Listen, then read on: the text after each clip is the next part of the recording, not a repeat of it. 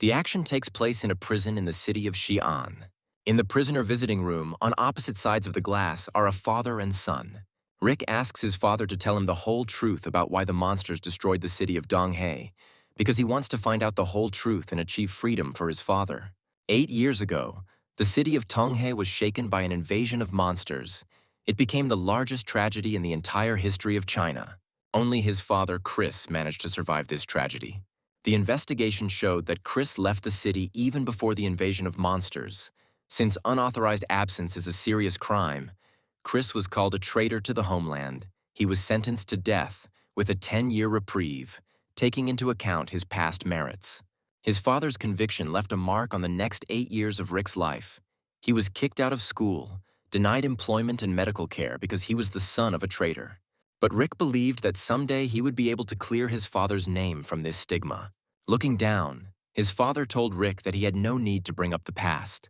After which, he looked into Rick's eyes and with despair in his voice invited him to leave the city and abandon his father, because the burden of being the son of a traitor to the motherland is very heavy. Hearing this, Rick jumped up and hit the table with his fist, because his father is not the person everyone takes him for. Having finished talking with his father, Rick left the room. 2 police officers were waiting for him at the exit. Calling Rick the son of a traitor, they informed him that now he would have to pay 3 times more for visiting his father than before. With a mockery on their faces, they tell Rick that it is already a big indulgence that he is visiting him, because his father betrayed his homeland. Rick is furious. He does not understand how his father, a man who risked his life for his country, could be accused of treason. After leaving the station, Rick makes a promise to himself that he will definitely reveal the whole truth and free his father from prison. He also understands that the only one who can tell it is his father, but in order to see him again, he needs to pay 9,000, which is simply a huge amount for him. All this time, Rick received money by working and risking his life as a mercenary of the reserve team of meteorite fighters, a special organization dedicated to fighting monsters. Each citizen has a special watch on his wrist that shows his main characteristics, such as health, strength, agility, intelligence. For an ordinary person, all indicators are equal to 1. But for an official meteorite fighter, they are no less than 10. Rick is thinking about how he can get more money because working as a small mercenary in this organization brings him a maximum of 3,000. He even thinks about selling his only expensive item, a pendant given by his mother for his birthday. According to her, this pendant is made from a fragment of a star that fell at night, so this gift is very valuable and has a high value on the market. Slapping himself on the cheek, Rick drives away thoughts of selling the pendant. Because this is the last thing that remains from his mother, he understands that the only option is to find a high-class mission in the Union. To do this, he comes to an organization for mercenaries, where mostly newcomers like him live. Some of them are looking for the glory of a fighter, and some come here only for material benefits. Seeing Rick, the mercenaries throw ridicule at him. They don't understand why he came here again, because he is the weakest in the reserve team. But Rick doesn't even pay attention to them, because he only needs an E-class task.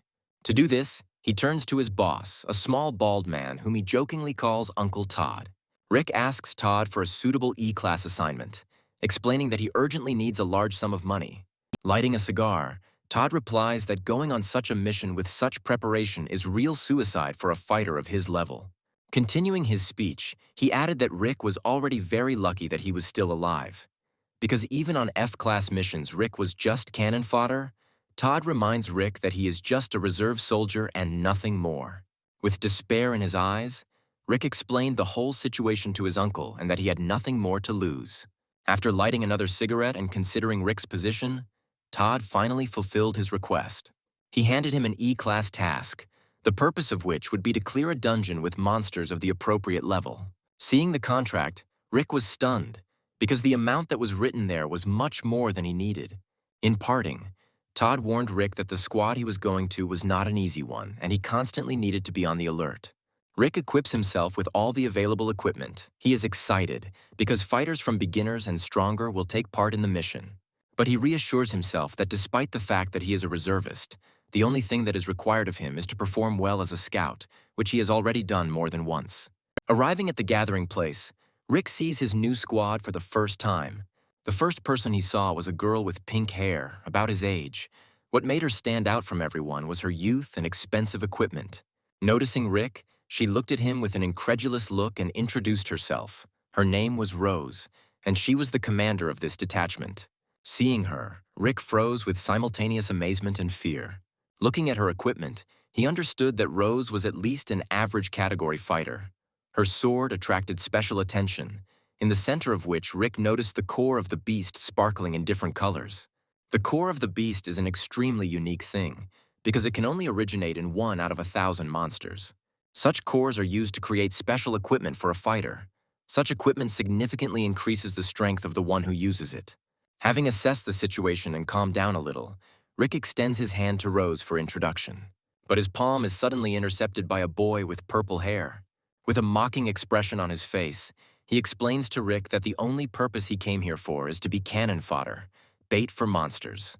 Then he squeezes his hand with such force that Rick's body starts to tremble. A stately-looking old man intervenes in the matter. He orders the boy to let go of Rick's hand, mentioning that oppressing a reserve fighter is unworthy of their squad. To which the guy replies that he was just joking, and with a grin on his face asks Rick not to take everything to heart. And at the same moment, he quickly throws Rick his contract, which flies with such speed as if he threw not paper but a stone. But Rick's reaction was enough to easily stop this throw with just 2 fingers of his hand extended forward. The team is surprised by his reflexes, and they come to the conclusion that Rick, although he is a reservist, is suitable for the role of intelligence officer. Having caught his contract, Rick stopped looking at the new members of his team. The team consists of 6 people. For the most part, they are all novice fighters, but everyone is equipped in the best possible way. Having natural intuition, it seems to the main character that they are all connected to each other by more than just a squad. Rick's particular attention is drawn to 2 mid-category fighters who use equipment with beast cores, a stately old man and Rose. Considering all these factors, Rick realizes that he has nothing to worry about and signs a contract, after which he and his new team move into the lair of monsters. After the world was shaken by huge changes, monsters began to dominate in deserted places. Such places were called forbidden zones. Firearms were no match for these monsters and even enhanced some of the specimens, causing them to mutate by absorbing poisonous gas. However, weapons made from the monsters themselves could cause damage to them, so weapons made from high-level monsters cost a lot of money and are a luxury item for some, because they are extremely difficult to obtain. Meanwhile, our heroes reached the lair of the monsters. Once it was the busy center of a large city, but now a dangerous area where the creatures live. Hiding behind a wall, Rick notices vile creatures making strange sounds. He sees before him creatures that look like mutated amphibians. These are E-class monsters, which are popularly called fish lizards. Their scales are almost impenetrable to any weapon, and their fangs can even bite through metal. Suddenly, one of the creatures notices Rick and directs its fierce gaze at him. Undeterred, Rick loads his bow and shoots at the monster. His projectile hits the monster right in the eye, but the arrow immediately ricochets off him, which only angers the monster more. With a furious and hungry roar, all the creatures rush towards Rick at the same time. But his reaction is enough to jump back. Rick realizes that the only chance to defeat them is to lure the monsters to the team outside. Running away from the creatures, Rick thinks that if he had not studied the area in advance, he would not have had a chance to survive. These creatures are incredibly fast and strong. Their scales are impervious to any weapon in his arsenal, and their claws can cut through sheet metal. But he also understands that all creatures must have weak points. And in the moment, dodging the long tongue of the amphibian, an interesting idea came to Rick's head. Turning to face the monsters, he loaded his bow with 3 arrows and shoots them directly at the creature's tongue, flying at him. But all of his projectiles did not cause any damage to the monster, but only bounced off the slippery tongue, and minor wounds from the impact immediately healed. Rick realizes that he is unable to resist these creatures in any way, and the only solution is to quickly run to the exit. Surrounded by a horde of monsters and having gathered all his remaining strength, he runs as fast as he can towards the exit without looking back. Seeing Rick running away through the cave and calling for help, his team immediately engages in battle. The enraged creature breaks the stone wall with one blow and rushes towards the squad.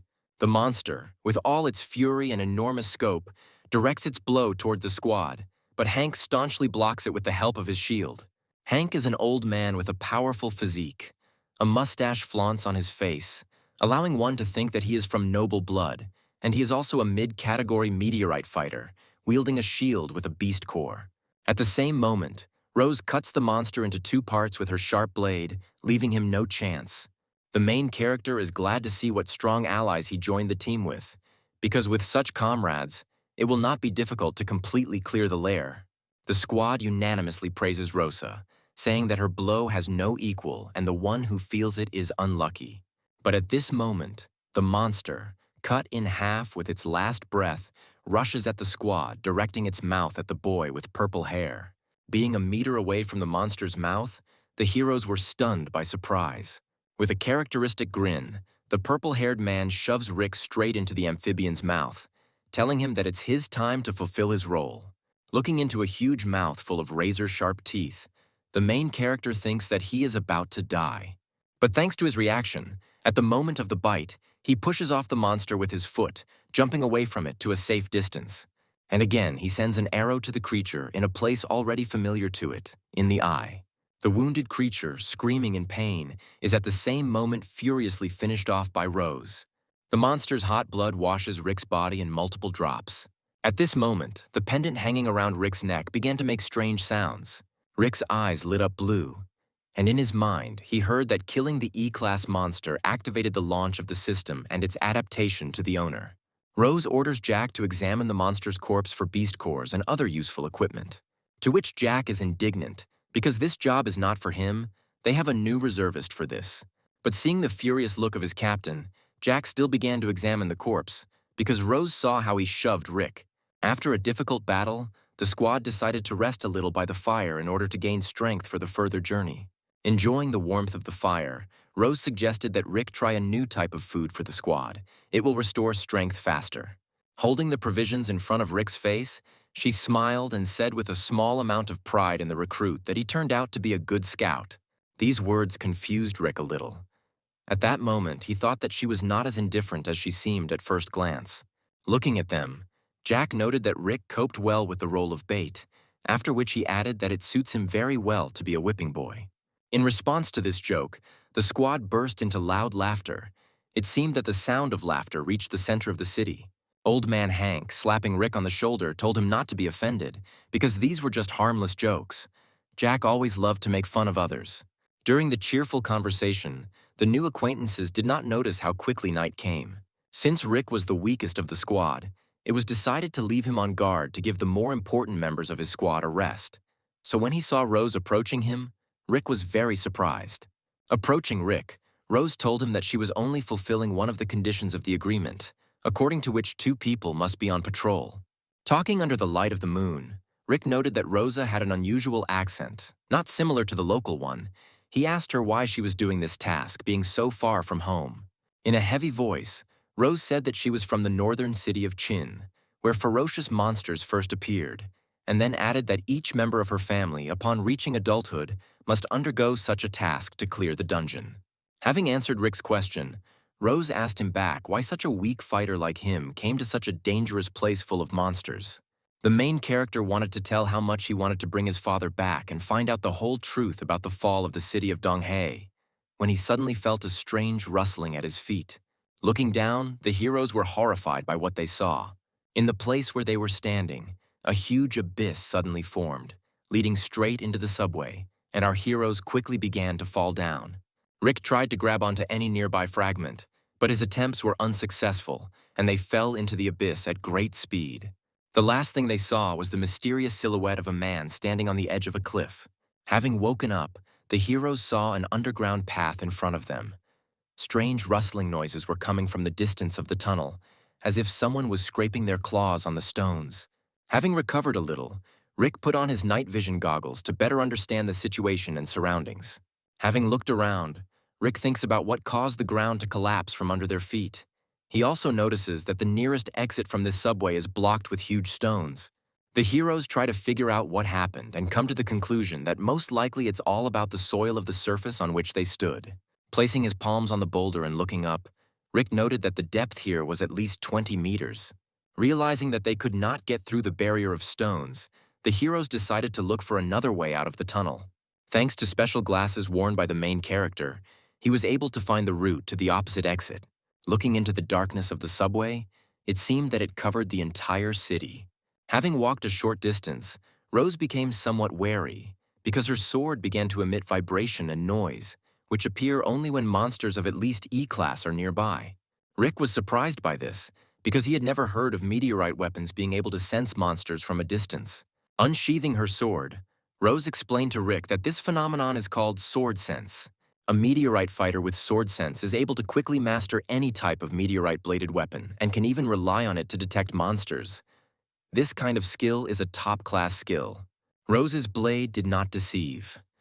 From the darkness of the abyss, the bloody gaze of dozens of hungry creatures rushed towards the heroes. With mad fury, the creatures rushed towards Rose and Rick, getting closer and closer to the heroes. Despite the fact that Rose wielded the meteorite blade, the number of monsters terrified the heroes. It seemed that there was no end to them. Leaving Rick behind, Rose makes a graceful dash and cuts down the creature that attacked them with a sweeping blow. Rick asks Rose for permission to join the fight, because he sees that Rose alone cannot cope with such a huge number of monsters. To which Rosa refuses, calling him just a weak intelligence officer whose task is to monitor the situation. Surrounded by a horde of creatures, Rose shows the newcomer a special skill of sword sense, immersion. After using this ability, the tunnel glowed with a golden color, and her blade began to shine with many different colors. Rose's eyes turned the same golden color. Her speed and strength seemed to increase tenfold. Standing behind Rose and watching her disembowel the monsters one by one, Rick is surprised at such enormous strength. Its capabilities seem to him higher than those of a simple average fighter. Despite the strength of the monsters' scales, Rose cuts off their heads one by one, leaving mountains of corpses in her wake. Another severed mouth flew towards Rick, and in its death throes, it grabbed his hand with a fierce grip. Rick was not taken aback and hit as hard as he could on the already dying mouth of the monster, thereby finishing him off. After killing the monster, its eyes glowed blue again, and a notification appeared in front of its face that the system's adaptation speed had been increased. Rick is perplexed. He does not understand what this message means and why it appeared in front of his face again, but decides to look into it later because now there is a battle. Having finished the fierce battle, Rose's sword turned crimson with the blood of amphibians. It seemed that she had killed every single creature in this subway. Shaking off the blood from her sword, Rose ordered Rick to continue looking for a way out because they were already delayed here. Having reached the opposite exit, the heroes are surprised by what they see because their path was again blocked by a shaft of huge stones. Finding himself locked on all sides, Rick peers into the passage. It seems to him that he is locked from the outside. Without having time to think about the situation, Rose sullenly brings her golden blade to Rick's throat. Looking at Rose with a surprised look, Rick asks her why she put her sword to his throat, because he also doesn't understand what's happening here. But Rose only continues to hold the blade at his neck, enveloping Rick with her cold gaze. Rick is outraged by Rose's behavior. He tells her that they are allies and must stick together, the only way they can get out of here. Recent associates look intently into each other's eyes. Seeing sincerity in Rick's gaze, Rose understands that he is not lying. After that, she sheathes her blade and explains her action by saying that she was checking up on Rick because too many strange coincidences have happened lately. Looking at Rose with a surprised look, Rick suddenly realizes that someone deliberately caused this collapse, wanting to lock them here. Rose apologizes to Rick for her actions and adds that everything that happens here most likely concerns only her, and he is just a pawn in the hands of those who forced them to get here. After what had been said, Rick thoughtfully lowered his gaze. He realized that most likely the whole point was that there was an internal struggle for power in Rose's family. Since the advent of the meteorite fighters, there have been families from which a huge percentage of the Union members came. Such families were nicknamed the meteorite families. Their iron law repeats the words of the inhuman dogma that only the strongest survive, and only death awaits the weak. If one of the family wants to distinguish himself, he will have to complete a special task of hunting in the lair of monsters, and also survive in battle against his relative competitor. After thinking about this, Rick realizes that they need to get out of this place as soon as possible. Rick is completely concentrated on finding at least some way out. Thanks to his intelligence inclinations, dozens of subway points intersect in his head at the same time, and mentally he tries to get into any crevice of this place. Suddenly, a brilliant idea came to Rick's head. In a hurry, afraid of losing his mind, he shouted to Rose to follow him, because he remembered that on the way here, he saw one place with wide cracks through which they would probably be able to get out. Rose smiled, and with a slight trembling in her voice, she said thank you to Rick and that she was very lucky to be on the same team with him.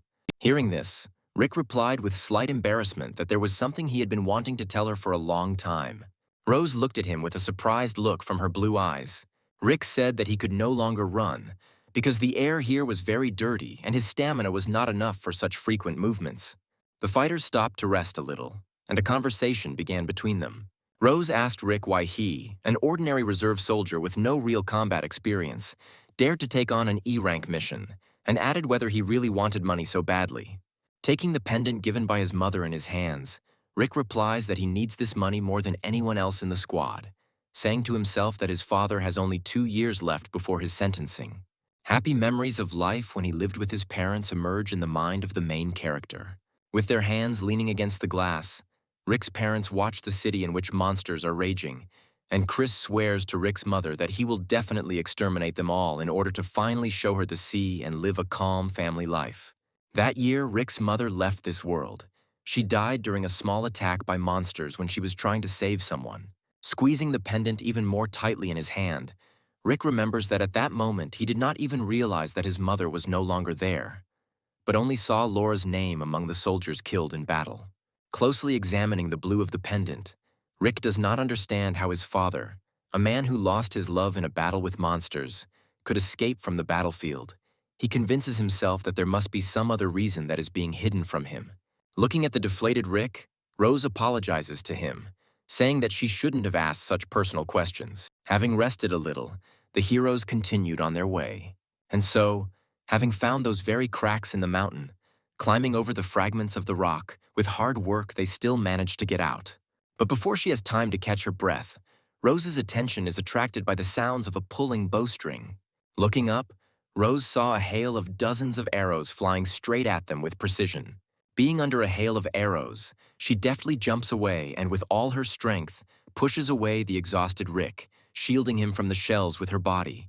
Rose hugs Rick and with a loud sound they fall to the ground. It seems like she was able to dodge all the arrows.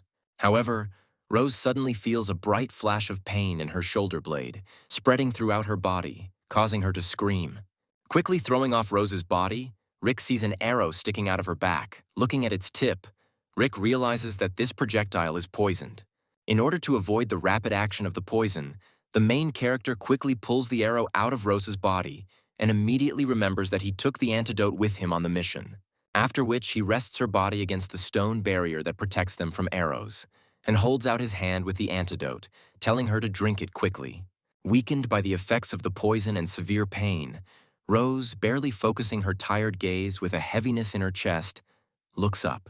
Seeing the silhouettes of people on the mountain, the main characters froze in surprise, because they did not expect to see these people here.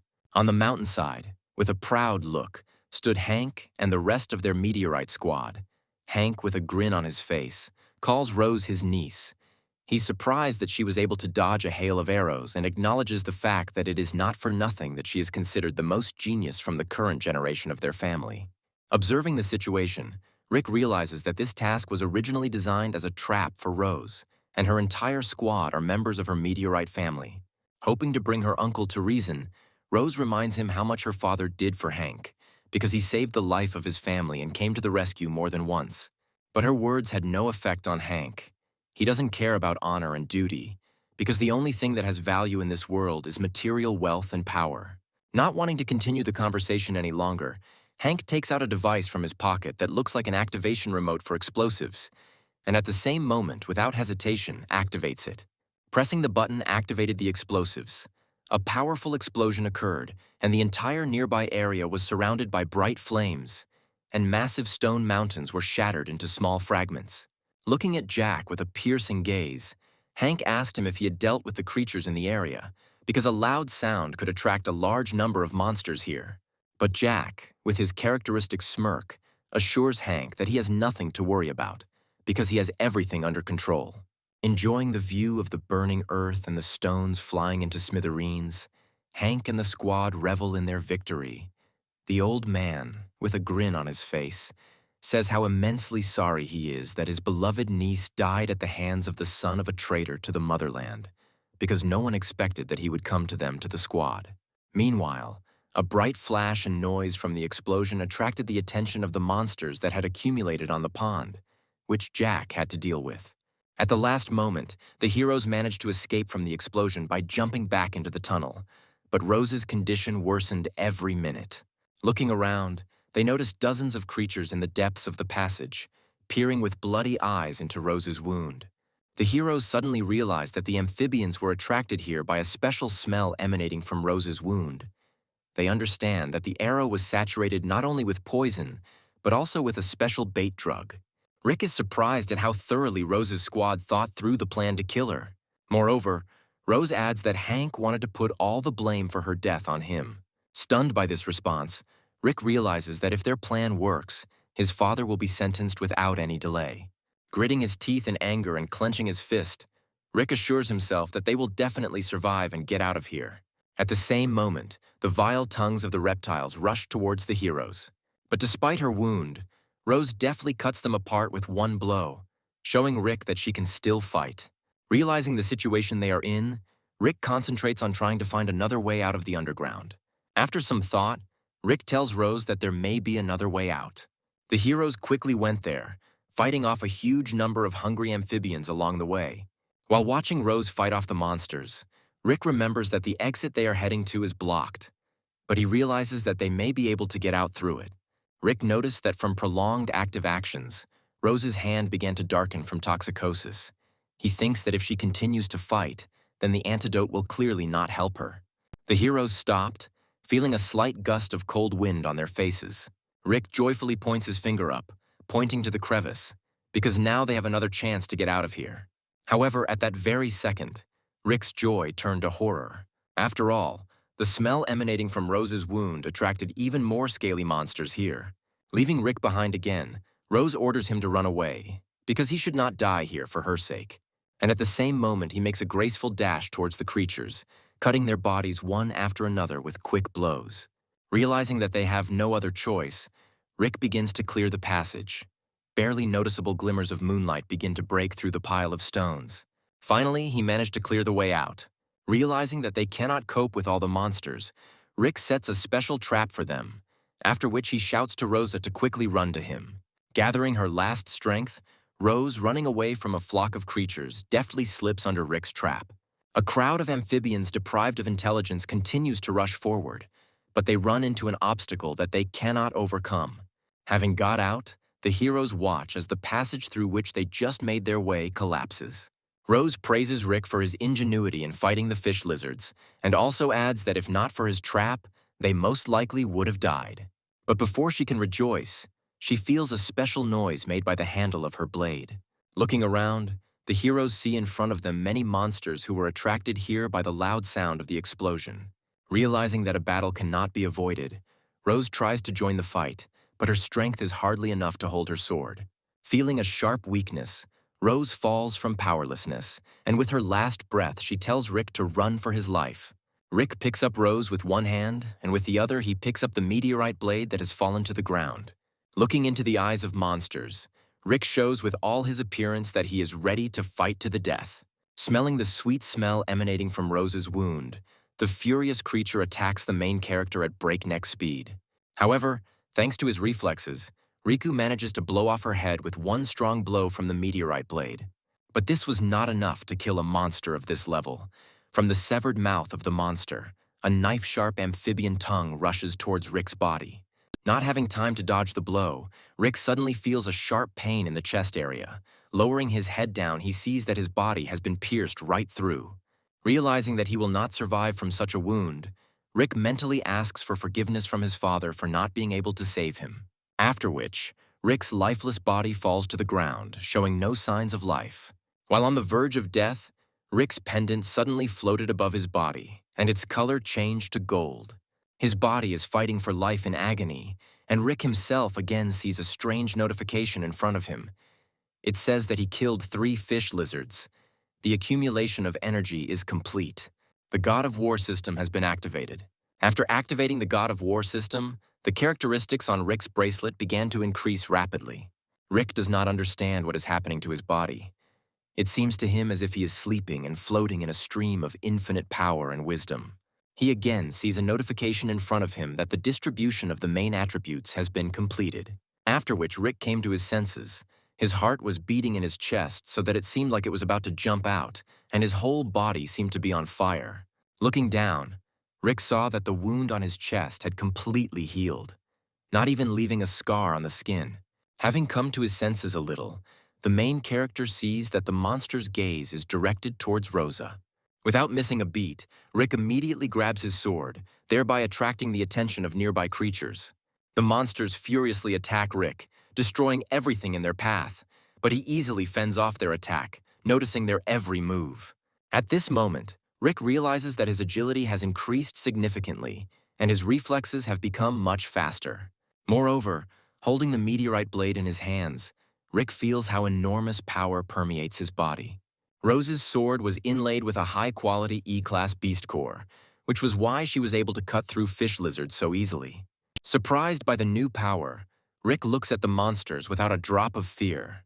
The enraged creatures try to pierce Rick with their tongues again, but the main character easily parries the attack, after which he quickly pulls out from behind his back his knife with a fishing line attached to it and accurately throws it towards the monsters. With the strength of one hand, Rick knocks the creatures down by just pulling the fishing line slightly to the side, and at the same moment he instantly appears before their vile jaws. With cold calculation, he simultaneously cuts off the heads of 2 fish lizards, washing himself with their icy blood. It seems that even creatures incapable of experiencing emotions have animal fear in their eyes. Confident Rick calls on the creatures to continue attacking him in order to avenge his relatives. Hearing this, the creatures rush in a crowd towards the main character. Their ominous roar permeates the entire battlefield. Several of the creatures manage to grab onto Rick's body, tightly squeezing his flesh with their sharp teeth. But despite this, the main character cuts the bodies of amphibians in half with just one sweeping blow. Thanks to his excellent reflexes, Rick easily sees all the blows aimed in his direction. The agility and speed of his movements leaves no chance for the creatures to inflict any damage on him. And the striking power of his sword has increased so much that he can easily cut through the durable scales of fish lizards. Having defeated his opponents, Rick realizes what enormous power he now possesses. The main character promises himself that he will never hide behind Rose's back again. Opening his wrist, Rick decided to check how much his characteristics had changed, and saw that all indicators had increased at least 4 times. Delighted with his new abilities, Rick remembers that he has more important things to do. Since the sound of the tunnel collapse caused many fish lizards to gather outside, Rick decides that it would be safest to hide Rose's body inside. Rick sees that Rose's condition is worsening. Her pulse is beating slower, and her body begins to break out in cold sweat. Having laid Rose's body in front of him, Rick realizes that he needs to treat her wounds. With embarrassment on his face, he apologizes to Rose for what he is about to do. By removing the white collar from Rose's collarbone, Rick exposes her wound. Seeing her, Rick thinks that bandaging and treating the wound will not be difficult for him, but the smell may attract unfriendly guests to her. A bait drug for fish lizards is a liquid with a specific odor that can cause them to go crazy. Such drugs are made in special laboratories from mutated plants. To kill the smell of this drug, Rick takes out a yellowish flask with a strong, pungent odor. This medicine is made from the excrement of a skunk monster. Most monsters try to avoid the source of this smell.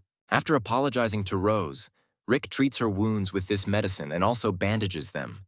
Having finished treating his wounds, Rick decides to rest a little in order to understand in more detail the events that happened to him. Resting his hand on his chest, Rick notices that the pendant around his neck has disappeared. It turned out that the pendant with the meteorite fragment became a full-fledged system for controlling the characteristics of the meteorite fighter, the so-called God of War system. A table with his main characteristics opened in front of the main character. Rick is surprised at how quickly he managed to develop to the rank of rookie, because not long ago he was just a reservist. Moreover, at the bottom of the table he notices points available for distribution. Not understanding how it all works, Rick asks the system to explain to him how it works. But in response, he heard only a slight rustle. Angry, Rick starts poking at all visible places, hoping to figure out the functionality. Thinking that he wanted to add these points to the strength, the addition icons lit up on the screen, Rick realized that the God of War system works from thought. After adding just 3 points to his strength, Rick felt how much easier it became for him to hold his sword. Deciding to test his new powers, Rick sets a trap for the fish lizard. He places Rose's collar, soaked in arrow poison, on the dead rat, which immediately attracts the creature's attention. Instantly finding himself behind her, Rick quickly points his blade toward the monster. And with incredible power, despite its durable scales, it easily breaks through the creature's skull. For killing an E-class monster, the God of War system rewarded Rick with 3 ability points. Rick is surprised by this, because he was able to defeat the monster with incredible ease. At such a pace, if he kills all the creatures in this lair, he will be able to receive the rank of a fighter of the highest category and independently free his father. By adding unallocated ability points to his main attributes, Rick's fighter status changes to medium. The main character feels how power fills his body, and his sense of the sword has become even better. With a menacing look, turning to face the immense darkness of the cave, Rick declares the hunt for monsters open. The main character wanders through the cave, leaving behind mountains of mutilated corpses of fish lizards. Wanting to gather all the nearby creatures in one place, Rick scrapes his blade against the stone wall, which makes a loud noise. The trick worked, and the fish lizards in the area rush towards Rick in a rush, immediately attacking him with their tongues. The main character's new abilities allow him to easily dodge attacks, getting closer and closer to the enemy. Having gotten close, Rick comes face to face with angry monsters. Deftly parrying their attack, he ends up behind the amphibians and with just one swing of his blade blows off their heads. Rick guts the bodies of monsters in search of the cores of the beast, and also keeps valuable parts of their bodies such as scales and claws for himself, because they are valuable in the market. After finishing the battle, Rick checks the system for the God of War and realizes that, having reached the middle level, the reward system for killings has changed. Now for killing a monster of this level, he receives only 1 point. Having finished the work, Rick realizes that with such strength, it will not be difficult for them to get out of the tunnel. Continuing on his way, Rick's attention was attracted by a loud roar emanating from one of the caves in the tunnel. Rick looks around the corner of the cave and is surprised by what he sees. He sees in front of him a huge mutated creature with 2 heads, one of which resembles a fish lizard, and the second is the mouth of an alligator. He understands that the strength of such an individual is no less than E-level. Mutated monsters are a symbiosis of 2 types of monsters. Their combat power is much higher, which makes them much more dangerous. The mutant notices several fish lizards lurking in the corner of the cave. Turning his fierce gaze on them, the monster throws out his sharp tongue in their direction. The mutant easily breaks through their durable scales, piercing the fish lizards one after another, stabbing them on his tongue like a fork, after which, with merciless greed and hunger, it devours their bodies. Rick was horrified by what he saw. He understands that he is not able to cope with a monster of this level and decides to return to the cave to Rose to think about his further plan. Returning back, Rick again begins to treat her wounds. He realizes that in this state they cannot defeat the mutant monster. Rose's condition has improved somewhat, and she finally opens her eyes. Seeing that Rick is touching her body, Rose instantly puts a knife to Rick's throat, but having understood the situation, she immediately removes it. Rick told Rosa about everything that happened to him. Rosa is surprised by such transformations of Rick. The thought arises in her head that he was hiding his real strength. Continuing the conversation, Rick admits to Rose that he is the son of a traitor to the motherland, who is now in prison in the city of Xi'an. Surprised by this confession, Rose understands Rick's motives and asks for his forgiveness, because Rick ended up in this situation due to strife in her family. Rick replies that it doesn't matter now because the only exit from here is blocked by an E-level mutant monster. Adding that they need to return home as soon as possible in order to resolve problems in their families, the heroes set off on their further journey. Arriving at the place, Rick shows Rose that very monster. Looking at him, Rose understands that this individual is much more dangerous than an ordinary E-level creature. Looking around the creature, she notices that the fish lizard's long tongue is used for long-range attacks, and the alligator's powerful tail and mouth full of sharp teeth are used in close and medium combat. The monster's skin is as strong as armor, almost impenetrable. A meteorite sword will not be enough to wound it. Understanding all these factors, Rose explains to Rick that he can only hurt this creature by using the full potential of the meteorite sword by activating it. In the fight against monsters, people rely on the meteorite weapon, the main power of which lies in the core of the beast. Rose explains to Rick that under normal conditions, the sharpness of his sword is enough to pierce the scales of a monster. But for a mutated individual, this is not enough. Having previously folded the skin of the fish lizards into 3 layers, Rose activates her blade and cuts it with a slight movement. Rick is surprised by such a great power of the activated blade. Now he understands how Rose managed to fight the monsters so easily. Rose explains to Rick that the activating sword should cause the beast's core to respond. In response to this, the blade will begin to flicker and its power will increase several times. But this ability has a side effect. After several uses, the core of the beast will begin to collapse. Therefore, such power must be used only at critical moments that threaten the hero's life. Given Rose's condition, she will not be able to fully activate the blade, and Rick will be forced to fight the monster. In order to master this new ability, Rose gives Rick 3 days. In order for the core of the beast in the weapon to respond, you need to spend a long time in battles with monsters, coming to understand it. A gifted fighter will cope with this in 6 months, but for the vast majority, life will not be enough. But looking at how fiercely Rick fights, Rose believes that he will succeed. After spending half a day fighting, Rick still does not feel a response from his sword. Rose is not surprised by this, because even she, with the innate gift of feeling the sword, took 2 whole days to feel the response. But she also adds that their time here is limited, because if they don't make it, Hank will take part in her family's inheritance ceremony. After spending a few more hours fighting monsters, Rick decides to test his war god system. He sees a notification in front of him that the beast core in his blade is not activated. In order to activate it, you need to spend 10 points, and also be a fighter of the average category. Having completed all these points, Rick activates his blade. The meteorite sword has a new property. It is increased sharpness, and the sword itself shone with bright colors, illuminating the entire darkness of the cave. Rose is surprised by Rick's amazing talent, as it only took him half a day to activate the blade. After using his first meteor blade activation, Rick collapses to the ground from exhaustion. Rose gives Rick the medicine, explaining that in addition to the bonuses, the core greatly overloads the user, absorbing his life energy. Having rested a little, the heroes went to the cave to the monster. Arriving at its location, Rick, without even a second's hesitation, quickly rushes towards the monster's mouth.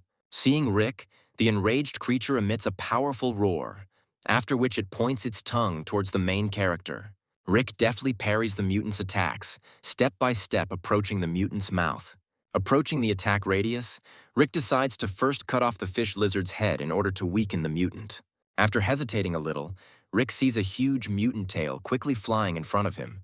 Rick tries to block the blow with his blade, countering the weight of the monster's tail with incredible difficulty. But the force of the blow is so great that from the pressure, Rick begins to bleed from his mouth, and he feels wild pain in his muscles. With a slashing blow, the mutant throws Rick straight into the wall with a loud sound. The force of the collision is so great that it shatters into small stones. Shocked by the blow, Rick heavily rises from his knees, using his blade for support. The horror of what is happening is visible in his eyes. Seeing that the main character is still alive, the creature emits a loud roar, the echo of which spreads throughout the cave. After which, the creature quickly attacks the main character, trying to bite the alligator with its powerful mouth. But at the last moment, Rick managed to dodge the bite by jumping up. Without allowing Rick to catch his breath, the creature immediately attacks him with its long tongue, directing him to vital points. The main character jumps back, trying to parry multiple attacks, but the creature's tongue is long enough to injure Rick again, this time leaving a mark on his face. Hiding behind the wall, the main character reflects that he cannot cope with such a strong mutant, because he cannot find his weak side. Mutant monsters have weaknesses and strengths, which mainly depend on the type of mutation.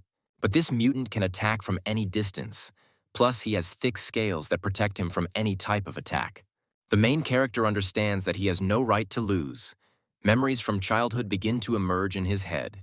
The action moves to the moment of the funeral of Laura, Rick's mother, when he and his father Chris stand at her grave. When the city was attacked by monsters, his mother helped with the evacuation, after which she went missing. But little Rick, wiping tears from his face, does not believe in Laura's death, because her body was never found. With a sullen expression, Chris swears on Laura's grave that he will exterminate every single creature and give their son the opportunity to live a normal life. The action flashes back to the moment of the battle, the hungry creature looks towards Rick, after which he attacks him again with his powerful tail, destroying the wall behind which he stood with a blow. Small stones scatter throughout the area. But Rick reacts to the attack and manages to dodge it, jumping in the other direction. Clenching his sword tightly with both palms, Rick shows the creature that he is ready for a mortal fight. Rick's blade lit up with a bright light, the colors of which illuminated the entire cave. A new notification appeared in the God of War system, showing that Rick's innate perception skill had activated. Now the main character is able to sense all changes within a radius of 10 meters. With the new ability, Rick's vision increased to 360 degrees, and his reflex speed doubled with the ability activated.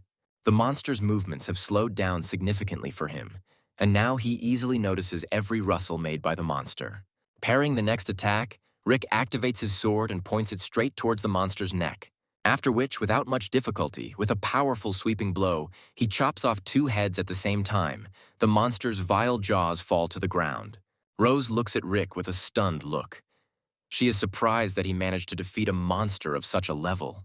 Standing over the corpse of the creature, Rick with a sullen look tells her that it is time for them to go, because they are waiting at home. After searching the mutant's corpse, Rick discovers 2 E-level beast cores. The main character places them in his luggage. Having finished examining the corpse, the heroes set off. With Rose on his back, Rick runs along the monster-ravaged streets, feeling some peace for the first time in days. Holding Rose by the hips, the main character feels the warmth of her body, which causes him embarrassment. With trepidation in her voice, Rose thanks Rick for her latest rescue, adding that if it weren't for him, she would probably have died. To which Rick replies that she has nothing to thank him for.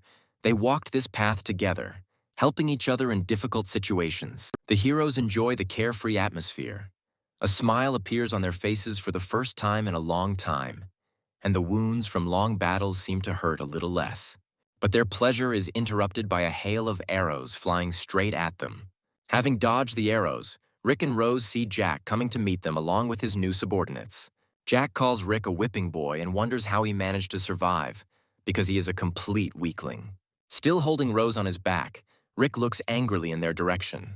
Jack adds that Hank sent him here to make sure Rose didn't survive, to which Rose replies, as soon as she returns home, they will all be tried as rebels, and Hank will answer personally to her father.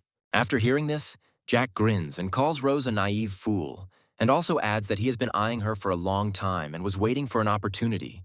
Jack orders his subordinates to attack, adding that whoever kills Rick first will let him have fun with Rose. Jack's henchmen rush towards the heroes with a malicious laugh and lust in their eyes. But Rick defeats each of the bandits in an instant, leaving them no chance. Jack is stunned by Rick's strength, as he remembers him as a weak reservist who served as cannon fodder. Having let Rose off his back, the main character invites Jack to settle scores for old matters. Jack is furious at Rick's self-confidence. He doesn't understand where he gets his strength. Deciding that it's all about his blade, Jack orders his subordinates to use firearms so that he does not get closer to them. Without moving, Rick activates his new perception ability, sensing every bullet flying at them. After which, with a quick movement, he cuts all the projectiles aimed at him. In the blink of an eye, Rick finds himself face to face with his enemies. None of them can even notice Rick's movements. He quickly destroys them one by one, leaving them not a single chance to win. Having defeated all the henchmen, Rick just as quickly finds himself in Jack's face, telling him that now it's his turn. From what he saw, Jack turned to stone. His body was bathed in cold sweat, and his mind was taken over by bestial fear. Realizing that he has no other chance, Jack tries to escape by pushing Rick aside. To which Rick says that he doesn't mind playing cat and mouse with him if he amuses him for at least a couple of minutes. Rick's movements are so fast that to Jack they seem like flashes of black lightning spreading around the entire perimeter. At some point, it seemed to Jack that he had managed to move away to a safe distance when he suddenly felt a sharp pain in the area of his right arm. Seeing that she was no longer there, Jack roared in great pain. After which, exhausted and mutilated, he falls to his knees in front of Rick, begging him for mercy. To which Rick replied that if he apologized to Rose and also promised that they would not see him again, he would let him go. Unable to accept defeat, Jack grabs the tip of one of the nearby arrows and tries to attack Rick. But this attempt was doomed to failure. Without any regret, the main character counterattacks Jack with a strong blow. Inflicting fatal damage, Jack's lifeless body falls to the ground. Having finished the fight, Rick again puts Rosa on his back. She once again thanks him for her salvation, and also adds that a detachment from her family should soon come for them. Rose didn't lie. After resting a little, they heard the sound of a roaring engine approaching them, after which they saw several cars heading in their direction. People belonging to Rose's family came out of green jeeps. The first of them was a gray-haired man, loudly rejoicing that they had finally found her. This gray-haired man was Mr. Henri. In appearance, he was somewhat reminiscent of Hank. Only an idiotic beard distinguished Henri from him. This man served as a butler in Rose's house. Realizing that it is time for them to part, Rose hands Rick a piece of paper with her address, making him promise to hang her up as soon as he is in the city of Chin. Watching the conversation of the young people, Henry notices that his mistress gave her sword to Rick. This greatly worried him, because he is the son of a traitor. Saying goodbye, Rose once again reminds Rick to be sure to find her, because she still wants to tell him so much, and the main character calmly follows her with his eyes. Sitting behind the wheel, Henry makes a remark to Rosa, because a person of her blood and status cannot be with a person like Rick. He explains to her that he is the son of a traitor, and if people find out, this will greatly affect her reputation. To which Rose, with her eyes downcast from embarrassment, timidly replies that they are just teammates, and together they risked their lives to get out of here. Henry believes that his mistress is simple-minded, and Rick himself is trying to fool her, after which he mentally apologizes to her for his subsequent discourtesy towards Rick. Meanwhile, Hank's squad reached a battlefield strewn with corpses after a fierce battle. Hank looks at Jack's mutilated body with tears in his eyes. He cannot believe his eyes. Melancholy and anger permeate his heart. Taking Jack's lifeless body in his arms, Hank furiously shouts that he will definitely avenge him and no one will be able to escape from his divine punishment. Meanwhile, the action moves to the prison where Rick's father is being held, and we are shown a helicopter approaching the landing pad. This is a special officer helicopter designed for people of special rank, as well as for transporting especially dangerous criminals. A man in an officer's uniform and hair as blue as the sky comes out of the helicopter.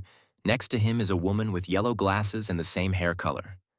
Looking around, they notice that the prisoners here are in fairly comfortable conditions. Officers working in this prison report to the commander that individual rights are emphasized here and all criminals are treated appropriately. Looking at the officer with an enraged gaze, the commander asks him about the conditions of detention of the traitor, to which he receives the answer that his conditions of detention are the worst in the entire prison. Indeed, life in Chris's cell could hardly be called comfortable, because apart from dirty walls, a bed, and bars, there was practically nothing else there. But Chris steadfastly served his sentence. This day was no exception. Chris, as always, was peering blankly into one of the cracks on the wall of the cell, when he suddenly heard the sound of voices already familiar to him. Introducing himself as old acquaintances, Commander Lewis, with an ominous grin on his face, asks Chris for permission to take him to a new, more suitable place of detention. Meanwhile, a taxi arrives at the prison. Rick gets out of the car. After long battles, he was able to accumulate the amount necessary for the meeting, and he is glad that he can finally meet his father, because he wants to tell him so much. Anticipating a conversation, Rick suddenly hears a loud engine noise coming straight from the heavens. Raising his head up, Rick sees a huge installation floating in the air, the size of which is comparable to a large building, and powerful turbines allow it to fly while emitting a powerful roar. This installation is called an air prison. Air prison is the harshest place to serve a sentence. Not a single prisoner has ever left it alive. Only the most inveterate maniacs are kept there, and recently traitors to the homeland have also been sent there. Realizing that this giant is here for his father's soul, Rick quickly moves forward to help him. Meanwhile, the helicopter needed to transport Chris to this prison has already arrived on the roof, and he himself is being slowly walked straight towards him. Hearing the hum of the turntable, Rick hurries to the aid of his father as best he can, deftly making his way through the obstacle of police officers. Finally reaching the helipad, Rick, surrounded by a squad of police officers with rage in his voice, loudly shouts the name of his father. Hearing this, Chris stopped with horror in his face. Commander Lewis and his assistant carefully examine the unexpected guest who has suddenly arrived. They are surprised that he is here. The police, seeing a stranger on the roof, try to detain Rick, but the first of them falls to the ground from a powerful blow to the face with his fist. Looking at this, Lewis tells Chris that he has a very interesting son, worthy of his traitor father. knocking out the police officers trying to detain him one after another. Rick gets closer and closer to his father. Having approached a distance of 5 meters, Rick grabs his sword, hoping to overcome the last obstacle separating him from Chris. But at the same moment, he feels a quick gust of wind against his cheek, as if a train had just flown past him. Realizing that he will not be able to dodge the blow, overwhelmed by such speed, Rick intuitively activates his new perception skill. Due to this, Suzanne blocks a quick blow aimed in his direction. A loud sound is made from the biting blow, and Rick tightly clamps her hand with his hand. Looking through the yellow lenses of her eyepieces, Suzanne assesses her opponent, surprised that he was able to stop his attack, after which she jumps back in the blink of an eye, easily freeing her hand from Rick's strong grip. Realizing that a fight cannot be avoided, Suzanne takes the stance characteristic of her fighting style. Putting her hands forward, she tells Rick that she will not let him through any further. With a sullen look, Rick asks her to leave, because he just wants to say goodbye to his father. Otherwise, he will be forced to force his way to him. Hearing this, Suzanne instantly finds herself behind Rick and sends a swift blow towards his neck with a flat hand. But thanks to his perception skill, Rick at the last moment manages to block her quick blow, the force of which passes through his entire body with a loud vibration. Watching Rick's movements, Suzanne is surprised that he managed to parry her attack again. She begins to understand that this cannot be just an accident. A fierce fight ensues between them. The loud noise from their collision spreads throughout the entire area, and the battlefield sparkles with multicolored colors. While fighting Suzanne, Rick is horrified by her strength and speed. He understands that she is at least a high-category fighter, and, if not for her perception skill, he would have been in the grave long ago. Putting his hand on Chris's shoulder, Lewis asks him if Rick is really his son, because if so, then they both manage to hide their real abilities very well. But Chris himself is very surprised at how strong Rick has become, because when they last saw each other, he was just a reservist soldier. Meanwhile, Suzanne is increasingly taking the initiative in the battle, leaving multiple injuries on Rick's body. Pinned in a corner and tired from the long battle, Rick realizes that his only chance of victory is to activate the meteorite blade. He charges the sword with his energy, after which the blade lights up blue, lunging towards Suzanne. Rick shouts to her that if her hands are in the wrong way, she should retreat immediately. The loud sound of their collision echoed throughout the city, and the entire surface of the prison roof was covered with a cloud of dust. After the dust has cleared, the main character sees Suzanne in front of him, on whose body there is not a single scratch, and on each of her gloves the core of the beast is visible. Breathing heavily after the violent collision, Rick tightly grips his sword with both palms, anticipating the follow-up attack. And at that moment, he hears a cracking sound coming from the handle of his blade. The core of the beast inlaid into the blade crumbled into small pieces. The battle is interrupted by Lewis, loudly clapping his hands. He admits to Rick that he has extraordinary strength for his age, and given all his efforts, he will give him a minute to say goodbye to his father. Finally, Rick was able to approach his father, who was shackled in huge chains. For the first time in a long time, Chris smiles. He's glad that his son managed to become so strong, then adds that his mother would be proud of him. Hearing this brings tears to Rick's eyes. Taking into account Rick's new strength, Chris tells him in a serious voice that he can now finally tell him the whole truth about the fall of Donghae City. Placing his hand on Rick's shoulder, Chris tells his son that he can find all the evidence he needs in this case in a safe located at a military base in the city of Chin, after which he whispers the password for this safe. Rick is surprised when he hears the word used for the safe's password. At the end of the time given to him for conversation, Chris nevertheless gets into the helicopter sent for him, and, together with Lewis and Suzanne, flies towards the air prison. Standing on the roof, under the light of the full moon, Rick follows the helicopter with his eyes and once again makes a promise to himself that he will definitely find out the whole truth and free his father. After some time, the action moves to Rick's apartment. The main character sleeps calmly and carefree in his bed, despite the loud noises made by his alarm clock. Ruffled from the sudden awakening, Rick hits the alarm clock, wanting to turn it off, causing it to shatter into small pieces. Seeing this, Rick realizes that he is not yet fully accustomed to his new power, and at some points he needs to control himself. Getting out of bed, he walked to the wide window of his apartment, peering into the life of the city. It seemed to him as if nothing had happened. While admiring the views of the city, Rick suddenly hears the sound of his phone ringing. In the receiver, he heard the voice of Uncle Todd, who, with a dissatisfied tone, asked the main character how long he would wait for Rick to come to him for the necessary things for the trip to the city of Chin.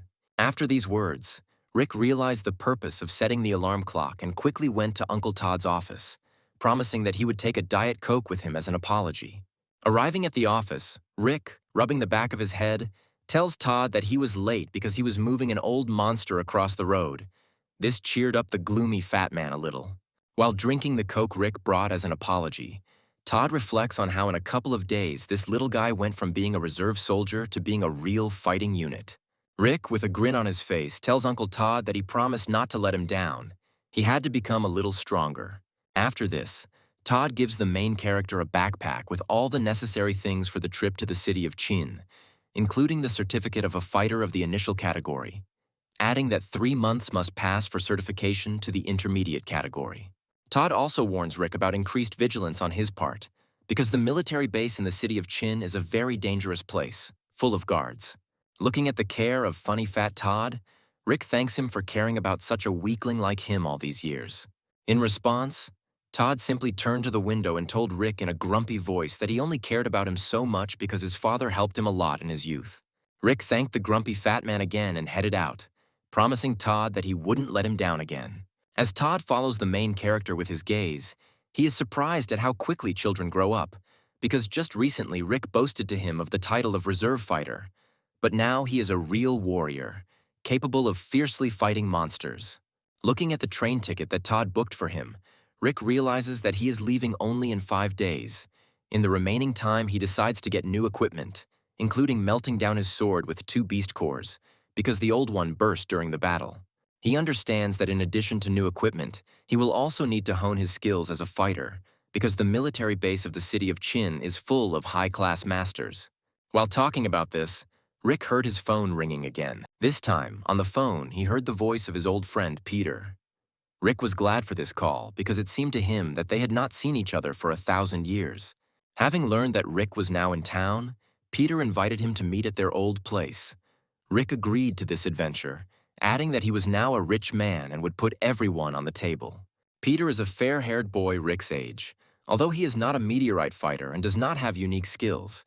But he was the only one who did not turn his back on Rick when his father was put behind bars.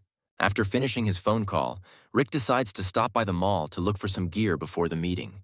On the way there, he remembers various incidents from his childhood associated with Peter. There were many such cases, but most of all, Rick remembered how Peter protected him from a hail of stones that were thrown at him, calling him the son of a traitor. As on his birthday, the only one who congratulated him was his best friend Peter, secretly bringing him a gift from everyone, despite the censure in society. And even the apartment in which Rick now lives was rented by Peter because everyone refused him, citing whose son he was. Remembering this, Rick didn't even notice how quickly he got to the place he needed. On a warm summer evening, the shopping center was filled with many people. Having passed by passers-by, Rick feels that 2 fighters of the initial category are standing next to him. Rick realizes that his new perception ability can determine the strength of an opponent near him. The main character realizes that during the fight with Suzanne, he could not feel even a drop of her power, which means that they are on completely different levels. In today's society, the status of a fighter is valued more and more. Strong fighters are more often chosen as life partners than others. After all, if you're chosen one as a fighter, you will feel safe when monsters attack. There were even more people inside the shopping center than on the street, so Rick decides to first sell all the equipment collected from the corpses of the fish lizards. Arriving at the trading floor, the main character sees a gallery of monster cores. It presents various specimens of E-level monsters, the minimum price of which is estimated at 2 million. Looking at them, Rick realizes that his core is worth much more. But unfortunately, the demand for such cores is small due to the huge price, so the only way to earn money is to sell cheap equipment collected from monsters. Nevertheless, the main character managed to earn 200,000 from this. Having finished selling the arsenal, Rick notices a girl he knows who works in this shopping center. Looking at her, Rick, using his new ability, realizes that she is a meteorite fighter of the initial category. He is surprised by this, because they have never discussed this before. This girl was Monica, Peter's friend. Long ago, he brought her into his company with Rick, and since then they have become close friends. She was always friendly and good-natured with everyone, and she always exuded tenderness and kindness. So Rick is even more surprised that she joined the meteorite fighters. Reflecting, Rick thinks that perhaps she learned from Peter about his situation with his father and financial problems, which is why she decided to take such a serious step. In any case, Rick decides that now is not the time to distract her from work, and he will ask all the questions that interest him in the evening when they meet, after which the main character goes to the workshop to melt down his sword. There he was met by a woman in a business suit who explained to him that in their small town there was no foundry of the level necessary to melt down such a powerful weapon. A little upset by this answer, Rick decides that he will melt down his weapons upon arrival in the city of Chin. In such a large place, there will definitely be masters of the highest category. Looking dissatisfied at the back of the main character, the sellers are surprised how a fighter with an entry-level certificate got such rare material. They come to the conclusion that most likely Rick is an errand boy for some strong fighter, because he himself does not look like someone who could defeat a mutant monster. At that moment, a mysterious silhouette of a woman appeared behind them. In a sweet voice, she clarified with the sellers whether this person had definitely come in to melt the core of an E-level beast. Seeing this woman, drops of cold sweat flowed down the faces of the workshop workers. They did not expect to see their mentor here today. After a short conversation, the woman in the suit hurriedly went to catch up with Rick, explaining to him that a master of the highest category had suddenly come to them. The main character is happy about this news, because if he manages to melt down the sword earlier, he will be able to master it faster. Rick was taken to a special room for working with elite clients, after which the same master entered it. The main character looked at her with an incredulous gaze. He had doubts whether this master would be able to perform such a difficult job. The master introduced herself. Her name was Alice. Outwardly, she was no older than Rick, which greatly surprised the main character. He even thought that most likely she was the assistant of that same foundry worker of the highest category. After that, the girl extended her hand towards Rick, telling him that she wanted to see the egg of the beast. To which Rick does not agree, saying that it is rude of the foundry worker not to be here in person, and he will entrust the egg of the beast only to him. An absurd pause hung between the heroes, after which Alice provided Rick with her certificate of a foundry worker of the highest category. The main character was surprised by what he saw, because the local foundry workers are 2 to 3 times older than her, and are only novice craftsmen. Looking at Rick, Alice again asked to show him the required material, adding that if there were no flaws in it, then her work would be free, and he would only need to pay the cost of the raw materials. Realizing that this offer is very profitable, Rick decides to trust Alice, after which he shows her the stone. The core itself was a yellowish stone with many different shades, in the center of which is the silhouette of a defeated monster. Taking the core of the beast in her hands, Alice froze in delight, because the stone was perfectly preserved, and colossal energy was released from it itself, which means that it was obtained in a fierce battle and not obtained by third-party methods. After closing the box with the stone, Alice tells Rick that the stone suits her and he will take on the job. But before that, she wants to meet the owner of the stone in person to discuss all the necessary details with him. To which Rick answers with confidence in his voice that he is the owner of this stone. These words made Alice laugh very much. The sound of her cheerful laughter was heard throughout the workshop. After which, her laughter suddenly changed to a serious tone. She slammed her palm on the table, telling Rick not to joke with her like that. To which Rick replied that there was nothing special about this, because at first he also did not believe that she was a top-level master. Although he was young, she had sufficient strength to obtain such a core. Alice looked closely at Rick, her gaze filled with doubt in the words Rick said. But still, she told the main character to follow her to the workshop, adding that she would now show him how a real weapon is prepared. With the advent of meteorite equipment, foundry began to flourish, and the status of the teachers of this craft grew more and more. However, not everyone can be called a casting mentor, but only those masters who are capable of making meteorite equipment. If there are enough materials, recasting the sword will be very simple. But when you need to insert the core of the beast, it is a completely different conversation. Rick watches Alice work hard, watching her. There is no doubt in his mind that she is a master of her craft. After some time, holding a red-hot blade in his hands, Alice tells Rick that his sword is almost ready, but the next stage will be very difficult, depending only on him. Alice still believes that Rick is not the owner of this stone, So when he agreed to continue the process, she was somewhat surprised. She explained to Rick that the moment the core of the beast and the weapon merged, all the frantic energy contained in them would burst out. It will take a strong fighter who can immediately suppress it. If it turns out to be a fighter who defeated the monster, then success is doomed. But if not, then the fighter himself may die from colossal power. After which Alice suggested that Rick call his parents here, the real owners of this core. But Rick just grinned back at her, adding that she shouldn't worry because he could handle everything. Alice is outraged by Rick's behavior. She considers him an obstinate boy, but still decides to inlay the beast's core into a weapon. Having finished with the process of installing the stone, Rick's blade glowed with different colors, and an ominous aura began to emanate from the blade itself. At this moment, from the core of the beast with a furious roar, the spirit of the monster defeated by Rick in a fierce battle is released. Looking at his terrifying aura, Alice asks Rick to immediately suppress his power, otherwise this creature could be reborn and then be in trouble. Rick looks with a confident look at the remains of the soul of the defeated monster. In this look, there is not a drop of fear of the creature. The main character imagines their fight scene with the monster, after which he accumulates all his physical and emotional strength in his hand, directed towards the spirit. It only took a couple of seconds for Rick to fully concentrate his energy in his fist, and he easily seals the beast. Seeing how quickly Rick sealed the monster, Alice realizes that he is indeed the one who defeated it in battle. Only a true killer can make the monster's soul remnant in the core feel fear to instantly subdue it. With another person, the soul remnant would continue to fight fiercely. Looking at Rick, Alice wonders whether it is even possible to become such a strong fighter at such a young age, because she has never met such amazing people before. Afterwards, Alice apologizes to Rick for his manners, saying that she should not have doubted his strength based solely on his age. Rick does not hold a grudge against her, because at first he also did not believe that she was a master of the highest category, and he is also grateful to her for his new blade, asking her permission to use it.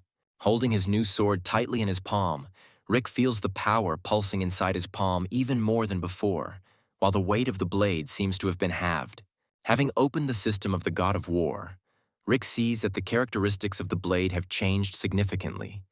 It has two new properties, increased sharpness and a special E-class strike. And also, the blade now significantly increases the dexterity and strength of the user. Seeing that the main character liked his new sword, Alice invites him to become his big sister and always help in this type of work. To which Rick turned his nose up, mumbled that she was only one rank higher than him, and in general she did not believe that he could defeat the monster himself. After which, Alice added that if he agrees, he can always get a good discount from her on remaking any meteorite weapon. Hearing this, Rick immediately agreed with this proposal. Calling Rick her new brother, Alice laughed with her bright laugh. She is glad that they will now be friends because he will always supply her with a different interesting arsenal for practice, which will help her quickly master the skill of a foundry worker. To cement their new friendship, Alice tosses Rick a VIP card. With her help, Rick will be able to receive benefits in all trade centers of the country, as well as go to special places inaccessible to most ordinary people. After saying goodbye to his new sister, Rick decides to go to the testing training area in order to try out his new sword in battle. Test zones are places where fighters can test their weapons with the help of special fighter trainers. To become a trainer for meteorite fighters, you need to be a strong meteorite warrior and also own a weapon with a stone of at least F rank. The salary of such people is high, so this is a tasty place. Basically, all the trainers here train fighters of the initial category with weak cores of the beast. But if a really strong fighter of at least average rank comes to the arena, then for such cases there is a special trainer at the training ground. In this training arena, that guy was Jim. He is an advanced category fighter and owns an E-rank core himself. Having learned that a visitor with a black VIP card had arrived at the training base, Jim was very happy because he was already bored with weak fighters. In view of the approaching large-scale battle, the passage to the arena was blocked so that none of the casual visitors would be harmed.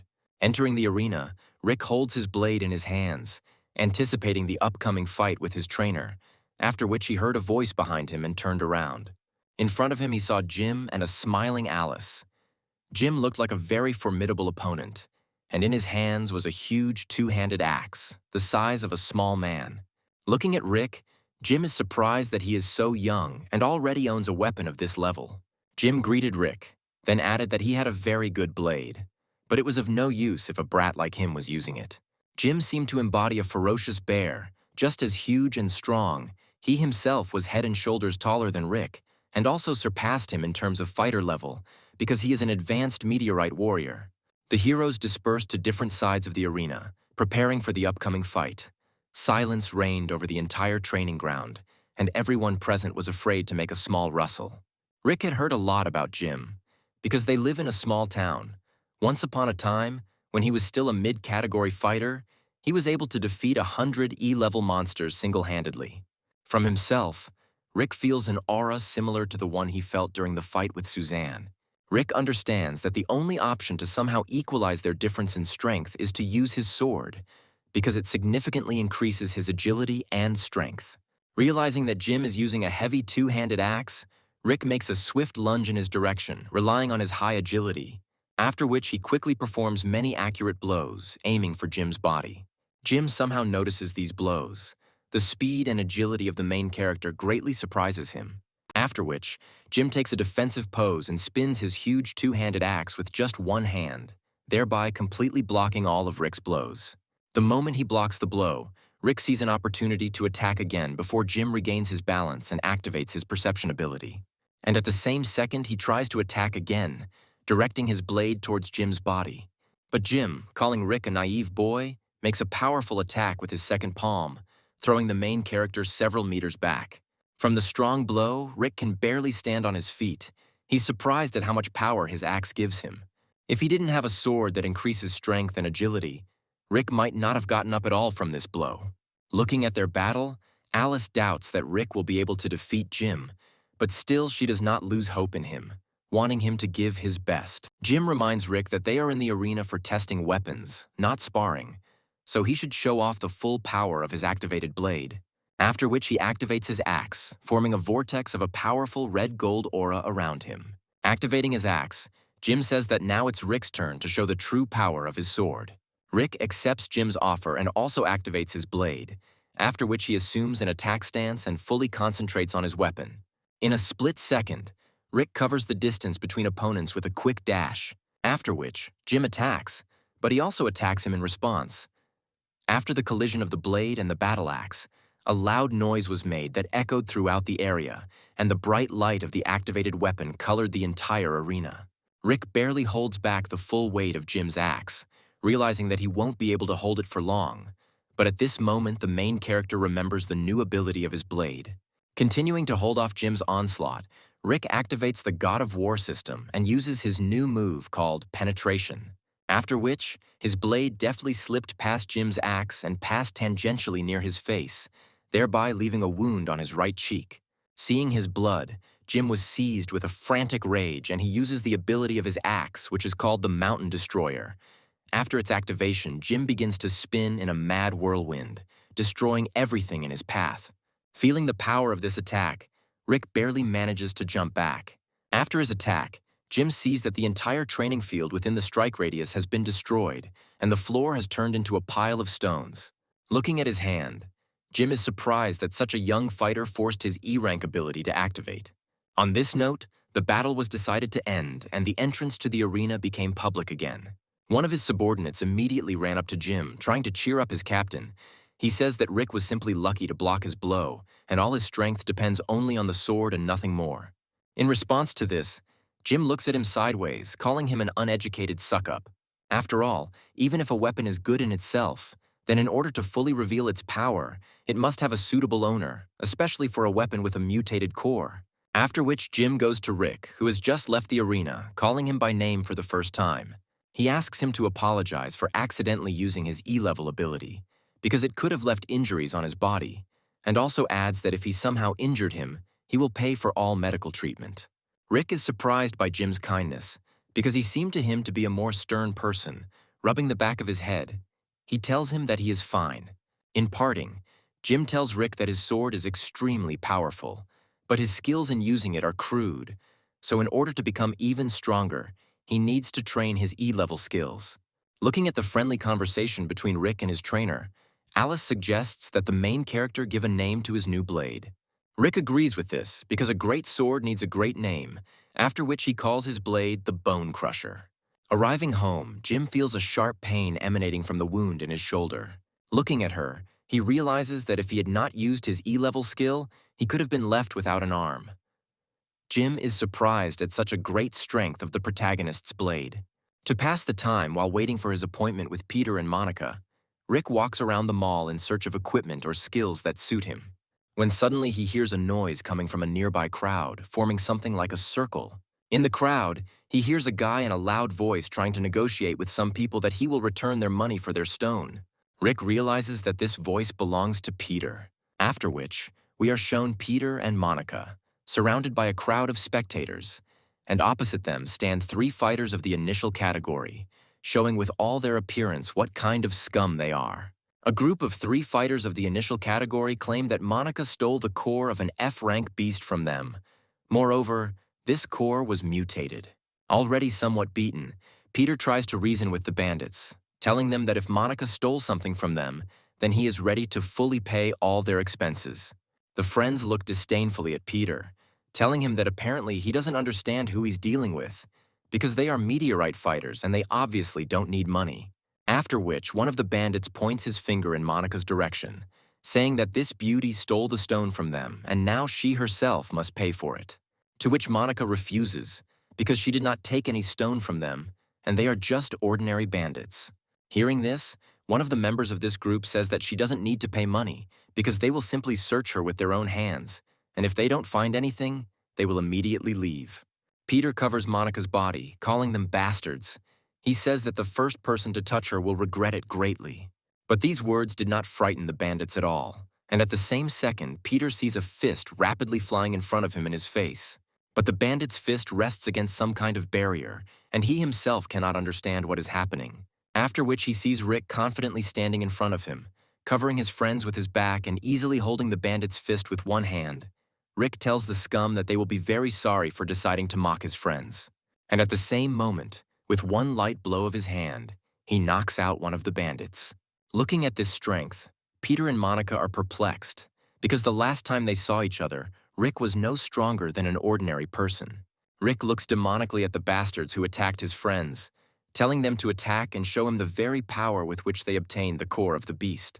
Seeing that Rick knocked out their brother, the remaining fighters of the group rub their fists, discussing that now he will pay for this blow.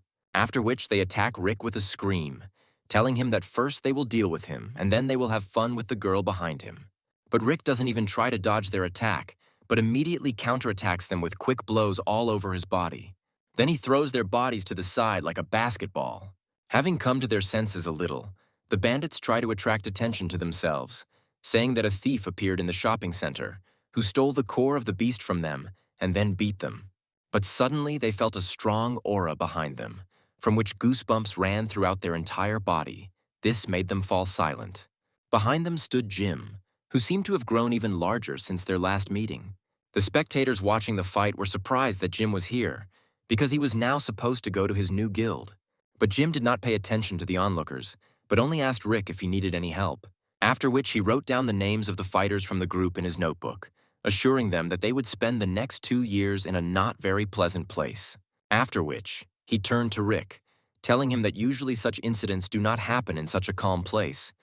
But when he learned that Jim was going to the guild, the hooligans were blown away. Looking at Rick, Peter and Monica cannot believe their eyes, because he talks to Jim in a calm tone, as if he were an equal fighter. Having said goodbye to Jim, the friends got into Peter's car. Finally, Jim asked Rick not to get lost, and if he was in trouble, he would always help. Looking at the car driving away, Jim thinks that upon arrival at the guild, he will definitely give recommendations for Rick, because his skills are unique for such a young age. Finally, the friends were able to get to their favorite local cafe. The aroma of the local dishes aroused the appetite of even the most real gourmets. As promised, Rick orders his friends a full table of food and drinks, after which Peter raises his glass and offers to toast old friendships. After drinking his glass, Rick looks at his friends with joy in his eyes. It seems to him that they have not changed at all since their last meeting, but still he does not want to tell them where he got his strength from. A tipsy Peter waves his hand, saying that this is his own business because when he wants, he himself will share it with them. Rick says thank you to Peter for everything he does for him. The entire subsequent evening passed in such a cozy atmosphere. The characters chatted merrily and drank, remembering various incidents from childhood, until it was time to say goodbye. After walking their friends to the car, Peter and Monica ask Rick to be careful and also wish him success in his upcoming mission. Having said goodbye to his friends, Rick feels warmth in his soul. He's glad that he found time to communicate with them, but it is also time for the main character to go on his new journey to the city of Chin. The city of Chin is located at the foot of a huge mountain of ghostly rain. The city itself is many times larger in scale than Rick's hometown. All the monsters' lairs in this city are located inside the Phantom Rain Mountain, and this place is also considered the largest concentration of monsters in all of China. In the southern part of this mountain, near the city, there is the same military base that the protagonist's father spoke about. Rick watches the movement on it through his binoculars, and the base itself is covered with a protective barrier that protects it from monsters. While observing the facility, Rick sees many guards patrolling all the entrances and exits of this base. Understanding that with his current strength there is no way for him to get there, because he will be arrested before he even gets to the gate. In addition, this is a restricted area. If an outsider appears there, it will cause a big reaction from the authorities. Rick has been in this city for 10 days. During his stay, he realized that due to the large concentration of monsters on the mountain, Chin City has become the most powerful city in the south. In the center of the city, there is a headquarters that is hundreds of times larger than the headquarters of the city of Xi'an. The strength of the guards outside the building is equal to the strength of the meteorite reserve fighters, and on each floor of the building there are squads consisting of beginner-level fighters. The captains of these squads are mid-level fighters. Elite squads are led by advanced meteorite fighters. They are stationed in important departments of the guild, and some departments are guarded by people of the highest level. Entering the headquarters, Rick attaches his VIP card to a special chip, after which the doors to the building open. He finds himself in the guest room, which is represented by a bar with many places where fighters of different levels discuss the latest news and also brag about their achievements, while drinking a few glasses of beer. Rick calls the bartender's blue-haired girlfriend Kat over to him. Kat has been working here for a long time. Despite the fact that she is an average fighter, she was the first person Rick became friends with when he arrived here. Having poured Rick a glass of his favorite drink, Kat says that several squads should soon return from missions, and she will definitely recommend him to them. Sipping his drink, Rick realizes that with his strength he can easily get into any team, but his purpose for coming here is different. However, during the 10 days he was here, he was unable to find any useful information for himself. Suddenly, he sees that bar visitors began to gather near the local TV, on which an emergency message began to be transmitted. It stated that the army was inviting all interested mercenaries, as well as the families of the meteorite, to join a joint operation to clear out the monsters. The rewards for participating in it are very high, and the 10 best fighters in this operation will have the opportunity to work at the Ghost Rain base as a security consultant. After a meteorite fell to Earth and monsters appeared, 3 structures were organized to protect against them, the first of which was State, represented by the army. The second, which Rick belongs to, is represented by hired fighters who fight against monsters for money. And finally, the third, which is represented by the families of the meteorite, who, for the most part, fight against monsters for the glory of their family. Every year, the number of mutations increases, which means an increase in the population of monsters, so all 3 of these structures regularly carry out joint hunts for them. In this game, the rewards for joint hunting are much higher than in previous ones, and the top 10 will have the opportunity to learn special D-class skills based on Ghost Rain. Rick understands that with his strength, it will be difficult to get into the top 10 fighters. But he is serious, because if he succeeds, access to the safe his father told him about will be open to him. At this moment, a voice from the loudspeaker rang throughout the room. All participants in the joint operation must go up to the room for registration. Arriving there, Rick sees a lot of people wanting to take part in clearing out monsters, because this year you can get very valuable rewards for this. In the corner of the room, he sees the bartender Kat, already familiar to us, standing, and next to her a short, fat man with blonde hair. Kat is surprised by Rick's appearance here, because according to the documents he is a fighter of the initial category. This mission is too dangerous for him. After which, she turns her head to the blonde boy and asks him to look after Rick on the battlefield. This boy's name is Morty. He belongs to the Pew meteorite family. Although he is only 15 years old, Morty is already an average fighter, and he also has the talent of innate divine power, and his father, Hughes, is the president of the Mercenary Association. Morty is upset by Kat's request. He believes that she fell in love with Rick, although she promised to be with him when he grows up. To which Kat replied that she would introduce him to her younger sister, who was even more beautiful than her. After this statement, Morty agrees to look after Rick if her sister is truly as beautiful as she says. Kat thanks Morty for his helpfulness, but in reality she is alone in the family. After which a train arrives for the new detachment, which should take them to the gathering place of the fighters, where they will be shown their further goals. After the meteorite fell, all transport systems were destroyed, only the railway was restored. Nowadays, train ticket prices are exorbitant. The reason for this is the danger of deserts outside cities. And the wilderness between Chin City and Ghost Rain Mountain is even 100 times more dangerous, due to the powerful monsters that fill it. One of these, a D-rank monster eagle-eyed fox, is watching the train on which the squad is traveling. But the minds of these creatures are well developed enough to understand when not to attack, so the train calmly continues on its way. Finally, after some time, the train arrives at the Ghost Rain camp. After leaving the train, the fighters chaotically formed 3 groups. The most noticeable of all the fighters were the 2 standing in front of the first and second groups. At the front of the first column was a fighter named Gray. He is an advanced level fighter and also a member of the Lee meteorite family. In front of the second column stood the boy Morty, already known to us, eating another chicken leg with great appetite. From the window of the Ghostly Rain headquarters, the main organizers of this cleanup observed the arriving detachment. One of them was Brooke. He is the chief instructor at the Phantom Rain military base and is also the supervisor of this operation. Next to him, on a luxurious sofa and with a cigar in his hands, sits Hughes, Morty's father and the president of the Mercenary Association. He slowly smokes his cigar, saying that his son will definitely get into the top 10. The only one who can stop him is Gray from the Lee family. In the room with them, there is also an old man named One. He is the patriarch of the Lee family. With his whole appearance, he looks like a cunning elderly fox and tries to sweeten up Hayusa at every opportunity. Looking at how they flatter each other, Brooke believes that they both look more like clowns than cunning manipulators. The action moves to the operation area, which is the outer area of the mountain. It consists of many mixed layers of monsters, the strongest of which are D rank. Rewards in the competition are graded depending on the level of the monster lair cleared by the fighter. 1 point for F-level monsters, 10 points for E-level monsters, and 100 points for D-level monsters. 3 days are allocated for the entire operation.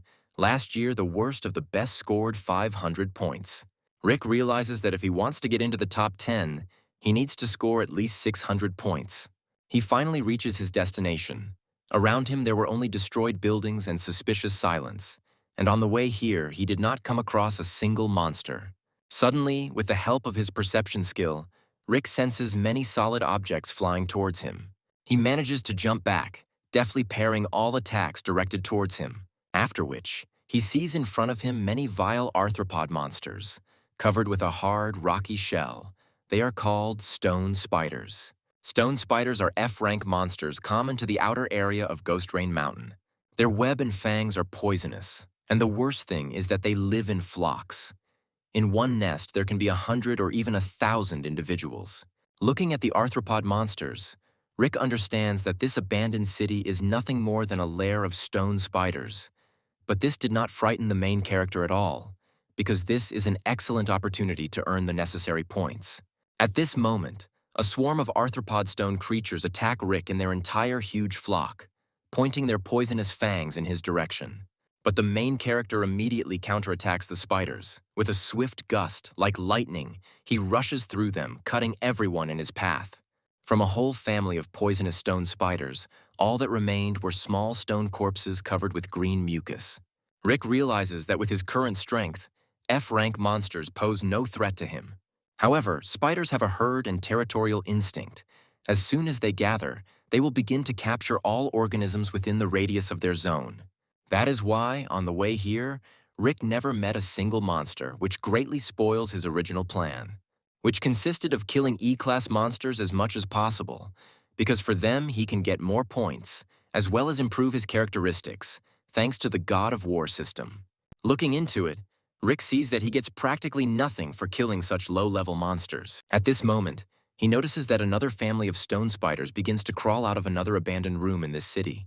Rick decides this is the perfect opportunity to try out his new maneuvering ability that he recently learned. After which, Rick creates a powerful stream and pushes his foot off the ground with such force that the stones beneath it are destroyed into smithereens. After using the ability, Rick's body begins to move at tremendous speed, changing its trajectory in a split second, allowing him to quickly move between multiple opponents with ease. Even though the technique was only entry level, the spiders could not even touch Rick's body. Now the hero already has several unique abilities in his arsenal, but constant practice and training are required to strengthen them. Having dealt with all the monsters in this location, Rick sets out on his further journey. The action moves to a forest located on the side of a mountain.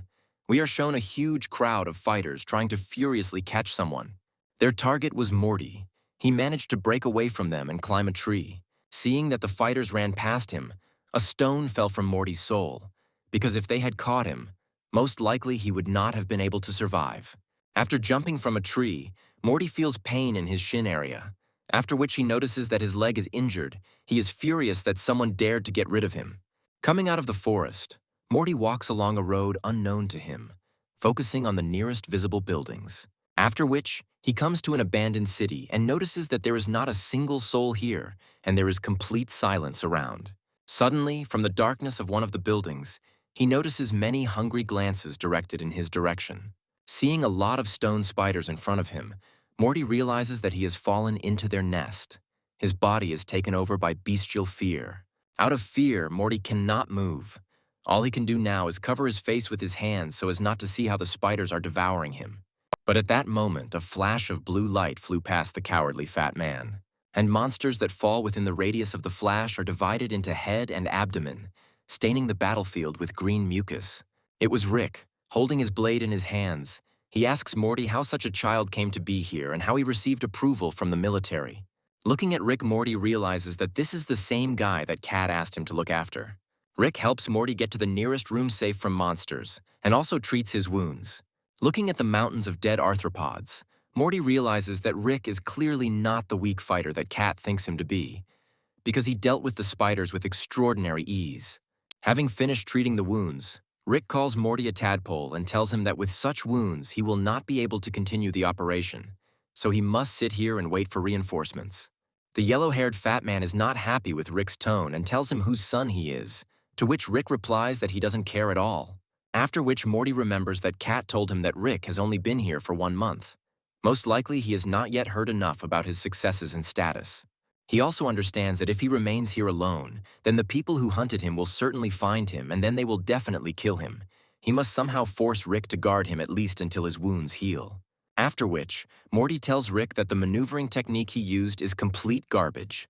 But it just so happens that he has an E-level maneuvering technique, which he is willing to kindly share with him. This proposal interested Rick because for his main goal, he needs to master as many skills as possible.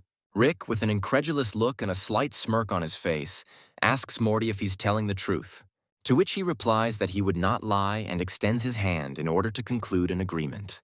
After which Rick can't stand it and bursts into laughter, because where does an ordinary fat man get E-level maneuvering techniques? To which Morty replies that he and the Pooh family, the son of Hughes and a famous genius of various techniques, for him this is a simple trifle. Rick looks at Morty with a surprised look, because the name of Hughes from the Pugh family is familiar to him. He knows that he is the president of the association and a mercenary. Morty adds that while they are here chatting, the mercenaries are looking for him, so they need to hurry up. After which, to prove his words, he transfers the E-level maneuvering skill to Rick, and when the operation is over, he will give him all the instructions for using it. In the system of the God of War Rick, a notification appeared about receiving a new skill that has not yet been activated. Reveling in his capabilities, Morty thinks that Rick must be shocked by the skill he received, because it costs at least $1 million. Now he will definitely agree to help him. Rick agrees to help the fat man, saying that as soon as he clears the spider's lair, he will take him deep into the mountain of ghostly rain, where it is much safer. The heroes shake hands as a sign of agreement. Rick tells the fat man his name, to which he replies that he has known him for a long time. After which, they hear a loud noise of glass breaking into pieces. The heroes notice that from the broken window, 2 razor-sharp hooks are flying towards them at rapid speed, aiming at Morty's body. Rick covers the fat man's body, With a quick movement of his blade, he deflects the hooks flying at them. 3 attackers appeared from the darkness of the building. These people were the ones who initially pursued Morty. They are surprised that he was able to break away from them with such an injury. Morty calls them bastards who can only fight wounded heroes, and once his father finds out about this, they are definitely not residents. To which the 3 masked men reply that his father will never know about this, because they will now kill both him and Rick. Morty tells the main character that Kat asked him to look after him. Therefore, he must get out of here so as not to upset her, because she is very beautiful, and also tell his father everything about what happened here. Rick is surprised that Kat asked this funny fat man to look after him, as well as his courage, because being left alone against 3 average fighters is certain death.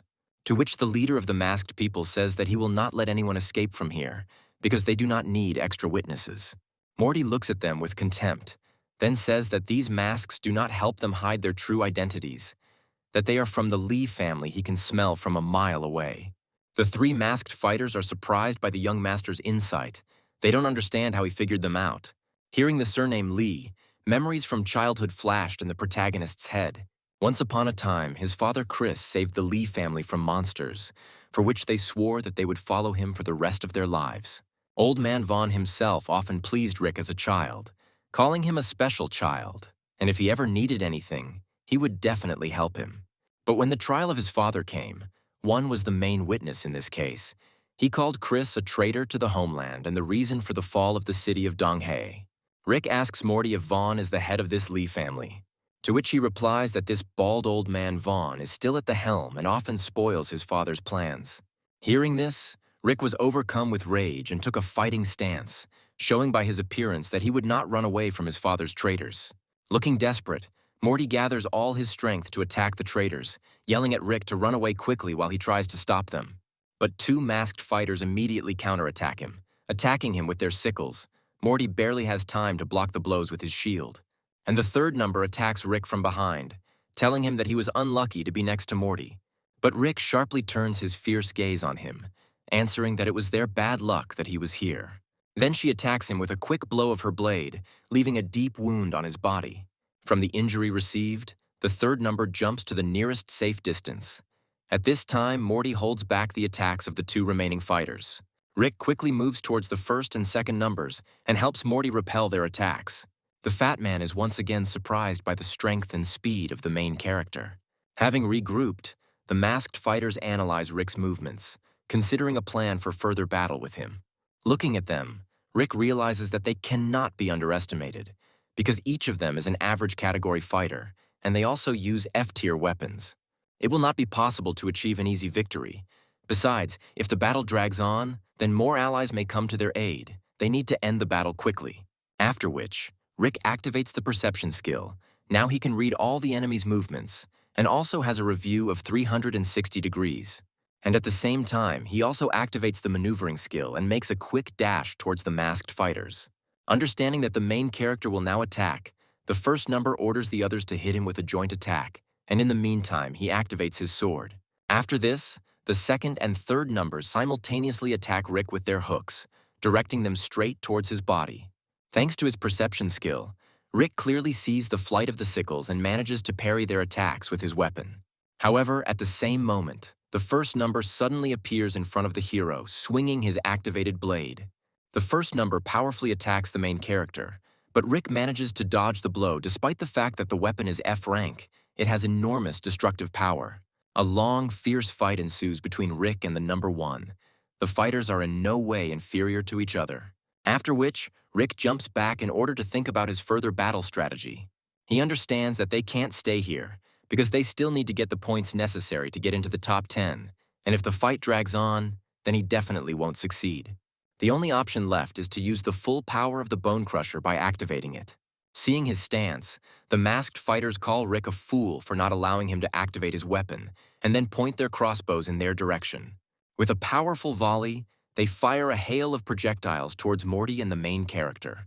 Rick, using his maneuvering skill, reflects all the projectiles, barely keeping up with each of them. He realizes that his maneuvering skill is not strong enough to protect both himself and Morty at the same time. Before he had time to think about it, at that moment one of the shells wounds Rick's hand, leaving a deep mark on it. With difficulty, Rick still manages to cut the remaining shells, but the wound on his shoulder is bleeding heavily. Looking at how hard it is for the main character to fight, Morty is irritated by his helplessness, because due to a leg injury, he is forced to stay behind Rick. Analyzing the fight, Rick understands that the teamwork of this trio is impeccable. Their long-range and short-range attacks perfectly compensate each other. In order to win, he needs to somehow disrupt their teamwork. After thinking about it, he proposes a plan to Morty. Hearing what Rick told him, the fat man smiled, because the plan was really not bad. And at this moment, Morty suddenly begins to run in the opposite direction from the main character, at the same time provoking the trio of fighters with caustic words. Seeing their target running away, number 1 orders the others to stop him from leaving. After which, all 3 rush towards Morty at once, trying to catch up with him. This was Rick's plan. As soon as they were distracted, the main character immediately appeared in front of one of them. After which, with great speed, he attacks fighter number 2 with a powerful blow of his blade, inflicting a mortal wound on him. Seeing this, number 1 and number 3 instantly turn around and fire their crossbows towards Rick. One of the arrows still hit the target. It flew right through Rick's shoulder, inflicting a deep wound on him. Feeling intense pain in his shoulder, Rick jumps back to catch his breath before the next attack. Thinking over a new plan, Rick realizes that even if they are left alone, these fighters are still dangerous, especially the number 1. Seeing that Rick is wounded, his opponents immediately attack him, wanting to avenge the death of their brother. At this moment, Morty shouts to the main character to save himself. He has already done a lot for him and should not die here because Cat is waiting for him. Suddenly, the God of War's system, having detected his critical condition, offers the main character to activate the E-level maneuvering ability gifted to Morty, spending 10 points on it. Tilting his body down, Rick barely dodges the attack from the number 1 blade. After which, gritting his teeth with rage, he says that he agrees to spend the earned points on a new ability. The God of War system activated a new skill, after which Rick's gaze changed, showing complete confidence in his victory. The main character feels that his legs have become much lighter and his whole body is filled with enormous energy, after which he pushes off strongly from the ground, performing a rapid dash towards the 3rd number, leaving behind only a cloud of turquoise wind. Having just been in front of the fighters, Rick literally disappears from their field of vision, which led one of them to bewilderment. Looking at their fight, Morty realizes that the main character has just activated the E-level ability given to him without any instructions, the first person in his memory to succeed in this. At that same second, Rick instantly appears in front of the 3rd number and just as quickly cuts off his hand with a glancing blow. The fighter roared in severe pain. Realizing that the main character would now finish him off, he begs his brother to help him. At this moment, number 1 immediately appears behind Rick, trying to strike him with a sneaky blow. But thanks to the wide view from the perception skill, the main character easily notices this attack. The 1st number put all his strength into his blow, but he failed to hit Rick, and he himself disappeared from his sight, leaving the same turquoise cloud behind him. Rick, with all his speed and the strength of the activated weapon, attacks the 3rd number. A powerful blow leaves him no chance of survival, and part of the room that falls into the attack area is destroyed to smithereens, raising a high cloud of dust. From the shockwave, all the glass in the room shattered like crystal, and multiple cracks formed on the walls of the room.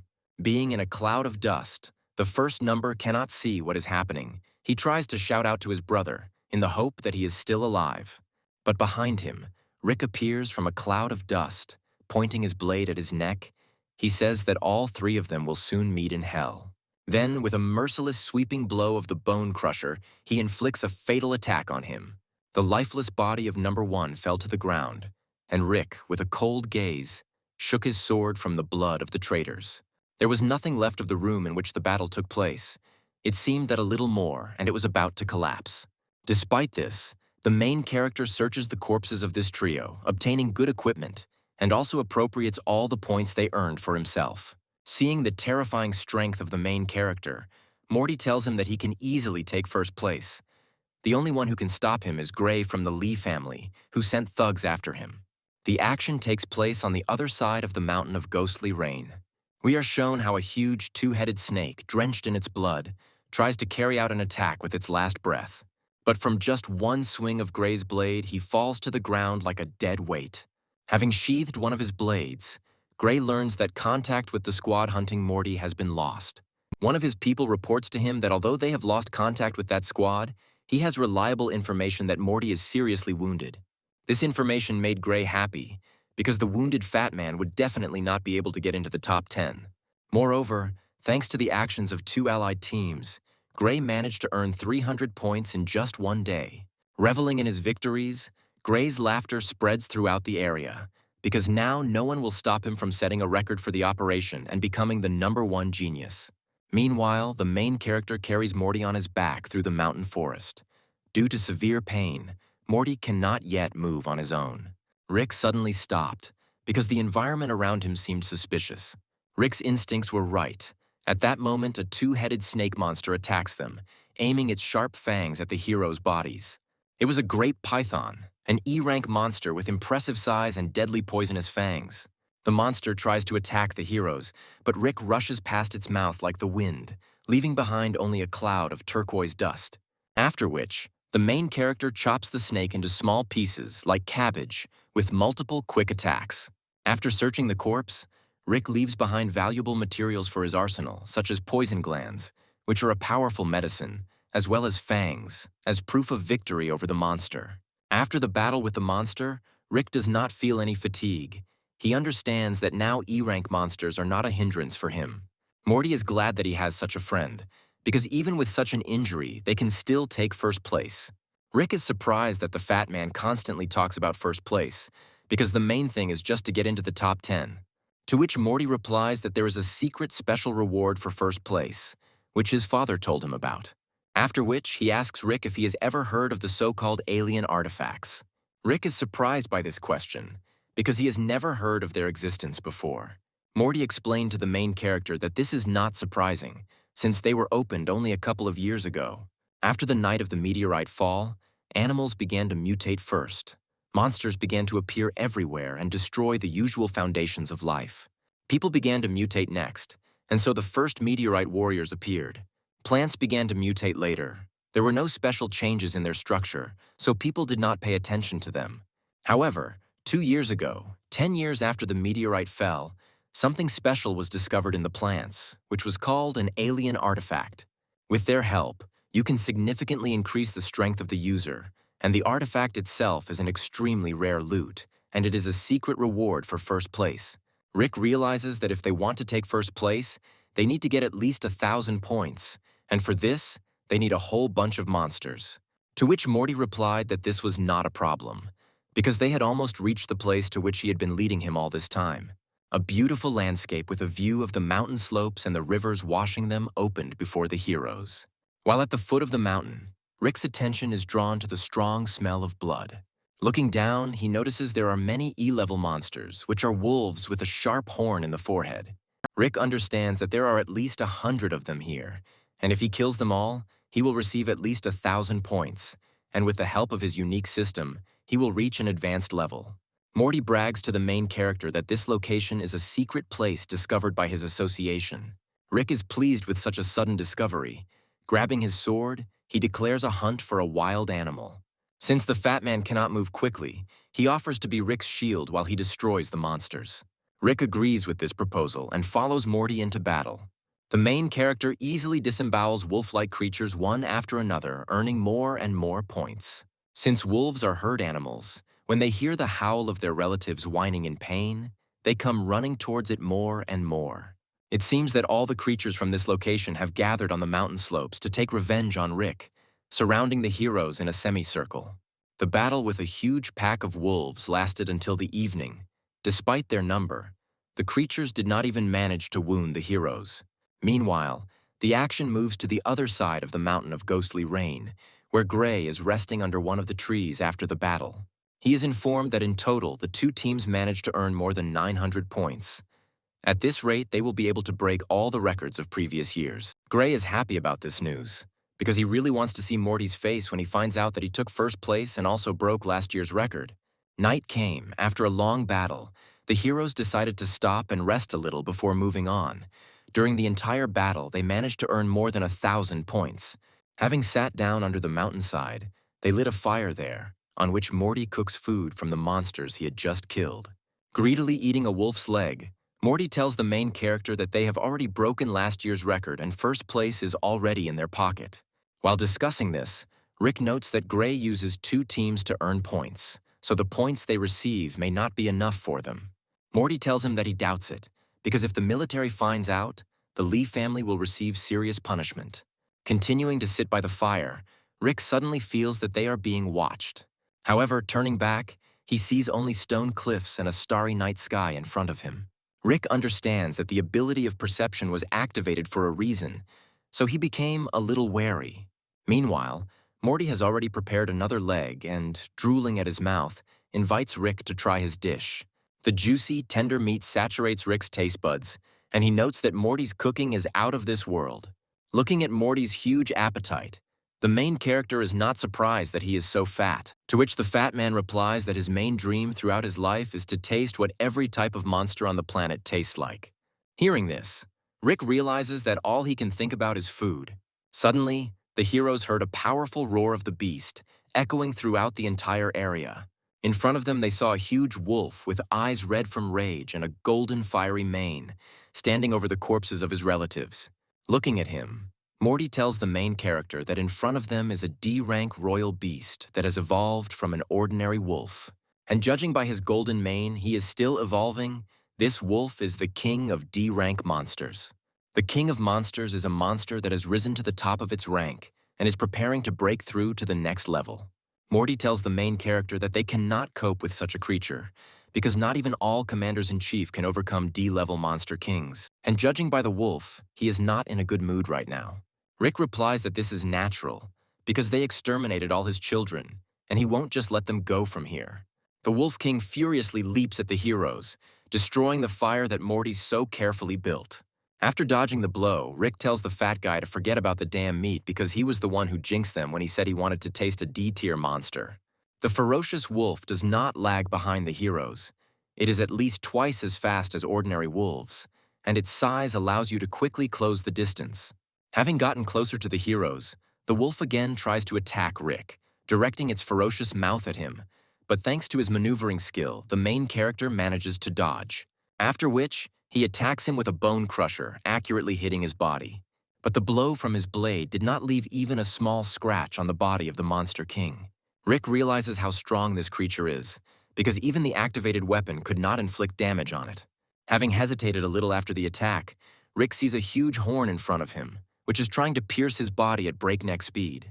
Under threat of death, Rick decides to use some of the points he earns to improve his maneuvering skill, which allows him to deftly dodge at the very last moment of the attack.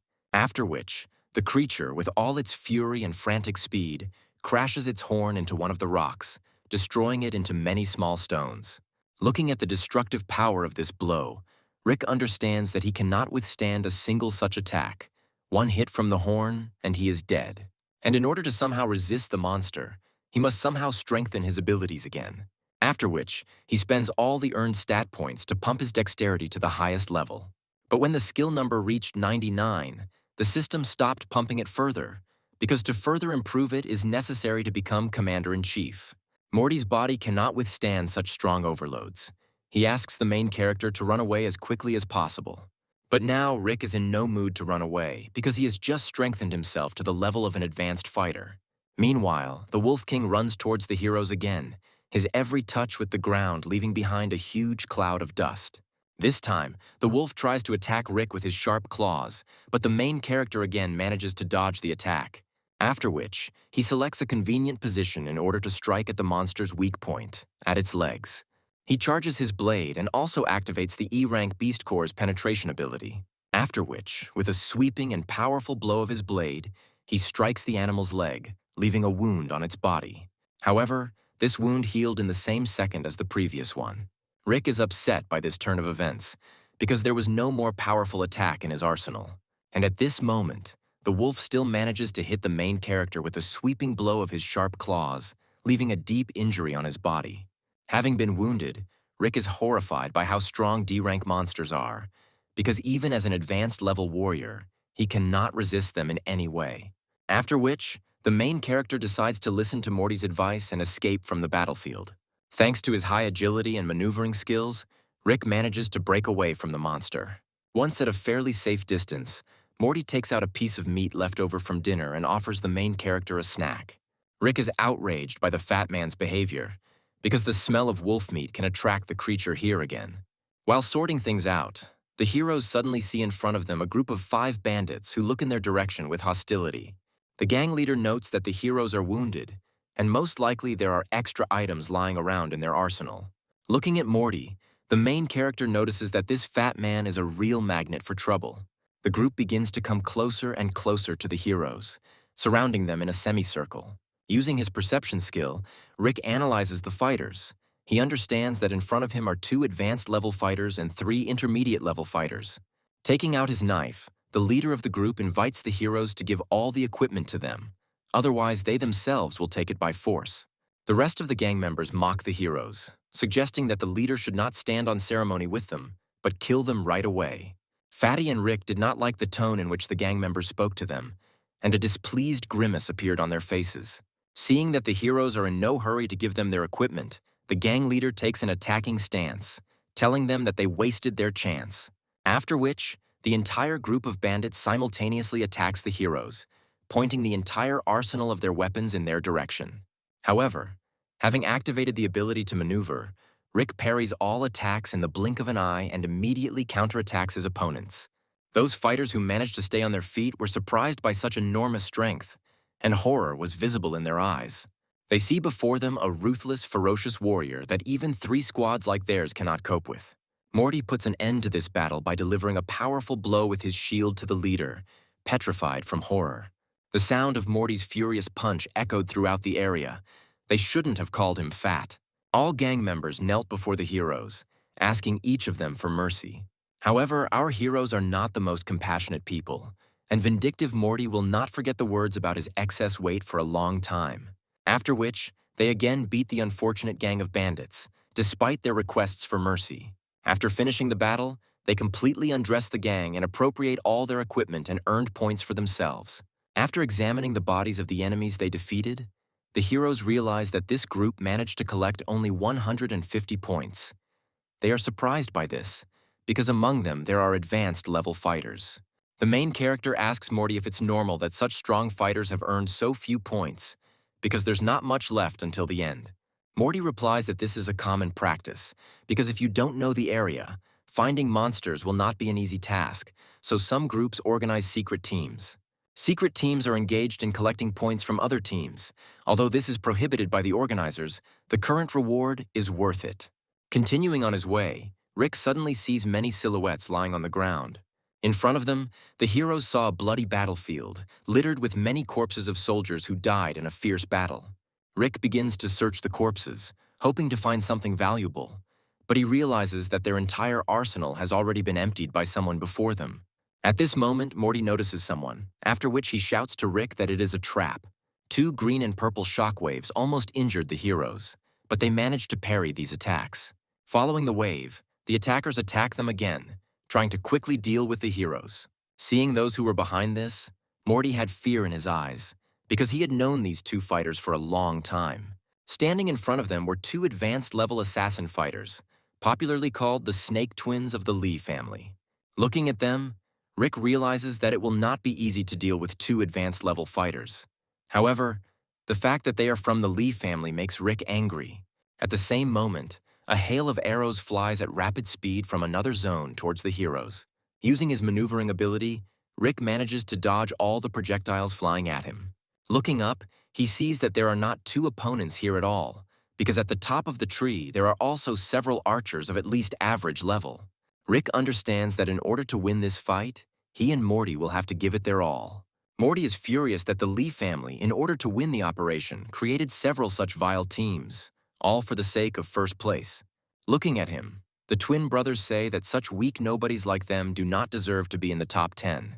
After which, the twin in a green suit attacks Rick, shouting at him that now he will know the true power of the Lee family. Rick manages to block this blow. At that moment, he sees that an E-level core is inlaid into the blade of this fighter. The main character barely manages to hold back the enemy's onslaught. He is surprised by such great power. Continuing to block the green twin's blows, Rick, using his perception, feels the red twin sneaking up on him from behind. And at that same second, from the heights of the trees, the remaining fighters attack Rick with a hail of arrows, putting the main character in a dead end. With a sweeping, massive movement of his blade, the main character parries a flying volley of arrows, as well as a blow from the green twin. Morty covered the main character's rear, blocking the purple twin's blow with his shield. But before Rick had time to reflect the hail of arrows, a second batch of shells flies in their direction. Seeing the massive attack, Rick realizes that he won't be able to dodge this time, so he activates his perception skill. After which he grabs Morty under his bosom and with the help of his maneuvering skill, disappears from the eyes of his opponents, leaving behind a turquoise cloud. The twins who had just attacked the main character collided with their sickle-shaped blades against each other, and the hail of arrows flying at them littered the battlefield with many shells. Having managed to evade all attacks, the heroes hid behind a tree, pondering further battle tactics. Discussing how Rick was able to dodge the attack while carrying such a fat pig, the twins come to the conclusion that he was hired by Morty's father as a bodyguard. Standing behind a tree, Rick realizes what a desperate situation they are in. Fighting against 5 strong warriors will not be easy. Suddenly, Rick remembers the huge wolf that was chasing them, and an idea arises in his head. Meanwhile, one of the twins offers the main character to hand over the fat man to them, and then they will allow him to leave alive. Desperate Morty once again invites Rick to leave him and save himself because he shouldn't die because of him. However, Rick did not even think about running away because he still had unfinished business with the Lee family. He offers Morty one very entertaining plan of action, after which Morty froze in surprise because he is not sure that it will work. After which, standing behind a tree, the main character calls the twins jesters, dancing to someone else's tune like the rest of the Lee family. Such statements made the twins very angry. They reject their offer for Rick, saying that now he will share the fate of the fat man. After which, they simultaneously attack the hidden heroes, rapidly attacking with their sickle-shaped blades. Using his maneuvering skill, Rick manages to dodge the attack, simultaneously dragging the fat man along with him. However, the twin killer duo also have high speed, and they immediately appear in front of the heroes, after which one of them attacks Rick. The main character covers his left side with the help of Morty, using him as a shield, and, in parallel, using a device on his hand, shoots sticky projectiles towards the archers. However, archers of this level easily dodge the attack, and the projectiles themselves stick to the trees standing behind them. The purple twin immediately attacks Rick with a frontal attack, but the protagonist steadfastly blocks his blow, not yielding to his opponent. The aura of his blade is so powerful that, even while blocked, he manages to leave a scratch on the opponent's hand. After parrying the attacks, Rick again activates his maneuvering skill and disappears from the attacker's field of view. Seeing what a powerful weapon the main character wields, one of the twins has a greedy smile on his face, because a weapon with a mutated core is a very valuable find. The heroes, in a rapid stream, try to escape from their pursuers, jumping from one tree to another. The Lee family squad is trying to catch up with them, but the speed of the main character, even with Fat Morty on his shoulders, surpasses them. The leader of the squad is furious because if they continue to run after them, they will not make it by the time the votes are counted, and then Master Gray will be very disappointed. The heroes notice that they have already pulled away from their pursuers to a fairly safe distance. Realizing this, Rick turns around and pulls back the sticky projectile he sent, which was his original plan. Seeing the hidden weapon, the Lee family squad became somewhat wary and took a fighting stance, expecting a strong attack. However, only a jar with a greenish liquid of a thick consistency flew past them, which, having reached the center of the concentration of the entire detachment, bursts. A thick, foul-smelling liquid pours over the entire detachment, leaving a characteristic odor on the body and clothes. The twins are furious at such humiliation on the part of the fat man. Now they definitely have to catch up with them, despite the quick calculation of points. The Lee family squad is furious as they try to catch up with the heroes, the strength of the foul odor apparently giving them greater strength and speed of maneuver. Looking at Morty, the main character asks what kind of liquid he used, but he replies that this liquid is nothing more than bait for a wild animal. The heroes continue to rapidly run forward, rising closer and closer to the cleft of the mountain. However, the opponents who are catching up with them are not far behind, and it seems, are about to reach the heroes. The twins understand that there is a dead end ahead of this path, so they will be able to catch up with the fat man in order to finally get rid of him and appropriate the mutated weapon for themselves. Having almost overtaken the heroes, The twins feel a fierce gaze directed at them from the direction of the mountain crevice. Wary, the twins decide not to pursue the heroes further, because the aura emanating from the creature standing in front of them caused fear in them. The same king of D-level monsters emerged from the crevice of the mountain, sensing the scent of the bait. His rage became even greater than at the moment of the fight with the heroes. The twins saw in front of them a huge beast. No, the king of beasts, outwardly resembling a wolf, but with a more furious bloody look and a huge golden horn. They were wary because the aura of this monster revealed that he was the king of D-level monsters, and the heroes lured them here into a trap. After which, the wolf furiously jumps towards Lee's squad. The positions of the pursuer and the victim suddenly changed in the mirror direction. A huge, furious creature drives a squad of twins to a dead end, blocking the only exit from this place with its massive body. After which he immediately attacks the brothers with his sharp claws. However, with their joint efforts they manage to block this attack. The green twin feels that they are not able to withstand such an onslaught for a long time. To win, they need to think about a battle strategy. He orders the archers standing nearby to aim at the monster's eyes, as he believes that this is its weak point. However, a hail of arrows fired at the creature only bounce off the monster's thick skin without causing it any damage.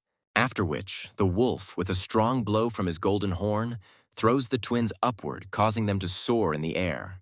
Upon landing, the twins are surprised by the monster's enormous strength, but they realize that it is blocking the only way they can get to the first team, so they will have to fight. The purple twin, who is also the leader of the squad, orders everyone to get into formation, thus forming a powerful system designed for long-range and short-range attacks. The main character and his new friend are watching the entire fight from under the tent, lying on the mountainside. Rick notes the team's excellent teamwork, and in an instant they were able to completely come up with battle tactics, as expected of advanced-level fighters. Morty tells the main character that the twins of the Lee family are known for their tactical thinking. However, this creature is not an ordinary monster and will definitely delay them for some time. Taking an attacking position, the ferocious beast emits a powerful howl that echoes throughout the area.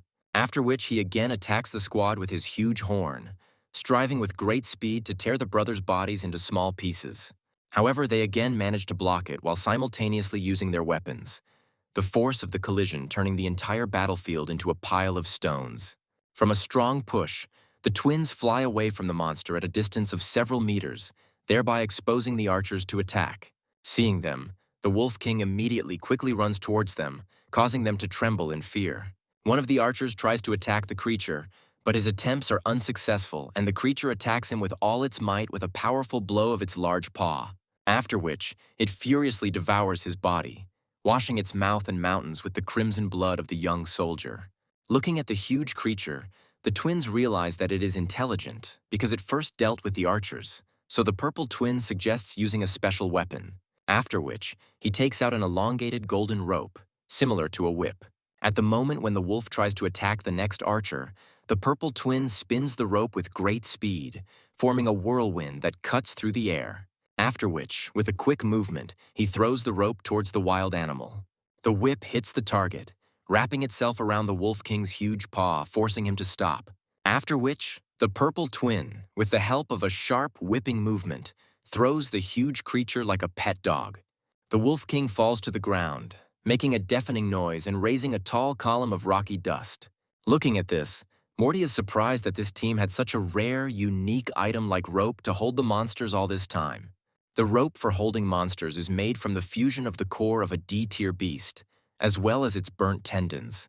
The process of making such a weapon is incredibly labor-intensive, so such a weapon is a very rare specimen. With the help of this item, the process of holding monsters is greatly facilitated. It is used only in cases where fighters are dealing with high-rank monsters. Seeing the perfect opportunity to attack, the twins perform a combined attack together called the double snake spin, creating a destructive golden vortex. Looking at this, Rick realizes that such an attack is not inferior to a D-class skill, and it should definitely damage the king of the monsters. The massive attack caused devastating damage across the entire area, and in the cloud of dust, the silhouette of a huge wolf can still be seen lying on the ground. The wounded animal still stands on its mighty paws, bleeding, breathing heavily and whining from severe pain. With its entire appearance, it embodies the real leader of the pack.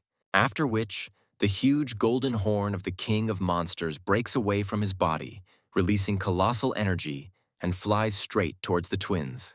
With tremendous speed, the horn simultaneously pierces the bodies of two brothers in one trajectory, leaving them with fatal injuries.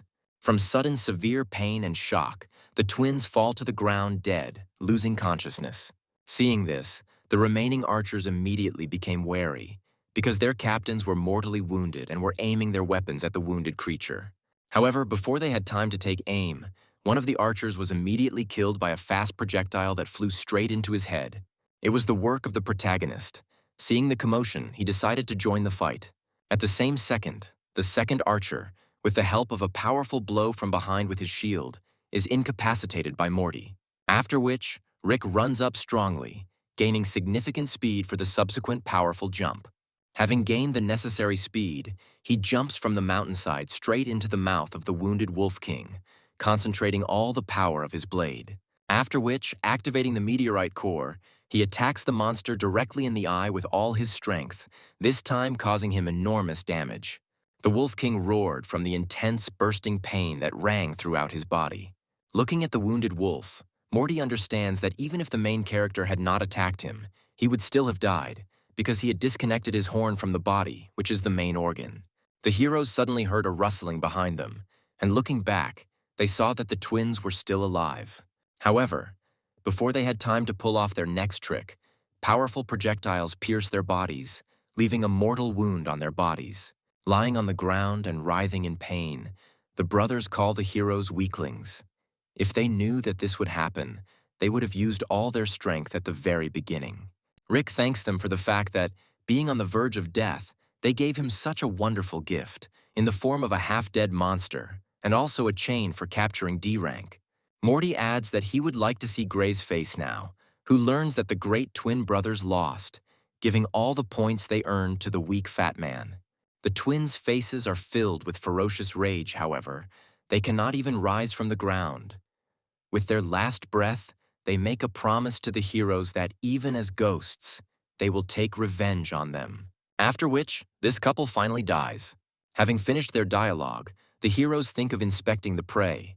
However, they suddenly hear the noise of stones coming from under the monster's paw.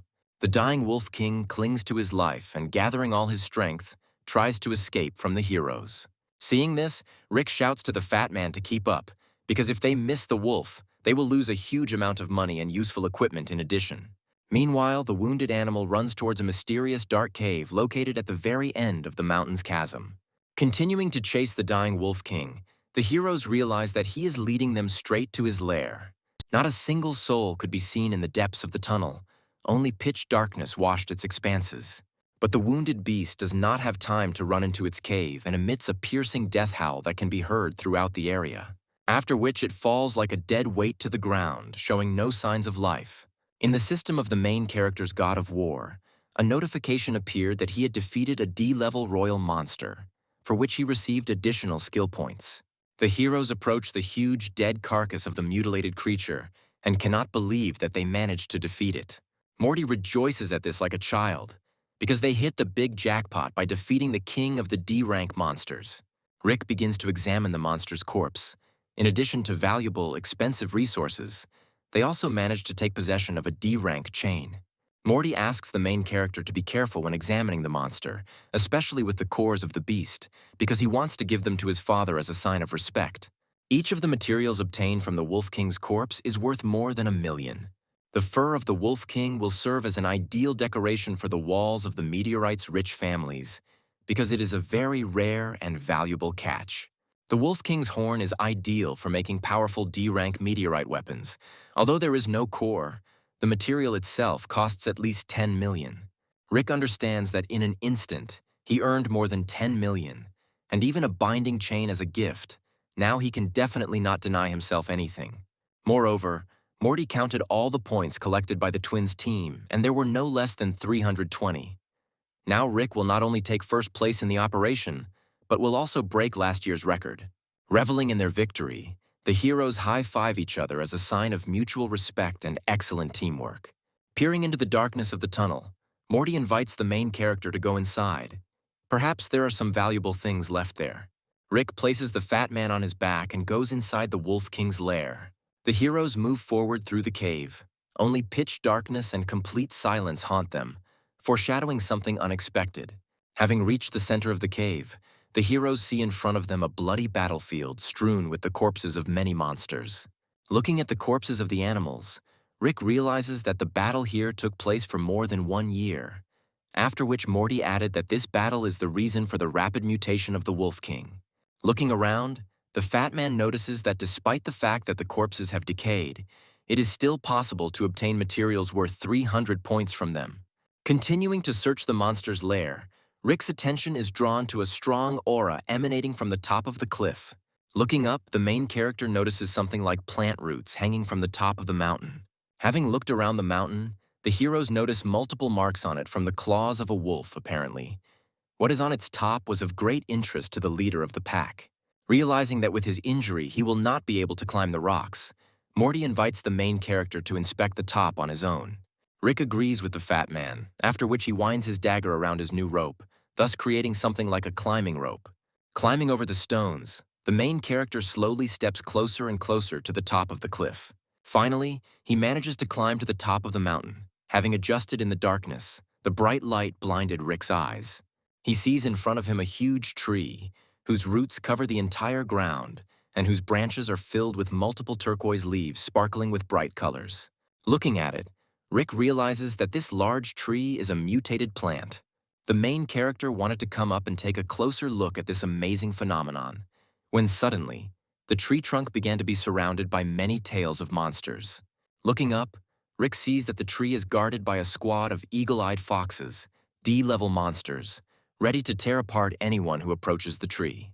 Looking at how many high-level monsters are guarding this tree, Rick realizes that it was this tree that caused the conflict between the monsters below. After which, he also notices that closer to the crown of the tree, it expands in one of the places, forming an alien artifact. At the top of the tree, he notices a creature with an aura that is several times greater than that of the king of D-level monsters. The main character understands that until he reaches the level of strength of the commander, he will definitely not be able to cope with such a powerful monster. Therefore, he makes the only right decision to retreat. Meanwhile, the action moves to the Ghost Rain Mountain military camp. The soldiers who took part in the military operation are gradually gathering here. Because the 72-hour countdown has ended and the operation is officially completed, it's time to take stock. So far, of all the fighters present, only one was able to score more than 500 points while occupying the first line of the list. Actions are transferred to the main headquarters of the organizers of this military operation. It seemed that nothing had changed inside him. Hughes was smoking another cigarette in the same way, and old Vaughn was watching the arriving fighters, waiting to hear the name of the winner. Using his cane as a support, Vaughn says with a mysterious look that this year the most worthy warrior will win, because the opponents were very strong. Looking at him, Brooke once again notices what a cunning fox this old grandfather from the Lee family is. Meanwhile, more and more fighters begin to arrive at the camp, gradually changing the leaderboard. One of these fighters was Ron. He is a member of the military in his city, and is also an advanced level fighter despite his young age. Following him, Gray from the Lee clan, who is also an advanced meteorite fighter and one of the contenders for victory in the operation, returned to the base of the military camp. Looking at them, the crowd begins to whisper among themselves that one of them will definitely take first place, because they simply have no rivals here. However, our heroes also return to the base, eating a ruddy piece of wolf meat. Morty says that he lost a little weight during the operation and hopes that they will have excellent food at the military base. The participants in the operation take turns going one by one in order to exchange parts of the monsters' bodies for points. Looking at the number of people, the heroes understand that a little more and they would not have made it by the time the points earned were counted. Luckily, Rick made a structure out of 2 swords and a newly acquired rope, which allowed them to quickly get to the right place. Looking at the people in line, Morty introduces the protagonist to the main contenders for victory in this operation. The first person he pointed to was Ron, a young man of 25 with brown hair, a genius from the military squad, and also an advanced meteorite fighter. He mainly practices teamwork and joint attacks, and he is also a renowned strategist, so all the hopes of the military are placed on him. Ron approaches the administrator to count his points. At this time, the crowd around him is chanting his name. It is clear that the people like this man. At this moment, Gray's assistant informs him that the twins still have not returned. This greatly angers Gray, because without their points, he may not overtake Ron on points. After counting the points, Ron scores 746 points, which is a fairly rare high result. However, he did not surpass the record of 817 points. Looking at him, Gray thinks that he expected nothing less from his greatest rival, because he is the genius of the new generation of soldiers. However, even without the points earned by the twins, he's still able to take first place in this operation. After which, Gray approaches the administrator and throws his arsenal on the table, instructing him to count his points as quickly as possible, because he is in a hurry to leave. Having opened the backpack with Gray's trophies, the administrators froze in surprise because there was a lot of loot. After counting the points, Gray moves Ron to the next line, taking first place. Now the crowd is sure that Gray will become the new genius of Chin City. Gray turns to Ron in a mocking voice, saying that he is a great fellow, but he will be the first in this joint operation. After which, he shouts to the crowd, telling everyone that if anyone has not yet completed the scoring procedure, then they should do it quickly, because he wants to take a hot bath and have a feast in honor of his victory. Looking at Gray's performance, his face seems familiar to the main character. He remembers how, as children, Gray, along with his henchmen, beat other children because they looked askance in his direction. And after that, Vaughn constantly apologized to Chris for his son's behavior, promising that this would not happen again. After which, Rick smiles, waiting to see Gray's face after counting the points they earned. Morty, with a confident gait, approaches the scoring rack and dumps several huge bags there.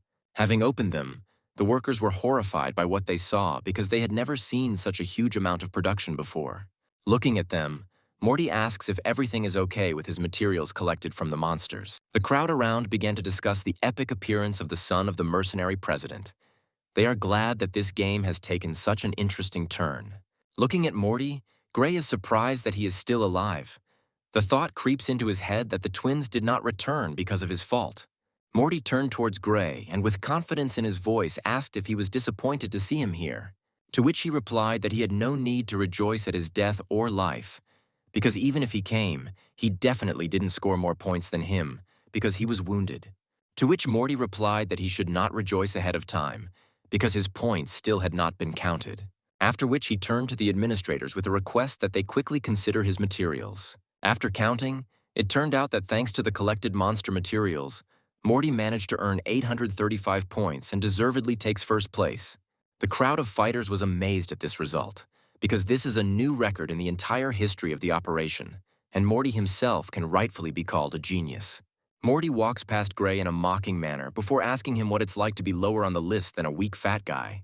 Ron is glad that the not-proud Gray took first place, so he wholeheartedly congratulates Morty on his well-deserved victory, adding that he did not expect such an outstanding result from him. Gray is furious with what happened. He tells Morty that although he won this operation, now he needs to be more careful and look back more often. To which Morty replied that he did not win in this operation, because his partner would score the most points. After which he kicks Rick in the side so that he quickly approaches the scoring stand and shows everyone who the real winner is here. Gray and Ron see the main character for the first time, so they are surprised that someone other than their trio is able to score a large number of points. However, Rick's face seems familiar to Gray. Finally, the main character approaches the counter, after which he puts all the materials earned from monsters on it, asking him to quickly count them. After the calculation is completed, the administrator announces that Rick has scored 810 points. Gray, with an arrogant look and a grin in his voice, tells Morty that although this is a good result, it is still not first place, and certainly not a new record. Approaching the main character, Morty tells him to finally stop hiding his main treasure. After which, Rick takes out from his pocket the fang of that very king of D-level monsters, from which colossal energy still emanates, and asks to evaluate him too. Morty adds that the administrators better appreciate this artifact, because it was obtained from the king of monsters, and not ordinary D-rank creatures. Gray's face is twisted with anger. He tells Morty to stop talking nonsense because the king of D-rank monsters is an unbearable creature for fighters like them. Hearing this news, the entire crowd again burst into loud conversations and arguments about who would take first place. The administrators granted Morty's request and began evaluating the wolf's fang using a special computer, which showed that this fang really belonged to a D-tier monster king, no doubt about it. Gray's face changed. He does not understand how the fat little man and his friend managed to get such a valuable reward. Ron is also surprised by this news. Looking at Rick, he realizes that he is not even 20 years old. He wonders if such geniuses even exist. After analyzing the loot, Rick asks the administrator how many points this fang is worth, to which he just threw up his hands and said in a frightened voice that he should inform his superiors about this, because such materials had never existed before. The D-rank Monster King's tooth had never appeared in a joint operation before. Gray is outraged by this development of events. He believes that this cannot possibly be true, because how could such a young fighter defeat such a strong monster? After which, Gray remembers how the other day, the twins gave him information about a similar creature. This thought sends him into a rage. Now he is 100% sure that these brats killed the twins of the Lee family and appropriated all their earned points for themselves. Realizing this, Gray tries to stir up a fuss around by pointing his finger at the heroes. He calls them charlatans who got their prey dishonestly. After which, he escalates the situation more and more, ordering the fighters around to seize them because they are scammers. But the heroes did not budge, and their gaze showed clear self-confidence.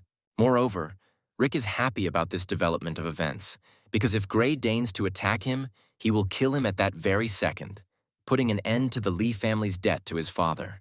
Looking at Rick, Gray feels a terrifying aura emanating from his body.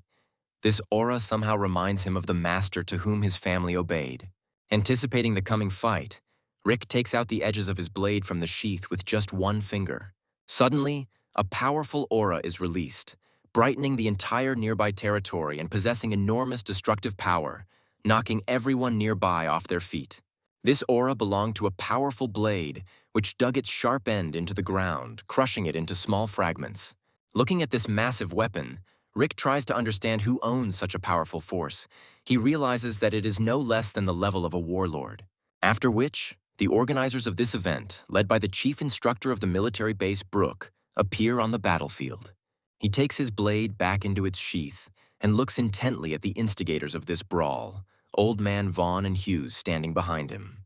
Looking at the warlord, Rick realizes that he has terrifying power because just one throw of his weapon was enough for him to retreat. He also notices Old Man Vaughn in the crowd and immediately remembers all the past sins of this old, ungrateful bastard. Old Man Vaughn also notices Rick. Unlike Gray, he immediately realized whose son he was, which led him to some bewilderment. A barrier of fighters with shields formed around the instigators of the fight. At this time, Brooke explains that fights on the territory of a military base are prohibited, and the army has the right to shoot anyone guilty. However, Gray does not back down. He informs Brooke that our heroes cheated, and he demands that the military investigate their case of killing the king of the monsters. Brooke agrees with Gray. He also cannot understand how ordinary average fighters could cope with such a powerful creature. Morty covers the main character's back, not understanding why Brooke took the side of the Lee family because they all hate each other. Gray is glad at this turn of events, wanting to wipe the nose of the fat brat and seize what he believes is a well-deserved victory in this operation. Brooke reveals that in order to check the cheating record, he will need to check everyone here, and if someone really broke the rules, they will undoubtedly find him. Rick agrees to the test, telling the military leader that he is ready for any questions in his direction and is also ready to confirm all his actions. Gray realizes that if Brooke starts digging deeper, he will find out about the existence of his second team, and then he himself will be called a fraudster. Realizing this, the cunning old man Vaughn tells Brooke that there is no need for an investigation, because it's just Gray's youthful arrogance, and Rick's victory in the operation is undeniable. Hughes adds that he will not participate in the investigation, but if the military requests it, he will not object, because this is their territory. After weighing both pieces of advice, Brooke decides to introduce a new standard for killing the king of D-rank monsters. Coming closer to the main character, he says that from now on, such material costs 500 points, which means Rick's unconditional victory in the operation. The crowd roared in amazement. Such scores had never been seen in an operation. Moreover, people were sure that no one would be able to beat such a high bar even in the future. Brooke gives the protagonist a friendly pat on the shoulder, congratulating him on his victory in the operation, and also adds that he has a very bright future if he continues to work in this spirit. Rick just smiles a little, telling the warlord that he cheated a little in the fight with the monster. In a one-on-one battle, he would definitely lose. Brook extends his hand to the main character, inviting him to join the military, adding that if he agrees, he will guarantee him the rank of colonel and a place in the elite squad. Only 1 in 100 of the entire population of China gets a place in the elite military detachment. Such an opportunity occurs very rarely. But at this moment, Hughes intervenes. Smoking his cigarette, he suggests to Brook not to rush the horses, because Rick is still a mercenary fighter. He calls the main character a genius and says that the Mercenary Association does not simply refuse such an excellent fighter. Looking at the many words of praise towards Rick, Old Man Vaughn seems to again feel in the shadow of his father. After which, he also joins in congratulating the winner, telling Hughes that the mercenaries were very lucky to get such a valuable fighter. And as an apology for their son, his family will hold a gala dinner in honor of the end of the military operation, and everyone involved will be invited to it. After this, he asks permission to leave, taking with him all the remnants of his squad. Gray complains to the old man that the heroes killed the twins. Taking their points for themselves, they cannot let them get away with it, because he should have been the winner. To which the enraged old man replies that he should shut up, because even with 3 groups, they could not kill the fat man, and they also lost in the operation. After which, he thinks that Rick is really Chris's son, and he should not allow him to return alive from their territory. Ron also joined in the congratulations of the main character. It turned out that he was a very friendly guy, after which Morty suggested going to the military base to finally receive his rewards.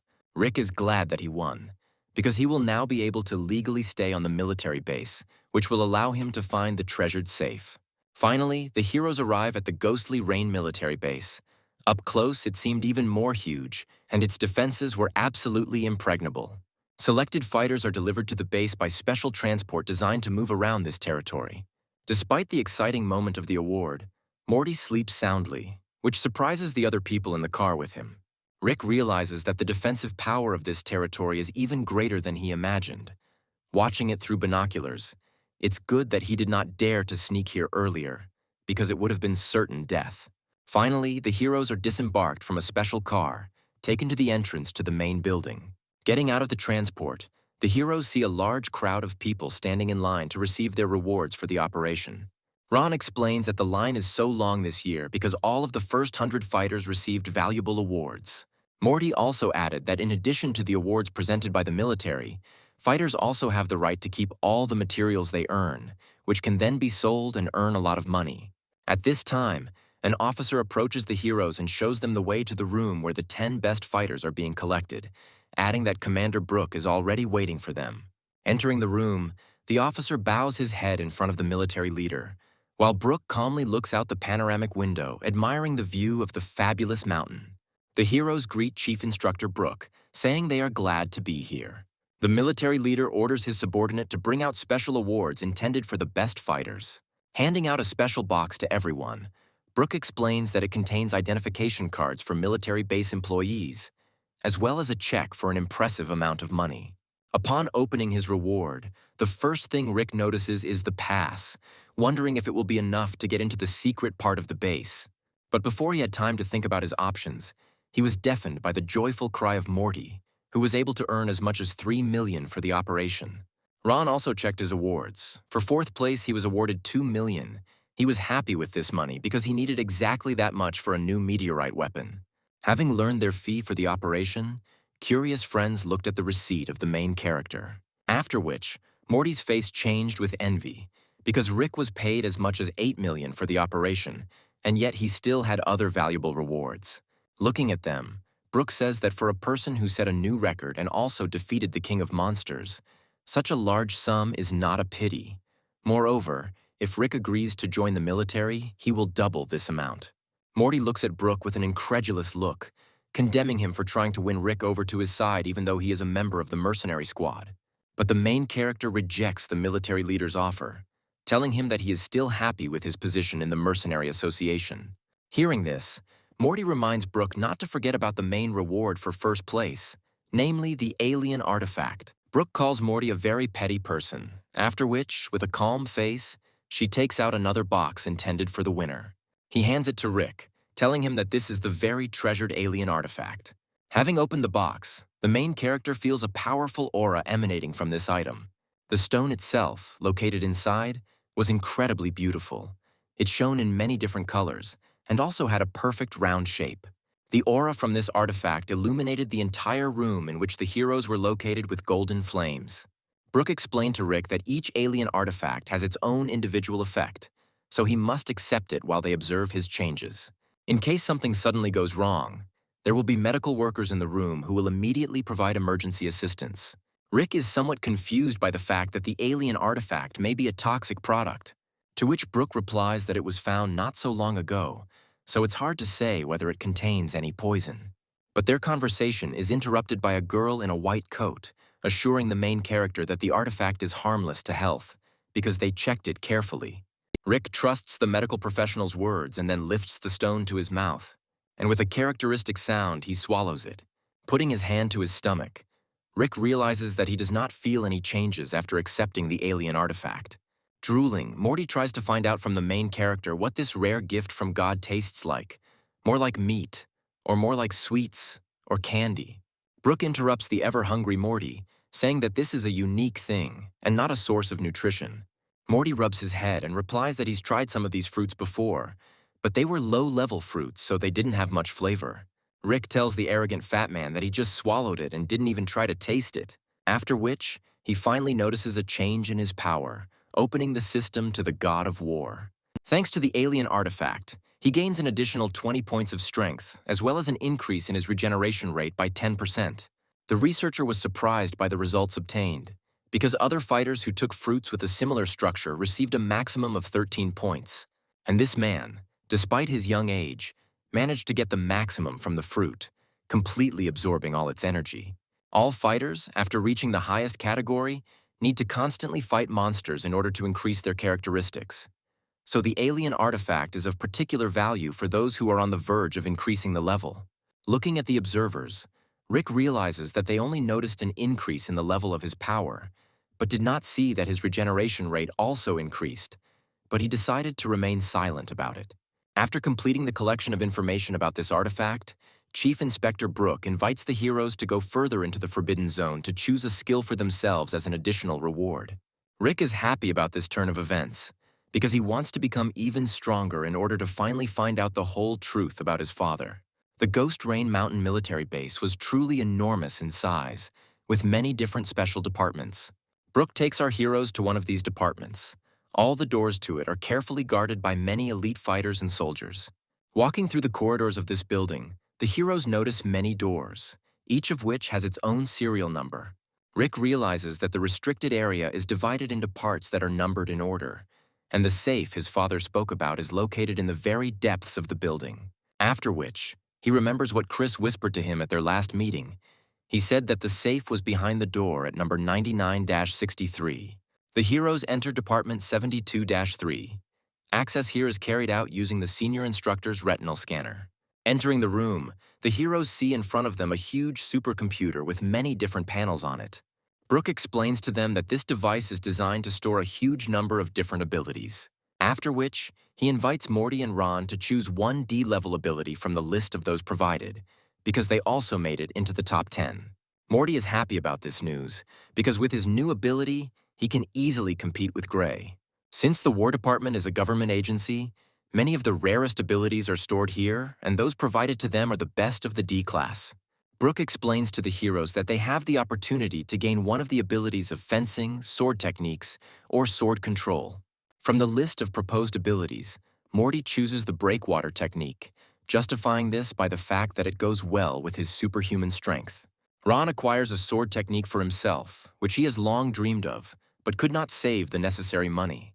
For Rick, the military made an exception, because he was able to break the old record, as well as defeat the strongest monster, so he can choose absolutely any D-level ability. Looking at this, the other heroes feel like they have been left out.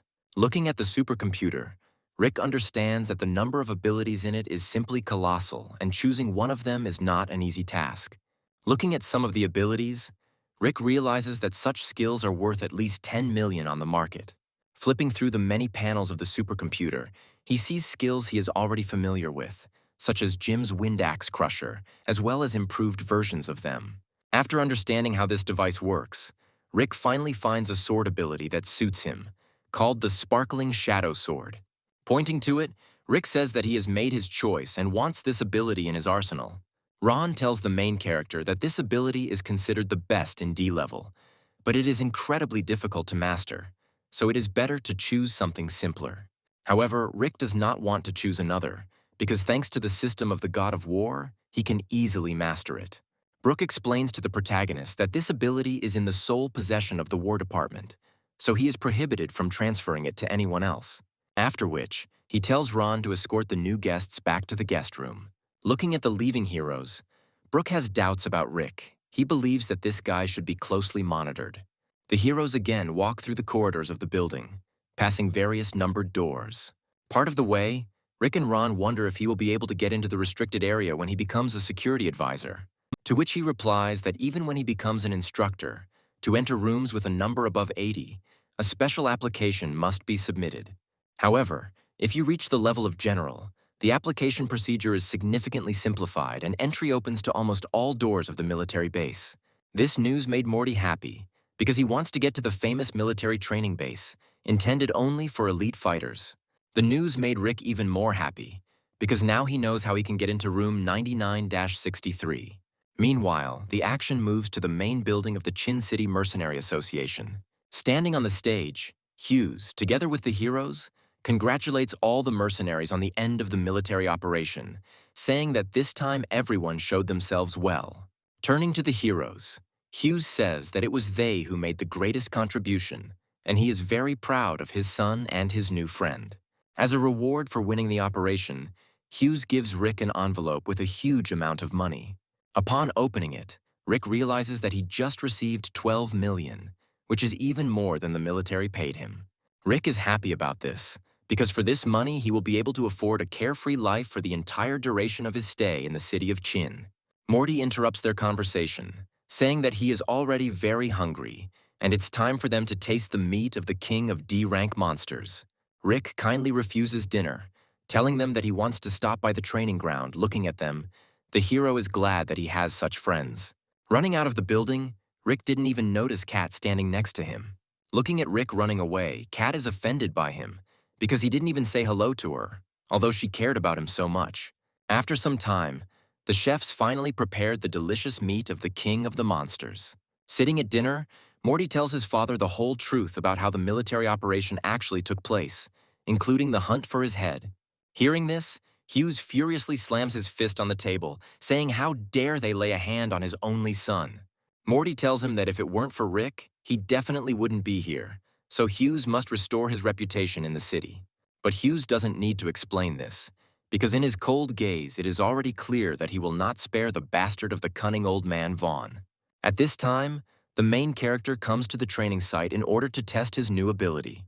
Looking at his blade, the hero thinks that even without a new ability, he feels a great surge of strength thanks to the alien artifact. Having discovered the God of War system, he realizes that he has 33 unspent stat points, which he decides to spend on activating the ability, after which he weighs all the pros and cons and still clicks on the activation checkbox. After reading the description of the ability, Rick learns that it slightly increases the strength and agility of the user and also hides the sound from cutting the air and has a 5% chance of a double attack. Looking at the training ground, Rick decides to put his new ability to the test. With sweeping, quick strikes, he delivers multiple attacks on the training bag. During the strikes, the main character notices that the strength has increased by about 20%, although the ability has only been studied at a basic level, and the sound of the thread has decreased significantly, which will be very useful in the fight against some opponents who rely on air vibrations. After 20 attacks on the pair, the main character gets a double lightning strike. He realizes that the description of the ability did not lie, and the chance is really 5%. As expected from a D-tier sword skill, even at a basic level of learning, it gives its wielder a significant advantage in combat. The main character also notices that thanks to the eaten alien artifact, his stamina and regeneration rate have increased. Having tried out his new ability, Rick decides to take a walk through the trading shops, hoping to exchange the collected arsenal for new abilities or equipment. Leaving the training base, he unexpectedly meets Kat and Fat Morty, who were waiting for him at the entrance. Kat, in an indignant voice, tells Rick that he is just a boor, because after returning he disappeared without a trace and did not even stop by to say hello. To which Rick, rubbing the back of his head, replies that he wanted to see her right now and even prepared a small gift for this occasion. Hearing about the gift, a joyful smile appears on Kat's face. Greedily devouring the fried chicken, Morty wonders how Rick had time to prepare a gift, because immediately after returning he went to the training base. It turned out that while on a mission, Rick accidentally found a shiny object in one of the reservoirs and put it in his pocket in case it was expensive. Rick gives this stone to Kat, saying that he bought it from very rich merchants. Kat is delighted to receive such a wonderful gift and clutches it to her chest, telling Rick that she has now forgiven him. Looking at their relationship, Morty is jealous of the main character, thinking that he needs to learn his skills in communicating with girls. After which, Kat grabs Rick's hand, saying that it's time for them to show him what they came here for. The heroes take Rick to the most elite and safe district of Chin City, the Wu District. It is located in the center of the city and is surrounded by a barrier that can easily protect against a small wave of monster attacks. Walking through the alleys of this area, Rick says that he has heard about it as the safest and most expensive area of the city. Morty replies that in addition to the barrier, the security of this area is ensured by the fact that 70% of the apartments and houses in it belong to fighters from the Mercenary Association. And also, there are elite training arenas for meteorite warriors, excellent service, and a lot of different entertainment. After the night of the meteorite fall, residential areas with defense capabilities have become the most sought-after areas, because in this difficult time there is nothing more valuable than one's own life. Looking at luxury developments, Rick realizes that housing here will cost tens or even hundreds of millions, depending on location and size. Thinking this over, Rick realizes that even with the huge funds he received for winning the operation, he will not be able to buy housing here. At that moment, a woman with glasses, pink hair, and a long cloak walked past Rick, looking down mysteriously. Looking at her, the appearance of this woman seemed suspiciously familiar to Rick, as if he had already met her before. However, he did not attach much importance to this and continued to walk with his friends. After some time, the heroes approach a luxurious mansion with many rooms and amazing architecture. Approaching closer to the house, they are met by the butler, who says that all the documents for the transfer of this housing are ready, and Rick just needs to sign. Pointing his finger at this mansion, Rick cannot believe that this house could belong to him. To which his friends answer that the Mercenary Association generously pays its talented fighters. Now he can live in this house for free.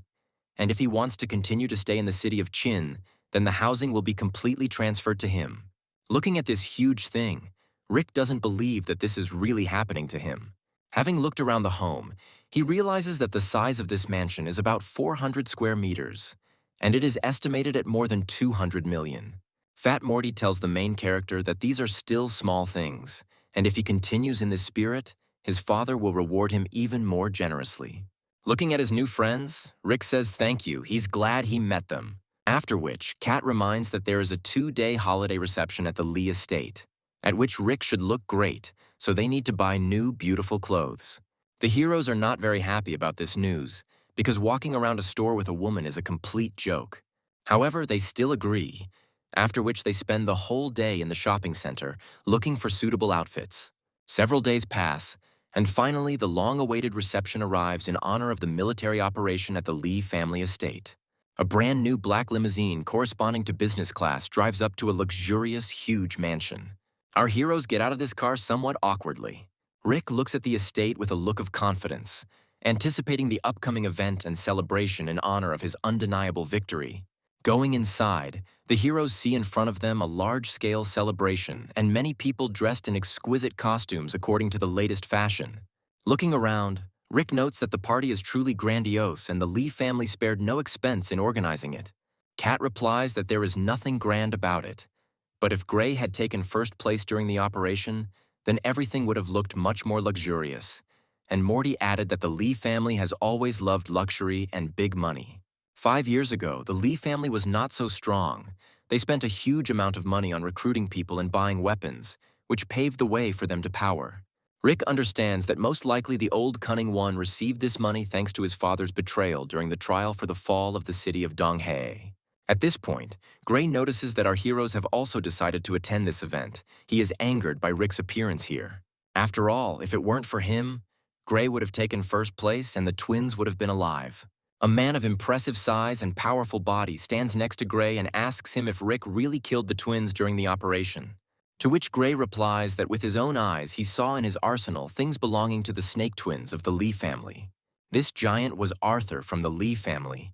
He looks at the main character with a fierce look because it was he who raised and taught the twin brothers everything, so he wants to take full revenge on him for their death. Fair fighting has never been prohibited at Meteorite Warrior parties, as long as both parties involved in the fight agree to it. There was also another contender for victory on the guest list, Ron. He came here along with his friends from the military detachment. Pointing a finger at Rick, the military mocks Ron because some mid-level fighter was able to overtake him. At this moment, Ron's attention is drawn to a loud noise coming from the center of the guest room. This noise was generated by the impact of the heel of the thug Arthur's perfectly patent leather shoes. Jumping down, he looks with a piercing gaze towards the heroes, not taking his eyes off for a second. Seeing him, the heroes open their mouths, because he had truly impressive and inhuman dimensions. Rick feels what a strong aura comes from this fighter. He understands that Arthur from the Lee family is a very strong opponent. Morty warns the main character to be careful, because Arthur raised snake twins and may be aggressive towards him. Grizzly Bear Arthur Lee, known for his terrifying size and strength, is one of the strongest advanced fighters of this family. Seeing the heroes, Arthur approaches them, asking Rick if he is really the one who won the military operation. Approaching the main character, he says that he has heard about his exploits, after which he invites him to engage in friendly sparring to liven up the party. The crowd around froze in surprise, anticipating the coming battle. But this proposal did not bother the main character at all. On the contrary, complete and imperturbable self-confidence is visible in his eyes. Morty shoves the main character in the shoulder, telling him not to fall for this trick, because Arthur is one of the strongest fighters of the Lee family. But at this moment, Gray intervenes, telling the main character that such a strong fighter, who took first place in the operation, simply cannot refuse this offer, because people may have doubts about his leadership. To which Rick replies that he is not at all afraid of this giant, but is simply afraid of killing him, thereby insulting his great family. Gray replies that someone like him will definitely not be able to kill Arthur, so he can afford to fight with all his might, and in case of defeat, the Lee family will not take revenge on him. Hearing this, Rick accepts Gray's conditions and agrees to the fight. The crowd around roared with delight, because the fight promises to be spectacular. Stretching his neck, Big Arthur tells Rick that he will take care of his family after he dies. The time for the fight came, and the heroes stood opposite each other in the arena. Rick feels a strong aura emanating from this fighter, which is several times greater than the aura of the twins combined. Before he had time to think about battle tactics, a loud sound of scraping patent leather shoes was heard in the hall. Rick understands that the big guy will attack now. Arthur performs a quick jump before attempting to hit Rick with his massive two-handed mace, which has an E-tier beast core built into it. The impact from it destroys the entire area within the attack radius into smithereens, causing the stone floor to shatter into small stones. However, the main character manages to jump away and dodge the attack, noting that the blow was much faster than he expected. Before he had time to come to his senses, Arthur immediately flew out of the cloud of dust, pointing his huge mace in his direction. He then attacks him with his weapon's E-rank special ability called Hurricane Double Strike. With multiple sweeping blows of his mace, Arthur tries to hit Rick's body, but he barely manages to parry all the attacks, after which the main character jumps to a safe distance to catch his breath a little. Arthur praises Rick for managing to survive his double-kick hurricane. However, he will now fight more seriously. Looking at the fight, Morty thinks that if he were in Rick's place, he would definitely have died from a barrage of such powerful blows. Kat shouts to the main character that exchanging a few blows is enough for sparring and invites him to give up, because this is absolutely normal. But Gray tells Rick not to dare to give up, because in this case the Mercenary Association will lose its face, because everyone considers him a brilliant fighter. Looking at him, Morty realizes that he was planning to kill Rick during a sparring session. Having unbuttoned the top button of his shirt, Rick proudly says that he didn't even think of giving up, because his victory in the fight is inevitable. After which, with the help of the God of War system, he pumps up his maneuvering skill to the maximum. Having activated the skill, Rick attacks Arthur with incredibly high speed, barely noticeable to the human eye. The big guy is surprised by such enormous strength and speed of the main character, because he can barely hold back the onslaught with the help of an elite shield. But it seems to him that even this is not enough. He was right. From the blow, his shield shatters into small fragments, and Rick's blade goes straight to his neck. Realizing that he is about to die, he prays to Old Man Vaughn to save him. But his plea was unsuccessful, and the blow still struck his body, causing him fatal damage. A huge body falls to the ground with a roar, and Arthur himself shows no signs of life. Having finished the battle, Rick shakes his opponent's blood off his blade, after which, with a proud look, he asks for forgiveness from those present for not being able to restrain himself, which led to the death of Arthur. The surrounding crowd is shocked by the strength of the protagonist, because he was able to defeat such a terrifying opponent in a matter of seconds. Rick's strength surprised his friends as well. Kat could not have imagined that the main character had such enormous strength. Seeing the fight, Morty realizes that Rick has just used his newly acquired D-tier ability. Ron understood this too, his mouth open in surprise. He did not understand how Rick was able to master such a complex technique in just a few days. Looking at him, the heroes consider Rick to be a real genius. It is not surprising that the chief instructor, Brooke, was so interested in him. Arthur's death infuriated Gray, and a grimace of despair and bewilderment formed on his face. Suddenly, a loud voice was heard in the hall, and all conversations and arguments abruptly stopped. Old Man 1 came out into the hall. He was outraged that someone dared to kill a member of the Lee family while at their holiday. In despair, Gray shouts to his father that this man dared to kill not only Arthur, but also the Snake twins. They cannot just forgive him for this. But Old Man Vaughn did not even think of forgiving the main character. Finding an opportune moment, he rushed towards Rick at breakneck speed, wanting to finish him off with one blow. The main character is preparing for an approaching attack, when suddenly a person rushes in front of him, which, with the same incredible power, collides with the head of the Lee family fist to fist. The clap from their collision forms a powerful shockwave, which forces even fighters who are not within the range of the strike to step back. An incredible fight ensues between them. The speed of both fighters is beyond the reach of the human eye, and the entire battlefield turns into a pile of stones. Looking at them, Rick realizes how much terrifying power the warlords have. It turned out that the person who protected Rick was Hughes. He attacks the old man with a powerful blow, forcing him to jump back. With a self-confident look, Hughes says that accidents are inevitable in sparring, especially since Arthur was the initiator of the fight and he was the first to attack the hero. Looking at Hughes, Old Man Vaughn realizes that now is not the right time for a fight. However, seeing how quickly Rick is becoming more like his father, Vaughn believes he needs to be eliminated as soon as possible. But seeing that in addition to the head of the mercenaries, there is also Senior Inspector Brooke, the head of the Lee family, he understands that he is not yet able to resist two military leaders at the same time. Therefore, he decides to retreat, but warns the protagonist that from now on he is an enemy of the Lee family. With his palm and fist crossed together, the main character thanks Hughes for saving him. Putting his hand on his shoulder, Hughes replies that he should no longer call him president, because he saved his son from death. From now on, he can simply call him Uncle Hughes. Ron's friends opened their mouths at the fight they saw. Ron added that now they should understand why he didn't take first place in the operation. After which, he thinks that he is glad that such a genius has appeared in their city, because this will be a good incentive for his personal development. The heroes leave the Lee family estate. A luxurious limousine is already waiting for them at the entrance. Looking back, Rick realizes that with his current strength, he is not yet able to fully resist the Lee family, and he needs to become stronger as soon as possible. This whole situation was observed by the same pink-haired girl whom Rick had recently met in an elite area. When the estate began to empty of guests, Old Man Vaughn invited his son into his room to have a serious talk with him. Filled with rage, Gray shouts at the old man's back that this bastard dared to kill Arthur and also took away his first place, for which they must kill him. But when the old man turned around, Gray's face changed sharply and a grimace of horror appeared on him. With a straight face, Old Man Vaughn slaps his spoiled son, thereby showing that he cannot talk to him in such a tone. Gray grabbed his cheek, pitifully asking his father for an apology.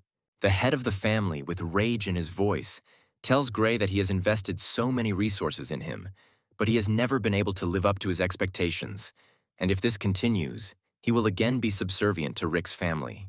Hearing this, Gray understands why the protagonist's face seemed so familiar to him. He is surprised that the son of a traitor was able to survive. Vaughn explains to his son that the Lee family has worked long and hard to become so strong, and now that their plan is almost complete, they cannot allow Rick to interfere with them, so Gray must deal with him as soon as possible.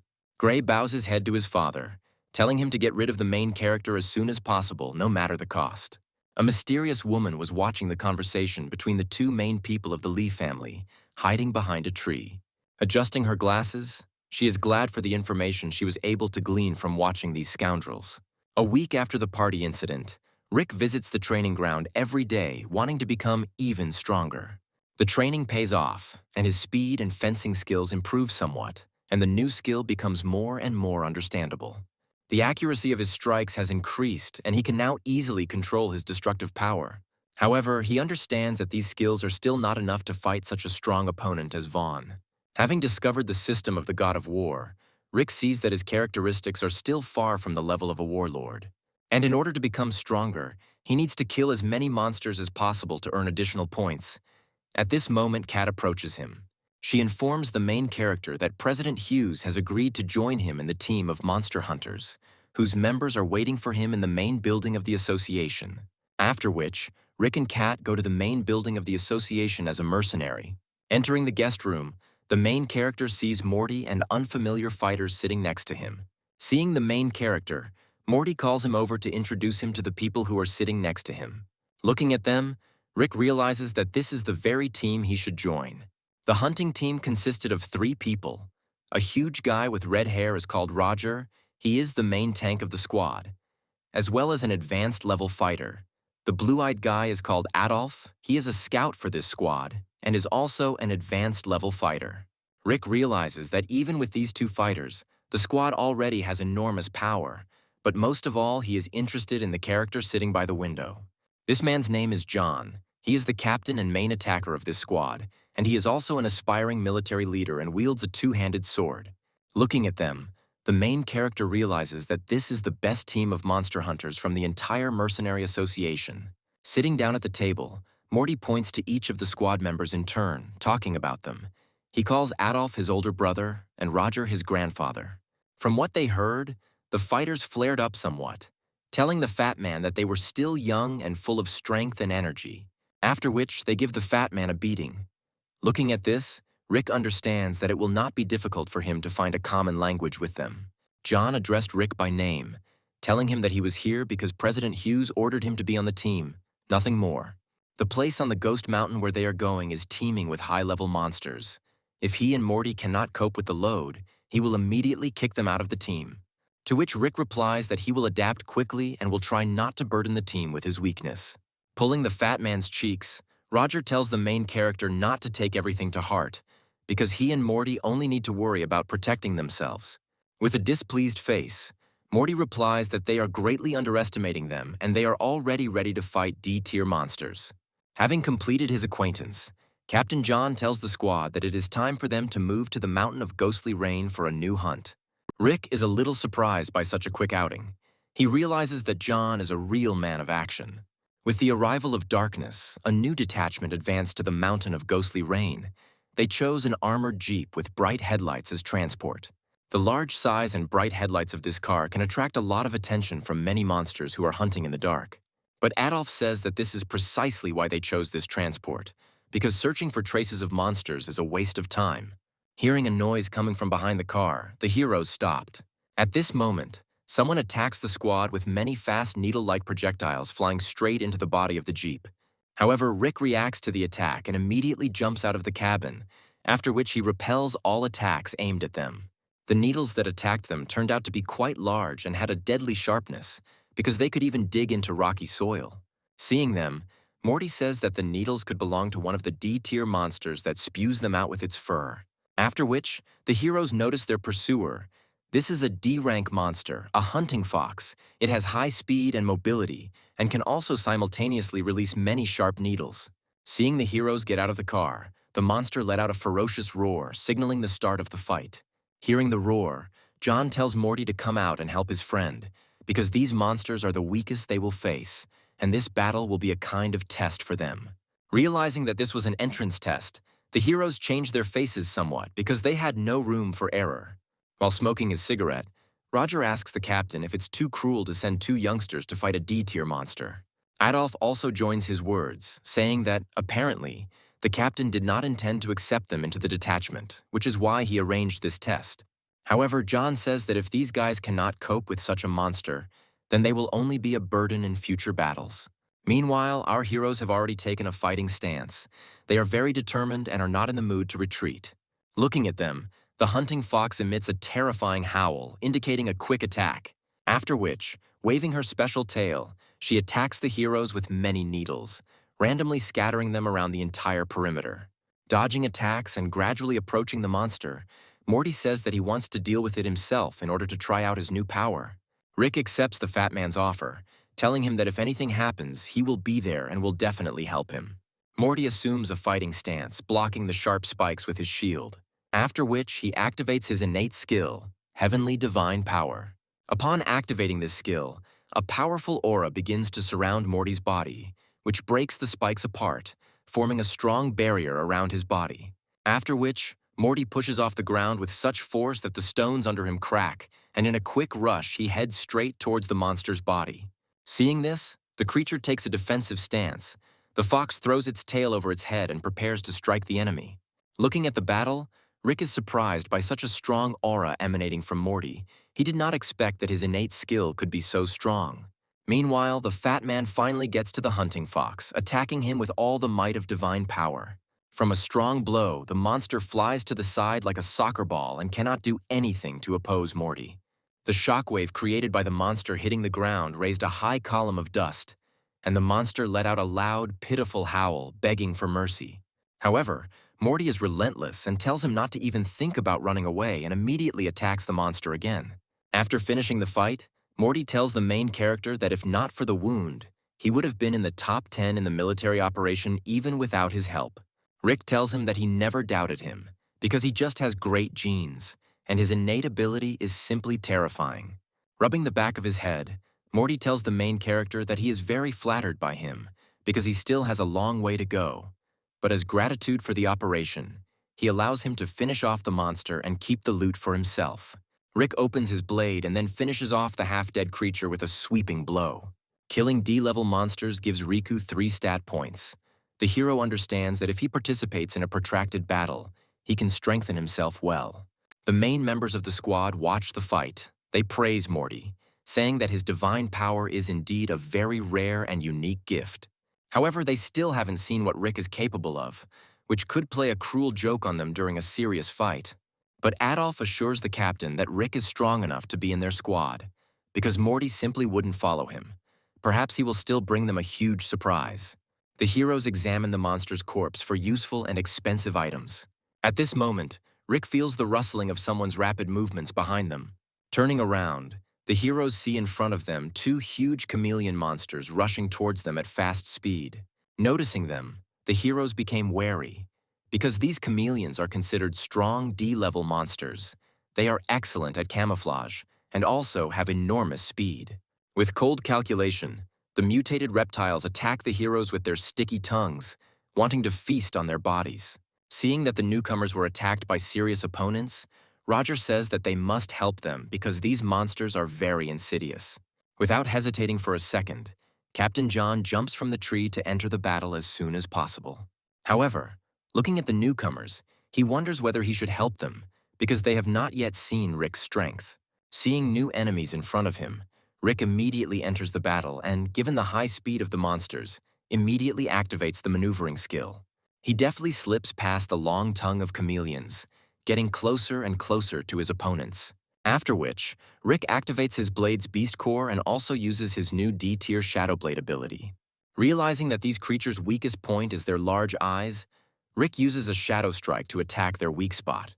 At the moment of impact, the hidden ability of the Shadow Blade was activated, which allows it to inflict double damage, so the attack seemed to slip past the eyes of both creatures. The power of the activated weapon causes deafening damage to monsters, leaving them no chance of survival. The monsters fall like dead weight to the ground, and Rick feels how with each new killing of monsters he becomes stronger. His progress is noticeable. It seems to him that even since the fight with Arthur, he has become much stronger, because he was able to easily defeat 2 D-rank monsters. After the battle, Morty runs up to the main character with a smile, saying that now they have definitely passed the test and will be able to participate in cleanup operations along with the rest of the squad members. Looking at how easily the main character defeated the D-rank monsters, Adolf and Roger are surprised by his strength. They were especially struck by the speed of the main character, which Adolf compares to the level of a general. John is also surprised by the newcomer's abilities. He realizes that he has several skills useful in battle, as well as extremely powerful weapons. Considering these facts, the captain is glad that he was able to get such a talented young man into his squad, because over time he will be able to train him into a very strong fighter. Adolf invites the captain to try out Rick as the main swordsman, because it seems to him that with his abilities he should cope with this role. Having finished the battle and collecting useful resources, the heroes returned back to the car. Captain John asks the heroes for forgiveness for his arrogance and bias towards them, after which he extends his hand, offering to become members of their team. Rick accepts his offer, shaking his hand and saying that he will try not to make them worry about him anymore. Having finished with the ceremony of joining the detachment, the heroes set off on their further journey. After driving some distance, Adolf sees a large cluster of monsters in front of him, after which he presses the button for emergency evacuation from the car. He jumps out of the Jeep, attracting a huge pile of monsters onto his body, wanting to tear him to pieces. Roger and Morty take on the attacks of the monsters. They cover the squad with the help of their shields, while at the same time John and Rick deal with the rest of the creatures. The fight continued for a long time, but the fighters managed to remain victorious without any problems and get rid of the whole bunch of monsters. After which, they climb onto one of the watchtowers located in the area to rest a little. The last battle took a lot of strength from the heroes, however. Thanks to it, Rick was able to earn a huge amount of stat points. The heroes left Adolf as a patrolman because he is a scout. Looking at his sword, Rick realizes that if the squad continues to actively fight monsters, he can easily upgrade his skills and characteristics to the maximum available. After all, over the past days, participating in constant battles, he was able to earn about 100 points.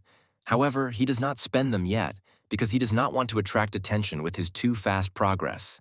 Looking at Rick, John tells him to rest a little, because if they meet stronger opponents, such as monster warlords, then he will not have such a chance.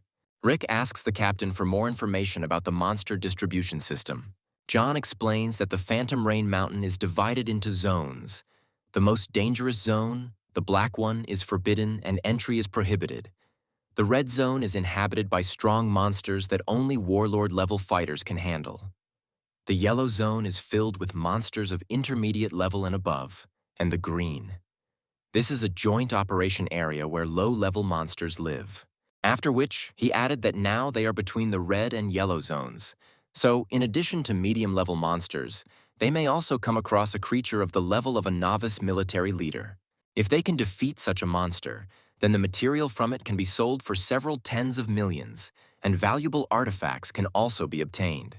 However, Roger pacifies the ardor of young Rick, because battles with such monsters are extremely difficult and sometimes last for several days. John says that capturing such a monster is the main goal of their squad. He wants to amaze the other military leaders with the success of his team. Rick is thinking about whether, having killed such a monster, he can become a military leader himself, because then he will be able to further upgrade his skills. At this moment, Adolf rushes towards the watchtower, shouting to his team to prepare for battle, because a large wave of monsters is coming. Following him, the tower begins to be surrounded by a huge number of monsters that resemble wolves, looking in their direction with a bloody, hungry gaze. These are D-level monsters, rabid snow mastiffs. They are known for their absolute fearlessness, as well as their ability to gather in large packs.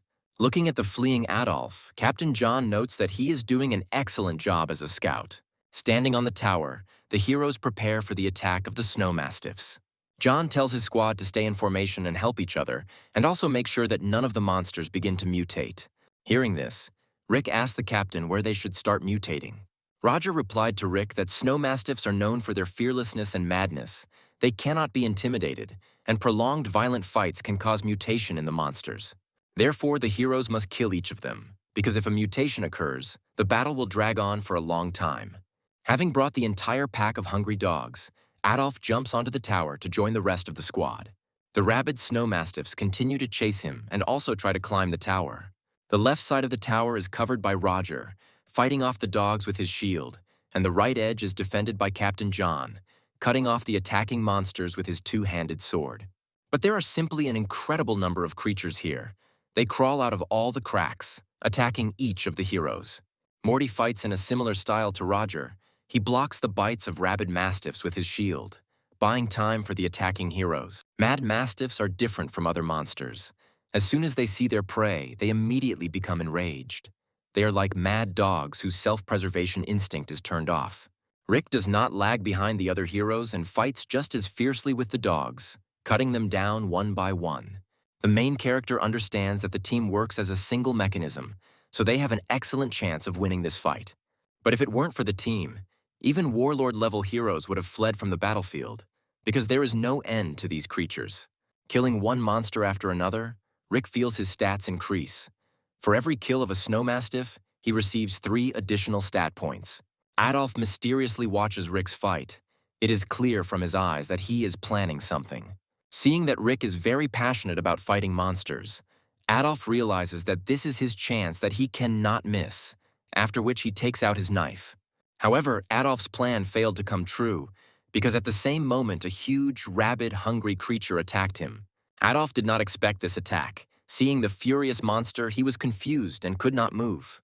Rick notices that Adolf is terrified, and if he is not helped, he faces death. Realizing this, Rick shields himself from the monsters with his hand, allowing him to bite it, and with his other hand he kills the monster that attacked Adolf, saving his life. Looking at this, Adolf understands how fast the protagonist's reaction is. It's good that he didn't act rashly then. Looking at the frightened Adolf, Rick tells him that he should stay close to the rest of the team. John notices how fiercely Rick fights. Once again, he emphasizes to himself what a good decision it was to accept him into his team. The battle had been going on for more than 3 hours. More and more corpses of monsters fell to the ground, turning it bloody. But their number has not decreased, and the heroes continue to fight them fiercely. Suddenly, a loud explosion occurs that covers the entire area around the tower with bright flames, surrounding the heroes with a fiery trap. The corpses of monsters from which it was still possible to collect an arsenal are burned to the ground in a powerful flame. Looking at the high pillar of fire, the heroes do not understand what is happening here and where this explosion came from. Seeing the flames, John tells the team that someone ambushed them, as explosive weapons can easily cause monsters to mutate. It turned out that this was the work of Gray. Looking at how brightly the flame was burning, he shouted that Rick had made enemies in the Lee family in vain. Now he would have to die here, and he would feed his corpse to the dogs. The heroes stood in a circle, covering each other's backs. Morty says that if they manage to escape, Gray may not ask for his mercy. At this moment, the wounded, half-dead snow mastiff begins to emit a mysterious aura that has enormous power. He opens his wild eyes, filled with endless rage and power, after which, the mad dog rushes towards the squad with great speed, wanting to tear their bodies into small pieces. The furious creature heads straight towards Roger's body. Due to the fact that Roger is large, his speed is not enough to raise his shield in time. But Rick saves him from the blow. He hugs Roger and falls to the ground with him, which helped them dodge the monster's attack. Looking at the rabid creature, the heroes realize that the rabid mastiff is mutating, and now its strength and speed cannot be compared with that of other monsters. A monster's mutation is like a transition in life. Its combat power is greatly enhanced, and intense battle, mortal wounds, and explosives only speed up the process. Looking at the fight, Gray tells the main character that heaven itself wants him to die today, because it's not every day you see how strong monsters mutate. At this point, Captain John attacks the mutated creature with his greatsword, telling the rest of the crew to stay away.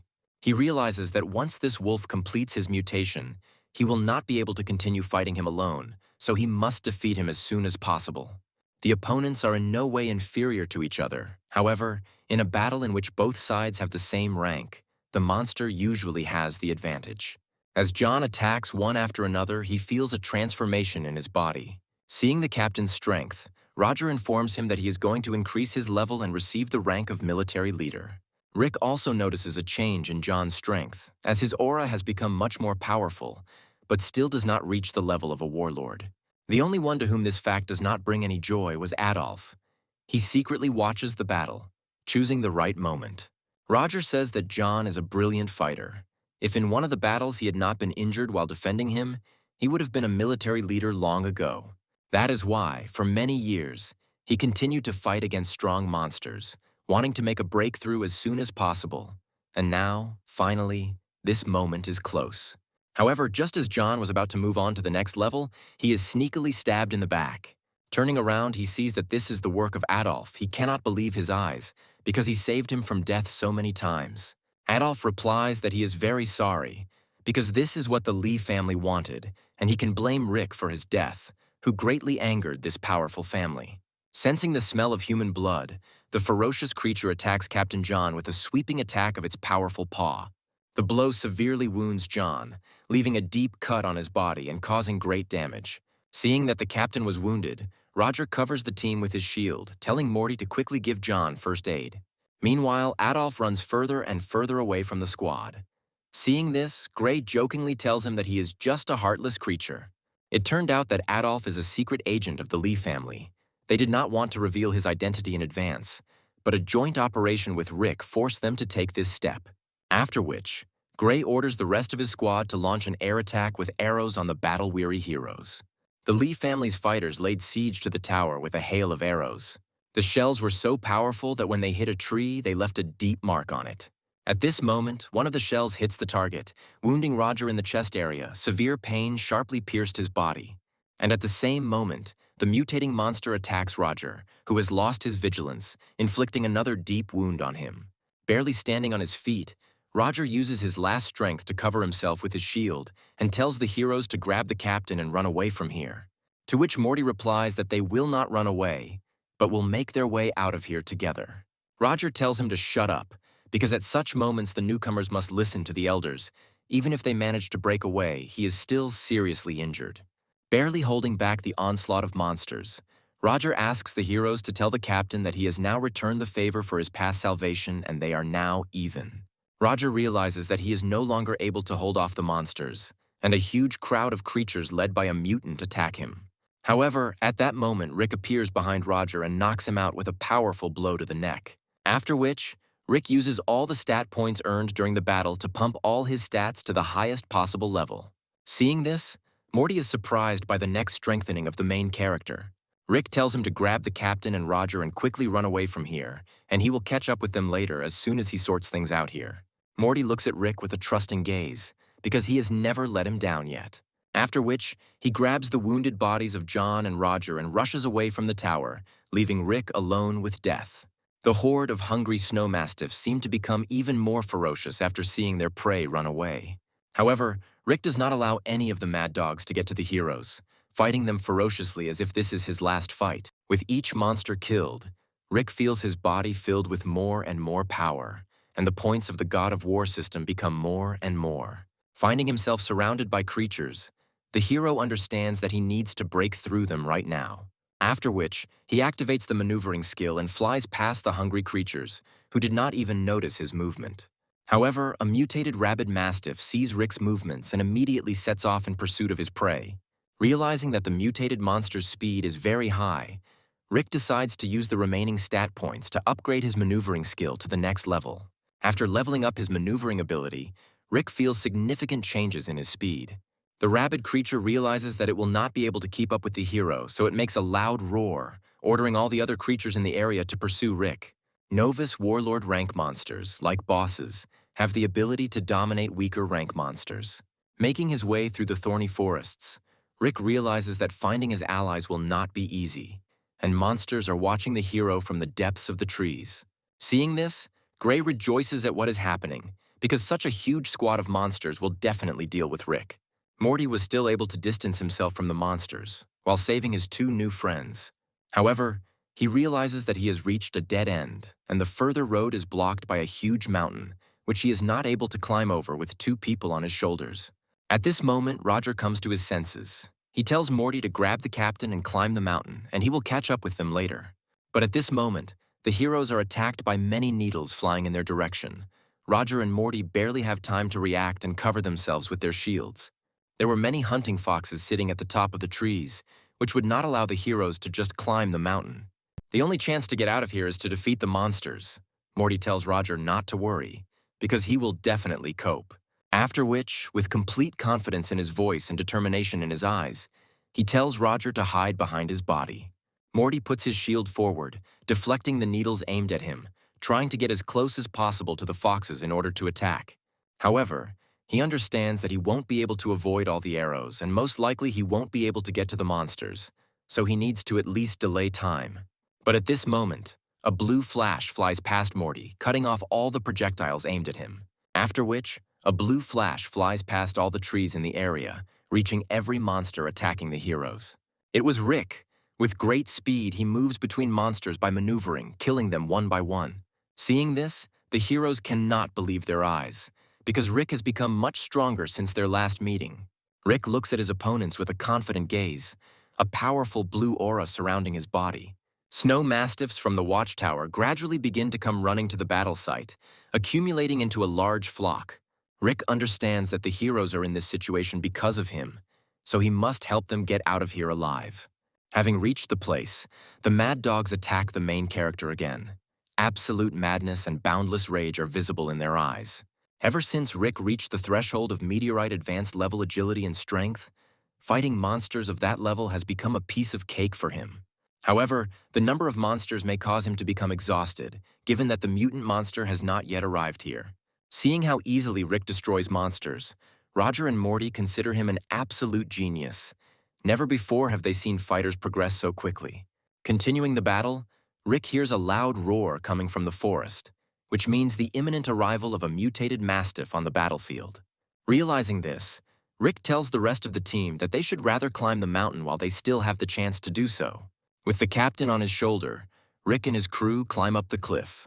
Given their physiology, mad dogs cannot climb up the mountain, so they can only growl furiously after the heroes. Having laid John on the ground, Rick realizes that his wounds are not fatal, because they were able to provide him with first aid in time. However, Rick still blames himself for what happened and swears that when he gets out of here, he will destroy the Lee family.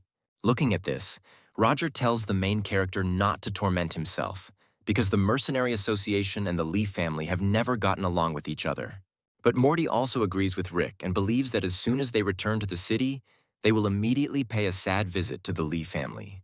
With his hand on Morty's head, Roger asks Rick why he was hiding his true strength, since he couldn't have become that much stronger in a matter of hours. Morty added that he now understands how Rick constantly managed to defeat his opponents so cleverly, because in fact, he was hiding his strength. In response to this, Rick just grinned, telling the heroes that in fact he just had a talent for quickly learning abilities. Hearing this, the heroes froze with envy, because improving and studying talents is a much more difficult task than pumping up characteristics. In addition to physical training and weapons, the power of a meteorite fighter depends on leveling up his skills. For an ordinary warrior, learning them is much more difficult than improving his physical fitness. Rubbing the back of his head, Roger says that if he had such talent and was able to complete his class ability, then the mutated mastiff's attacks would be useless against him. Hearing this, Morty laughed, because Roger once thought of Rick as a newcomer, and he, it turns out, will be stronger than him. At this moment, a multicolored aura began to radiate from Captain John's body, possessing enormous power and colossal strength. Seeing this, Roger became happy, telling the others that the captain was going to evolve to the rank of warlord. The rest of the heroes are also happy about this, because if this happens, they can easily take revenge on Gray. When a meteorite warrior gains the rank of warlord, his combat power is greatly improved. In any city, warlords are always top-notch warriors. When John was young, he was injured while protecting Roger during a fight with monsters, the consequences of which reduced his chances of promotion to the rank of warlord. After this, John created his own squad of monster hunters and constantly fought on the front lines to hone his skills and increase his rank. Seeing that the captain is evolving, Roger cries, because it was because of him that John was once injured, and now he will finally achieve his desired goal. After which, he looks at Rick and tells him that most likely he too will someday become a military leader, because he has enormous talent. In a cozy atmosphere, Morty laughs cheerfully, saying that they will soon become an invincible team, because they will have 2 first-class fighters on their roster. Rick asks Roger if fierce battles are the only way to rank up. To which he replies that this method is the most popular and frequently used, but it is not the only one. First, he needs to understand that when people make their way to the rank of warlord, it is similar to how monsters mutate. After the night of the meteorite fall, every living organism mutated, including people. When some strong stimulus occurs, monsters mutate. The same goes for people. This world is still changing, so there must be other ways to become a warlord. Hearing this, Rick ponders his words. The thought comes to his mind that perhaps the god of war system itself will give him a hint at the right time. After long battles, the heroes fell asleep and a new day dawned. But they did not manage to get enough sleep because they were awakened by the rustle of wings emitted by eagle-eyed foxes hovering above their heads. Waking up, the heroes notice that there are a lot of flying monsters here. Roger explains to Rick that these monsters are known for their cunning and excellent intelligence, so he needs to be on his guard. Without giving the heroes a chance to rest, the eagle-eyed foxes immediately attack them, putting the squad in an awkward position because flying monsters are difficult to fight without a special arsenal. Cunning monsters split up to launch a surprise attack from 3 sides simultaneously. Rick notices that all 3 eagle-eyed foxes are attacking his wounded comrades, and he does not have time to cover them. The heroes steadfastly withstand the blow of the flying creatures, covering themselves from the attack with their shields. But the force of the onslaught is so great that Morty began to bleed from the mouth. Rick tries his best to get to his teammates as quickly as possible in order to help them as quickly as possible. But as soon as he gets closer, the creatures immediately fly up. These bastards know that they need to aim at wounded enemies. Roger says that flying-type monsters are much more dangerous than others. Due to their huge field of vision and fast speed, fighting them is never easy. Morty says that the place where the battle is taking place is too spacious. For further battle, they need to find some kind of cave. To which Roger says that the most dangerous thing about these mantras is that they attack in groups, which means there is a nest somewhere nearby, and if they try to hide somewhere in a cave, they can run into even more creatures. Rick ponders the words spoken by his comrades. He realizes that to fight these monsters, ranged weapons are needed. Suddenly, the hero remembers that he has something similar in his arsenal, and an interesting idea appears. Realizing that the heroes cannot do anything to oppose them, the eagle-eyed foxes attack them again. This time, they fly towards Rick. Roger activates the ability to protect himself, telling the rest of the team that they need to hold out until the commander wakes up, and then it's down to business. However, Rick didn't even move from his spot. He carefully watched the flight of the monsters, waiting for the right moment to attack, after which he quickly throws a rope at them to bind the monsters. At the edges of the rope are tied sickle-shaped blades that Rick acquired in a battle with the twin brothers of the Lee family. The blow lands right on target and pierces the necks of 2 monsters at the same time, causing them to dive to the ground and roar in intense pain. Seeing this attack, Morty smiles, because he knows how these blades were obtained, and Roger, once again, is surprised at the ingenuity of the protagonist. Holding the creatures by the leash, Rick is glad that he has the opportunity to use this weapon, given to him by the Lee family. After which, he pulls the rope towards himself, causing the monsters to collide with each other and fall dead weight to the ground. Having defeated 2 eagle-eyed foxes, Rick immediately attacks the third while he is confused. Seeing Rick approaching, the last monster's eyes popped out in horror from fear of death, because to him, Rick seemed like a real butcher. Rick misses with his blow because at the last moment the monster managed to fly up. Seeing his opponent fly away, Rick realizes that these creatures really have high maneuvering speed.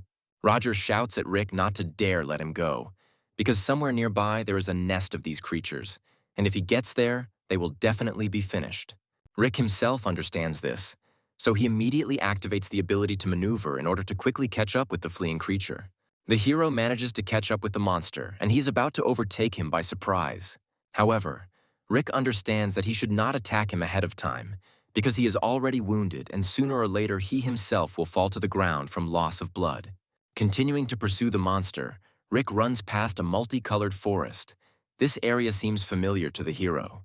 Seeing that the monster has weakened and began to move more slowly, the hero realizes that this is a great chance to attack. And at that moment, he violently throws a chaining rope with sickle-shaped blades tied to it at him. The attack reaches the monster's body, piercing through its neck and causing fatal damage.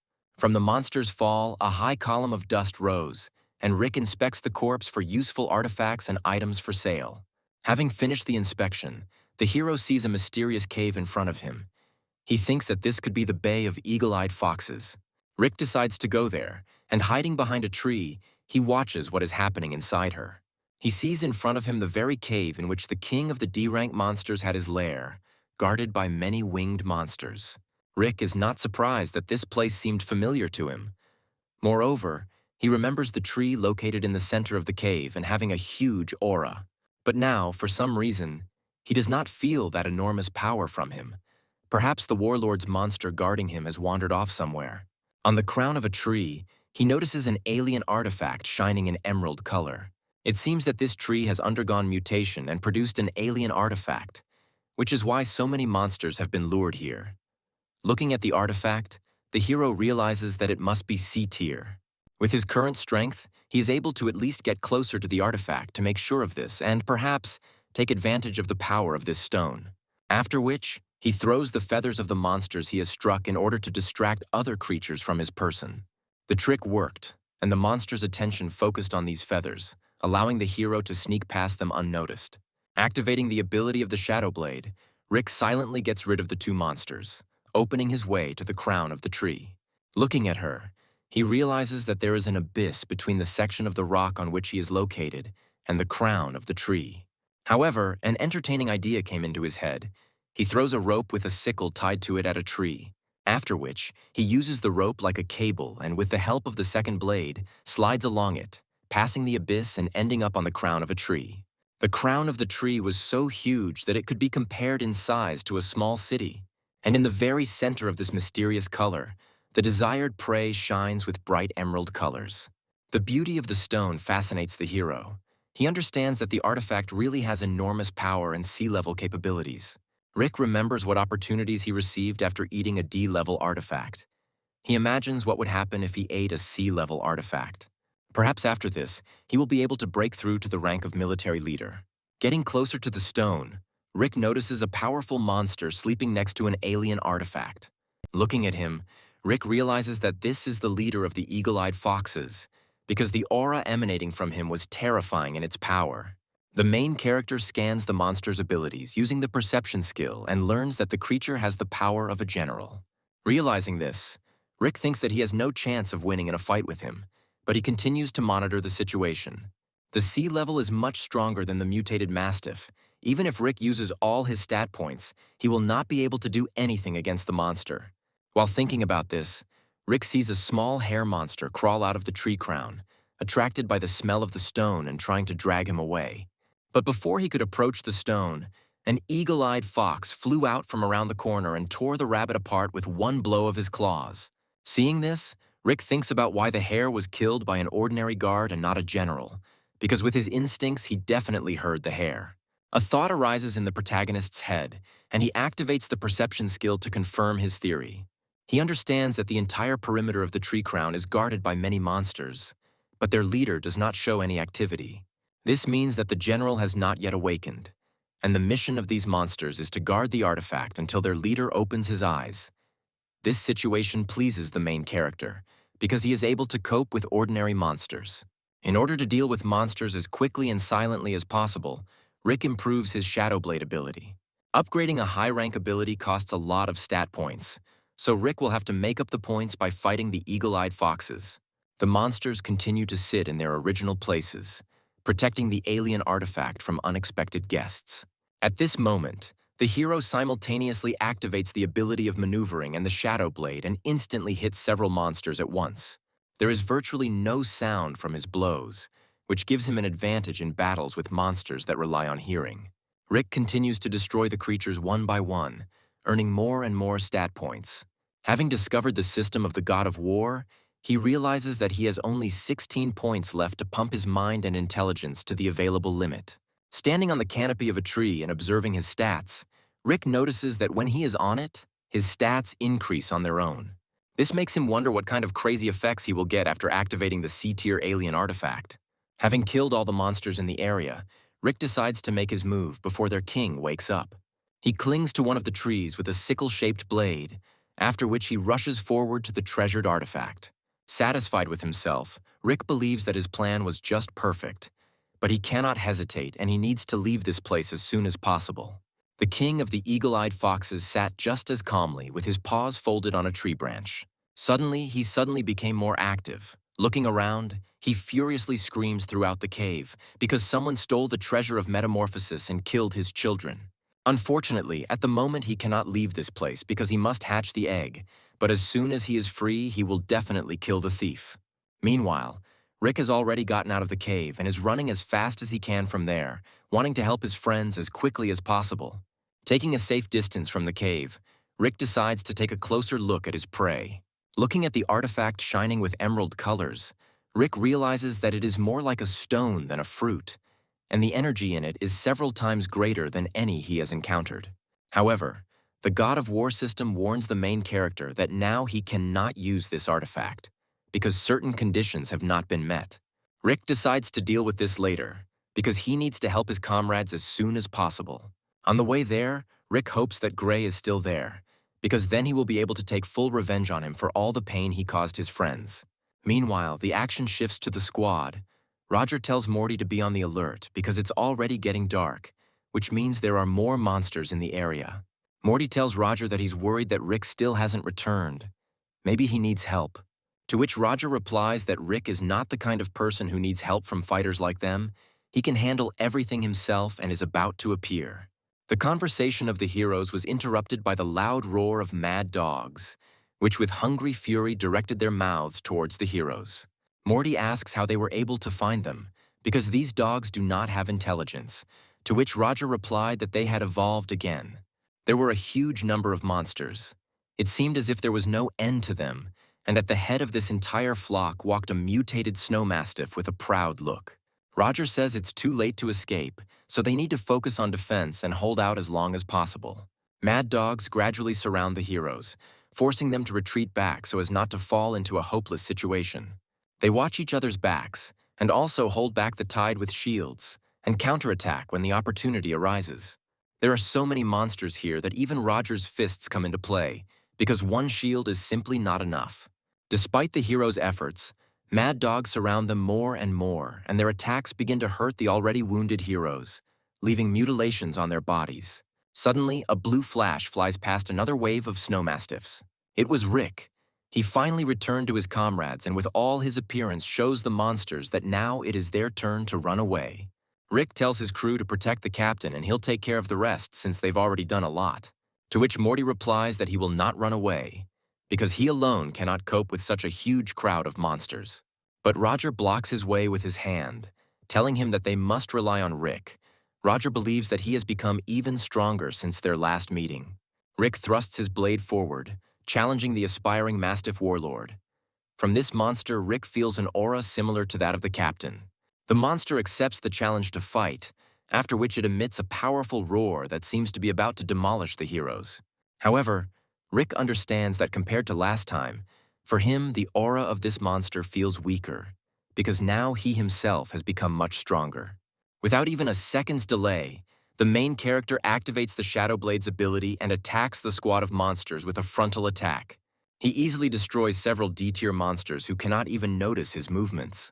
Seeing how easily Rick destroys monsters, the heroes think that he was actually hiding his true power all this time. Meanwhile, Rick continues to rampage on the battlefield, destroying more and more monsters and thereby gaining more and more stat points. Having killed the main pack of monsters guarding the leader, the hero swings at the main monster to check the progress of his forces. He reactivates all of his blade's abilities to deal devastating damage to the monster. However, the monster does not sleep and also attacks Rick at the same moment with a sweeping blow of its powerful paw. Opponents collide with each other. Powerful blows created a blue flash, the light from which reached the city itself. Having received a strong rebuff, Rick jumps back as he realizes that the monster's punching power exceeds his 99 points. But the monster does not give the main character a chance to rest and immediately attacks him, directing its mouth towards his body, which is about to catch Rick. To avoid the bite, Rick uses the maneuvering skill and jumps away from the monster to a safe distance, causing it to hesitate a little. A bloody fight ensues between the mad dog and the main character. The opponents are in no way inferior to each other and take turns taking the initiative. Looking at the fight, the heroes are once again surprised by Rick's abilities. They don't understand when he managed to become so strong. And even more so, considering his age, this makes him the envy of many fighters. It is not surprising that such attention is focused on him.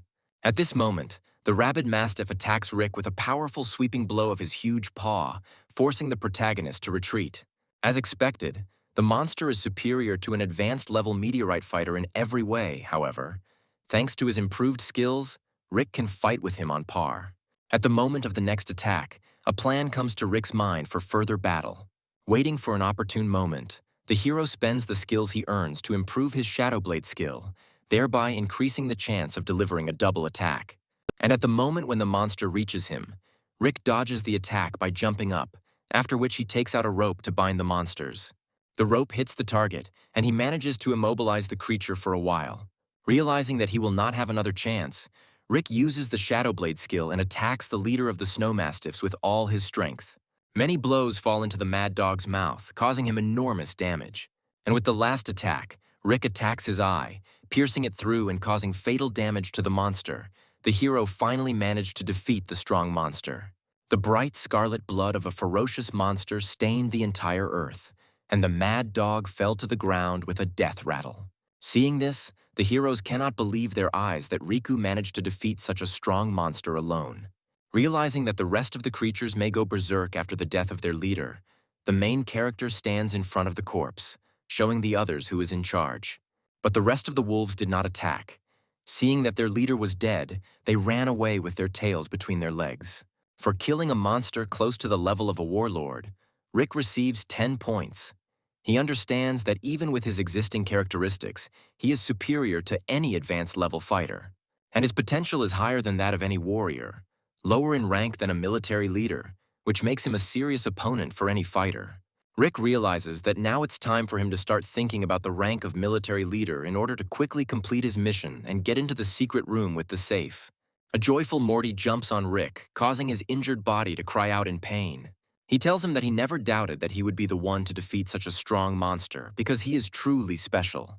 In response to this, Rick simply pulls the fat man's cheeks, and at that moment Roger tells him that he has truly amazing strength. Perhaps this strength even surpasses the strength of the captain, before he made the breakthrough to possibly become a military leader. After which, Roger tells him that he need not explain to him where he got such powers, because he is sure that Hughes specially added him to their squad, because he knew about the plans of the Lee family. Morty says that this is really like his father and he could predict their next move in advance. Perhaps he saw such potential in Rick. Rubbing his chin, Rick tells his friends that they have incredible intuition, but he doesn't want to talk about the God of War system yet. Instead, he turns his attention to the corpse of the mutated monster, telling the heroes that it is time to see what they have been fighting for so long. Rick's eyes lit up at the thought of how many expensive materials were in the creature's corpse, and Morty salivated at the thought of how juicy the meat from this monster would be. The heroes began to gut the monster's carcass, taking all the useful artifacts for themselves. One of these are mastiff eyes, which are valued at tens of millions on the market, because they are a very exclusive product. From what he heard, Rick choked, because he pierced one of his eyes with his blade. Roger tells him that he shouldn't be such a cheapskate, because there are plenty of other valuable materials here. For example, claws, fangs, bones cost more than $1 million apiece, and fur costs more than $5 million, because it can be used to make armor or capes for fighters. Throwing the entire arsenal into bags, Morty remembers that they still have not searched the corpses of ordinary monsters, because there are a huge number of them there. He immediately sets off to deal with this matter and offers the rest of the heroes a little rest, because they suffered greatly in a long battle. After which, Morty regrets his offer because there was a really huge amount of materials, and he had to unload them all alone. However, Morty has a reason to be happy, because during the search, he found something extremely entertaining. After which, he takes out 2 D-tier beast cores from his pocket, which are perfectly preserved and still emit a strong aura. The heroes are happy about this find, because the core of the beast is an extremely rare reward.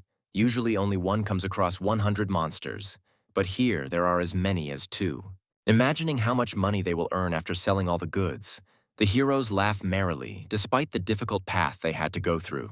Roger is glad that everything ended well, and in the end they managed to achieve the desired result and even get a good arsenal. But the captain still hasn't woken up, so they can't linger here any longer and need to return to the base as quickly as possible to put him in a clinic. Morty says that as soon as Captain John wakes up and becomes a military leader, they will definitely destroy the Lee family for such a vile act. Rick agrees with his words. He thinks to himself that he will never forgive the Lee family for what they did, and Gray will regret that he was even born. Meanwhile, the action moves to the scene of the battle between the heroes and monsters on the watchtower. There, the pawns of the Lee family are trying to find the corpses of the heroes because Mr. Gray ordered their bodies to be found, alive or dead, and dragged to him. But Adolf has a bad feeling. He can't believe that his comrades died so easily in battle, and deep down he repents for his action. Having reached the mountainside, the heroes see that same watchtower. Rick sees that the bastards from the Lee family are still patrolling this territory.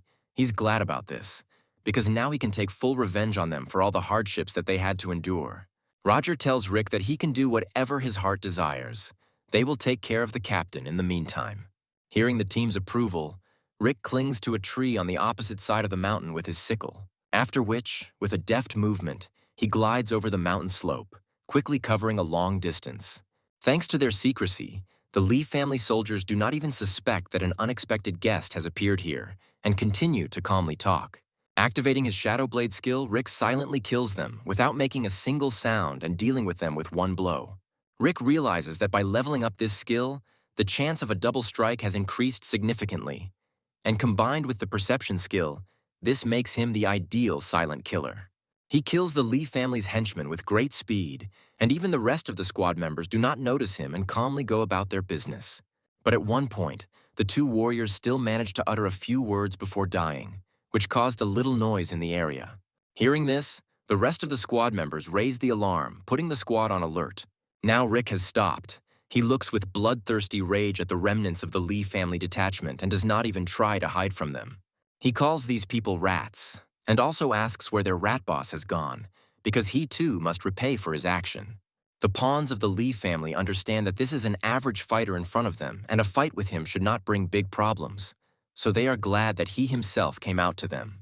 After which, surrounding him in a circle, the fighters simultaneously attack him, using the entire arsenal of their attacks. But Adolf's anxiety does not go away. He understands that something is wrong here, because an incredibly strong aura emanates from Rick. His aura reminds him of a power similar to that of an entry-level warlord monster, which confuses Adolf. She is literally imbued with bloodthirstiness and a furious desire for death to her enemies. Looking at the main character, Adolf breaks out in a sweat, because from Rick he feels enormous strength, which he had not noticed before being next to him. Adolf's ability to sense danger is much better than other people, which is why he joined a team of monster hunters as a scout. Adolf tries to warn his allies that attacking Rick is dangerous and they should retreat.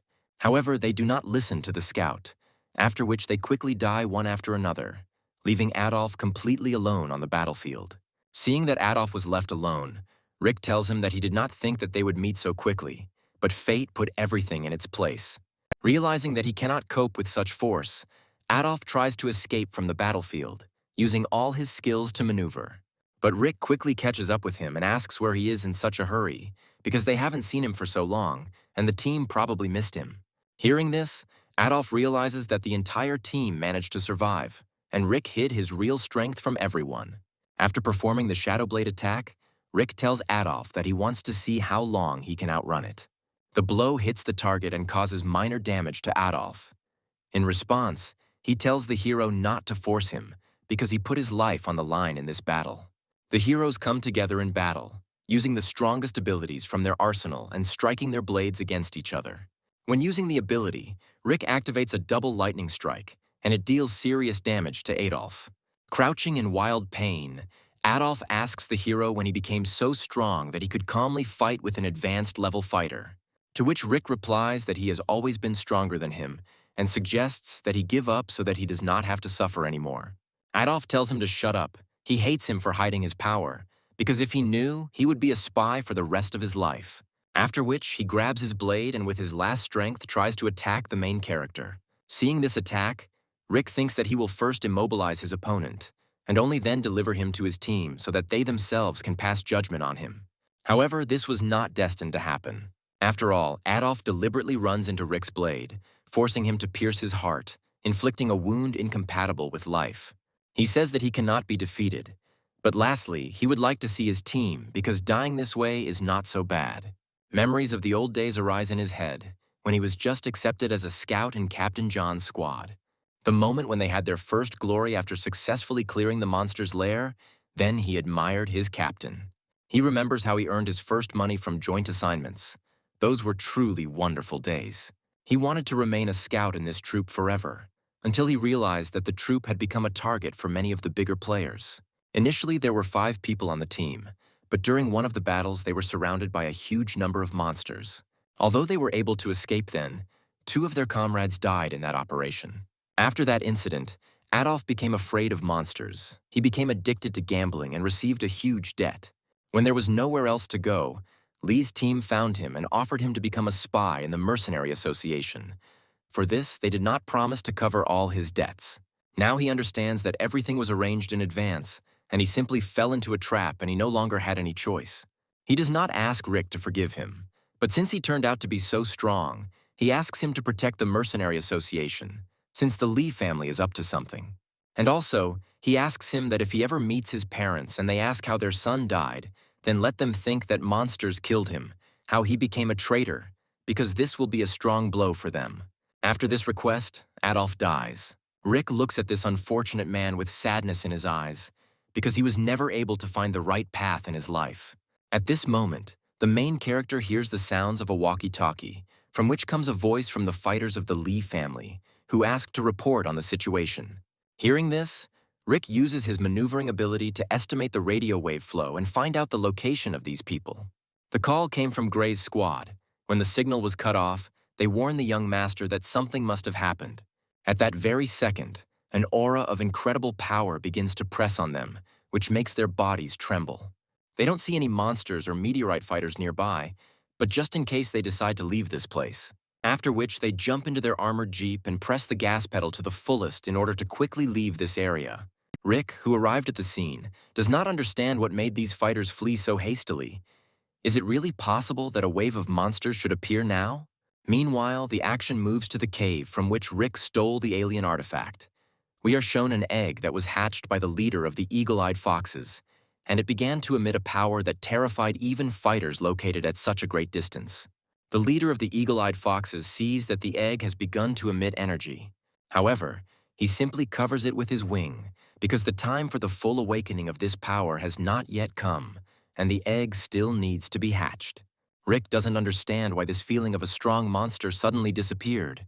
However, he is glad that he will not have to fight another wave of monsters.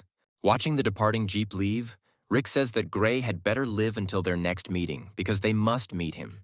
After which, he decides to return to the rest of the team because it's time for them to return to the city. Several days pass. The action moves to the house of Adolf's family. It's pouring rain outside, which seems to be crying for someone, and someone knocked on Adolf's apartment. 2 elderly people came out into the street. They were Adolf's parents. When they saw a stranger on the threshold, they asked him who he was looking for. The hooded man told them that their son died heroically in a battle with monsters while protecting his squad, and also gave them an arsenal worth a large sum of money. After which, the young man once again consoled the old people and went back. The action moves to the main headquarters of the Mercenary Association. There, in a special capsule for a quick recovery, lies Captain John, who is about to make a breakthrough to become a military leader. His chamber is watched from outside by Roger, President Hughes, and his assistant, and they discuss how difficult it was for John to become a military leader. Hughes says that the Lee family is already crossing all boundaries, and after moving to the city, they often put a spoke in the wheels of the Mercenary Association. The assistant explains to Hughes that the Lee family's actions are not illegal, and if war is declared on them, they will become enemies of all meteorite families in this city. Hughes is furious about this. He believes that they simply cannot allow the Lee family to do whatever they want, because then the mercenaries will be mocked.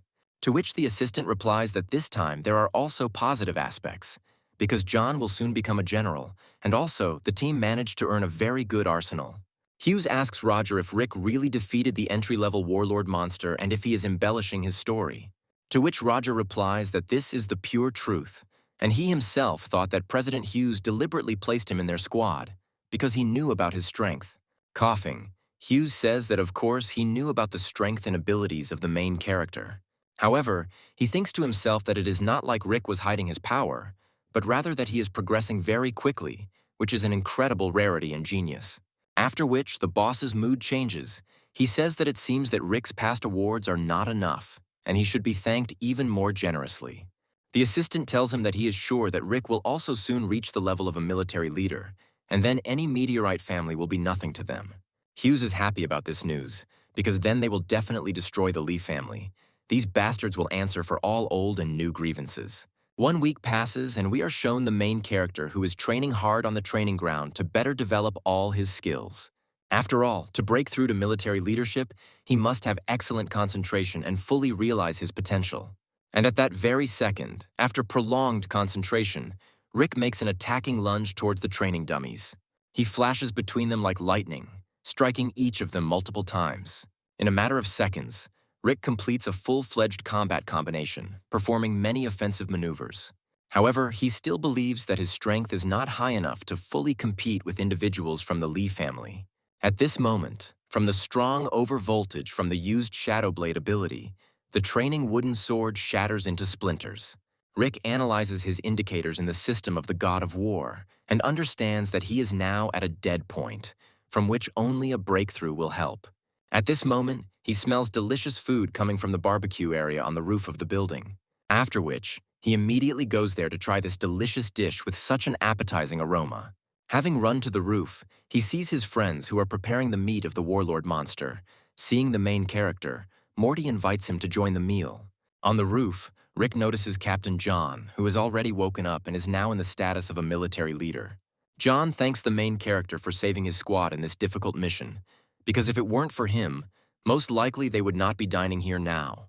In response to this, Rick simply rubs his cheek because he just did what he had to do.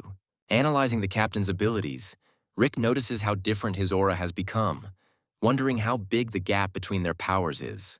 John tells Rick that after they grab a bite to eat, they need to stop by the mall because President Hughes wanted to thank him there.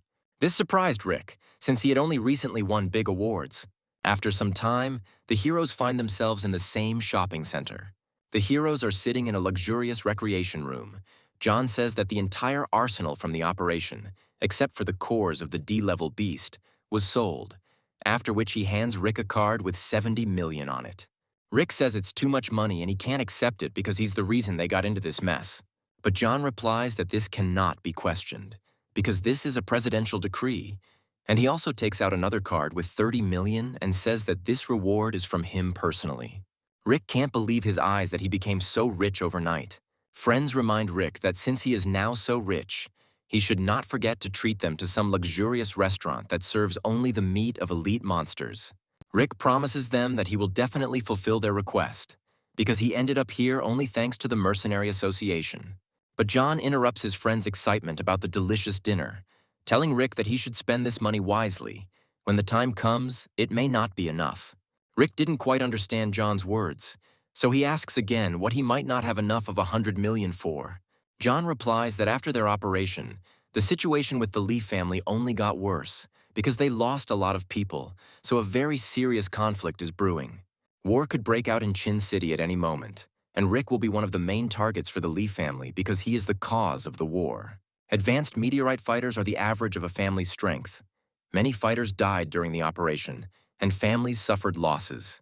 The Mercenary Association and the Lee family have been fighting in the shadows for a long time, and a war between them could break out at any moment. John has successfully become a military leader, and if Rick tries hard, he can also reach this level, and then the strength of the mercenaries will be enough to subjugate any family. But Rick is now in a dangerous position. Even if you look at his weapon, you can understand that in a battle with a serious opponent, he will be of no use. Looking at his blade, Rick does not understand the insults towards his blade, because it is made from a mutated E-level core, the strongest in its style. Hearing this, a grimace of bewilderment appeared on John's face, because fighters of the rank of Warlord had weapons that at least contained a D-tier core. If so, Rick agrees that maybe he should replace his weapon. John explains that an auction is about to begin, and a lot of high-end equipment will be up for grabs. The auction is about to start any minute, so they need to hurry to get there. John tells Rick that he should buy himself a new weapon at the auction in order to quickly increase his strength. After which, the heroes are nominated for auction. Entering the shopping center, the heroes encounter the Lee family, with Gray in the front row. They also came here to purchase new equipment. Standing opposite each other, tension loomed between the two teams following the events that had recently transpired. Looking at Rick, Gray becomes furious that he managed to survive again. He also understands that the multiple losses of his squad are connected specifically with Rick. Seeing the Lee family, John could not contain his emotions and asks Gray how this brat dared to catch his eye. Captain John's aura was extremely powerful to the rest of those present. It seemed like a huge, angry, fiery tiger. The Lee family squad understands that John managed to break through to the level of a warlord, and due to the strength of his aura, they cannot budge. John can barely contain himself, waiting for Lee's squad to make their move first. Gray tells his charges not to stand still, but to do something before John himself attacks them. At this moment, a military patrol, which is located at the base of the shopping center, intervened in the case. Since this is a shopping center, any battles are prohibited here, and those who break the rules will face immediate death at the hands of the military. Shopping centers limit fighting. This is agreed with all powerful groups. Anyone who breaks the rules will be killed. Passing by Lee's squad, Rick tells Gray to wait a little, and then he will definitely get to him, and he will fully answer for all his sins. Gray laughs at Rick's words. He says that with his strength, he will deal with him on his own at the first opportunity. The man in the hat warns the young master that the mercenaries are now stronger than ever, and they need to be careful not to ruin their plan. Gray tells him that everything is going swimmingly and the Mercenary Association will not be able to change anything. The masked man asks Gray who the young man was standing behind John. Gray replies that he is an ordinary brat and asks him what he could do to attract his attention. The masked man reflects that Rick is not who Gray thinks he is, because his strength is close to the level of a warlord, which means he could become a threat to their plan. Gray doesn't understand what the special envoy saw in Rick, and it greatly irritates him. After some time, John invites Rick to cool down a little because he still has time to take revenge on the Lee family. Now the most important thing is the auction they came to. John puts a special card on the chip and the door opens in front of them. Upon entering, the heroes see many fighters sitting in front of special devices that display the entire arsenal up for auction. And in front of these people there are special exhibits, the prices of which start at 50 million. John explains to Rick how this thing works and how to use it. Inside it, he will find almost any weapon strong enough. Rick leafs through the auction catalog for a long time. He notices many valuable items here, but one blade attracts special attention. The blade has an elegant appearance, and at first glance, a powerful beast core. As it turned out, the appearance attracted the attention of the main character, and he decides to get acquainted with this weapon in more detail. After reading the characteristics, Rick opened his mouth in amazement, because this blade has a D-level Monster King beast core built into it, and the price starts at 50 million. The squad praises Rick's choice because the blade is truly unique. But in order to buy it, John suggests that Rick sell something from his arsenal, because there may not be enough money. Rick doesn't understand how he can't afford a blade that costs 50 million. John tells him that he is still too young and does not understand what the core of a D-tier Monster King is. When the bidding begins, the price of this blade will skyrocket. With great anguish, Rick withdraws his remaining money, and now he has 160 million on his balance sheet. He hopes that this amount will be enough for him. Having opened the auction schedule, the main character sees that the price of the blade has already risen, and now it costs 70 million. The price for it continued to rise in arithmetic progression. Ultimately, the price stopped at 110 million, which made Rick even more sad because he was left with practically no money. Rick's friends congratulate him, telling him that this is a great purchase and the price he paid for this blade is quite reasonable for the level of the item. However, this does not console the main character, because he is very sorry for his honestly earned money. After which, an auction worker approaches him and presents him with the same blade, congratulating him on receiving an excellent weapon. Rick opens the case for his new blade for the first time. Inside it, the sword looked even better than in the picture from the screen. Taking the blade in his hands, Rick feels a significant difference from his old weapon, and he feels much more confident in his hands with it. When using the blade, the weapon increases the user's agility by 99, and its weight is halved compared to the Bone Crusher. In general, if you compare it with the old weapon, then despite the mutated core, the new blade is superior to the old one in absolutely everything. Rick is happy with his new purchase because now his combat effectiveness has increased once again. Although it was a bit expensive, it was 10 million more than he expected. Roger tells Rick not to worry about wasting money, because with his current level of power, he will quickly earn the same amount again by killing powerful monsters. To which Rick replies that he has been saving all his life, so spending such a huge amount at once puts a lot of pressure on him. Gray was sitting in the front seats of the bidding room. He sees that Rick has now acquired a new blade, on which he spent a tidy sum. Realizing that Rick can wield such a powerful weapon, Gray realizes that Rick is the cause of the death of all his subordinates on Phantom Rain Mountain. This makes him furious, because if the main character is so strong, then he must be even stronger. Watching the progress of the auction, the heroes see another remarkable lot. An alien artifact is displayed on it, which increases the power of the absorber. The starting price starts at 15 million. Rick is surprised that such a valuable treasure was put on the market for such a small amount, given its rarity. After all, they are almost impossible to find in shopping centers, and rare fruits are found only in influential families, because they are obtained during difficult operations. Gray is glad to have this amazing opportunity to purchase an artifact at auction, because he was unable to earn it during the joint operation. Rick analyzes the fruit using the God of War system and notices something wrong with it. The host announces the start of bidding, saying that the fruit significantly increases the strength of the user, which provides an excellent opportunity for advanced warriors to make a breakthrough to become a military leader. People froze with delight, because the item has a fairly low cost, and in return, you get excellent improvements. Rick argues that this fruit only gives additional strength, but does not contribute to a breakthrough into military leaders. After all, only fighters who have reached all characteristics up to level 99 have a chance to make the breakthrough to Warlord. But some fighters cannot reach this level, so the fruit is an excellent chance to increase their characteristics. Looking at the item, John says that the starting price for it is just a fiction, because in fact, this item is priceless. Naturally, Gray takes part in the auction, and he is very annoyed that someone is constantly raising the price because it has already reached 35 million.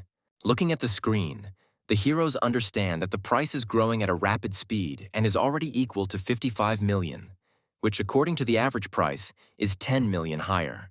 Rick notices that Gray is sitting in front of him, who is indignant that someone is raising the price, and an idea comes to his mind. The heroes discuss that low strength has always been Gray's weakness, which is why he needs this artifact to get closer to the level of a warlord. Therefore, Rick decides to play a game with the scion of the Lee family. Gray sees that the price of the artifact has increased again, but he believes that this thing is worth fighting for. Every time Gray bids, someone outbids him, making the price of the artifact higher and higher, which infuriates Gray. The price set for the artifact was set at 90 million, which is twice the market price. The crowd thinks that most likely some warrior who wants to make a breakthrough is fighting for it. However, the price increase has not stopped, and someone continues to fight with Gray for the artifact, setting a price of 98 million.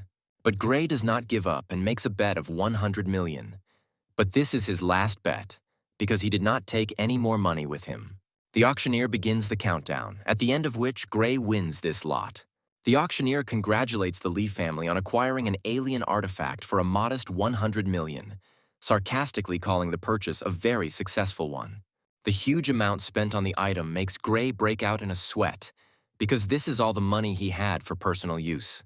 Turning around, he sees a group of mercenary associations mockingly laughing at him, calling the Lee family the richest since they are willing to spend 100 million on a D-rank artifact.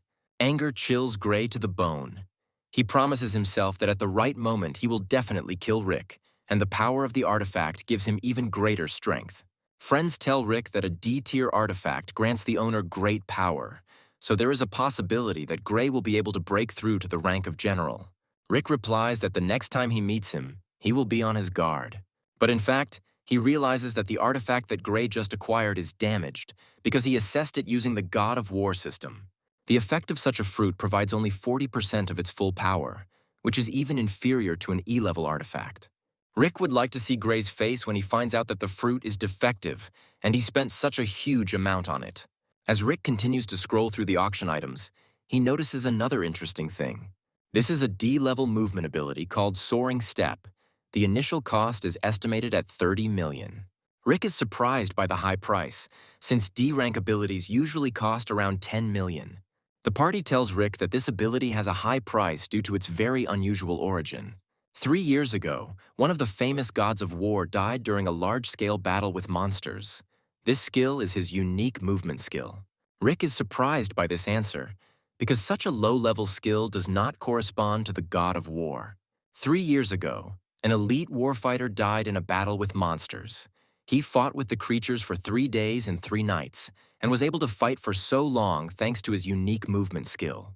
Floating Step is a war god-level ability, but due to the death of its only owner, the ability was lost. This version of the skill was most likely found at the death site of the god of war, so it does not have its full power. The starting price for a D-tier skill fragment is too high, so no one will try to purchase it. By analyzing the skill using the god of war system, Rick learns that this ability is C-tier. This makes him delighted, because for a C-level skill, this price is very reasonable. Therefore, he places his bet on this ability. Seeing this, the heroes do not understand Rick's actions, because it seems to them that this ability is a pig in a poke. To which Rick replies that this is the ability of the god of war, and if he fails to master it, then it is good for collecting. John tells the hero that their guild is full of D-rank movement skills and does not understand why Rick spends so much money on him. Rubbing his cheek, Rick says with a grin that he wants to try to master this skill. Hearing these words, the heroes slap their foreheads with their palms, because this purchase is too reckless. After some time, the auction worker brings the hero his ability. Having opened the case, the heroes analyze the skill and realize that they can activate it. The hero is happy about this, because with a C-level movement skill, his combat effectiveness will increase significantly. When the God of War system finished analyzing the ability, it turned out that it cost 45 points to activate. Rick is outraged by this because he thinks it's too much for an inferior skill and calls the system greedy, after which he takes a closer look at the description of this ability. It says that this skill is a War God level skill, but since it is just a fragment, Rick can activate it. But the main character decides not to spend points on this ability yet, because when his account has less than 20 points, he feels uncomfortable. After some time, the heroes set off on their further journey. John congratulates Rick on his new purchases and says that now it's time to try out his new equipment. John's words interested Rick, after which, John invites the main character to test his new weapon in friendly sparring with him. The rest of the squad are happy about this news because the sparring between them should be simply amazing. The heroes move into the arena for the battle of fighters and stand opposite each other. The top brass of the Mercenary Association also came to watch the battle. They were interested in seeing the strength of a man who defeated a mutated snow mastiff. Pointing his blade towards the main character, John tells him to attack first. A terrifying fiery aura surrounds the captain's body. Although Rick felt the pressure of the captain's aura, but the battle against him is completely different. The gap between them is large. However, he still attacks John, because he wants to find out what the difference is between his strength and the strength of the warlord. Looking at this attack, the observers note Rick's high speed, because they cannot even notice his shadow. Rick attacks John with his blade, but he deftly blocks his blow. After which, in order to increase the speed and damage from attacks, Rick uses the Shadow Blade flash skill and quickly attacks John. A spectacular fight ensues between the heroes. Captain John is surprised at such a fast speed of the young genius. But this is useless against a fighter of the level of a warlord, and John easily throws Rick back with just a swing of his blade. The force of the push made Rick jump back several meters, although it was a normal swing of a sword. Friends support the main character, telling him that he is holding up well and a little more, and he will become an aspiring military leader. The management also praised Rick's abilities, although he did not even show the full arsenal of his abilities. Rick realizes that after switching to a new blade, the power of his blow has weakened, but the true power of this sword lies elsewhere. After which, he activates the D-rank ability of his blade, called Extreme Acceleration, and attacks John with great speed. Seeing Rick use his new blade skill, John realizes he needs to be more serious. Seeing Rick rushing forward like the wind, John takes an attacking stance and prepares a powerful blow. After which, with a sweeping blow of his two-handed sword, he creates a huge shockwave reminiscent of flame. The heroes clash with their abilities, but from the level of their aura, it is noticeable that Rick is much inferior in the power of his ability. His ability develops, and the hero himself understands that with his current strength, he will not be able to get closer to the captain. The force of Captain John's blow sent Rick flying backwards, the rocks under his feet cracking from the quick landing. Analyzing the fight, the God of War system again offers the main character to spend 45 points on learning a new C-tier ability. However, Rick decides that he cannot afford such luxury yet, because then he will be left with 0 on his balance sheet. Therefore, he decides to save the points and spend them when a higher number is reached. After a powerful blow, John invites Rick to end the battle here, because they have already perfectly tested his new weapon in battle, and it showed itself perfectly. Scratching his cheek, Rick tells the captain that he agrees to end the fight now because John might accidentally kill him. John praises Rick, saying that his skills are unique for a fighter of his age, but the difference between advanced fighters and military leaders is too great. Rick thanks the captain for the excellent fight and the opportunity to try out new weapons in battle.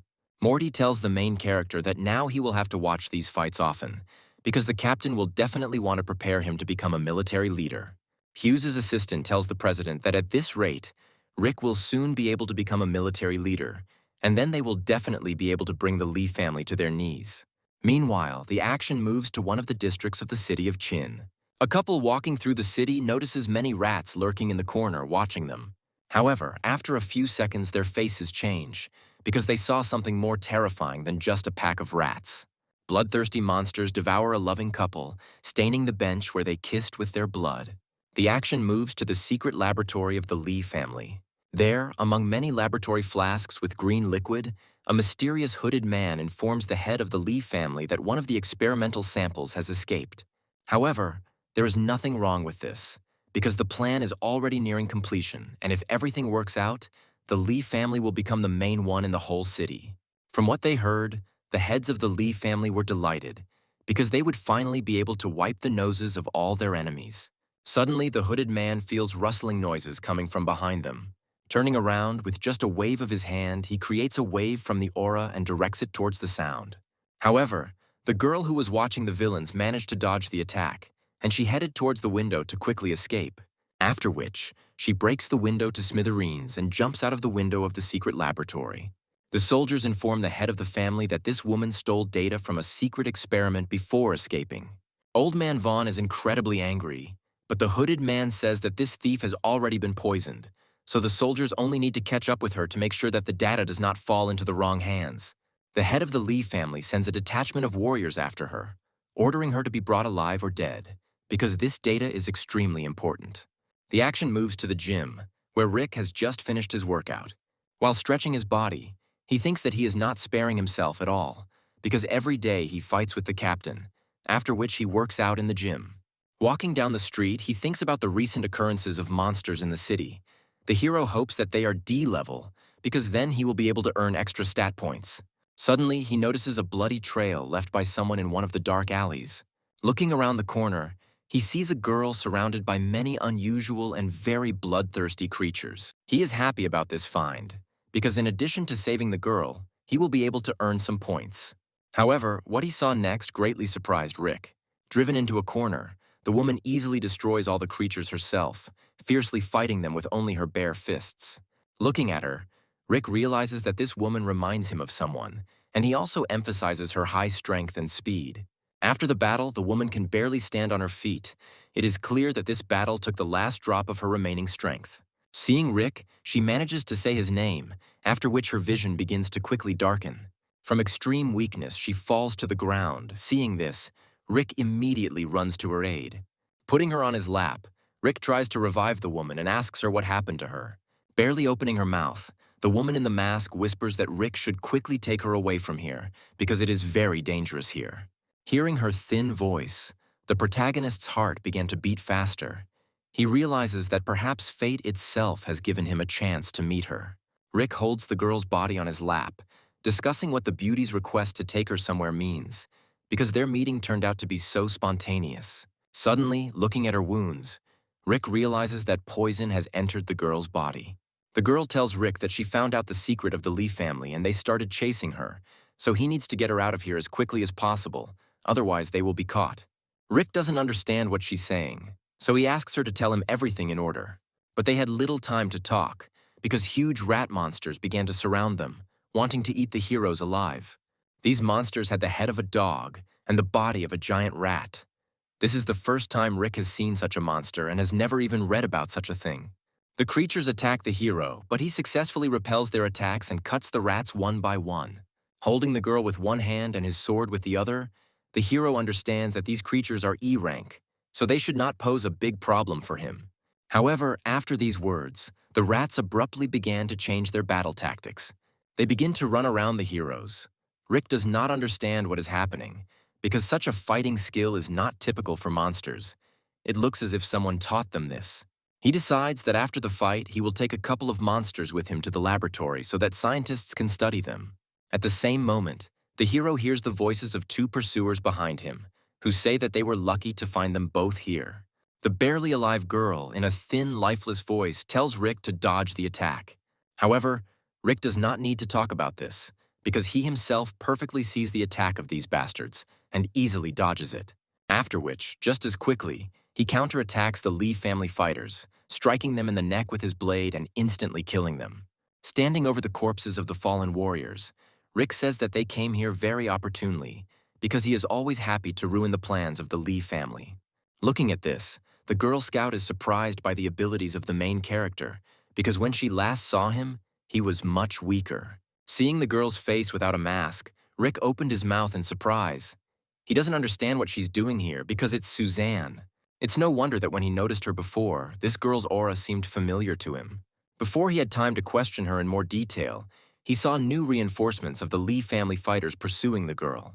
It doesn't matter what happened before, because if Suzanne is now the enemy of the Lee family, then he must help her, because the enemy of my enemy is my friend. Arriving on the battlefield, the Lee family fighters notice the corpses of their comrades and realize that this is the work of Rick. Having reached the base of the Mercenary Association, Rick quickly takes the girl to the clinic where she is placed in a recovery capsule. Looking at her, Morty is angry that the scum from the Lee family decided to get rid of such an amazing beauty. They will definitely answer for this. The assistant reports that they were able to establish the identity of this girl. This is Second Lieutenant Suzanne, and he also adds that she will only be able to wake up in 72 hours. Holding the information stolen by Suzanne in his hands, Hughes understands that most likely it's all about the contents of this object, but it cannot be opened by force, otherwise the insides may be damaged. Rick asks him what about the monsters he brought, if he managed to find out anything more about them. Hughes replies that such monsters have never lived in this area before. This is a completely new type of mutants that at one point completely populated the city. John wonders if these monsters could be raised and trained by someone, just like Rick said. Be that as it may, everything in this story leaves many questions for everyone in this room. The discussion is interrupted by an assistant who tells Hughes that the head of the Lee family has requested a conversation with him. Hughes grinned, thinking that this old brat must be very angry now, because he had lost something very valuable to him. Opening his computer, Hughes answers a call from Old Man Vaughn, who apologizes for calling so late. Vaughn reports that a member of their squad, Rick, invaded the Lee family estate, stole valuable material, and then fled the scene of the crime. He asks the Mercenary Association to hand over the criminal to them so that they can fairly judge him. Hughes tells the old man that his ability to talk nonsense is at the highest level, because he does not and cannot have evidence of Rick's crime.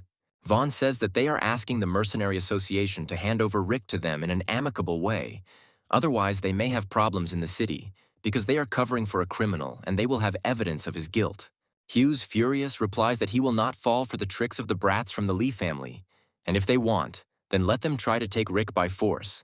Then they will have a more entertaining conversation. Slamming his fist on the table, Hughes is furious that the Lee family dared to start a war with the Mercenary Association. The assistant tells Hughes that he has fallen into the trap of a cunning old man. Now he knows for sure that they have the secret data. Vaughn calls the hooded man master and says that the data is indeed in the hands of the Mercenary Association. The hooded man replies that this data is probably in the password box, so they have 3 more days until Suzanne wakes up. Vaughn says that since this happened, they need to finish what they started as quickly as possible and at the same time deal with the annoying Rick. Smiling, the hooded man is surprised that Rick is actually with Chris's son. He reasons that their family is definitely unlucky. The action moves to Suzanne's room, where Rick asks the doctor to speed up the process of her recovery, because the information she has is very valuable. The entire Mercenary Association is wondering what Suzanne stole that made the Lee family act so quickly. Suddenly, the loud sound of a red siren was heard throughout the city. The face of Old Man Vaughn appeared on all the monitors in the city. The warriors were surprised at such an emergency alarm, which only happens when dangerous monsters attack. The head of the Lee family reported that a person from the Mercenary Association killed his family members and stole valuable treasures, so he is a dangerous criminal. The person who catches this fugitive will be personally given a 10 billion bounty by the Lee family on his head. This message was heard on all the main streets of the country and was heard by almost the entire combat-ready population. No matter who brings Rick's head, Old Man Wong will use the alliance of Chin City families as a guarantor to fulfill his obligations. The news about the 10 billion reward shocked a large number of fighters because this is simply incredibly huge money. Having heard about such a reward, many of them immediately took up arms against the main character, hoping to instantly become very rich. The news was discussed by absolutely everyone, even the military of the Phantom Rain Mountain. Ron tells General Brooke that such news could throw the city into chaos, and perhaps they should intervene in this matter, because the situation could lead to large-scale bloodshed. To which Brooke replies that he should blockade the base and not allow any of the military to escape from it. Otherwise, they will want to try their luck in capturing Rick. Looking at the raging city, Ron hopes that Rick will survive, because he is a good guy and does not deserve such bad fame. The news about Rick's capture infuriated the mercenary president. He furiously slams his fist on the table, saying that Old Man Vaughn has simply gone crazy. At this moment, his phone received a call from the president of the Chin City Meteorite Families Union. Incredulous, Hughes answers the phone and begins a conversation with the man in a respectful tone. The president of the Meteorite Families informs Hughes that according to the old rules, warlord-level fighters should not participate in this brawl. He had already discussed everything at headquarters with all the influential families of the Meteorite, and they all agreed to this condition, after which the conversation ended. Hughes once again hits the table with his fist because he is absolutely powerless in this situation and cannot help Rick in any way. At this moment, his son Morty runs into his office and reports that Rick has left the building. Hughes no longer understands at all what is happening here and why Rick voluntarily abandoned the protection of the mercenaries. But John answered him that it seems that not all the fighters in the Mercenary Association wish Rick well, and many turned against him after hearing the high price on his head. Rick was worried that staying here might lead to internal conflict, so he left the place himself. Hughes orders the squad to tell the doctors to quickly revive Lieutenant Suzanne, and also to assemble an elite squad of fighters to fight the Lee family. With their heads down, the soldiers went to carry out his orders. A torrential downpour plays into the hands of the main character, because it helps him move silently across the rooftops of the city's houses. But he makes a promise to himself that any person who wants to make money from him is his enemy, and the price his enemies will pay for his head will be their lives. At this moment, one of the Lee family units was able to find the main character and quickly attacked him with the entire unit. However, Rick activates the flash of the Shadow Blade and instantly destroys this small squad, leaving them no chance. Looking at this, the rest of the squad stood in a stupor because they did not expect to see such enormous power. Rick warns them that if they don't want to die here, then they should quickly run away from here because he is not as weak as they thought. However, these scum did not even think about running away, but only delayed time to create a barrier from which Rick could not escape. Smirking, the fighters already feel the weight of money in their pockets, which they will receive after killing the main character. Rick was naive, giving these scumbags a chance to escape, but he won't waste such opportunities anymore. Since they dared to attack him, then let them try to earn this money. Maybe luck will smile on them. After which, he activates the Shadow Blade skill and makes a swift attack towards the barrier and the fighters in it. With just one blow, he manages to destroy this huge barrier, causing its fragments to scatter throughout the area. The fighters are horrified by the strength of the protagonist, and this time they ask him for mercy, saying that they did not know that he had such strength. But Rick did not give them a second chance and calmly destroys all the fighters.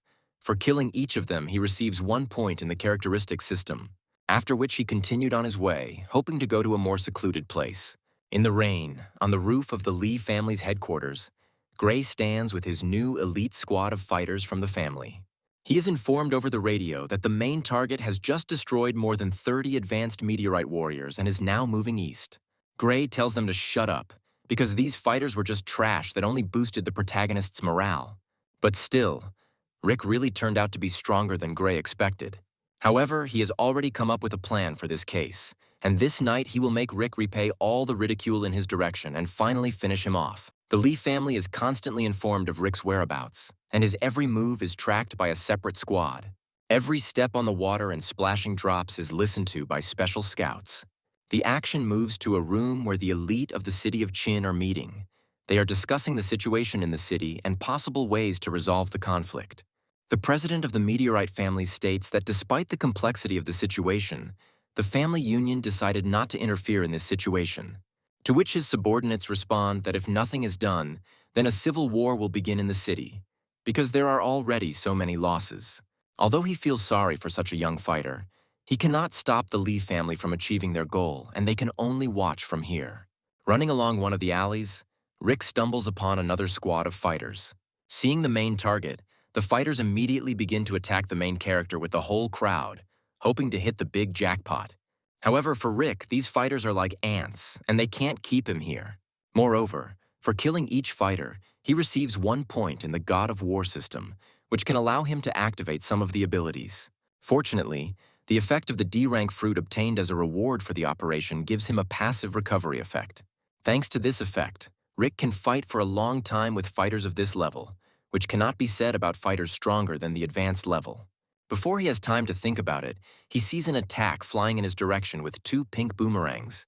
Rick deftly tilts his body back, thereby dodging the enemy's dangerous attack. However, as is typical for all boomerangs, they immediately return, putting the main character in an awkward position to dodge. Rick uses the Willow Flash skill to get out of this position and dodge the attack. Jumping back, the main character realizes that such an attack is almost at the level of a general, and the fighter using it is approximately equal to him in strength. He sees in front of him the already familiar Gray, who with a grin on his face asks if Rick expected to see him here.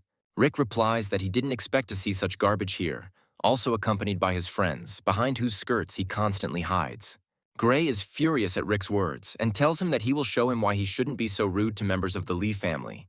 2 of Gray's squad, advanced warriors of the Lee family close to the level of a general, tell the young master that he shouldn't get his hands dirty and they will sort it out themselves.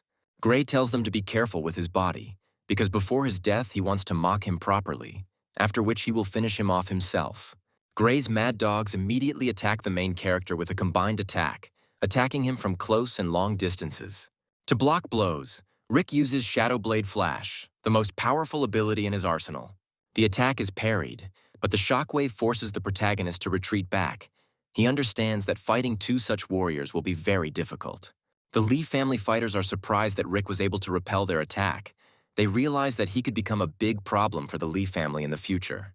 The weaker fighters begin to whisper behind the young master's back that it is now clear why the other squads could not cope with Rick. Furious, Gray orders them to shut up, because he is already tired of everyone's constant admiration for the main character. He thinks to himself why Rick is so strong. Where does he get so much energy from? Can he be stronger than Gray himself? No, he adds. If Rick dies now, then Gray will be the strongest, after which he orders the squad to shoot at the main character. Gray's squad attacks the hero with another combined attack, only this time it also includes crossbows. Rick understands that now is the time to retreat, because Gray is only dreaming of how to use the next rat trick. Gray orders his squad to pursue Rick and under no circumstances let him escape from here. He must die that night. At this moment, a farewell surprise from the main character arrives at the squad in the form of an explosive grenade. It immediately explodes, giving Riku some time to escape from the battlefield. Having made his way to the nearest warehouse, Rick sits down to rest a little to regain his strength after long battles. During this time, the main character has already killed more than 50 people. He never thought that his hands would be stained with blood, but now he has enough points to activate the soaring step. Gray's squad manages to find the location of the main character.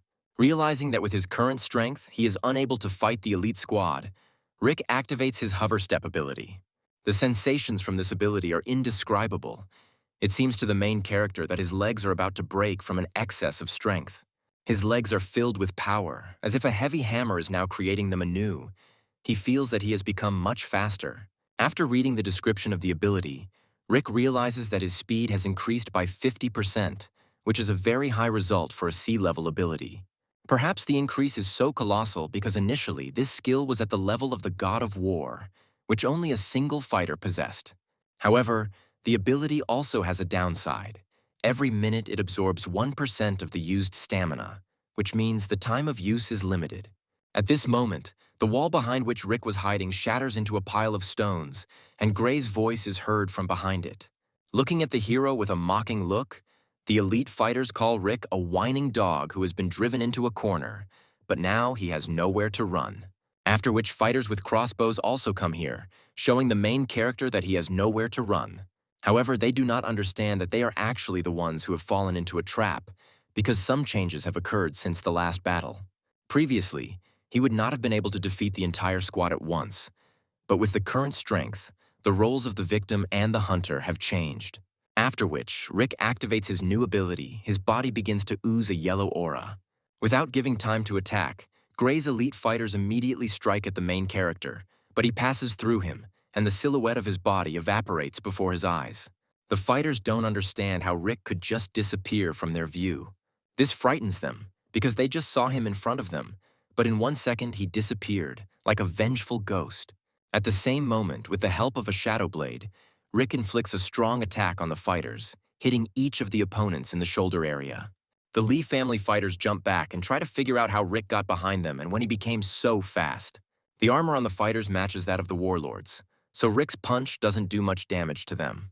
But Rick assures them that the armor will not save them from the next attack, because he is going to become even stronger.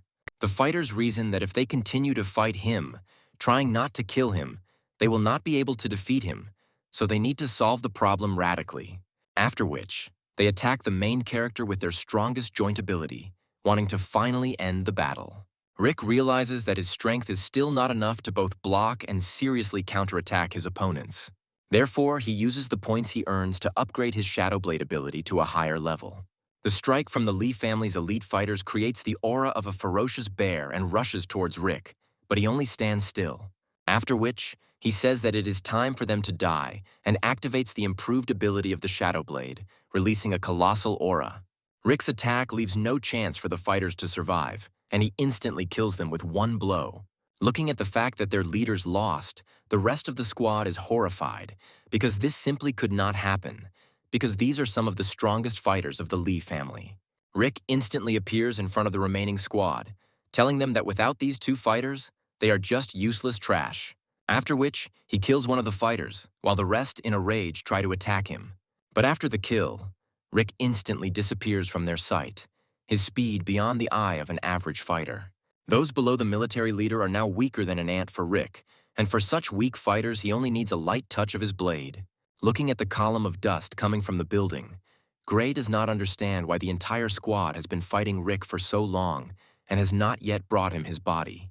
Suddenly, he hears the voice of the main character behind him, who asks him who he expected to see here. Rick was also looking for him, because it was time for him to answer for all the pain he caused to the Mercenary Association and his friends. Gray asks him what he did to his squad and how he managed to survive, because there were elite fighters there. Rick tells him that he can go into the building himself and check what happened to them. Maybe he can find someone else alive. And at that very second, he appears in front of Gray and says that the time has come for him to answer for everything. Gray froze in place from wild horror. After which, being in a desperate situation, he panics and tries to attack the main character, gathering all his strength. In response, Rick counters his attack with his Shadow Blade ability. Helpless, Gray flies away from just one collision. He does not understand why Rick is so strong and why he has never managed to achieve anything in life. Ambushes, betrayals, hidden attacks are all that Gray is capable of. Rick calls him trash and is going to finish him off with one blow. Hearing this, Gray bowed his head to Rick, calling him master. He says that if he spares him, he will tell him about all the plans of the Lee family. When Rick heard a member of the Lee family call him master, memories from his childhood appeared in his mind. He recalls that when he was a child, not only Old Man Vaughn was constantly near his father, but also another person, whose face he cannot remember. He was also one of those whom Chris saved during the battle with monsters, and often called Rick a young master who had great prospects for the future. But when Rick tries to remember his face, no pictures arise in his memory. And the next thing he remembers is his father's trial, where old Vaughn, Gray, and the silhouette of a third unknown person can be seen. Who he is and how he is related to the Lee family and his father is a question that Rick wishes he knew the answer to. Therefore, he understands that Gray's death needs to be postponed a little in order to properly question him about everything. Putting his blade to Gray's throat, Rick orders him to tell him everything about the mastermind of the incident with his father. At this moment, Rick's words are interrupted by the ringing of the phone in Gray's pocket. On the other side was Old Man Vaughn. He asks Gray why he hasn't been returning for so long. He should have already brought Rick's body to them. But Rick picked up the phone. He answered Old Man Vaughn that if he wants his head, then let him come here himself and try to take it. Vaughn calls Rick a bastard and asks him what he did to his son and why his phone is in his hands. Rick brings the device to Gray's ear. He pitifully asks his father to help him and do everything that Rick tells him, because then he will spare him. Taking the devices into his own hands again, Rick tells the old man that if he tells him about the organizer of the incident with his father, he will let Gray go home. The word organizer caused Vaughn to have a fit of horror, because his name cannot be spoken out loud, much less told about him to other people. At this moment, we are shown another mysterious character, from whom a dark aura emanates. He, with a grin on his face, presses some button, which causes the activation of the device, which breaks the glass at lightning speed and flies towards Gray. The device achieves its target, hitting Gray square in the neck and causing his entire body to shake with horrific pain spreading throughout his body. Toxic stains begin to appear on his body, and the veins on his face bulge from overexertion. His pupils roll back and his gaze looks more like a rabid animal. Rick did not immediately notice Gray's changes, because he was distracted by the sound of glass cracking, from which the device flew out. But Gray immediately gets up and with furious, wild eyes tries to attack the main character. However, Rick manages to react to the attack and immobilizes him by piercing his arm with his blade, forcing him to let go of his weapon. After receiving the injury, Gray's appearance immediately began to change, and the toxins from the device began to devour his body alive, bringing him ever closer to death. In his death rattle, he curses Rick and asks his father to avenge his death, after which he collapses, lifeless. Seeing that Gray died, Rick realizes that he did not inflict a fatal attack on him, so most likely it was all about the device with poison that got into Gray's body. Therefore, he immediately jumps to the place where the shot occurred, in the hope of meeting the culprit there. Continuing to hold the phone in his hands, Vaughn says that he will tell Rick everything if he spares his son, because this is the only thing he has. However, on the reverse side, he does not hear any words. After which, someone finally picked up the device and answered the old man that young Master Gray was dead, and Rick had mercilessly killed him. From what he heard, Old Man Vaughn squeezes the telephone receiver so hard that it shatters into pieces. His rage knows no bounds. He hates Rick and promises him that he will kill him. He does not care about the agreement of the meteorite families, not the non-intervention of the military leaders. He will take revenge on him for his son. Who cares what the rest of the families agreed on? Rick killed his son and now he's going to tear him to pieces. After which, he flies out of the Lee family building, heading in search of the main character. A silhouette of a man in a cloak appeared in front of the man who killed Gray, who was standing behind Vaughn. He tells him to run away from Rick and not allow him to reveal his identity. The second person replied that he was worried that after the completion of their plan, the authorities would value the Lee family more. But thanks to Rick, this problem was solved. Rick tries to keep up with the mysterious man, but his speed is very high, and even with the activated hovering step, he can barely keep up with him. This man is an elite meteorite military leader. So far, this is all the information that is known about him. When Rick almost catches up with him, he suddenly disappears from his sight, as if evaporating before his eyes. Rick realizes that he is no longer able to continue chasing him, because the time for using the hover step is limited, and he is already at his limit. At this moment, a signal light appears above Rick's location, showing the fighters his location, who immediately headed there. From all sides, Rick begins to be attacked by many different troops from the Lee family and other families of the meteorite. But this does not frighten the main character. He tells everyone that if they still do not understand the difference between them, they will die until they stop hunting for him. During a long, exhausting battle, Rick leaves behind a mountain of corpses of fallen soldiers. Drenched in the blood of fallen warriors, Rick earns a huge amount of points from their deaths, which has already amounted to over 100. One of the warriors, with his last breath, says that someone will still be able to defeat Rick because his strength will soon dry up, and 10 billion is worth trying his chance. These words made Rick think for a second. However, he replies that after the meteorite fell to the ground, a single rule was established here that only the strongest survive. He still has many unfulfilled deeds and promises. Therefore, anyone who dares to harm him or his friends will be defeated by him in battle. This night will go down in history as one of the most bloodthirsty in the entire period of the existence of this city. Even puppies hide behind walls when they see a fierce warrior like Rick. He quickly moves between opponents based on body heat and pulse, so he automatically moved to this dog. Looking at her, Rick realizes what a monster he has become, that even puppies are afraid of his presence, however. He did not want this. After this, Rick again feels the presence of the mysterious hooded man behind him. Turning around, he headlong sets off in pursuit of him, saying that now he definitely won't be able to escape from him. The difference in speed between the fighters has narrowed after Rick learned a new movement ability. However, he still cannot catch up with the hooded man. Therefore, he decides that the only way to get closer is to increase the skill of this ability to a higher level. He uses the points he earns over a long battle and upgrades his ability, which allows him to get closer to the mysterious enemy. However, Rick's speed is not enough, after which he literally disappears from the hands of the main character, leaving behind only a green shadow. Rick is upset by this. He believes that he didn't waste all the points to upgrade the ability to perfection. Then he would have had enough speed to catch it. Before he has time to think about it, the light from the signal flare lights up again above him, which shows his location. This noise and light was noticed by all the fighters in the area, which is especially important. Noticed by Old Man Vaughn, who asks Rick to wait a little longer, and then he will avenge his son. The action moves to the main headquarters of the Mercenary Association. President Hughes is informed that Gray Lee is dead. Rick killed him, and now Old Man Vaughn is going to take revenge on him and has already gone for his head. Morty asks his father to quickly come up with something, because if Old Lee finds Rick, then the main character will definitely not be able to survive, because the difference in their strength is huge. The rest of the squad members just crossed their fist and palm together and said that they all suddenly had urgent matters and needed to go somewhere. After this, the action moves to the military base of the Phantom Rain Mountain. Commander Brooke also sends several strong fighters from his base to quickly find Rick and help him in the battle against the Lee family. Ron asks the commander's permission to join this detachment, and the commander-in-chief grants his request. At the headquarters of the Meteorite families, they are concerned about the current situation. Old Man Vaughn broke the agreement and is going to kill Rick, and if the Army and the Mercenary Association decide to unite against the Meteorite families, it will put them in an unfortunate position. To which the head replies that they will no longer be able to change anything, and the only thing they can do is wait, because the death of this young man is already inevitable. At this moment, Old Man Vaughn still finds the main character and attacks him with great speed, wanting to cut off his head.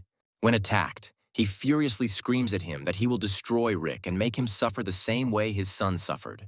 To which Rick replies that the Lee family has no honor, because the old man broke all the promises between the families in Chin City since he came here. After which, he uses a hovering step and dodges the old man's attack, causing him to hit the ground. Seeing Old Man Lee here, many spectators begin to gather on the roofs of houses to watch this spectacular fight.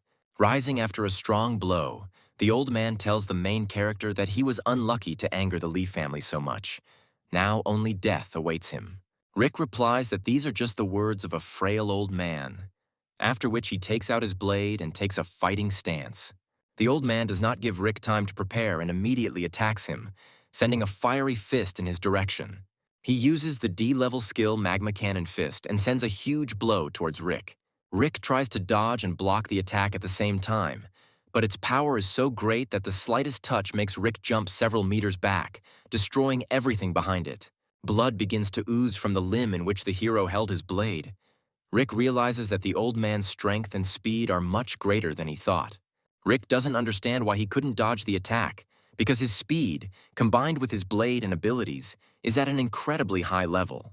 The old man really seems to him to be a terrifying monster who is capable of defeating him with one blow. Wiping the blood from his cheek, Rick remembers that he still has some aces up his sleeve.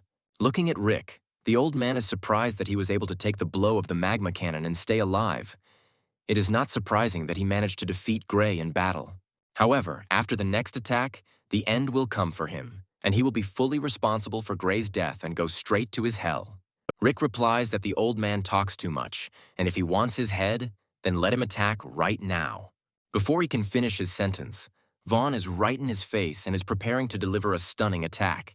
Rick notices the attack and manages to use his hovering step ability to dodge it a second before the strike and end up in a different place. The magma cannon causes incredible destruction. The entire battlefield within the attack radius turns into a mess of stones and sand. Looking at this attack, viewers believe that Rick most likely died from it, since this skill has reached perfection for D rank. However, stronger warriors notice that the main character is still alive. Moreover, his speed has become even higher during the battle. Rick upgrades his hover step ability again and uses it to get behind the old man, preparing to deliver a fatal attack. He activates the beast core of his blade to increase the speed and power of his strike for the most powerful attack on the old man. However, the old man of the Lee family sees everything perfectly, and a second before the strike, he simply moves his head a little back, thereby dodging the attack.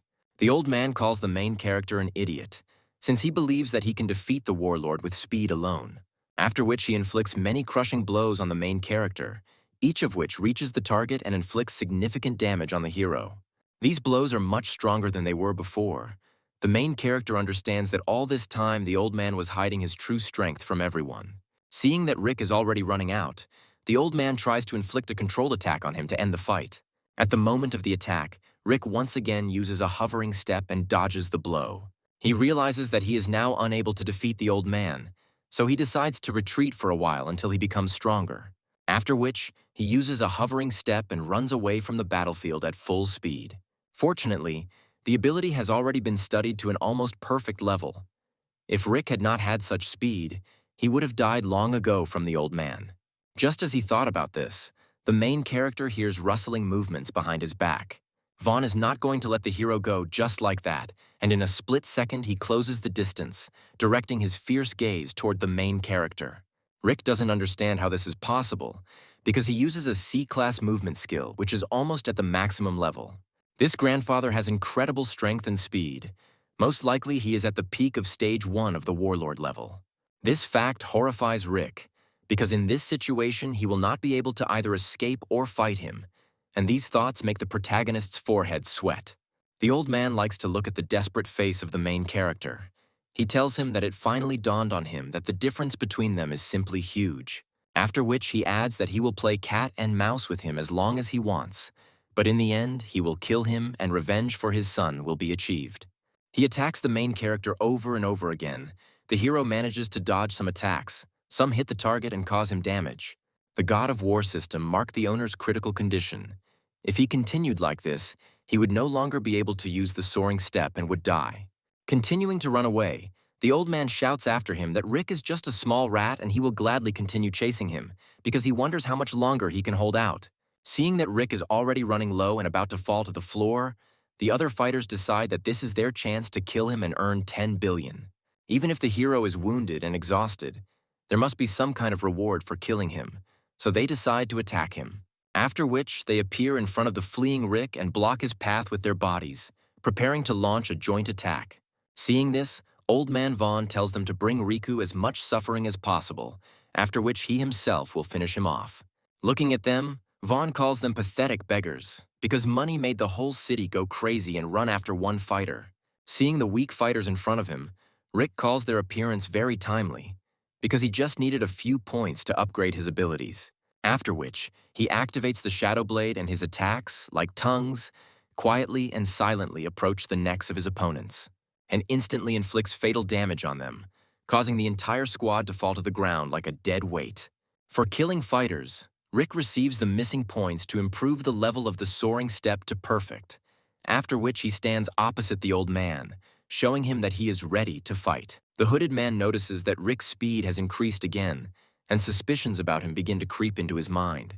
Rick only pretended that he was going to attack, but at the first convenient moment he immediately tried to run away from the scene of the fight. Catching up with him, the old man tells him that he can run as much as he likes, but in the end he will reach him and realize his revenge, after which he concentrates his strength in his legs to make a powerful push and catch up with the main character. However, this is not enough to overtake him. The old man does not understand why Rick has become even faster again, because earlier he used this technique to catch up with him. The perfect level soaring step ability grants the user plus 200% speed, which helps Riku break away from the old man. The old man's technique is D level and also at a perfect level, so he cannot explain how Rick can break away from him. In addition, the old man is at the level of a military leader, which means his characteristics are much higher. After thinking about it, he understands that Rick is a real genius and needs to get rid of him immediately, otherwise problems may arise in the future. He concentrates maximum strength in his legs and with a furious cry makes a powerful jerk, but does not have time to catch up with the main character. Finally, Rick was able to get a safe distance away from the old man and is able to regain some of his strength. He drinks a healing potion, which helps him restore his health faster. Thanks to the passive recovery effect, the hero's health is regenerated faster than that of an ordinary person. Rick feels himself regaining strength and stamina and is now ready to continue the battle. He didn't have to wait long. As soon as he thought about it, someone immediately attacked him, destroying the rocky wall into small pieces with one blow. Holding the potion flask in his teeth, Rick does not understand who attacked him, because the aura emanating from this person is not similar to the aura of Old Man Vaughn. Rick uses the skill of perception to evaluate the stop and identify the attacker. Looking at him, Rick recognizes the man who attacked him. However, the hood and mask are still covering his face. It was another mysterious hooded fighter. Looking at Rick, he says that he has indeed become even faster than before.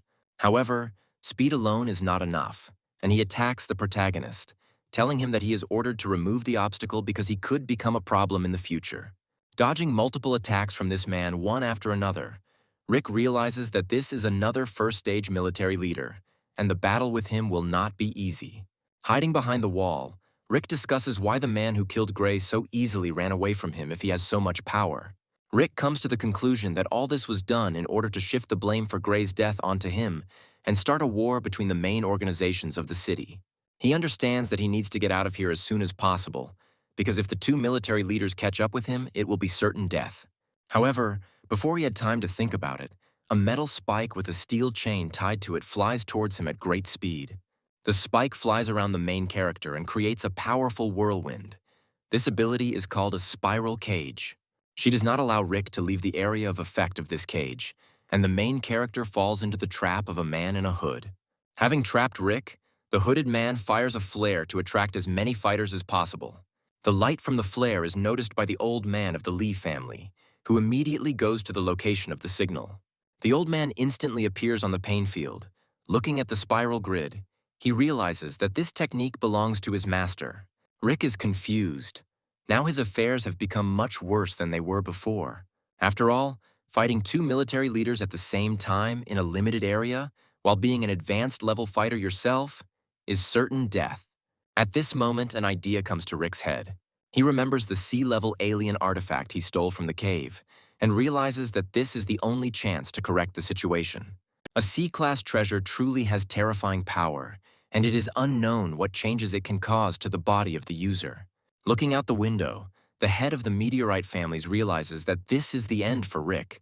No matter how talented he is, he regrets that such a fighter was not a member of any of the meteorite families. Not only opponents, but also allies came running to hear the signal flare. Captain John and the crew were about to be there. A plane with elite army soldiers and Ron will also soon be in place and ready to defend Rick to the last. Seeing his allies approaching, the hooded man whistles into a special device that causes an annoying sound throughout the area. From this sound, mutant rats began to run towards the battlefield, and with all their ferocity, they began to attack the protagonist's allies. The Mercenary Association squad forcefully makes its way through the horde of creatures, but there are an incredibly large number of them here, which takes up a lot of their time. After punching Rick in the face, the old man tells him to run. He wants to see how fast he can run. Before falling, the main character reads the description of the fruit, which says that for a fighter of his level, the use of this item is prohibited, because with a 70% chance, the hero can die. With tremendous speed, Rick crashes into the nearest rock, after which he practically loses consciousness and is at the limit of his capabilities. With a furious cry, Old Man Vaughn rushes towards the main character, wanting to finish him off with one powerful blow. Rick understands that if the old man gets hit, he will most likely die, so he has no other choice and will have to take the risk of absorbing the artifact. After which, he begins to greedily devour it, absorbing the alien artifact entirely, without leaving a single piece behind. After absorbing the artifact, Rick feels a surge of severe pain that spreads throughout his body. It seems to him that his muscles are about to burst, after which, a colossal flow of energy begins to ooze from all the holes of the main character, which is accompanied by a strong scream. Vaughn finally delivers his blow, hitting Riku right in the stomach with a powerful attack, forcing him to stop screaming. The force of the blow makes Rick fly a long distance, but the old man doesn't even think about giving him a break. He immediately catches up with him and begins to beat him mercilessly, delivering precise blows one after another. The main character does not have the strength to dodge the blows. Now he looks like a whipping bag that flies in different directions from the constant attacks of Old Man Vaughn. Looking at this beating, the protagonist's friends try to help Rick. However, they are unable to get through the barrier. Observing the progress of the battle, the man in the iron mask concludes that Riku's young talent has come to an end, and nothing will save him. Vaughn of the Lee family continues to beat him and prepares a powerful magma strike to put an end to this battle. However, at this moment, Rick opens his eyes. New strength and self-confidence are visible in his gaze. After opening his eyes, the hero begins to be surrounded by a very strong blue aura, which forces the old man to step back. The old man does not understand how Riku managed to repel the magma cannon, because for a warrior of this level, this is impossible. The effect of the eaten fruit worked. The hero made his way to the warlord stage, plus all his characteristics increased by 20 points. Rick feels incredible power flowing from his head to his fingertips. He feels more powerful than ever. Looking at him, the old man says that he doesn't care what happened to his body. Now Rick will know the difference between their strength. After which, he performs a powerful jerk and rushes towards Rick, wanting to deliver a powerful blow. In response to the old man's magma cannon, Rick uses his Shadow Blade skill to deflect his attack. Jumping back, the old man is again surprised by the abilities of the protagonist, because he twice managed to repel his attack. Rick looks at Vaughn with a confident look. He understands that with new strength he is able to fight with him almost on an equal footing. The old man does not understand what happened to Rick. This makes him furious, because he has once again become stronger before his eyes. Making a graceful dash towards Vaughn, Rick tries to strike him with a Shadow Blade, telling him to try and deflect it. The blow comes with great speed, and the old man realizes that he will not have time to dodge this attack. And so it happened. The blow hits the target and inflicts a superficial wound on the old man's shoulder. Jumping back, Vaughn realizes that this is a completely different person in front of him, and he should be more serious in battle. Right now, Rick has the strength of an initial stage warlord, which is only slightly less than the old man himself. Looking at him with a confident look, Rick tells the old man to attack so that he will now know the difference between their powers. Vaughn is angered by the impudent boy's tone, and he succumbs to Rick's provocation, after which he attacks him. As he approaches the attack range, he concentrates the energy in his body, preparing to launch a powerful attack, after which he forms a powerful stream of magmatic aura in the area of his fists and fiercely attacks the main character. In response to this, Rick uses his strongest attack ability again and counterattacks the old man. A bloody fight ensues between them. The heroes take turns wounding each other, washing the battlefield with their blood. The aura created in the barrier has colossal power. It is felt by every person in the area of this city. Beams of this aura burst from the barrier, as well as the blood of heroes fighting fiercely among themselves. Eventually, the strength of these two fighters causes the barrier to collapse, which raises a huge pillar of dust in the area. Looking at this, the masked man realizes that Rick's power has increased again and is now a real threat. Seeing that the barrier has fallen, Rick's friends rush to help the main character, hoping that he managed to survive. But they still don't know that Rick not only managed to survive, but also broke through to the level of a warlord, becoming the youngest warlord in Chinese history. When the dust settles, the heroes see that Rick is safe and sound. Moreover, John immediately understands that Rick has broken through to the rank of military leader, and he is once again surprised by the genius of this man. Looking at Rick, Old Man Vaughn senses his father's strength more and more in him, and he realizes that the main character is becoming a real problem. If you don't defeat him now, it may be too late later, so he attacks the hero again, but this time a little differently. Now he inflicts many chaotic blows on the hero, which are inferior in strength to the magma cannon, but are significantly superior to it in speed and quantity. Rick hardly notices such a huge number of blows, and the old man begins to gradually drive him into a corner. However, an idea comes to Rick's head. He realizes that with the increase in level to military leader, all his basic innate abilities should have been strengthened. And so it happened. He uses the ability of perception and understands that it has increased several times. Now the overview from it is much greater. At the moment when the old man attacks him, Rick realizes that he is now able to see his attacks. The old man does not know that the hero has activated this ability, so he continues to stick to the previous battle tactics and tries to launch another attack. However, Now Rick easily dodges the blow and immediately launches a counterattack. The blow hits the target directly, and again inflicts a wound in the same place as the previous attack. Although the blow did not cause serious damage, the old man was still very surprised because he did not even notice where this attack came from.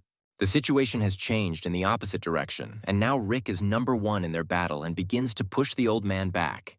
Not wanting to give in to the young impudent man, Vaughn tries to attack the main character again with many blows from the magma cannon.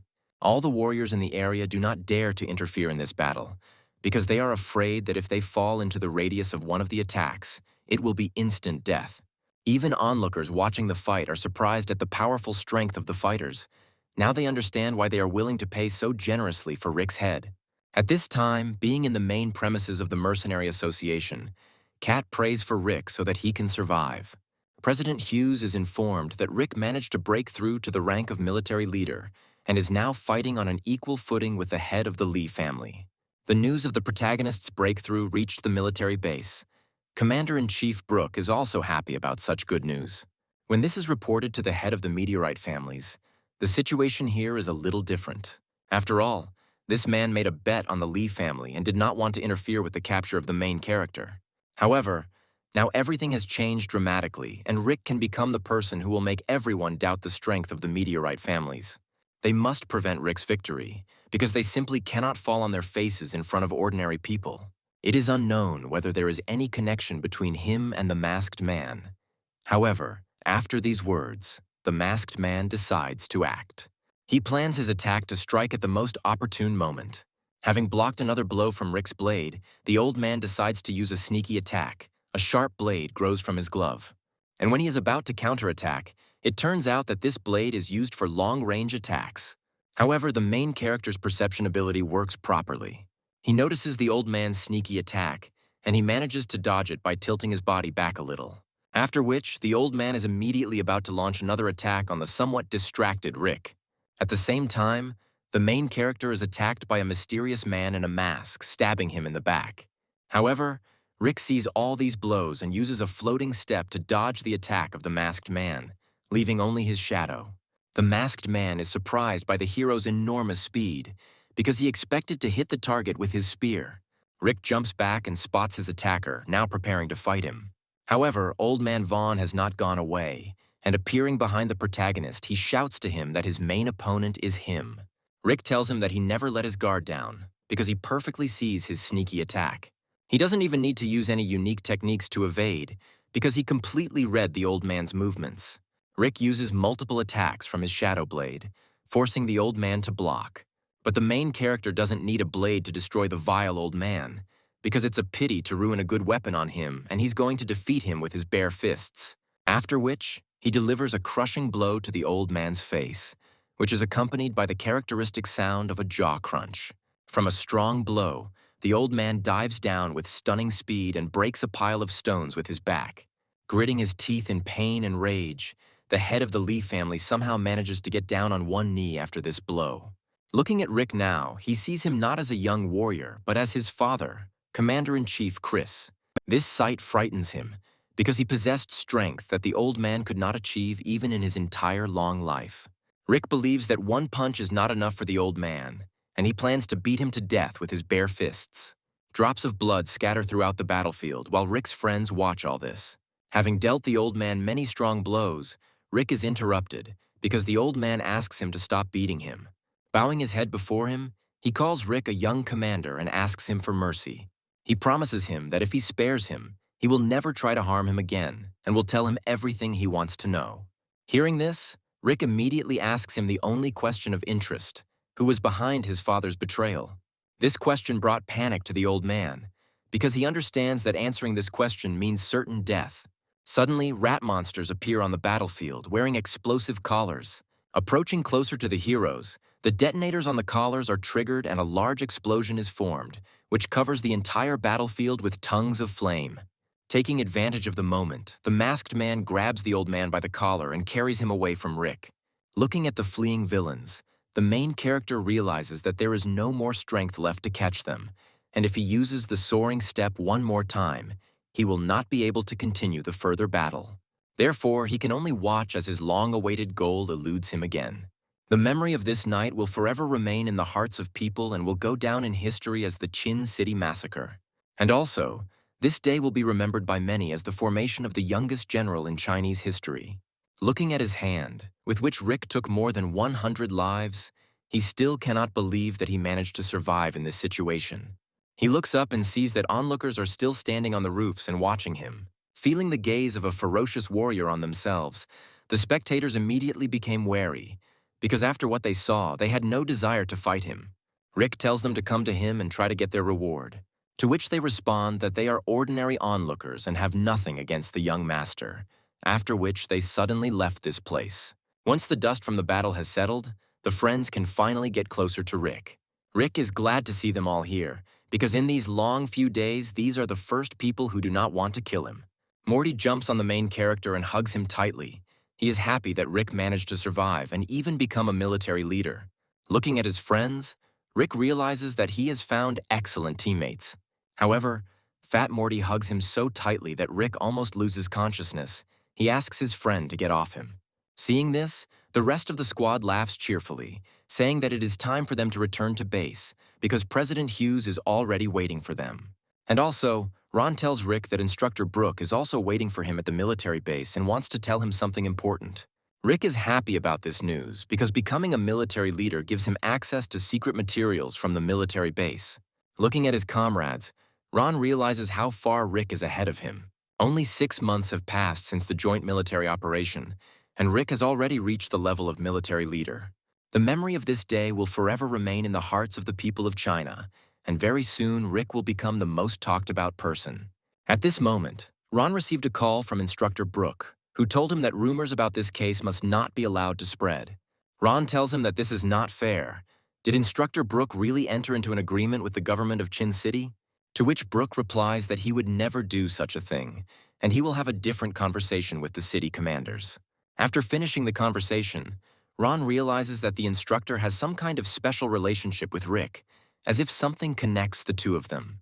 All major forces in the city had received notice that the reward had been revoked, and it seemed that everyone had come to a tacit agreement not to talk about today's incident. This rainy night when one man carved his name on the stone of history will not be forgotten for many years to come. A 10 billion bounty that ended in the bloodshed of countless warriors and the rise of a man dubbed China's youngest warlord. The heroes return to the Mercenary Association building, where they are met by President Hughes and his assistant. Looking at the main character, they discuss that they never could have imagined that such a young military leader would appear in their organization. Hughes is happy with this turn of events, because friendship with such a strong warrior will benefit his son. Meanwhile, the heroes decided to test Rick's new powers in another sparring match with the captain. The whole squad watches the sparring as usual, and they notice how much Rick has improved during this time. Captain John also notices this because now he can hardly keep up with Rick's movements. With the current strength of the main character, he is far superior to any first-level military commander because he has very high speed. John attacks the hero, telling him that his mind should not wander in the clouds during battle and asks him to show him all his strength. However, Rick dodges the blow in a split second and ends up behind the captain. Their blades clash with each other, making a loud sound and releasing a large amount of aura. Those watching open their mouths in surprise, because they see that Rick is now pressing the captain. Moreover, Rick was able to master the ability, which he had recently acquired at an auction in the form of an ordinary fragment. Rick feels that even though he has upgraded the soaring step to the maximum level, this ability can still be improved. Captain John gives up, telling Rick that he is tired of running after him and that his heart is about to jump out of his chest. Rick, on the other hand, does not feel any fatigue. Leading thanks to the breakthrough to the rank of warlord, his passive regeneration has accelerated. Looking at this fight, the squad laughs cheerfully, telling the main character that he should not have let the captain go so easily. In response to this, John replies that he cannot keep up with Rick's movements, but these three are a completely different story. Rick thanks everyone for sparring and says he needs to take a break to visit a military base. On the way there, he looks into Suzanne's room. The doctor tells Rick that there are about 12 hours left before she wakes up. Rick is a little upset by this situation, because he quickly wants to know the information that this woman has. Meanwhile, an armored jeep arrives for the hero, which is supposed to take him to a military base. After which, Rick hits the road, hoping to finally find out what lies in the mysterious safe. Having reached the military base, Rick notices that the security is now much stronger than the last time he was here. Coming out of the Jeep, he is greeted by Instructor Brooke, who offers him his congratulations on becoming a military leader. And also, he asks for forgiveness for not being able to help him in time during the hunt for his head. With his hand on his shoulder, he says that Rick is a true warrior who will go down in history and become world famous in the future. Looking at this, Ron suddenly wonders if Rick could be Instructor Brooke's long-lost relative. However, Brooke knows whose son Rick is, and looking at him, he reminds him a lot of his father. Scratching his cheek in embarrassment, Rick nevertheless asks the instructor why he wanted to see him at the military base. Instead of long conversations, Instructor Brooke decides to immediately show the reason why he came here and asks him to follow him. The heroes walk along the corridors of the restricted area. Rick is glad for this opportunity, because he does not need excuses to get here. He understands that there are many checkpoints in the restricted area. It's good that, following the instructor, he can carefully think about getting into that very room. Having activated the perception skill, Rick realizes that even with his current strength, if he manages to get into the forbidden room, the instructor will still find out about it. Analyzing his abilities, Rick learns that he is a second-level military commander. He could not discover this before, and only after becoming a military leader did Rick feel the enormous power that Instructor Brooke had. Finally, the heroes reached their destination, and what they saw there greatly surprised the main character. A luxurious garden opened before them, surrounded by a powerful protective aura from outsiders. In the back of the room, Rick notices the very safe his father told him about. He immediately takes notice of it and comes up with a plan for how he will hack it later. Having walked deeper into the room through the protective aura, the heroes enjoy the view. Ron tells Rick that such a place is not intended for him yet, so he will train elsewhere and leave the hero here alone. Admiring the stunning tree, Rick thinks how wonderful this place is, something you can only see on the night of a starfall. He feels a feeling similar to the one he had when he was on the crown of the tree from which he stole the C-rank artifact. Sitting down, he realizes that while he is here, his characteristics begin to increase, just like last time. Rick understands that this place is the same, and if he stays here for a long time, it will greatly improve his overall performance. Every 10 to 15 minutes, the hero receives one characteristic point, which is added to a random attribute. Staying here longer and longer, the hero feels that he is becoming a little stronger than before. He realizes that it's all about this mysterious tree. The source of these alien artifacts comes from different plants, so the stat points will be added randomly. This arrangement of events greatly lengthens the time the hero spends here, because pumping up all the attributes at the same time is a very long task. But the hero is glad of this opportunity, because now he can only become stronger by defeating strong monsters, and the extra stat points certainly won't harm him. So he decides to just sit and wait until his stat points reach the required level to become a mid-level general. The hero thinks that in this way he will be able to reach the next level only after a few months, but there is no other way out. Analyzing the God of War's system, Rick notices that he can now upgrade his hover step ability to B rank. However, such an improvement requires as many as 100 distribution points, which Rick does not yet possess. Meanwhile, the action moves to the office of Hughes, who asks his assistant if he has found the location of Old Man Vaughn. The assistant replies that the president need not worry about him, because the best intelligence officers of the Mercenary Association are looking for him. Recently, what is happening in the city has been haunting the president.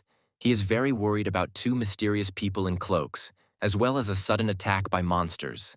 To which the assistant replies that they have enough fighters to cope with everything except an attack by a huge wave of monsters, so he need not worry. At this moment, a call comes to Hughes's phone, from which the scouts report that they have discovered something shocking. Hughes asked them in an interested voice if they had found the whereabouts of Vaughn of the Lee family. The scouts replied that they had found something more interesting, and they had already sent a photo of this device to his phone. After looking at the photo, Hughes realizes that this is a trap for monsters that should not be in the city. This is a special device with a built-in core for monsters, used to lure them. During a monster uprising, it is used to drive them to one place. Hughes realizes that the situation will become tense if people find out that a monster bait has been installed in the city. At this moment, a voice from the device reports that another trap has been found, only in the eastern part of the city. Hughes realizes that everything turned out to be worse than he expected, and they urgently need to come up with some kind of response. At this moment, Kat bursts into the president's office and reports to him that Lieutenant Suzanne has woken up. They immediately go to her room, where Suzanne shows them the materials that she managed to collect in the process of spying on the Lee family. The guy in the armor is the guard of the Hooded Man. They are both warlord-level fighters, and the Lee family are just pawns in their plan. It seems that they deliberately placed traps within the city to create a wave of monsters and distract all the fighters from their main goal. Looking at the rainy weather with lightning, silence reigned in the ward for a moment, indicating an imminent bloody battle. Hughes orders his assistant to notify the entire mercenary association of the approaching battle and take all precautions. Looking at her visitors, Suzanne asks them where her savior went. Having heard about Rick, John suddenly realizes that if traps are set in the city, then most likely the main goal of these people will be a military base. The action moves to a military base where your patrols are discussing how inclement the weather is today. I would like to drink something hot and quickly finish my shift. The second patrolman replies that after his shift, he would like to go to a bar and drink a whole lot of cold beer there. Talking to each other, the patrolmen do not even notice the bloodthirsty rat monsters behind their backs, which are about to devour them. They dig their sharp fangs into their bodies, but the patrolmen still press the red button and tell about the wave of advancing monsters. An alarm siren sounded throughout the military base, signaling an attack by a wave of monsters. A quick response to the attack was made, and the soldiers quickly began to guard the military base. Looking at the Phantom Rain Mountain, they see a huge number of strange creatures there that are not like the monsters from the mountain. This crowd is led by Old Man Vaughn, who sits on a huge sea-level monster and is surrounded by a huge number of D-level rat monsters. His face no longer resembles a human one. Now he looks more like a monster than a man. A horde of monsters has appeared in the vicinity. All these creatures came from the mountain of ghostly rain and are heading towards the military base in a huge crowd. Standing at the helicopter, President Hughes orders his subordinates to inform every resident of the city about the invasion of monsters. He adds that it is necessary to gather all the fighters and prepare for battle. The battle promises to be difficult. The fighters from the Mercenary Association bow their heads and begin to carry out this order. Captain John is worried about Rick, because he will be the first to take the blow of the wave of monsters. He hopes that he will be strong enough to withstand the pressure of the creatures. Standing on the roof, Suzanne wishes Rick good luck and hopes that he will definitely survive this difficult battle. Meanwhile, the main character continues to meditate in the garden, improving all his characteristics every minute. Rick realizes that if he can continue to stay in the Garden of Alien Artifacts, he will break through to the second stage of the Warlord very quickly. Suddenly, he hears the sounds of an alarm siren indicating an attack by monsters. Ron immediately runs up to him and tells him that the military base was attacked and they need to leave this place as soon as possible. Many fighters are sent to help in the battle against monsters. One of them tells the heroes that the base is surrounded by a horde of monsters, and there are rumors that they were lured here by the missing Old Man Vaughn. What they heard put the heroes in a stupor. They do not understand how he managed to bring the monsters here. The main character is going to deal with this issue himself and goes after the others. On the way there, he realizes that he must take advantage of the commotion and break into the safe, and then go to the aid of the others. He makes his way to the cells and enters the password for the safe that his father told him. Finally, he opens it, expecting to see there something that can justify his father in the eyes of all the people of China. However, the safe turned out to be empty. Rick does not understand how this can be because his father never lied to him. At this moment, behind him, he notices the presence of Lieutenant Suzanne. Being in confused emotions, Rick seems to be glad that she woke up, but the fact that she saw him here does not make him happy. Suzanne replies that they don't have time for useless conversations and asks the hero where the Garden of Alien Artifacts is located. Rick is surprised by this question, because the Garden of Alien Artifacts is a secret place of a military base, which only a few dozen people know about. Suzanne orders Rick to take her there because the Garden of Alien Artifacts is the main reason for the monster attack on the military base. Rick tells her that she and her stupid boss took his father away from him, so he won't show her the way to the Garden of Alien Artifacts. Suzanne replies that a child like him cannot see the whole picture, because with this action they saved his father from danger. Rick doesn't understand what these words could mean, but for some reason they inspire confidence in him. After which, he notices a small monster similar to a lizard, which makes its way here through the ventilation shaft. A few minutes later, this entire room was filled with D-rank gecko monsters. Seeing a huge number of monsters, Suzanne tells Rick to run and she will hold them here. But at the first attempt to attack them, she receives powerful rebuff and flies back, straight into the arms of the main character, who protects her from colliding with the wall. Holding her by the waist, Rick tells Suzanne to leave those monsters to him, after which he begins to destroy the creatures one by one. Looking at this, Suzanne is surprised at the strength of the protagonist. After finishing the battle, Suzanne asks the main character if he now trusts her. Rick replies that he still has doubts, but now he is ready to show her the garden of alien artifacts. On the way there, Suzanne tells Rick that the Lee family was preparing monsters for this attack, and their main goal is this garden. There are people who will do anything for personal gain, and this is not the first time this has happened. Having reached the garden of alien artifacts, Rick places his palm on the scanning sensor. Opening the door, the heroes see in front of them a terrifying number of gecko monsters who are trying to break through the protective barrier. There are at least 100 monsters here, and there are more and more every minute. Ron is in charge of the defense of the garden. He orders the soldiers to hold formation and not allow anyone to get inside. The heroes fight furiously with the monsters, trying to contain their influx. However, there are simply an incredibly large number of monsters here, and Ron realizes that it is becoming very difficult to continue to hold the defense. The time has come for them to fulfill their duty to their homeland, and Ron orders them to continue to hold the line, even at the cost of their lives. At this moment, a C-class gecko monster appears on the battlefield, causing the heroes to stand in a stupor. Ron understands that most likely none of the squad will be able to survive the battle with this huge monster. Despair is visible on the faces of the fighters. Suddenly, a quick flash of blue flies past him. This was Rick. Using the ability of the Shadow Blade, he rushes into the battle, delivering a strong attack to the C-class monster. With just one blow, the powerful gecko monster dies.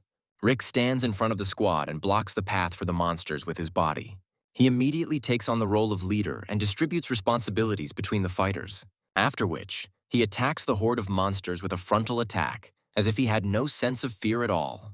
Looking at him, Suzanne understands that Rick just gave her an order, although she is a person from the army and he is not. But for some reason she wants to carry out this order. There is simply no limit to his self-confidence. The hero rushes towards the monsters and cuts them down one by one without a drop of regret or fear. The rest of the fighters are surprised by the capabilities of the main character, because he chops monsters like vegetables, leaving them not a single chance of survival. Ron also calmed down a little, because having such a powerful ally, they would definitely be able to hold the defense, and losses in the squad would be minimal. Suzanne asks Ron how the main character managed to become so strong in such a short period of time. Perhaps during that time he met with someone suspicious, to which Ron replied that 1 hour would not be enough for him to tell the whole story about Rick. But she should know that he managed to defeat Old Man Vaughn. Suzanne is surprised by this answer, because the old man from the Lee family is one of the strongest aspiring military leaders in the city. Seeing how fiercely Rick fights, Suzanne compares him to Chris, adding that the apple doesn't fall far from the tree. With his current strength, fighting against D-rank monsters is not particularly difficult for Rick. He spends a minimum of his strength on the battle. The only thing that bothers him now is constantly using the hover step, which costs his stamina points. But the number of monsters is not decreasing. Moreover, several more sea-level creatures have appeared, which cause even more problems. 2 of the monsters try to surprise Rick again, but he perfectly notices their movements using his perception skill. However, he notices that these are unusual monsters, because they have some other smell. Attached to the belt of these small reptilian monsters are some kind of metal devices that have a dial and a detonator. As soon as the monsters begin to move, the detonator is triggered and a strong explosion occurs, which destroys most of the room. When the dust from the explosion settles, it is clear that the explosion caused massive damage, and it was only a few monsters. All the soldiers begin to notice the bombs attached to the bodies of the monsters and focus their attention on these creatures, because they need to be defeated first. Monsters sacrifice themselves as if they were being controlled by someone nearby, because any living creature would not agree to such a stupid death, be it a monster or a human. Ron compares this night with the night of the meteorite fall, according to rumors. That time, too, someone controlled a large crowd of monsters who acted to please the user. A huge number of creatures are looking at the main character, led by the 3 remaining C-class monsters. But Rick is not afraid of the presence of explosives. At that very second, he disappears from the creature's field of view, leaving behind only a small cloud of dust. After which he immediately attacks the strongest monster with a Shadow Blade, cutting its flesh into 2 parts with 1 blow. The rest of the monsters are in no hurry to attack, because despite the lack of expressed intelligence, they still have a sense of self-preservation. Looking at them, Rick analyzes the situation. Because among all this heap of creatures, there should be two more C-class monsters that pose the greatest threat. He remembers that when he came here, he definitely saw everyone. But now for some reason he can't see them. Perhaps these monsters know how to hide their aura. When suddenly he notices them, the monsters have turned away from their entire group and are about to flee the battlefield. Rick is surprised by this behavior of the creatures, because he has never encountered anything like this before. The main character tries to catch up with them, but at that moment he notices a mighty green axe flying towards him. Rick blocks the axe attack with his sword and notes that this attack was at least the rank of a warlord, because he felt the blow even through the block. Having jumped a few meters back from the shockwave, Rick sees three powerful warriors in front of him, walking towards him. Three masked warriors appeared on the battlefield, each of them emanating an aura no less than the level of a general and each possessing different weapons, creating an excellent team balance. Seeing them, the soldiers of the military base opened their mouths in surprise, because they did not expect that the Lee family had so many strong fighters. Rick understands that the attack of the man with the axe was at the level of a warlord, which means each of this trio is no weaker than Old Man Lee. He needs to be more careful with these fighters, because any mistake on his part can lead to tragedy. Another fighter joins the battle. His weapon is a flute, with which he controls the monsters. He says that there is no reason to delay the battle for a long time and it needs to be finished as soon as possible. After which he uses his flute, causing the monsters to violently attack the heroes in their entire horde. Seeing this, Rick realizes that things are bad because he cannot fight the warlords and protect his friends at the same time. At this moment, a fighter with an axe immediately attacks him, telling him to be less distracted by strangers because his opponent is in front of him. First of all, let him help himself. With these words, the masked man attacks the hero with his massive axe. However, Rick activates the hover step and dodges the attack because the lives of his friends are more important and he needs to help them first. Thanks to the ability of a soaring step, the hero is able to break away even from such a powerful warrior who is at the same level in strength. But at this moment, he hears the voice of another masked enemy who appears behind him. His voice seems familiar to Rick. This warrior attacks the main character and the blow hits the target and causes damage to Riku. The blood of the main character scatters across the battlefield. But the blade took most of the damage, so the damage from this attack was not fatal, but only left a small scratch. However, the force with which the attack was delivered created pressure that caused bleeding from the protagonist's mouth. Rick can barely withstand a single blow, although this fighter is an average military leader. The person who just made this attack takes off his mask and reveals his face. He asks the main character what his name is because he looks like the man who killed Jack from the Moo family. This man has similar traits to Hank, the same character who, at the beginning of the protagonist's journey, betrayed their squad and launched a sneak attack.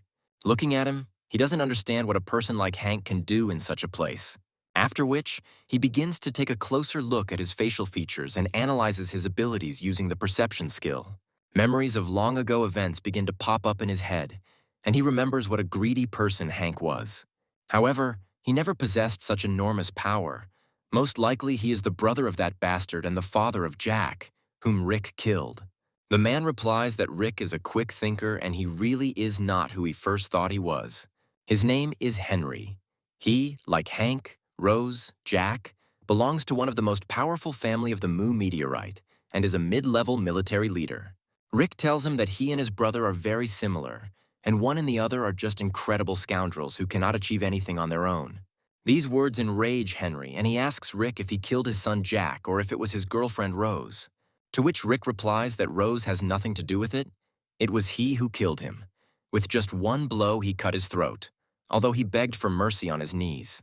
These words angered Henry even more. Now he is ready to tear the little brat into pieces and tells him that he will not allow him to leave here alive. While fighting off the monsters, Ron overhears a conversation between Rick and Henry and is surprised that Rick knows these scoundrels. Seeing a master from the Mu family here, Suzanne realizes that things are bad, because not only the Lee family is involved in this operation, but also much more powerful organizations. Henry's teammate tells him that the boy is simply wasting time by chatting with him, so he needs to end this battle quickly. Meanwhile, Ron tells Rick that holding back the tide of monsters is no longer possible and they need to retreat. At the same moment, Henry attacks the main character with a menacing look, wanting to end the battle with one powerful blow. The second member of the team also joins the attack. Using his flute, he directs even more monsters towards the heroes. Rick repels Henry's attack. At this time, Ron shouts to the main character that the squad is no longer able to fight and they need to come up with something. Rick sees that Ron is fighting with all his strength against a huge number of monsters, so he comes up with an escape plan. He takes out from his pocket what looks like a small hand bomb with greenish contents, after which he throws it on the floor. The explosion from this bomb creates a thick fog of toxic green liquid that spreads throughout the entire area of the room. Rick himself at this moment puts a gas mask on his face and shouts to all his comrades to do the same. Ron orders the entire squad to put on gas masks and retreat. They need to get into the garden of alien artifacts and hide from the enemy there. Shielding himself from the poisonous gas with his elbow, Henry shouts after the main character that he is just a cowardly clown who uses cheap tricks to escape. Suzanne also covers her airway with her elbow, but already feels weak because she does not have a gas mask to protect herself from the toxins. But at that moment, Rick appears in front of her, who hands her a gas mask and pulls her by the hand to quickly hide in the garden of alien artifacts.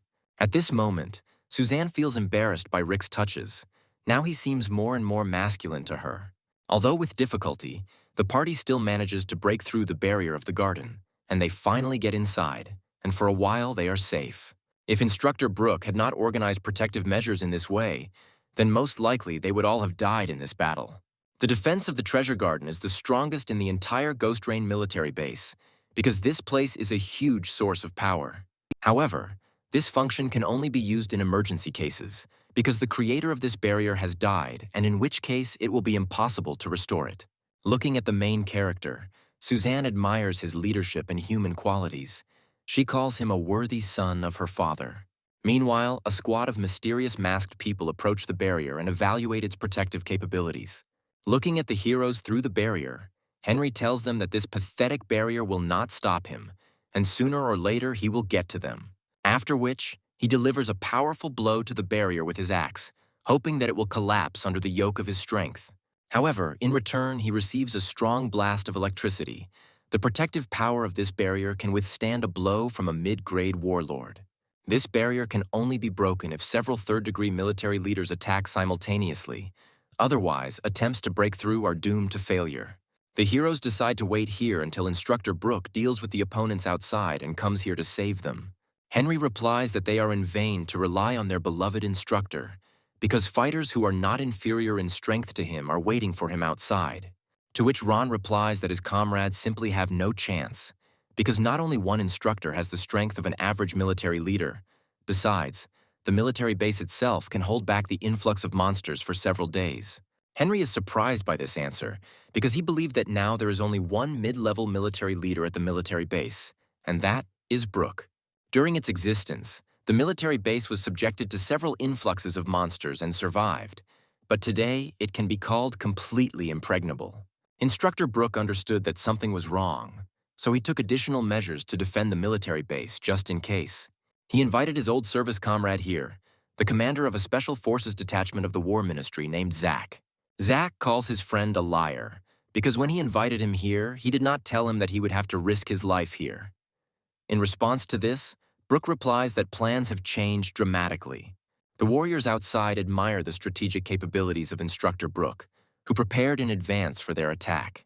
Brooke replies that they don't seem to understand that they are dealing with the War Department, the most powerful agency in the city, and there is no way he will just leave this place.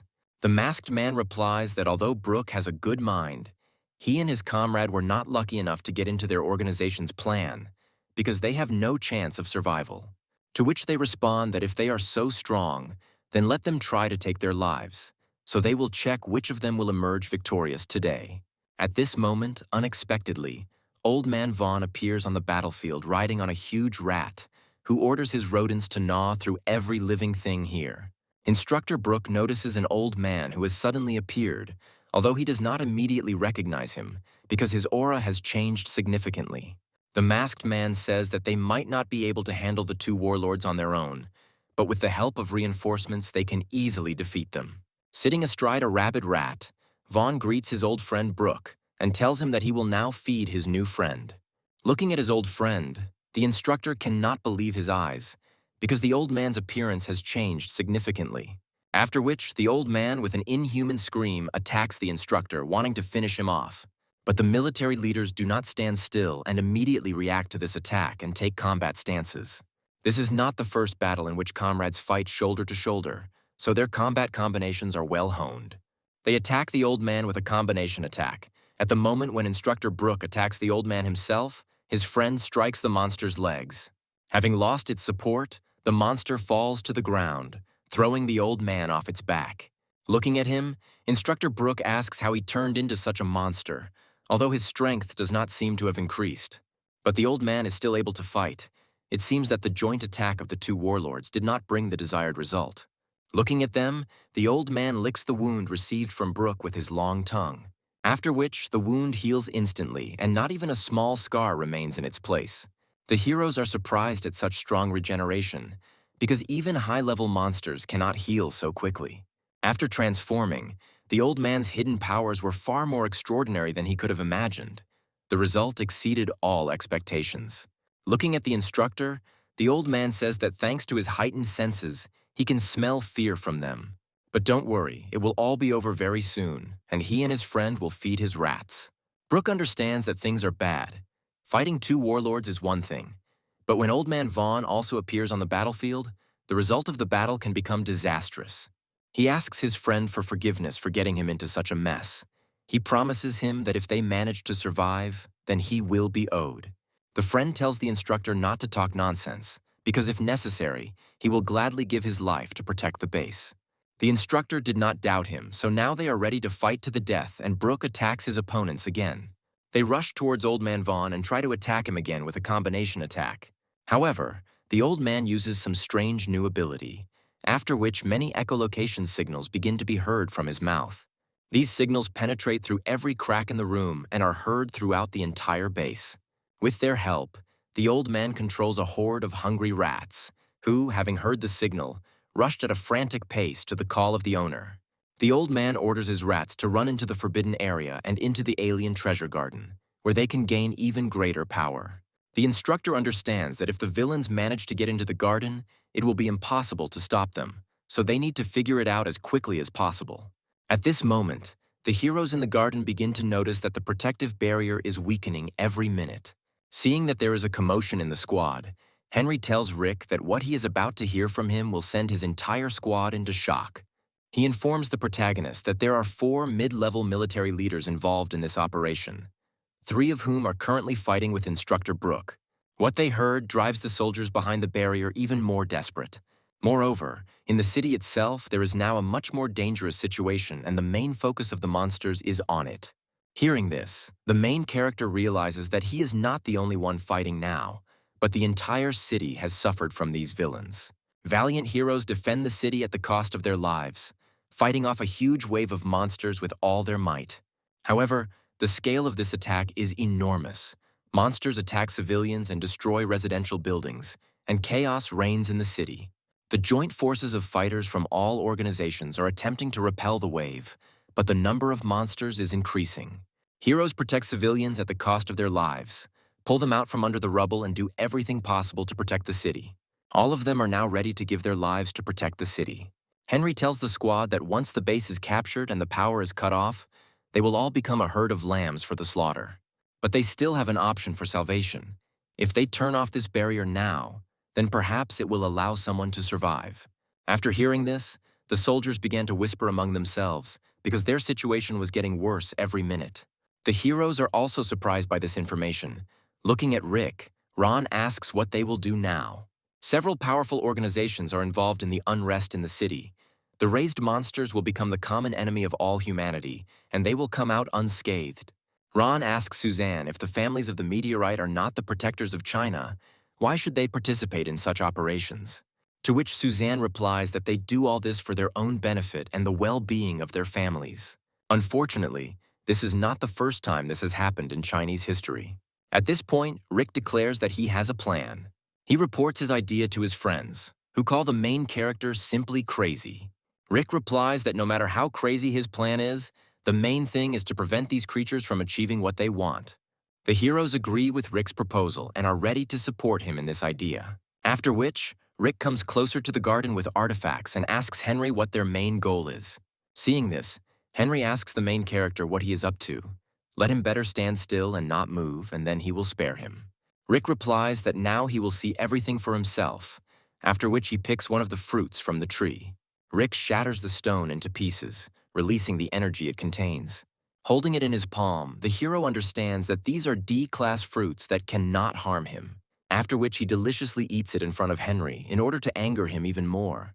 After chewing the fruit thoroughly, the hero tells him that he would not leave such valuable treasures to someone like them. Henry is furious with what he saw. He tells Rick that if he dares to pick another fruit, he will make mincemeat of the hero. Rick feels that from eating the artifact, he gets a +10 to his agility. Last time, after eating a D-level artifact, he did not feel any taste, but this one has a light, fruity aroma. The God of War system notifies the main character that if he eats the same fruit again, he will receive half as many characteristics. Rick immediately checks this. The second fruit gives him only half of the previous consumption, and he begins to absorb the third. The third fruit gives the hero 3 stat points.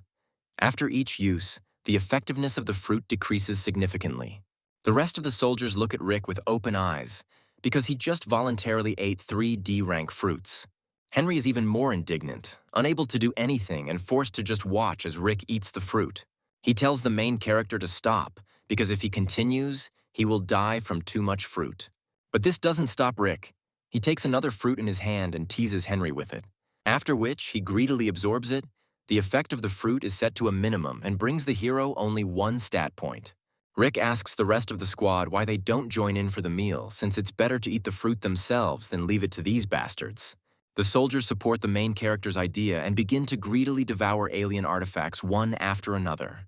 Ron warns the soldiers that if their level is below an advanced fighter, then they should not consume D-rank fruits, because their body may not withstand it.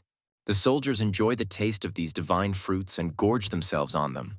At this time, Rick also does not stop in absorbing them, and also throws several fruits to Suzanne. Her rank is close to general, and perhaps by eating enough fruit she will be able to break through to the rank of warlord. Then they will have a better chance in battle. Suzanne agrees with Rick's arguments, because if she breaks through to the rank of warlord, the combat power of their squad will increase significantly. Despite the fact that there are countless treasures here, they no longer have much effect on the main character. Henry calls the squad vile nobodies, and also adds that such weaklings have no right to simply squander the treasures of this garden. To which Rick replies that all Henry can do now is whine furiously, because he doesn't have the strength to get here. From ingesting large quantities of alien artifacts, some soldiers begin to have stomachache, since the treasure cannot be completely digested. There are a lot of such soldiers, apparently. Excessive greed and the desire to become stronger in the shortest possible time played a bad joke on them.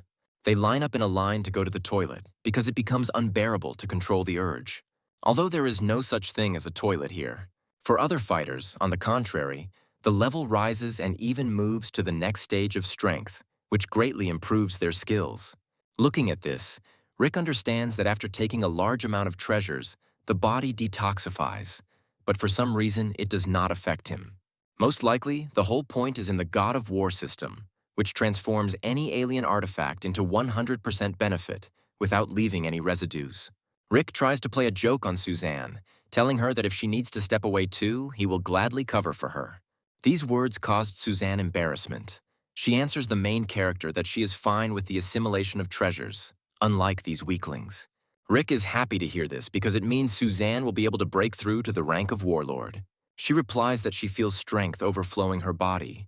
Apparently, she only needs to take a few more fruits and the transition to a new level will occur. Rick presents her with these treasures, telling her that there are a lot of artifacts here. Let her eat everything that her tummy can carry. Many fighters improve their skills, rise in rank, and become much stronger than before. Others do not feel any effect on themselves and stopped eating fruits because they only worsen their health. Rick approaches them and tells them not to despair and to try eating the fruit over and over again until they achieve results. To which he receives the answer that it all depends on digestibility. They have it at a low level, so there is no sense in it. The same cannot be said about Rick, who is able to eat these fruits like seeds. Perhaps if he continues to eat them, he will be promoted to a mid-level military leader. Looking at the alien artifacts, Rick thinks about these words, after which he begins to greedily devour them, leaving behind only shells and dust, devouring one fruit after another. What happens behind the barrier makes Henry furious. Because it completely spoils their original plan, he swears that when he gets to them, the first thing he will do is chop off Rick's head. To which Rick shows him his middle finger and says that when he breaks through here, then we'll talk. But for now, he's just a whining dog on a chain. Another fighter also supported Rick and answered Henry that if they need treasures, then let them look for them in the toilet after him. In general, the situation in the squad has calmed down somewhat because Henry cannot reach them, and they themselves are becoming stronger every second. After eating another piece of fruit, Rick notices that his attributes stopped increasing. He reached his limit and all his characteristics stopped at 300. At the same time, Suzanne feels that strength is beginning to overwhelm her body, after which she successfully breaks through to the rank of military leader.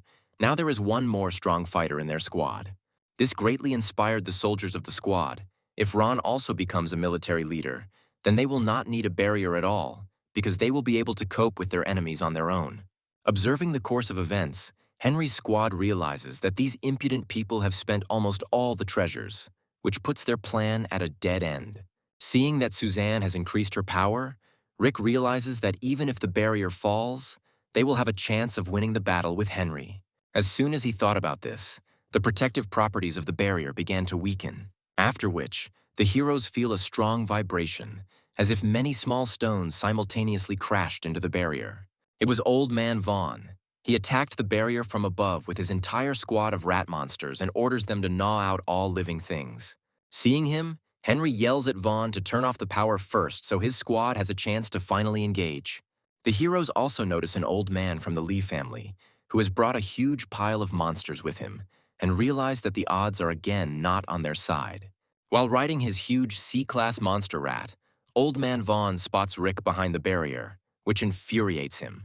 Looking at him, the heroes are surprised by his appearance, because the last time they saw him in an ordinary human form, and now he himself looks more like a monster. Suzanne says that he most likely injected himself with a monster serum, which significantly increased his strength, and now he is not inferior in strength to an average warlord. Rick understands that things are bad. Against Henry alone, they still had a chance, but fighting two mid-level military leaders at once would be problematic. Henry orders the old man to destroy the barrier as quickly as possible before the soldiers eat all the fruit in this garden. The old man tells Henry that it doesn't matter at all that the soldiers ate all the fruit, because there is still essence left in their bodies. And the rats devoured him with the greatest appetite of all, after which they rushed en masse towards the barrier. The heroes understand that everything will continue like this, and very soon the old man will break through the barrier. We urgently need to come up with something. We can't just stand humbly and wait for death. Suddenly, the base's defense system reports that the power plant has been damaged and the garden's self-destruction program has been activated. All heroes need to immediately leave the treasure garden through the emergency exit, and they try to find it. One of the soldiers managed to do this, and he calls all the other soldiers here. However, the emergency exit is tightly sealed and no one is strong enough to open this door.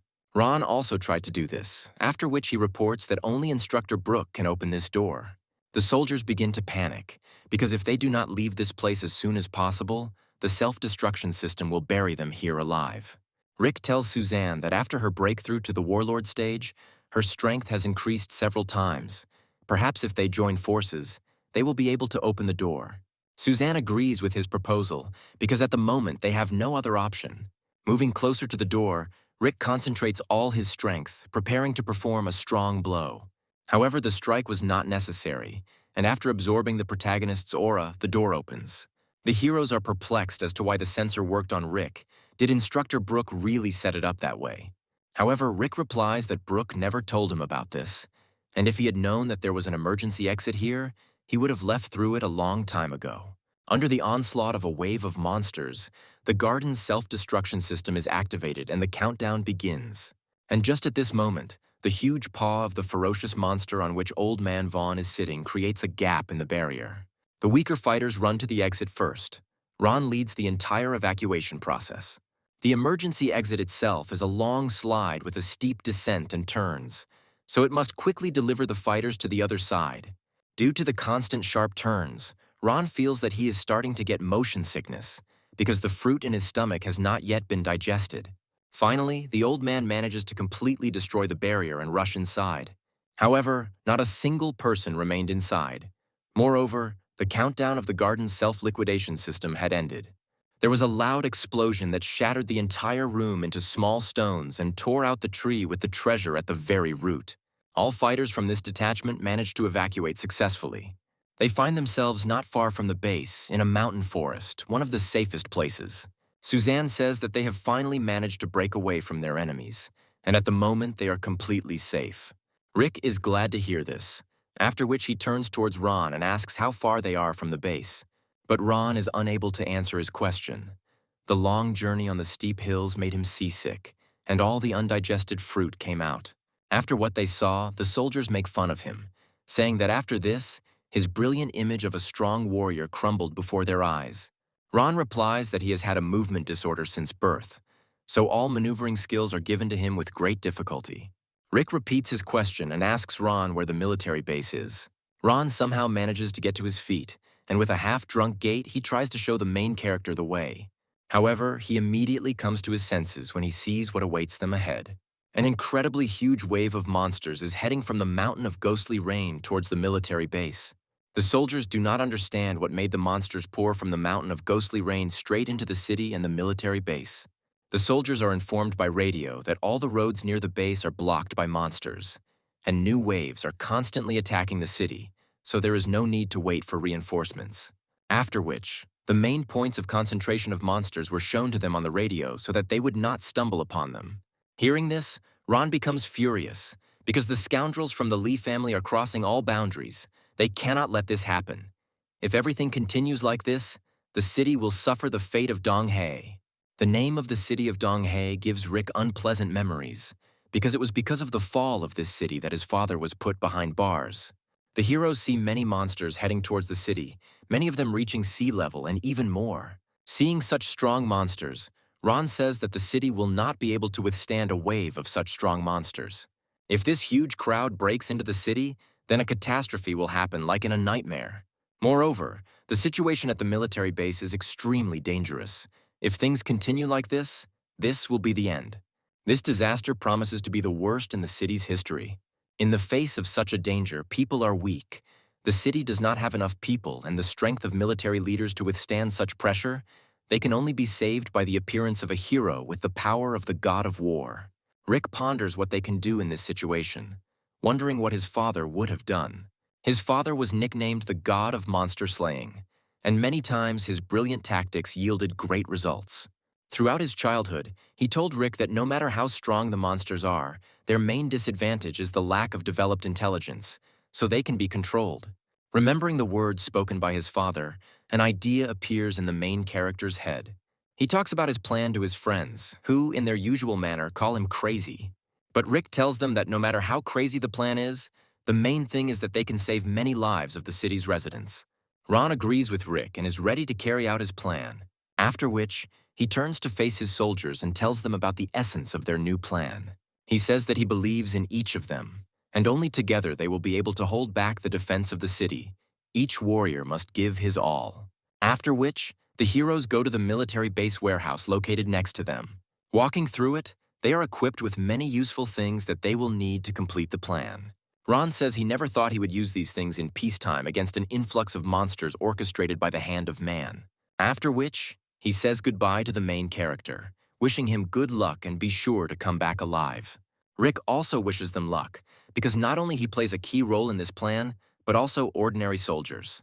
Turning around, the hero sees that not everyone left him, but Suzanne stayed with him. She tells the main character that she owes him a lot, so she stayed with him. A little embarrassed, she says that thanks to him, she made it to the rank of military leader and, if necessary, is ready to fight to the death. Rick is glad to hear such words from his new friend.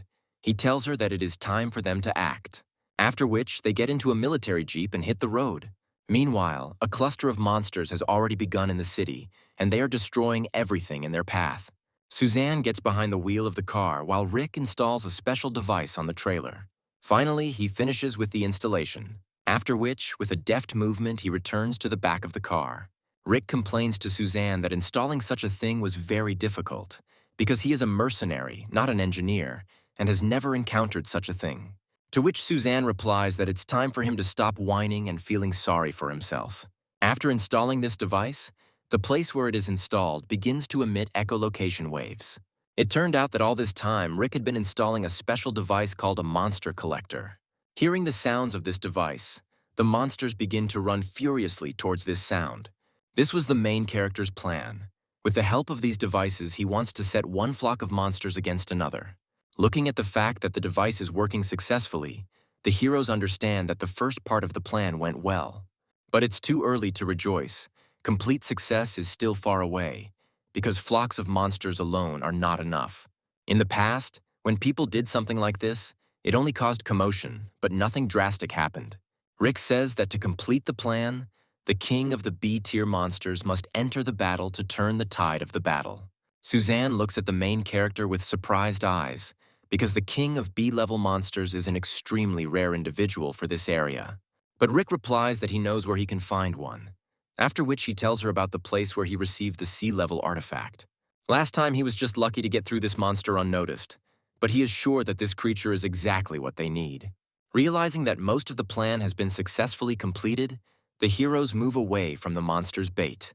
Suzanne asks the main character where they need to go next. It seems that this is the most beautiful taxi driver in the world. Meanwhile, the monsters begin to gradually accumulate around the bait device. Rick tells Suzanne that now it's time to bring that powerful being here. Although the level of this monster is incredibly high, the hero believes in himself and believes that they will definitely succeed. Suzanne looks at the main character with an incredulous gaze.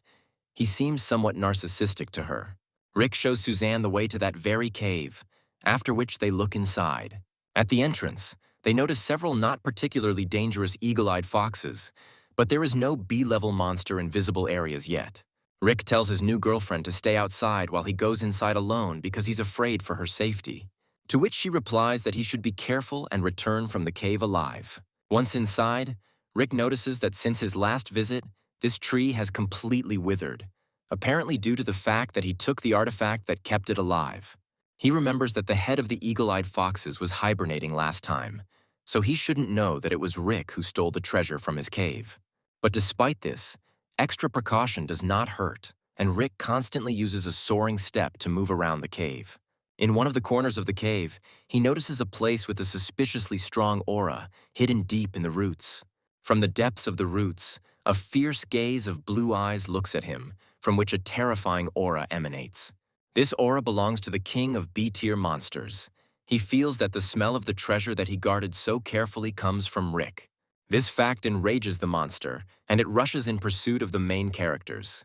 His speed is simply amazing, because he manages to catch up with the main character with the most studied ability of a soaring step. Rick somehow dodges his attacks, using the full arsenal of his abilities. He understands that he shouldn't count on winning this battle, so he needs to take the monster out.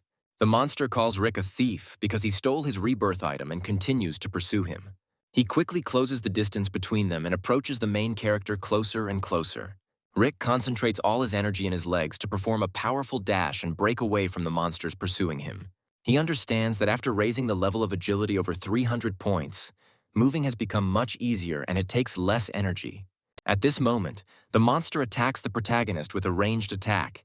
He concentrates a huge stream of aura in his mouth and then releases it. Fortunately, the speed of the floating step allows the protagonist to evade. Now he is strong enough to choose between injury and death. He decides to hide behind one of the roots of a huge tree to wait a little and regain his strength. However, the monster senses the location of the main character and immediately attacks at this place. Rick understands that most likely he will not be able to hide from this creature. If this continues, he will be surrounded and killed. He thinks that perhaps the monster senses an alien artifact inside his body, which is why he finds its location so quickly. Realizing that he can no longer play catch-up with the monsters, Rick tells Suzanne on the radio to turn on the monster collector as soon as possible. Suzanne tells him that if something happened to him, then she is ready to come to his aid, to which Rick replied that she should not dare come here. After which, Suzanne activates the monster collector and the waves begin to penetrate inside this cave. The waves reach their target and begin to gradually affect all the monsters inside the cave. Seeing this, Rick realizes that most likely their plan worked because the monsters stopped chasing him. Given some time, Rick begins his escape plan, using his favorite technique and spraying striped skunk reagent around himself. All the monsters in the cave feel this unbearable sound of the monster collector. After which, everyone, including the king of the monsters, goes to the source of this sound. The second part of Rick's plan is approaching success.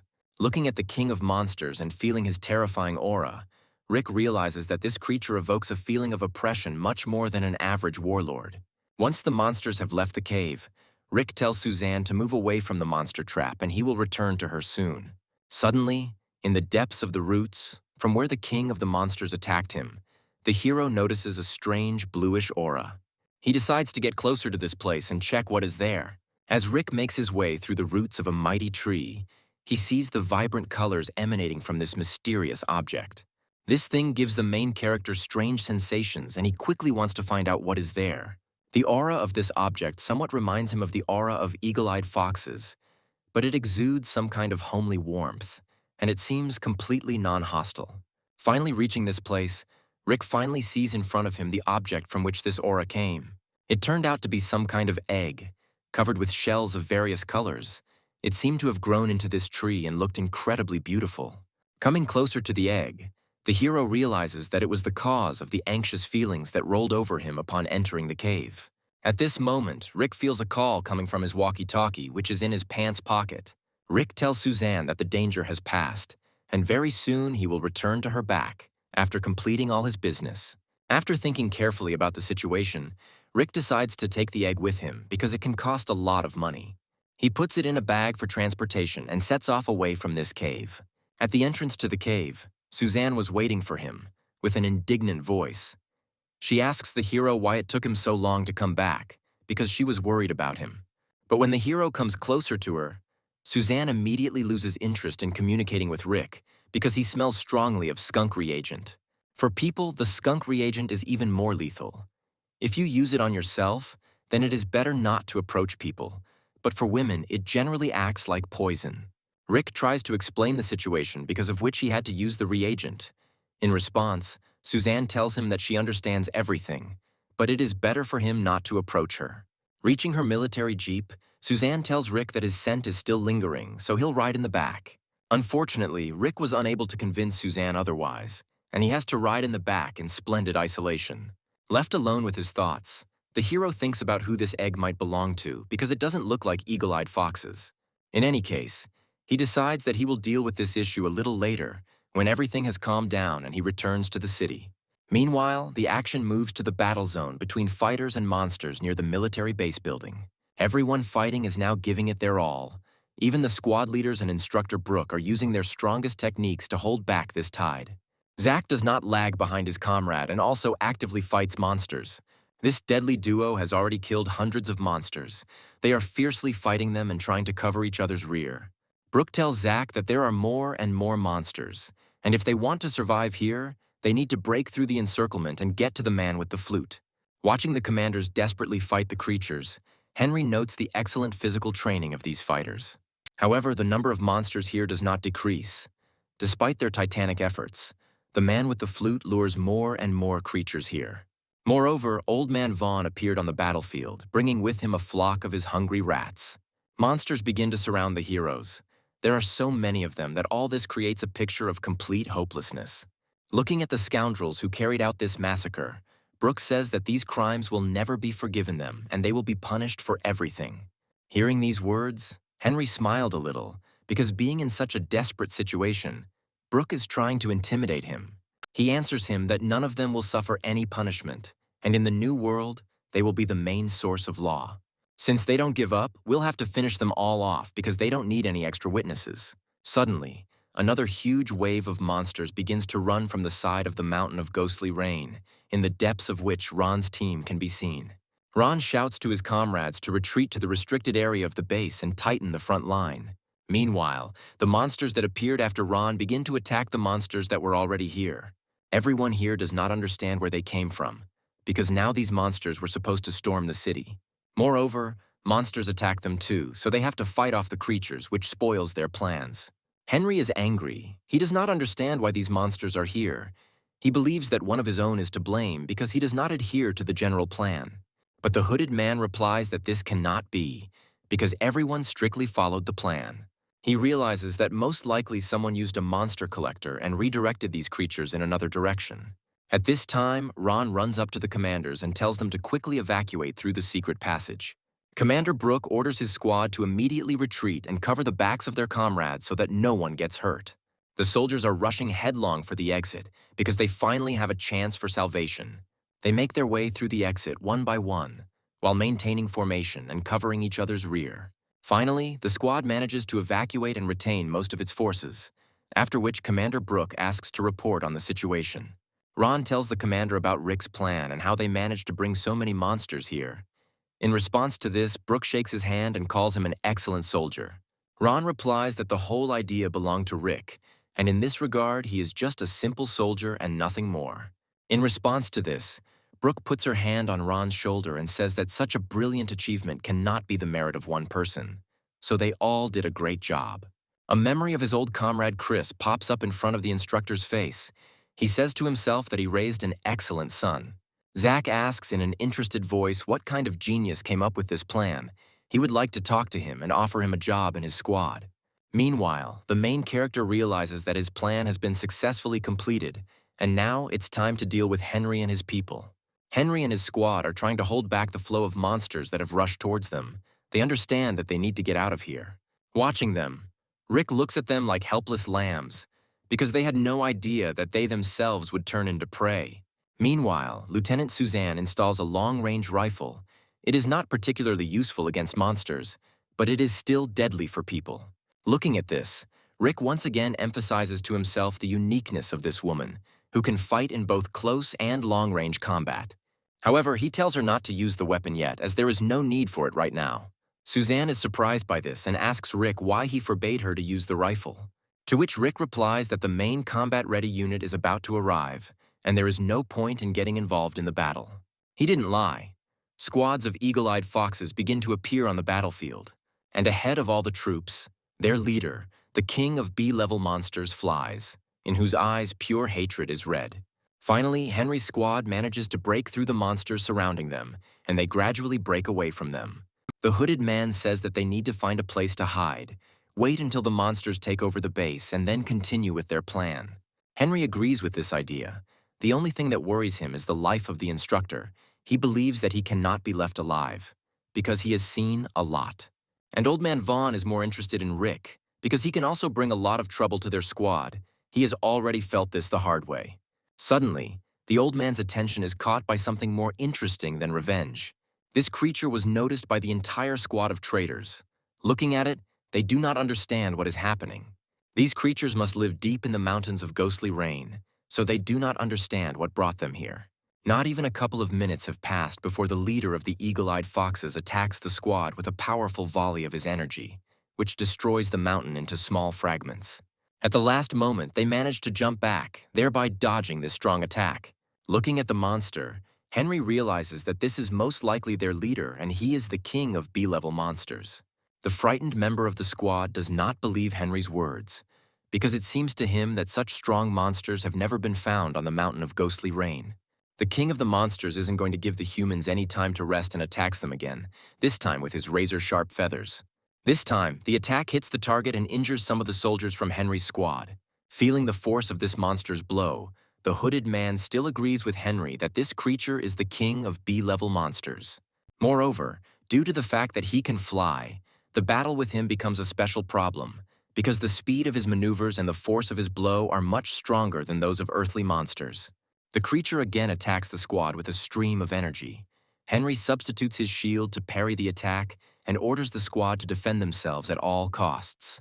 Even though the attack is very strong, Henry's shield is strong enough to withstand its power. He tells the squad that if they continue to just stand there, they won't succeed, so they need to attack him with the whole squad. The soldiers heard Henry's order and begin to attack the monster from all sides, using a full arsenal of different attacks. Looking at this, Rick says that this fight was given to Henry's squad by fate. Let them experience the fear that an ordinary person feels in front of the monsters they lured into the city.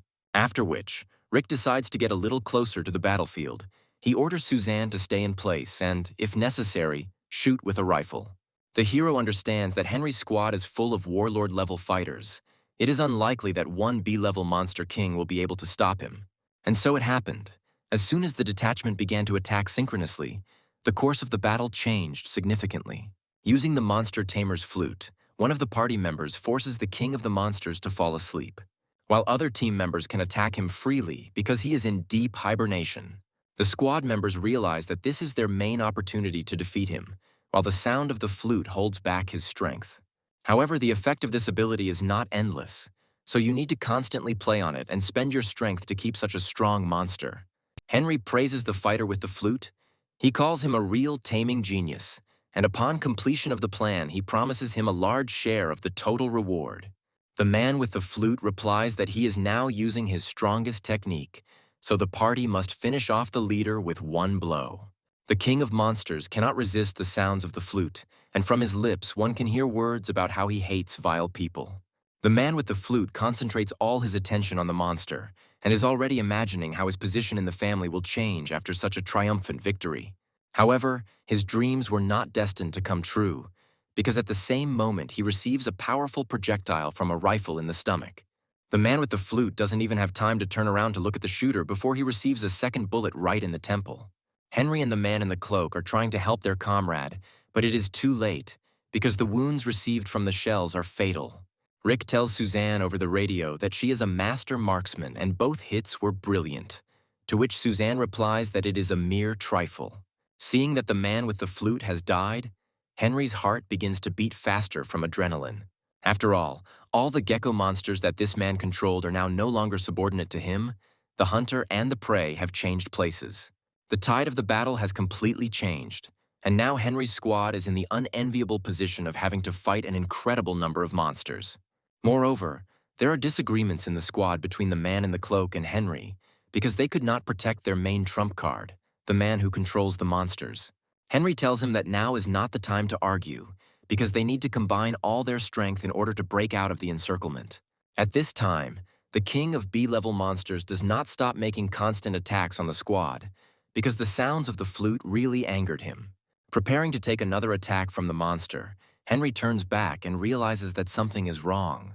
His instincts as a mid-level commander are excellent, as he was able to simultaneously track the monster's movements and block Suzanne's shot. However, due to the fact that he blocked the shot with his shield, he has to take the monster's blow with his body, because he was unable to parry it in time. Seeing Henry fend off her attack, Suzanne is surprised at the level of his powers. To which Rick replies that she should not underestimate the strength of this man, because he is a mid-level military leader. All his senses are much more acute than those of an ordinary fighter. Meanwhile, a squad of traitors notices the main character hiding near the battlefield. The sense of smell of Old Man Vaughn, who can smell his victim at a distance of several tens of meters, helped track him. But Rick is not upset that he was declassified. He sarcastically shows two fingers to the villains as a sign of greeting and says that he already misses them. At the same time, the King of Monsters continues to attack the squad, which does not allow them to go in pursuit of the main character. However, upon seeing Rick and hearing his nasal voice, Old Man Vaughn flies into a rage. He understands that everything that is happening here now is Rick's doing, so he wants to tear him apart. The old man orders all his rats to pick up the protagonist's trail, and with a furious cry, he rushes towards Rick. However, the protagonist's speed is enough to keep his distance. During this, he manages to mock the old man and remembers the death of his son. Old Man Vaughn tells him to stop running and fight like a man, unless he is a coward like his father. Henry shouts after the old man so that he does not leave the squad too far, because this cunning Rick wants to disperse their forces so that the monster destroys them one by one. This is exactly what happens, and since the old man left, fighting the monster has become much more difficult than before. However, the old man does not listen to Henry and continues to pursue the main character in order to take revenge for his son. He tells Rick that this time he won't be able to escape and will go straight to hell. But Rick no longer tries to run away, stopping. He tells the old man that his current appearance suits him much more than a human one. The old man doesn't even listen to the main character, but just continues to rush forward on his huge monster rat and tries to attack Rick. But Rick does not retreat and immediately counterattacks the old man, activating his blade skill and D-level maneuvering skill. However, with this attack, Rick only blocked the old man's blow and did not pay attention to the monster on which Vaughn was sitting. The hero paid for his inattention and receives a powerful sweeping blow with a paw right in the stomach, which leaves a slight injury on his body. Proudly sitting on his monster, the old man asks Rick if he expected that an ordinary old man would become so much stronger than him in just a couple of days. To which Rick replies that his so-called strength is the result of turning into a monster, and without it, he is nothing. The old man answers the young, impudent man that he does not understand anything in this life, in which power means everything and no matter how it is obtained. His stupid father could not adapt to the circumstances, so he ended up in this position. If only he had done something then. This is where the sentence ends. Rick asks the old man what his father should have done and who he displeased. However, the old man tells him that he will never tell him this secret, but it doesn't matter, because he will soon die anyway, in ignorance. After which, concentrating all his strength, the old man rushes towards the main character, wanting to perform the final attack. Rick hoped that he could get the old man to talk and finally find out what happened to his father after that battle many years ago. But he has no other choice. He will have to give it his all and defeat this monster in the flesh. For his attack, Rick activates two perfect level abilities at once. Soaring Step and Shadow Blade. These abilities complement each other perfectly. Like lightning, he flies through the old man and attacks him with a powerful blow, piercing his body right through and causing the old man to fall to the floor. The old man does not understand how this is possible and where the hero has so much strength. He believed that now they are at completely different levels. However, Rick says that the power he wielded was acquired in a vile way, and to a monster like him, Rick would never lose. Coming closer to him, Rick says that his father never treated the old man badly, so he can somehow justify himself and tell him the truth. To which the old man replies that he will not want to find out the truth about this. When he becomes stronger, these influential people themselves will find him and then he will find out everything. With this phrase, the old man's life ends, and the fact that he said that there are several people who framed his father leaves Rick even more bewildered. The creature, gone wild due to the death of its owner, tries to avenge the old man and attacks the main character from behind. However, Rick sees this attack perfectly and cuts off the monster's head with one targeted powerful blow of his blade. After a protracted battle, Suzanne approaches him and asks the main character if everything is okay and if he needs any help. To which Rick just looks away and replies that he's fine. Suzanne asks him where he gets his strength from because he only recently became a warlord and was already able to defeat a mid-level warlord, to which Rick replied that now he is much faster than many such warlords, so he has an advantage over them. After which, he adds that now it's time to deal with a much more dangerous opponent, namely Henry from the Mu family. Finally, the story with the traitor old man One from the Lee family has ended, and he finally and irrevocably dies. Having lost their owner, the rat monsters have completely gone crazy, because no one controls them anymore. They began to attack everyone indiscriminately, including their creators, which creates even greater problems for the traitor squad. The hooded man reports that Rick was able to defeat the old man, so their tame rats went wild, and Henry was horrified by what he heard, because the old man was very strong. The hooded man says that they should not continue fighting the monsters, but should break through as quickly as possible and run away from the battlefield. A detachment from a military base is observing the progress of the battle. Zack notices that the rats are beginning to attack their own owners. The heroes are somewhat confused, because this course of events surprised them very much. They understand that now all the cards are against the traitors, so this is a great chance to end them. They cannot be allowed to escape. Zack agrees with this. He says it's time for them to be the striker. The soldiers get on special ATVs, which they borrowed from a military base warehouse, and go in pursuit of the traitors. Brooke gives a motivational speech. He shouts to his soldiers that now it is time to retake their military base. The soldiers launch a full-fledged counterattack against the enemy. Now, in addition to monsters, a squad of criminals is also attacking many soldiers of the military base, using attacks of various ranges. Henry manages to block these attacks, however. He understands that if things continue like this, they will not last long. But he is not going to give up. After all, he is a mid-level military leader, so he is capable of taking the lives of hundreds of soldiers to the grave. From the military base, Zack grabbed something else very interesting. This is a unique high-class crossbow that shoots very strong projectiles. Brooke tells Zack to be careful with this weapon and that he should never lose the arrow from her, because it costs a lot of money. But Zack has already made the shot, and now asks his friend to help him find the arrow or he will lose his annual salary. The people in cloaks realize that their plan has completely failed and they need to retreat as soon as possible. To retreat, One of them uses explosives and throws them behind his path, which also blocks the path of his allies. Many soldiers from the first and second detachments die from the powerful explosion of this explosive. Looking at this, Brooke calls him a bastard because he sacrificed the lives of dozens of his people to save his pathetic skin.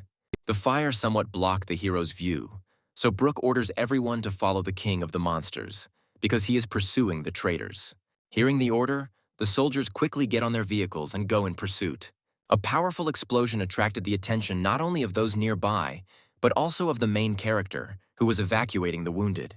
Even Henry was hurt by the explosion. He calls the hooded man a damn brat who betrayed them all at the last moment and ran away. However, he blames the main character most of all, because of him, all the plans of his squad went awry. Before the old man had time to remember about the main character, he immediately appears right before his eyes. Henry looks at him with a fierce look, because he considers him the main problem and the reason for the failure of their brilliant operation. Rick tells Henry that he will not allow him to escape from here, because he brought a lot of trouble to this earth and harmed his good comrades. To which Henry replies that he has nowhere else to run, so he is ready to fight him, since there is such a great chance to take revenge on him. Rick takes a fighting stance and asks the old man how much strength he has left after a long battle and this powerful explosion. But without waiting for an answer from him, she immediately attacks, wanting to take him by surprise and end the battle with one quick blow. The old man seemed to be expecting this, and a mysterious grin appeared on his face.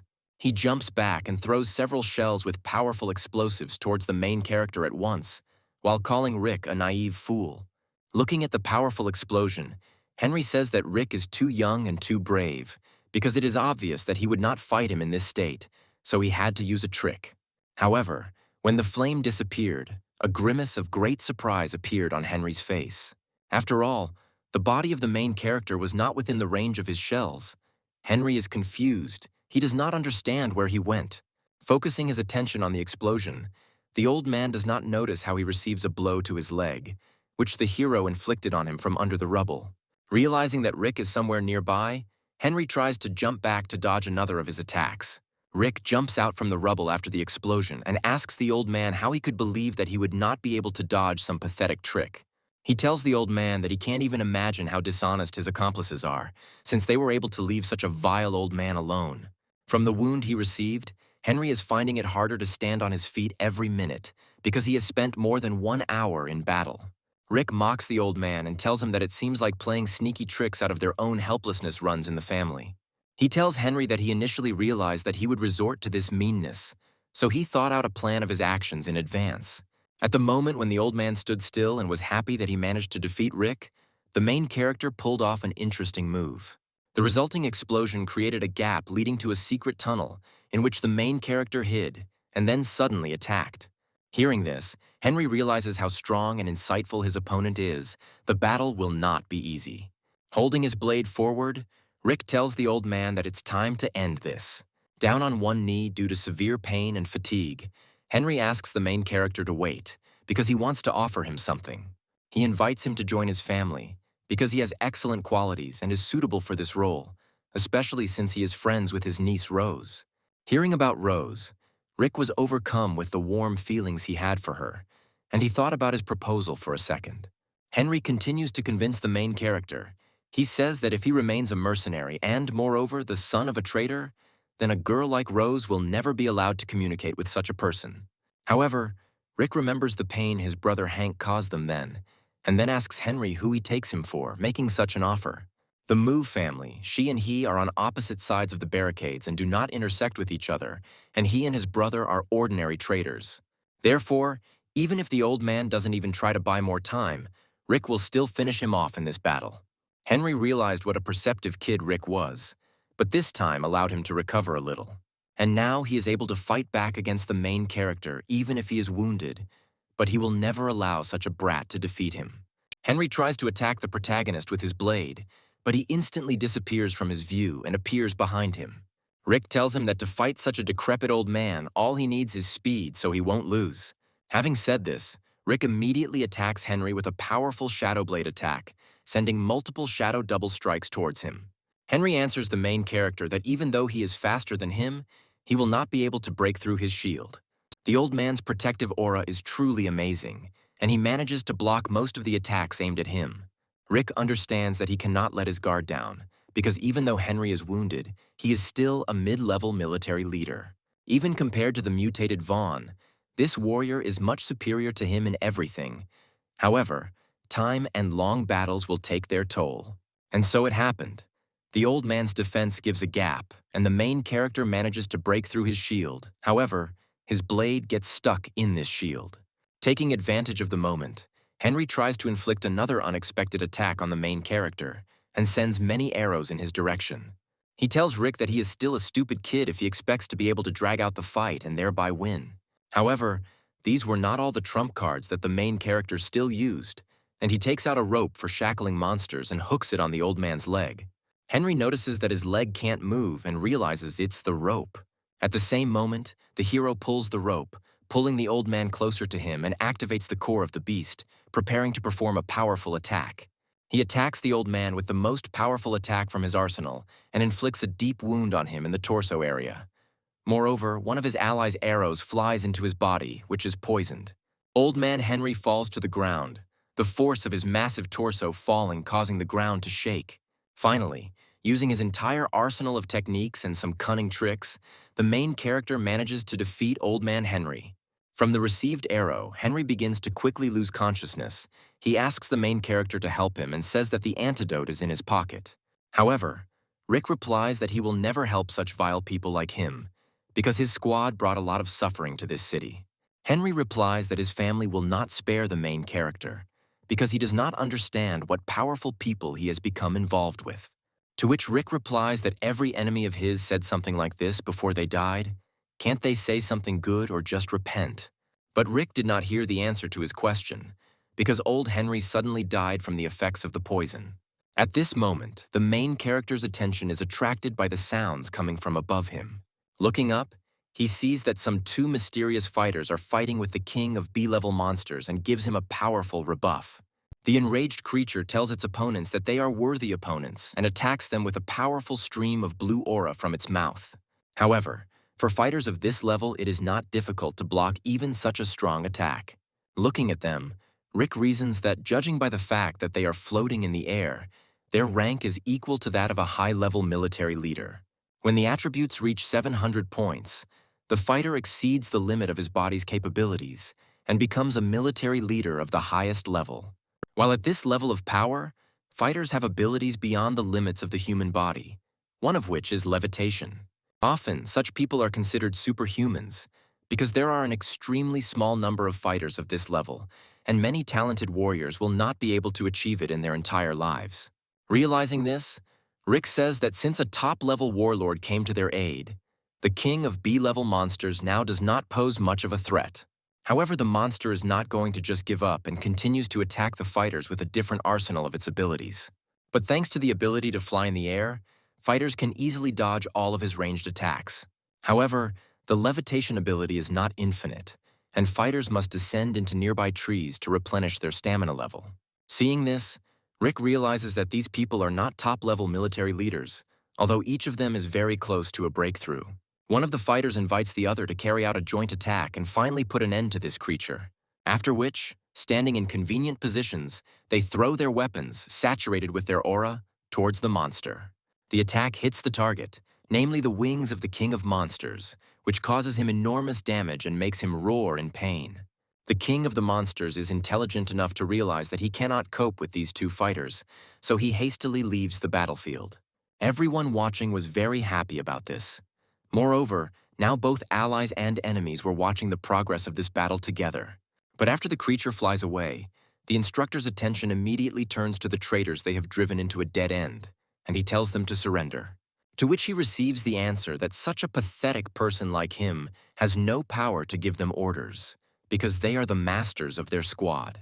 But behind them appears the silhouette of one of the fighters who fought with the king of the monsters, and he invites the hooded man to surrender in an amicable way. Otherwise, he will force him. The mysterious people feel that this fighter has terrifying power that they cannot control, but they cannot reveal their plans. The second person who fought the monster turned to the first by name and invited him to let these people go. It turned out that he was from the same team with them. to which he replies that they committed a large-scale crime and should be punished accordingly. After which, he attacks the traitor with his weapon, activating one of his class abilities. However, the strength of these fighters is approximately equal, and the mysterious man manages to deftly block his attack. He tells him that if they continue to fight pointlessly, then during the battle he may also get injured, and then it will be problematic for the situation in the city to normalize. The mysterious man says that this is an emergency, so he better take care of the people of the city. Inspector Brooks shouts that it is all the fault of these people, they cannot be left unpunished. The mysterious man replies that they did not come up with this plan, but only carried it out, and if they let them go, he promises that they will immediately leave the city. To which he replies that these traitors get out, and if they ever notice them in the city, then let them be sure that they will immediately go to jail. After which, the mysterious squad runs away from the battlefield. Everyone watches their escape, especially Rick, who tries to remember their facial features despite the darkness of the night. Running past the main character, the mysterious man casts his mysterious gaze at him, in which pure hatred towards him is read. Just looking at this man makes Riku feel uneasy, because he feels that colossal power emanates from this fighter. Suzanne tells him to be careful, because most likely he has become involved with some serious organization that will sooner or later want to get rid of him. Therefore, he should stay close to strong people, such as Commander-in-Chief Ding, so as not to fall into a hopeless situation. Rick replies that he understands this, and now he needs to become even stronger as quickly as possible. The man who fought the B-level monster asks the main character to come closer to him. Hearing these words, Rick comes closer to him and feels the same power from him that he felt in the gaze of that mysterious man. It turned out that the person fighting the monster was the Commander-in-Chief of the military forces of Chin City, General Ding. He carefully examines Rick's face, as if trying to compare him with someone. After which, he orders the entire detachment to get on their vehicles and go to the city for reinforcements. Rick understands that the situation in the city is tense now, but he is even more interested in how things are going with his friends from the Mercenary Association. He tries to find out information through his walkie-talkie, but in response he hears that communication with the squad of his friends has been lost and cannot be restored. The car with the heroes heads toward the city in time to help the residents and their comrades in the fight against the monsters. Meanwhile, Rick has not received an answer about the location of his comrades, so he asks Suzanne to drive faster. To which Suzanne replies that Commander John is a strong fighter, one of the strongest mercenaries in the association, and he will definitely not harm his squad. And if they are in a hurry and start driving faster, they may get into confusion, because the number of monsters in the city is very large. There really were a lot of monsters in the city. They continue to attack people and destroy everything that catches their eye. Rick realizes that the city's defenses are too weak to withstand such a powerful influx of monsters. The current situation of the city greatly depresses the main character. He understands that he urgently needs to come up with something, otherwise the city will fall.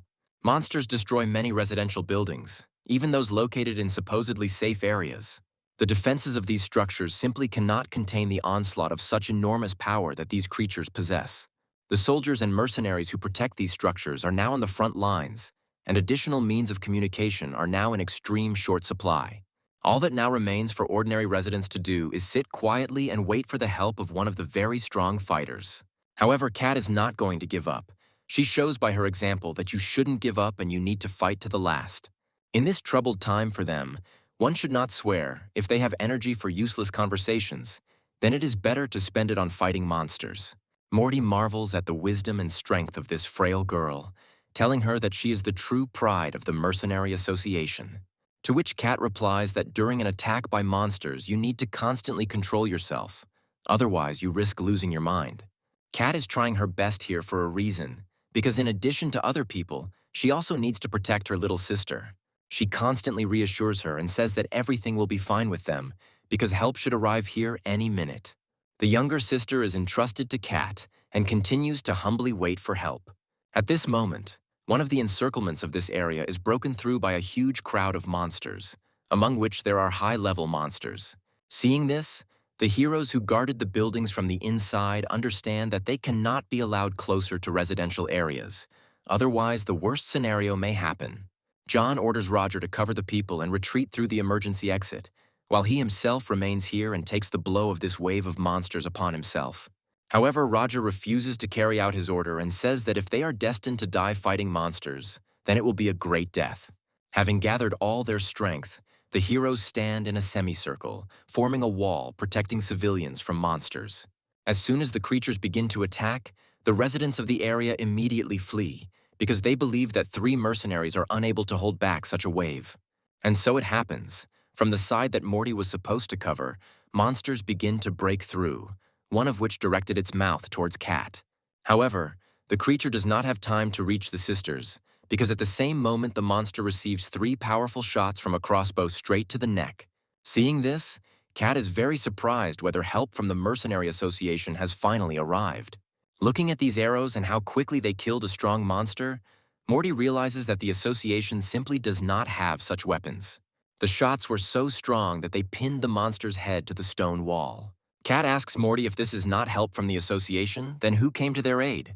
To which Morty replies that such weapons can only be used by the Ministry of Defense, and in order to master them, you need to be at the level of a military commander. The rest of the heroes are just as glad that someone has finally come to their aid, because now it will be easier to restrain the monsters. As expected, the one who killed this monster with a crossbow was Rick, who took this weapon with him from the ammunition depot.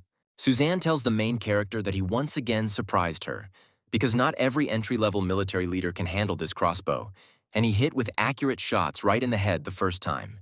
To which Rick replies that as a child he often went hunting with his father, so shooting with a crossbow comes easily to him, after which he invites her to go to the aid of his friends. Suzanne agrees with the main character, and they jump from the roof of one of the buildings to quickly come to the aid of their comrades.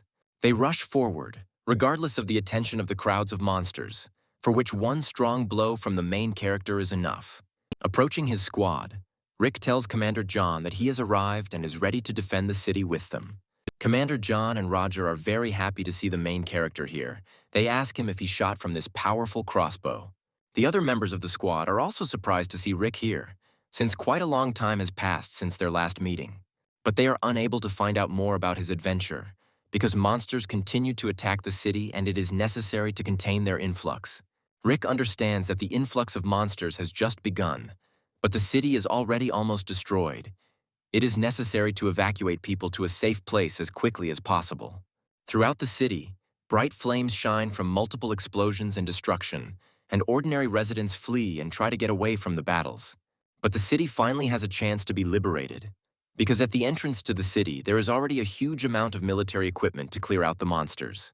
The appearance of the army in the city forced people to flee towards the military columns, because it seemed to them that it was safest there. Some of the people's phones finally have a connection and are able to send an emergency signal to rescuers. Rescuers try to quickly evacuate all people from whom they receive emergency calls and messages. To do this, they use special helicopters because when monsters attack, the safest transport is by air. Special soldiers fly up to pick up the people, fly up to them in military airplanes, and then carry them to the side of the helicopter. Other soldiers went to reinforce the mercenaries and engaged in battle with the monsters. One of these evacuation helicopters arrives at the place that Rick and his squad are now defending. Little sister Cat can finally be saved. She's glad that her older sister did not deceive her when she promised that help would soon arrive. Cat asks the rescuers to put her sister on board as quickly as possible, because a child has no place on the battlefield. After which, she goes to her squad to help them in the battle. Morty is glad that help has arrived at them, because he thought that he would become food for these creatures. John is surprised that the War Ministry was sent to help them.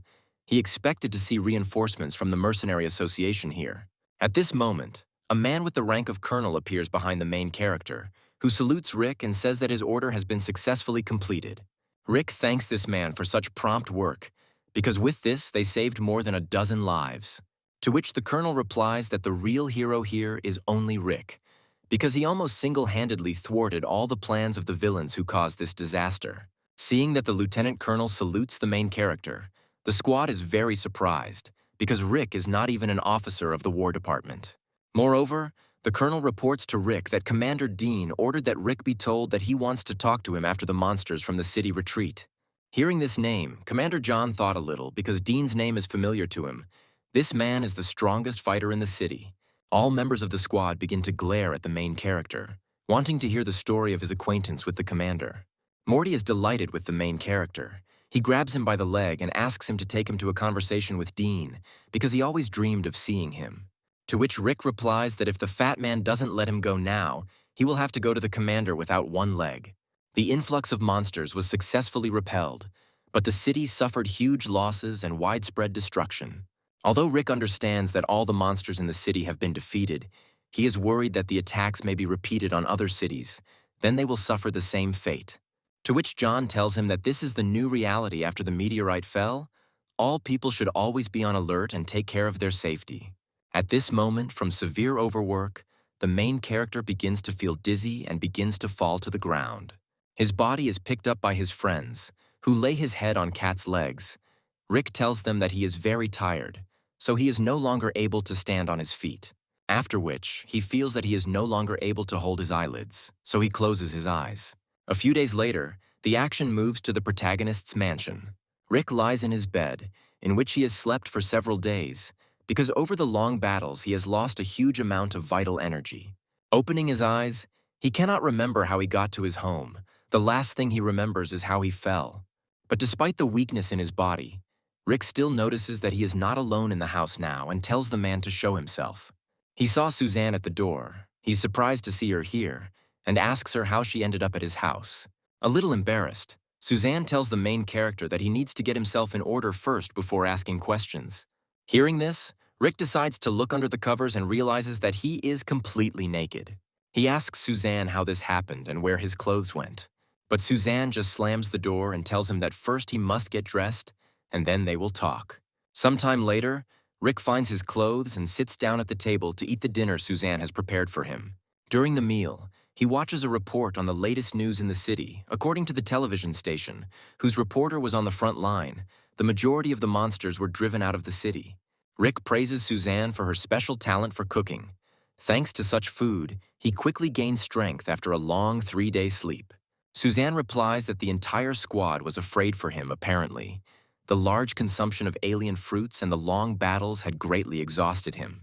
Having discovered the God of War system, Rick realizes that his performance has increased significantly. Must be due to the fact that all the alien fruits have been fully absorbed. Continuing to watch the report, Rick hears the presenter say that all members of the Lee family are on the list of victims, after which he offers his condolences. Rick doesn't understand why some of the main culprits of all troubles are mourned by the whole country on live television. Suzanne tells him that not only the Lee family is to blame for what happened, the monsters in the shadowy mountains were forced to rebel, and the order came from the capital of China. Hearing this, Rick realizes what serious people he has become involved with, and most likely, they are to blame for the fact that his father was unfairly accused. All TV channels in the city broadcast only news about the attack of monsters and about many people who have gone missing. Rick doesn't understand why Commander Dean and President Hughes can't speak out, because they know the whole truth about who was behind the monster attack on the city. Suzanne tells Rick that if they stand up for their point of view, there will be no problems and they will face the same fate as his father. Hearing this, Rick realizes that this is most likely true, because the blame was clearly placed on him by completely different people. Suzanne tells the main character that very influential people are to blame for the arrest of his father, so the commander can only secretly protect him by placing him in an air prison.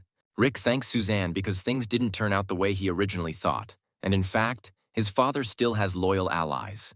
Suzanne says that she told this so that the hero would worry less about his father, but at the same time understand what influential people are his enemies. In response to this, Rick promises that he will be more careful, and also adds that he will become so strong that these people will be afraid of harming the people dear to him. Looking at Rick, Suzanne is somehow sure that he will succeed. After which, she says that she has to go, and also adds that the thing she found in his bag is in the next room. Perhaps it is dear to him. For some reason, Rick didn't immediately understand what kind of thing they were talking about. But upon entering the room, Rick realized what Suzanne was talking about. This is the egg that he stole from the cave with the alien artifact. Coming closer to him, Rick taps on the egg. He realizes that eagle-eyed foxes do not hatch from eggs. Then who could it belong to? At this moment, the shell on the egg begins to crack. Rick doesn't understand what needs to be done in this situation, and what if a little monster hatches out of there now? What he should do then? The idea even comes into his head to give the egg to Morty so that he can cook excellent scrambled eggs from this monster. He will be very happy with such a gift. However, what hatched from this egg was not a monster, but just an ordinary cute puppy who was fast asleep. But Rick still doesn't trust his eyes. Even if it's an ordinary puppy, he's still going to take it to Morty. At this moment, the creature wakes up and looks with sleepy eyes at its new owner. The glances of these two crossed each other, and now Rick is not sure that this creature is worth giving to the fat man to be eaten. He decides to take the newly born puppy to the Mercenary Association's laboratory and study it. Approaching the doctor, Rick tells her that this monster is very weak, perhaps he is sick with something, and asks the doctor to examine the body of this creature. In response to this, the doctor made a face in a grimace of displeasure. She told Rick that this was an ordinary puppy that had become very weak, and Rick was a very unlucky owner. Rick tries to ask the girl if this creature is definitely not a monster. The girl shows the main character the analyses of this creature and says that if he had brought it here a little later, it would have been impossible to save it. Looking at the test results, Rick realizes that this is indeed an ordinary puppy. However, this creature hatched from an egg, and for the leader of the eagle-eyed foxes, this creature was very valuable. Rick explains to the doctor that he is not actually the owner of this pet, but simply picked it up on the side of the road. The doctor replies that someone must have lost their pet during the monster invasion, and Rick has a very kind heart. After talking with the doctor, Rick doesn't quite understand how this creature could turn out to be an ordinary puppy, so he decides to watch it for now and keep it for himself. At this moment, the protagonist's phone rang, from which Kat's voice was heard. Rick answers the phone, but just as he is about to say where he is interrupted. Kat bursts into the doctor's office and immediately runs towards the puppy, saying that he is just incredibly cute. Rick tells the girl that he found this puppy on the road and decided to keep the association building for a while. Kat is very sorry for this poor creature. She tells the main character that she can take him to her place and take good care of him, and also asks what the name of his pet is. With an awkward smile, Rick replies that the name on the collar was Haiden, which means gray egg in Chinese. The heroes say that his previous owner simply has disgusting taste in nicknames. Such a name for a pet is very uncharacteristic. Rick just awkwardly rubs his cheek with his finger and says that he can't do anything about it because the pet is already attached to this nickname. From that moment on, the team had a new friend, a cute puppy named Haydon. But Rick still has the feeling that this puppy is not as simple as it seems at first glance. He realizes that it is better to keep an eye on him, and tells his friends that since the puppy's condition is stable, he would like to take it for himself. After which, they all go out into the street together, where the rest of the squad and a yellow car parked by the road were waiting for them. Rick asks the commander why they tried so hard to find him, to which John replied that Commander Dean ordered him to be brought to him. Rick is confused. He does not understand why such an important person as the commander-in-chief of the War Department needed him. The heroes arrive at the main military headquarters of the city of Chin. At the entrance to the military headquarters, they meet their old friend, Instructor Brooke, who got a lot of trouble for this battle with monsters. The heroes look at the instructor with some pity, because apparently he was seriously wounded and now he will have to gain strength for a long time. However, Brooke replies that it's nothing serious. All his injuries are mere trifles, and he will soon recover. At the same moment, Zack sneaks up behind him. He grabs Brooke by the shoulders and tells him that since nothing serious happened to him, then why is he screaming in pain? Looking at these two, the heroes notice that this couple are real best friends and will always come to each other's aid. At this moment, a man with the shoulder straps of a lieutenant colonel approaches the main character and says that the commander-in-chief would like to talk to him personally in private. Morty was upset by this statement, because he had dreamed of talking and meeting with the most powerful man in the city since his childhood. His friends support him, saying that someday he will become so strong that Dean will invite him to his place. A year ago, he became a mid-level military leader, and now he is almost a top-level military leader. Even President Hughes and Instructor Brooke will not be able to cope with such strength. It is precisely because Ding took command of the Ministry of War that it can control other forces, since Qin surpasses other cities in power. The fact that the commander invited Rick is quite unusual, however. The main character made a great contribution during the influx of monsters. At this moment, Instructor Brooke approaches John and tells him that he should not worry, because Dean has his own reasons for meeting with Rick.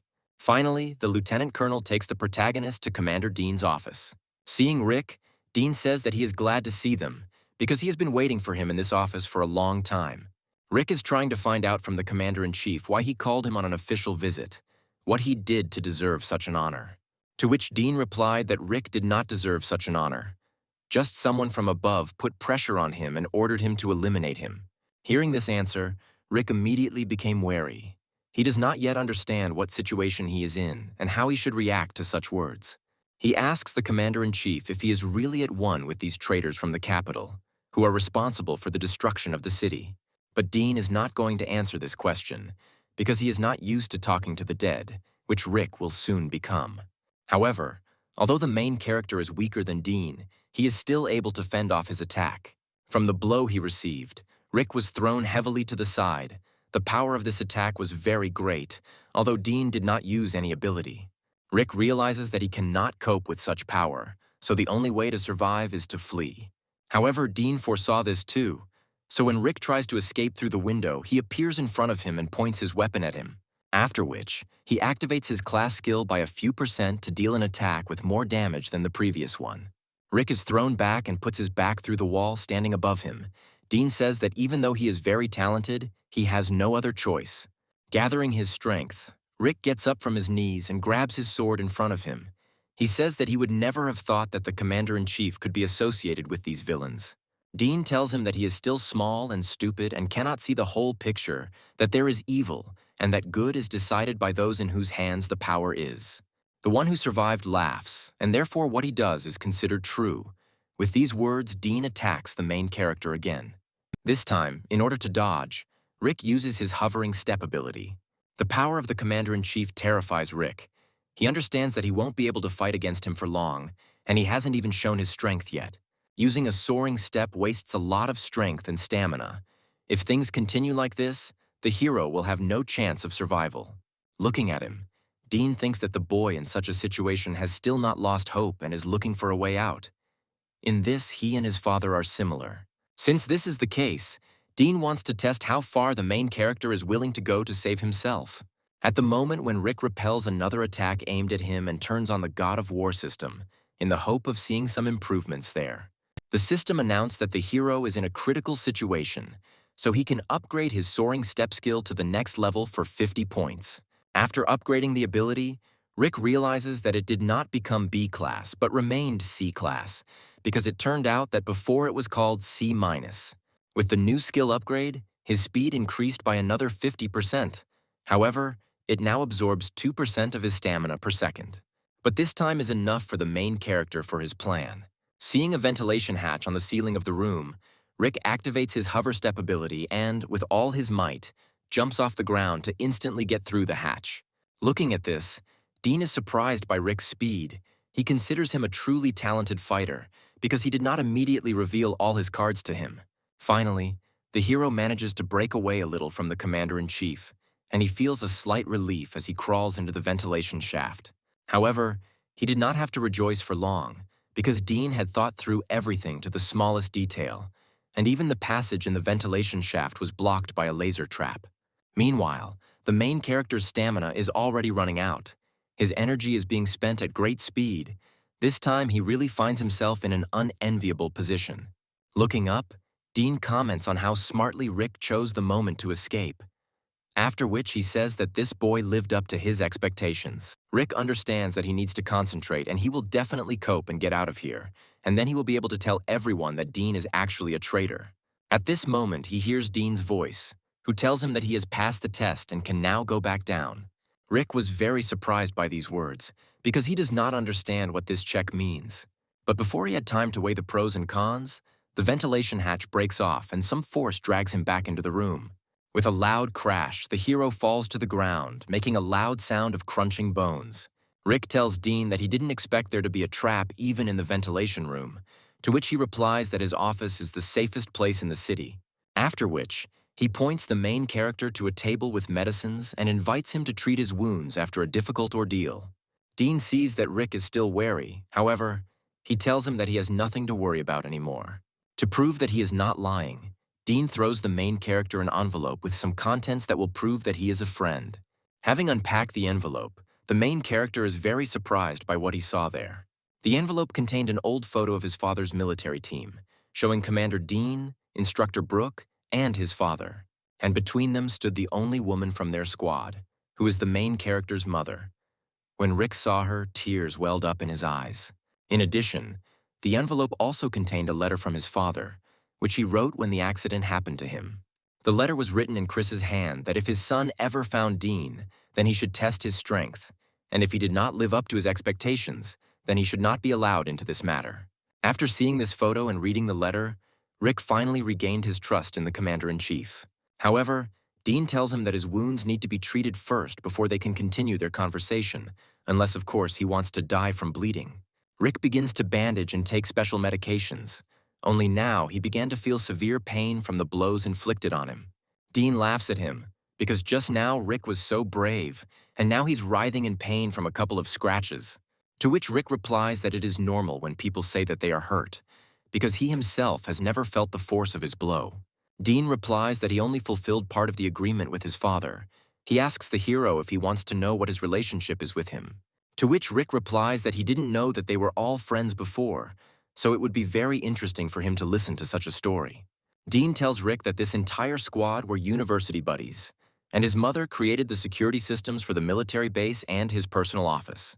Rick now understands why the emergency exit in the alien artifact garden opened when he activated it. Dean says that his mother was a real genius in this regard. If not for his father, she would have taken the top degree at the research institute. She was an excellent person. If she had not had to go to Donghae, perhaps the whole world would be safe now. Dean tells the main character that he is very much like his mother, and since he made a promise to his father, he will fulfill it. But before that, the hero must learn the terrible truth.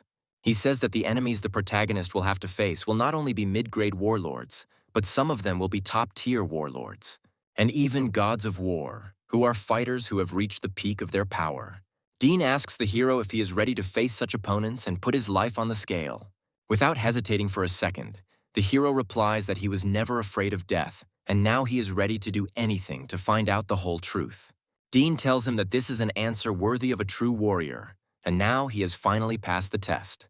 Rick was surprised by this because it seems to him that Dean is an overly distrustful person, to which Dean replies that this property helps him find real allies, especially since his father did not want to involve him in this matter at all. But since this has happened, Dean will give Rick what he came to this city for, after which he takes out the contents of the secret safe. Seeing him, Rick is surprised, because when he opened the safe at the military base, it was empty. Dean assures the protagonist that this is exactly the thing that his father hid at the Phantom Rain Mountain military base. Rick is very happy about this find, because he was very disappointed when he saw that when he opened the safe, he found nothing there. Dean says that when his father was hiding this thing, he was followed and wanted to steal it, but at that moment he was at the base and prevented the villains from doing this. After which, he adds that now this thing is his. However, he should not place high hopes on it, because it is just a clue and nothing more. Opening the box, Rick sees in it what appears to be a small mirror and a mysterious sealed scroll. Hoping to find out what his father still wanted to convey to him, the main character unrolls the scroll. It talked about the city of Donghae. That same city, which has now become the largest lair of monsters in China, is now home to monsters of any level, even A-class. After the influx of monsters, Donghae City became the largest monster den in the country. For high-ranking officials, the fact that the impregnable front of the city has turned into ruins is a huge shame. What happened had a profound impact on people. The evidence was irrefutable, which is why Rick's father was punished so severely. At first, given all his merits and regalia, he should not have been punished so severely, however. The consequences of the influx turned out to be too great. The lair in Donghae is a harsh place even for a military leader, however. Even in such a situation, his father managed to leave evidence proving his innocence. Dean replies that it is a dangerous place for all people, but at the same time, it is a safe place to store evidence, because no one will get to it. In addition, the place in which they are stored was built by Rick's mother, and the key to it lies in this box. This key is this mirror. Now it's clear why Dean had to test the main character, because in order to penetrate Donghae's lair, it would take a lot of strength. But Rick already understands this, and he is willing to do whatever is required to clear his father's name. Dean says that since he has decided to do this, he will support him with all his might. His location will be hidden on the map, and he can also use any arsenal of the military base. Rick thanks Commander Dean for everything he has done for him. Dean tells him that his politeness is too much, because he is just helping the son of his good old friend. Hearing this, Rick smiled, because he was glad that his father still had such faithful comrades. As Rick started to leave, Instructor Brooke appeared behind Dean and told him that this guy is truly amazing. However, the commander was very carried away when testing his strength. Under such conditions, he might not have been able to cope with the pressure. Dean replies that he could not do otherwise. Because he is going to such a harsh place, he personally does not want Laura's son to die there in search of a secret. To which Brooke replies that her son has the right to find out why his father was convicted, and they, his bosom friends at the university, should have helped him with this. Alas, a lot has changed since graduation. It was a very long time ago, and university time can no longer be returned. Dean says that if Laura were alive, she would be happy to see how strong her son has grown, because this guy is far superior to his peers. Rick spent this entire week after his conversation with the commander meditating and preparing for his imminent departure to Donghae. He understands that before setting off on such a difficult journey, he needs to properly prepare for it. During his preparation, the hero managed to slightly increase his attributes. It seems that this fruit has been completely absorbed, so he feels that he has become a little stronger. However, even with such power, he must be careful because he is going to an incredibly dangerous place, but he has no other choice. He realizes that he will be leaving the city for at least a month, so he warned his friends from the association in advance that he wanted to be alone for now to learn the skills he had learned. The heroes, of course, were outraged by this, but they accepted his decision with understanding, and no one objected to his desire to become stronger, for which he is immensely grateful to them. Just as Rick is about to leave, he feels someone touching his leg. Looking down, he sees Hayden's puppy, which he tamed by stealing an egg from a cave of alien artifacts. In fact, he temporarily left the puppy at a military base to be looked after there, but he somehow managed to escape. During this time, Rick and Hayden became very attached to each other. Hayden was with him everywhere. He sat with him in the toilet, by the way. After overeating alien fruits, Rick spent a lot of time there. Despite his dislike for water procedures, Hayden took a bath with the main character. In general, the puppy performed all the functions characteristic of animals of its kind. It simply followed its owner everywhere. However, Rick realizes that Hayden is not just an ordinary puppy. He is unique and one of a kind. Patting him goodbye, Rick tells him that he can't go with him because he's going to a very dangerous place full of monsters. However, Hayden seemed to understand the words of the protagonist, and in response to this, he barked at him, which seemed like he was ready for such a journey. In the end, Rick decides to take him with him because he will still be worried if he leaves him alone in this city. In gratitude for this, the puppy licks the protagonist with his rough tongue, which makes Rick laugh.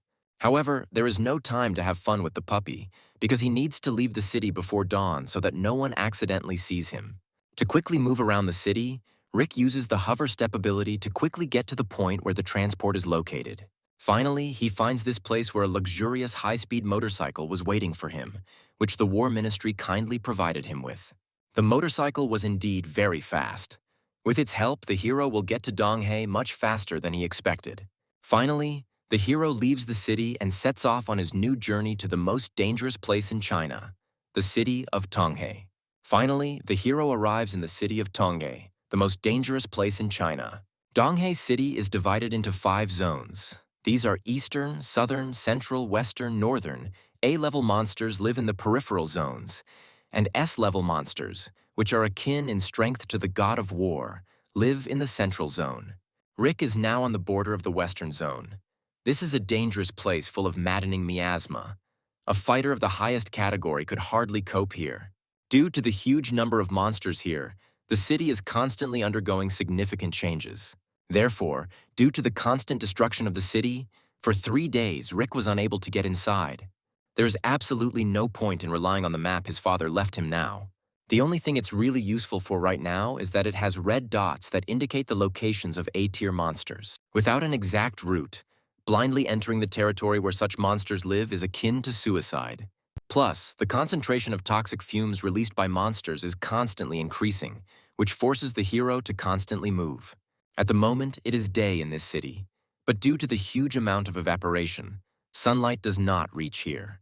Only after staying in the city for 3 days did Rick realize that he had to be wary not only of monsters, but also of other things. Along with the appearance of monsters in the city, miasma and animal poison that were dangerous to people also appeared. Over the past years, it has not stopped spreading throughout the territory, which attracted more monsters to the city. Because of this, many analysts believe that at this rate of development, the city of Tonghe will become the most dangerous place not only in China, but throughout the entire continent.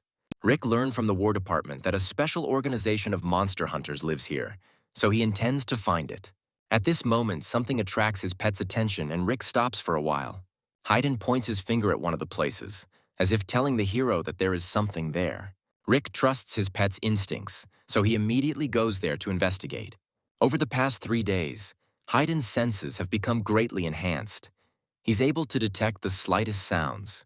On the way to the city, he often saved Rick from sudden attacks by monsters. His pet sensed danger and the approach of monsters long before they approached. Therefore, Hayden turned out to be a very valuable traveler on the road, and Rick did not regret that he decided to take him with him. Having reached the place, the hero sees the reason for his pet's worries. There he sees a blue-haired girl who is surrounded by several massive fighters. They tell her to return their things or they will kill her.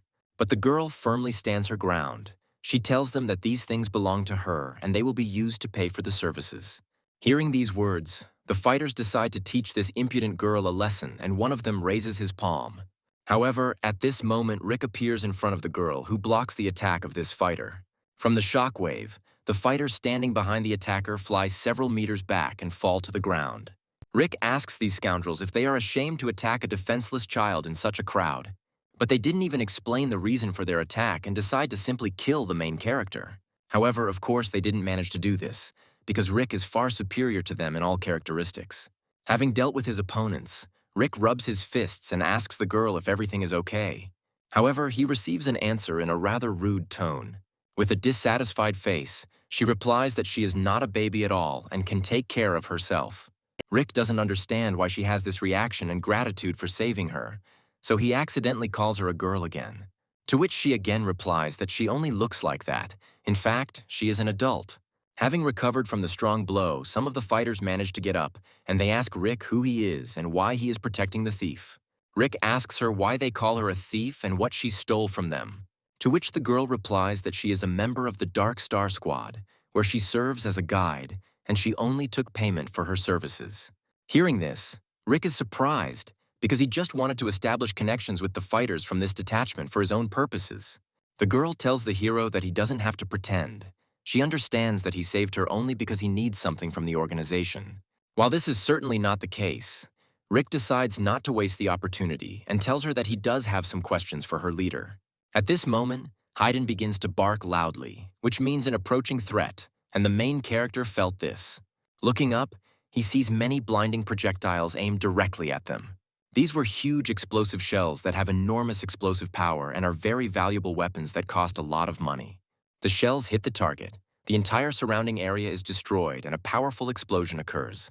On the roof of one of the buildings, we are shown mysterious people who attacked the heroes.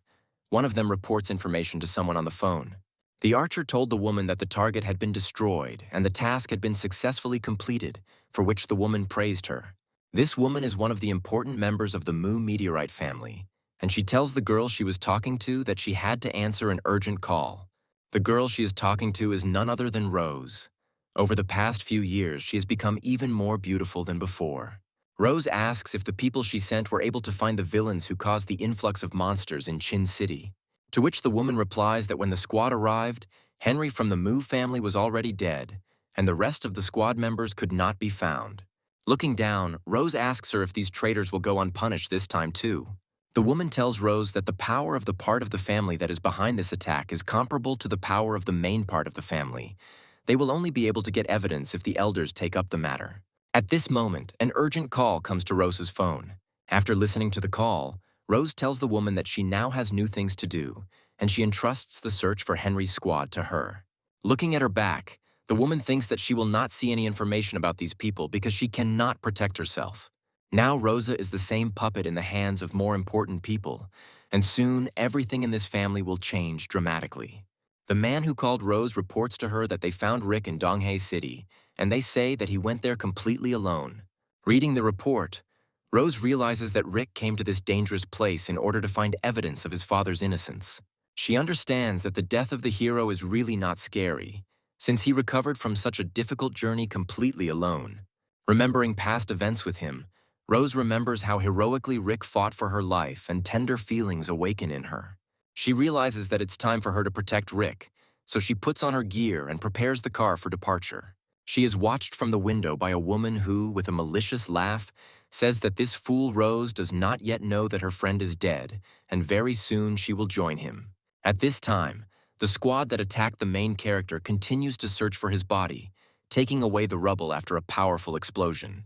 At this moment, their attention is attracted by a strong aura that was heard not far from their location. It's all about some unknown crater, which began to emit a huge stream of poisonous poison that can drive anyone crazy within its range. Realizing this, the leader of the squad that attacked the main character says that it is now unsafe here and the search must be stopped. Considering that Rick was attacked with special projectiles for the battle with the warlords, there was no way he could survive. So the squad begins to run away from the battlefield. At this moment, a grate is knocked out in one of the underground passages of the city. It was Rick and his new friend. With the help of the guide's skills, she was able to quickly find a safe path and hide in it from the explosion. The girl introduced herself. Her name is Catherine, and she's a guide from the Dark Star Squad. She is unhappy that Rick constantly calls her baby or girl, so she asks him to constantly call her by her name. At this moment, the heroes feel the ominous energy that comes from the city center and understand that it is time for them to leave here. But Catherine wants to get her things out of here first, so she shows Rick where they are. Rick asks her why she takes some backpacks with her. Does she really want to steal something from other people again? To which Catherine replies that she would not steal even if she was starving. But here is a fair payment for her work as a guide. The heroes need to hurry up as soon as possible, because the miasma is already beginning to make its way here through the cracks in the stones. A little more and the entire subway will be filled with it. Catherine tells Rick that those 3 bastards hired her to get to a dangerous gorge in the city, but when it came to payment, they refused to pay. To which Rick replies that the girl is lying. This greatly angered Catherine, and she is ready to take the main character to the building of the Dark Star Detachment so that he can verify this for himself. This is what Rick wanted. He took advantage of the fact that Catherine is still a child and played on her feelings to get close to the Dark Star. Catherine takes the main character to the secret association of the city of Donghae, the Dark Star. The building of their detachment looks very expensive. It doesn't even look like it is located in the very epicenter of a cluster of monsters. The building is made of special materials that do not allow miasma to pass through, and is also equipped with the most modern security system. Looking at this, Rick realizes that this organization is not as simple as he imagined. Entering the room, Catherine immediately runs to hug a beautiful woman with snow-white hair and tells her everything that happened to her on the road. The woman calms the little guide and tells her to cry less, and she will help her restore justice. Looking at this woman, Rick realizes that most likely she is the head of the Dark Star. The girl's attention turns to the main character. A woman with white hair thanks Rick for saving Catherine, who in turn says that Rick is an adventurer from a southern city. Rick is surprised by what he just heard. He asks Catherine how she knew that he came here from the southern city. The woman with white hair is called Crystal. She tells Riku that their organization is the largest in Donghae territory, which has a lot of scouts throughout the city. She would be a bad leader if she did not notice such a strong fighter in the area. In addition, she knows for what purpose the main character came here, and the Dark Star can help solve his problems. Upon hearing this, Rick is immediately interested in the price of the issue. Crystal replies that if Rick had contacted her a little earlier, it would have cost a lot of money. But now there is no need to pay anything. Rick is surprised. He understands that if they don't need money, then they will need some kind of service from him. Crystal turns to the window, stroking the glass with her gentle hand. She asks Rick if he knows where the miasma comes from, to which Rick replies that he doesn't know, because he's never encountered anything like this before. Crystal says that the source of the miasma is in the western part of the city. There is a crater from which it comes out. They call this place the Gorge of Monsters. In the lair of the city of Donghae, miasma periodically erupts from the gorges for an unknown reason. Their density has increased significantly recently, as has the strength of the monsters that live in them. It's hard to imagine how strong the A-tier monsters in these zones are, which were quite powerful even without enhancement. B-level monsters are capable of destroying a city. For people, they are a nightmare in reality. But compared to A-level, even the leader of the eagle-eyed foxes is just a chick. Only a top-level military leader can compete with the A-class monsters that caused Donghae City to fall so quickly. And if A-tier monsters continue to get stronger, then they will become a problem even for warriors of the God of War level. Even in the days that Rick spent in this city, he felt changes in the strength of the aura of these monsters. And today, there should be another release of miasma. Rick asks Crystal why she is telling him this. Does she really want to offer him something? Crystal replies that Rick is very smart. Each eruption of miasma lasts more than a month, and if the monsters are allowed to fall into madness, they will destroy everything around them. Since the base of the Dark Star is located in the western part, destruction should not be allowed here in the first place. The Dark Star Squad has been operating in Donghae City for a long time, and they have found a way to control the miasma. They invented a special device for dispersing miasma. If it is installed correctly, then everything should work out. Red marks on the map indicate the places where the devices need to be placed. Due to the fact that many devices need to be activated simultaneously, the Dark Star Squad does not have enough assistance. Since Rick's main goal is to penetrate the western region, their paths coincide. The Dark Star is ready to provide him with a guide. However, he will have to protect one of the devices so that it can be activated. And also, the Dark Star can guarantee that he will leave Rick's position a secret. He doesn't have to worry about that. After weighing all the pros and cons, the hero decides to accept Crystal's offer. As a sign of concluding an agreement, they shake hands. After which, Rick and his new guide leave the Dark Star building. While sipping her coffee, Crystal asks someone how he rates an adventurer from a southern city. A mysterious image of a man appears in front of her, saying that this guy is very interesting, and he will be able to take the right place. Crystal asks him what place he is talking about, but the image immediately disappears, adding that Rick is an excellent candidate. At this moment, Rick's new squad set out to carry out their mission. In addition to guide Catherine, they were joined by a girl named Jessie. Inspecting his squad, Rick doubts its reliability. Jessie is the person responsible for activating the device, but whether he can rely on her or not, Rick has not yet understood. In addition, Catherine's abilities are also not clear to him, whether she is truly an elite Dark Star guide or just a figurehead. However, Rick believes that you shouldn't think too much about it, because the main thing is to quickly get to the required place and then his task will be completed. Continuing their journey, the heroes run into their first trouble because they have reached a dead end in the form of a wide river. This river has prevented Rick from getting further for the last 3 days, because it will not be possible to jump over it, and it itself emits a large amount of miasma. In addition, it is simply infested with many C-class monsters, poisonous mutated eels. Now for Rick, such monsters do not bring much discomfort, however. The fact that they live in the river and there are a lot of them can lead to big problems. Therefore, Rick decides to use Catherine's skills and asks her how to get through them, in order to also check if she is really a guide. To which Catherine replies that she would like to stay here a little to catch some of these poisonous eels. Jessie tells Catherine that she's too petty and they don't have that much time to waste on her stupid money making money on everything. Catherine replies that the skin of these monsters is worth a lot of money on the black market, but in order to earn it, you must first get out of here alive. Looking at Catherine, Rick is once again surprised at how such a little girl can be so preoccupied with money. Catherine uses her guide skill. Her eyes light up blue, and she tries to find a way to get across this river.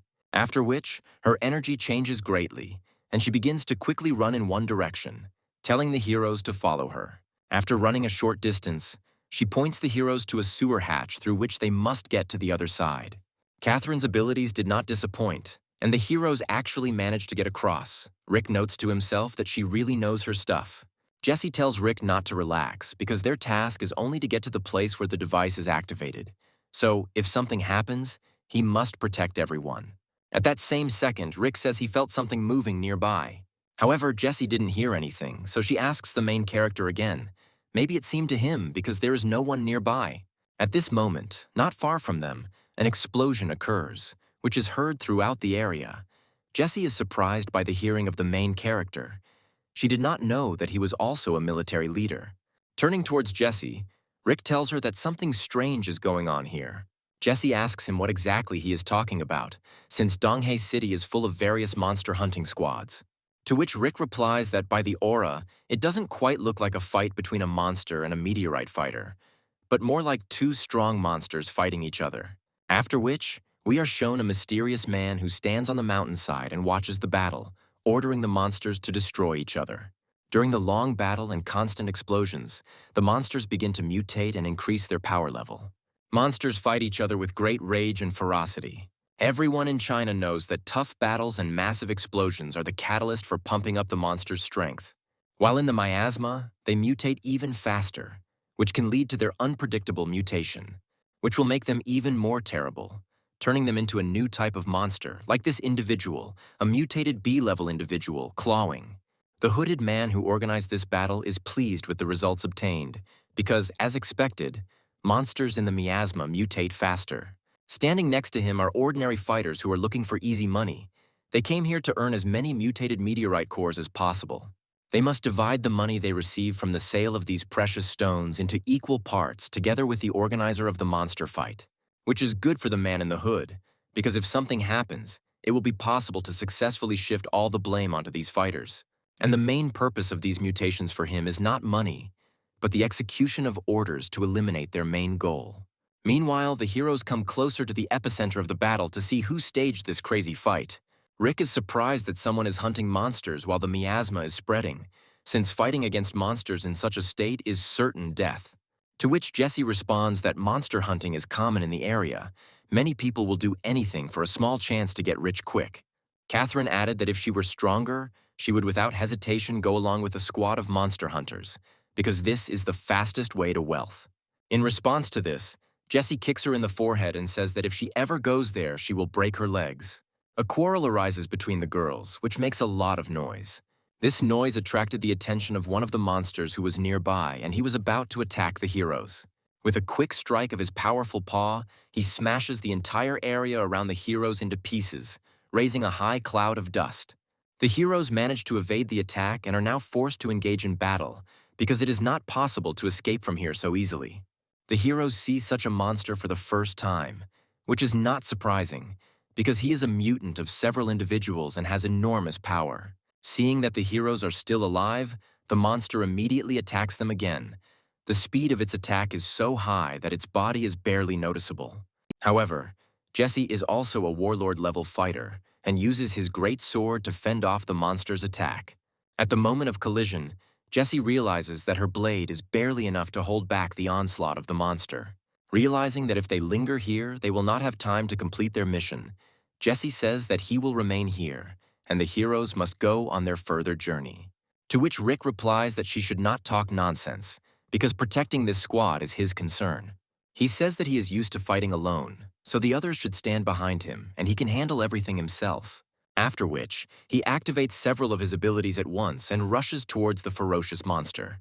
A spectacular battle ensues between them, which Catherine and Jesse watch with delight. They are surprised at such great strength of Rick. In the battle, the opponents take turns seizing the initiative from each other. No one wants to give in, and the monster is becoming stronger every minute. In addition, now several more monsters have noticed the heroes. Rick understands that if help arrives, they will definitely not get out of this battle alive. Therefore, he activates the soaring step ability and activates the beast core of his blade. From using these abilities, Rick becomes like lightning and attacks the monster. With great difficulty, he manages to break through the defense of the ferocious monster, and he cuts off the creature's head with his sharp blade. Looking at this, his new allies understand why Crystal sent him to protect them, because he was able to behead a B-tier monster. However, they had little time to admire his powers, because they were immediately attacked by another similar monster. Jesse realizes that they cannot win this battle, so she grabs the girl in her arms and asks her to show the way to quickly escape from the battlefield. However, these mutated monsters have tremendous speed, which allows them to quickly close even with such a fighter as Jesse. At this moment, the main character appears behind the girls. He always comes to the rescue at the right moment. He grabs Jesse by the waist and tells them to fasten their seatbelts because they are about to reach speeds they have never felt before. After which, Rick uses all his maneuvering skills and combines them. With their help, the main character manages to break away from the monsters. The speed of the main character is so great that in a split second he was separated from the B-class monsters by a huge distance. When the heroes managed to reach a safe distance, Rick decided to ask Jesse in more detail about the mutation of monsters. He says that most likely the rate of their mutation is influenced by miasma, which has become more and more abundant lately. Jesse replies that miasma does increase the chance of mutation, but this is the first time she has seen monsters like these. Rick understands that if these mutations continue, it may affect the fulfillment of his goal, because getting there will be much more difficult. He understands that in order to reduce the likelihood of mutations, he must first install devices to dispel the miasma. Finally, the heroes reach their goal and see in front of them a place where they need to install a dispersal mechanism. The hero understands that this place was not on his father's map, but he remembers walking here with his mother as a child. There used to be a park in the western suburbs here. He asks Jesse if the dispersal device is really located here, because this place is too conspicuous. Jesse replies that they are where they need to be, and then reaches into her pocket for the special key. Having taken it out, Rick realizes that the key that Jesse is going to install is the same as the one that his father left for him in the safe. Rick asks Jesse to tell her more about the thing she just got. Jesse is surprised that such a strong fighter like Rick is seeing this thing for the first time. She decides to show him how it works.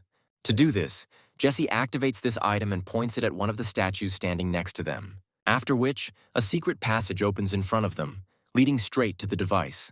After seeing the effect of this item, Rick remembers how, as a child, he often played hide-and-seek with his mother in this park. His mother always told him that if he could find her and win at the park, she would buy him anything he wanted. However, Rick was never able to find her, and now he understands why. It turns out that his mother was hiding in similar secret rooms, which may mean that she is the one who invented them. Jesse tells Rick that when she first saw that there might be a device in the middle of the ruins to dispel miasma, she was also shocked. But now it is a common thing for them. After which they go downstairs, and Rick asks why the Dark Star installed the device in such a place. Because if it is found, there may be problems. To which Jesse replies that the Dark Star has nothing to do with these devices. It was accidentally discovered during the exploration of this place. It is assumed that this place was built before the influx of monsters into the city of Donghae. Experts from the Dark Star suggest that there was a research institute here that specialized in monsters. Unfortunately, after the influx of creatures, little managed to survive, but they still managed to find a very valuable find. This find was nothing more than a miasma dissipator, a huge structure that occupied an entire cave in volume. Rick wonders why his mother always suggested playing hide-and-seek in this particular place. Perhaps she always came here. Approaching the device, Jesse begins to activate the mechanism. She directs the light from the mirror with which she opened the secret door to one of the device's sensors. After which, the device began to make noise and was activated. Jesse says that this device has not only an amazing appearance, but also properties. Rick thinks that if his mom really invented this device, then he might find some useful clues in it. Sometime after activation, the device finally started up. Throughout the former park, unusual purple sprouts began to appear, breaking through the durable asphalt. These sprouts secrete a special substance. It turned out that the real function of this device is not to dispel miasma, but to purify it. The device itself has a special sensor installed that shows the level of air pollution by miasma. Of course, this won't be possible to do quickly, so the heroes will have to stay here for a while. At this time, Jessie decides to bandage her wounds, which she received during a fight with B-level monsters. Rick asks her when she managed to get them, to which Jessie replies that not everyone is lucky enough to be as strong as him. If she had such strength, she would have completed this task alone. After which, she asks the main character to turn away, because she is going to treat the wounds on her back.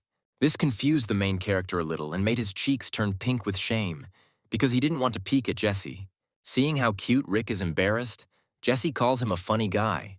At this moment, from the gorge from which the main stream of miasma originates, the voice of a powerful being came out, who sensed that the miasma was being purified.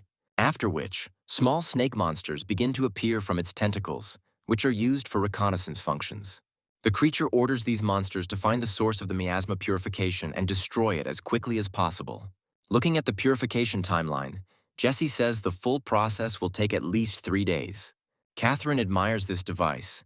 She says that whoever came up with this device is an incredible engineering genius. It's a pity that according to the Dark Star's information, this person died during the influx of monsters.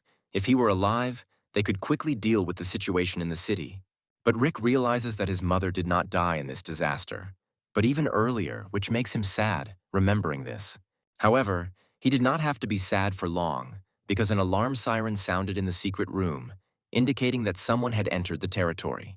Snake monsters had already made their way into the park, and thanks to their search skills, They quickly found the source of purifying the miasma and began to devour them. Watching them through external cameras, the heroes are surprised how the monsters managed to find this place so quickly. If this continues, then their attempts to dispel the miasma will be in vain. The monsters must be stopped as soon as possible. Rick tells Jessie that she can't go fight now because she was badly injured from the previous battle. He tells her that he can handle everything himself. Now it is a matter of his honor, because the monsters are destroying what his mother worked so hard for. Because the snakes quickly devour the roots, the miasma begins to spread again. Rick understands that if this continues, the monsters will break through the door and break through. They cannot be allowed to do this. Jessie tells Rick through a secret earpiece to be careful, as she has never seen such monsters before. To which Rick replies that she can be calm, because he knows what a sense of proportion is. After which, he asks to open her secret door to the room and penetrates through the passage. Running through the gorge of the secret room, Rick feels a strange aura begin to emanate from him. Looking at his clothes, Rick realizes that this mysterious light is reflecting from his mirror, which he received from his father's secret message. The light from the mirror is reflected on one of the walls of the gorge. Rick decides that he will deal with this issue later, because first he needs to defeat the snake that is trying to break through. After many small snakes devoured the sprouts to purify the miasma, their size increased significantly. Upon reaching the courtyard, Rick instantly activates his Shadow Blade ability and attacks the monsters. The sharpness of the blade of his blade is enough to instantly hit several creatures at once, cutting them into pieces. Rick is surprised that he managed to defeat these monsters so easily, because they seem to him much stronger. While examining the corpses of the snakes, Rick notices that these monsters have no eyes, and a strange aura emanates from them. This fact confuses the hero because it means that they got here without vision, based only on the aura of the dispersal device. Watching the battle, members of the Dark Star Squad argue that until this moment they have never met similar monsters. Rick reports to them that although the monsters are indeed unusual, they do not have any special power. But Jessie tells Rick to be careful because she still has a bad feeling about it. It feels like someone is constantly watching them. Meanwhile, Rick destroys the snakes one by one, leaving fewer and fewer individuals in the park. Seeing that Menge was becoming a monster, Jessie's anxiety faded into the background and she calmed down a little. However, at this moment, Catherine notices that something is wrong here. After all, the monsters that Rick had just cut left and right did not die, but began to unite into something more. She yells at Rick to be careful because a giant snake has appeared behind him and is about to bite him. If it weren't for Catherine, the hero would not have even noticed this creature. But with her help, Rick managed to dodge the snake's bite. Rick realizes that all the snakes are part of one big monster, and he decides to try out his new technique based on the Shadow Blade on it for a massive attack. The spiral form of the move will create a storm of energy that attacks all targets at once. However, attacking the monster with this ability was not successful. The hero got the feeling that the monster did not have a body. After his blow, the creature simply decomposed again into many small snakes, which immediately, like a transformer, reformed the body of a huge snake, from which a strange aura emanates. The girls from the Dark Star Squad see such a phenomenon for the first time, because it seemed to them that the monster died from the blow. After all, Rick didn't just attack him with a strong attack, he decapitated the monster, which should have sent him to his grave. Jessie tells the main character that it is better to retreat now because this monster is too strange. But the hero will not be able to escape so easily, because at the same moment, the monster attacks the hero with a stream of aura erupting from his mouth. The monster's aura envelops the protagonist's body from all sides, thereby driving him into a trap. Rick is surprised by this maneuver, as if the monster is deliberately preventing him from escaping. Since he has no other choice, he will have to fight this monster, after which Rick activates the core of the beast and destroys the shackles created by the monster. Having got out of them, the hero immediately rushes towards the ferocious mouth of the monster, trying to quickly attack him. During the battle, the hero realizes that this creature is stronger than ordinary B-level monsters. However, he has something to fight for because in addition to protecting this park, he notices the core which is sealed inside the monster's body. To defeat the monsters, Rick activates all the skills available to him and begins to attack him one by one from all sides, inflicting more and more wounds on him. Watching the battle, the girls note Rick's special talent, who is able to fight a B-level monster on equal terms. Jessie notes the protagonist's special endurance.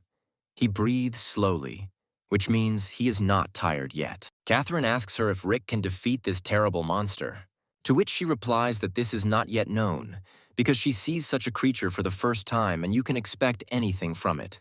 Meanwhile, Rick continues to attack the snake, cutting off small pieces of its slithery body.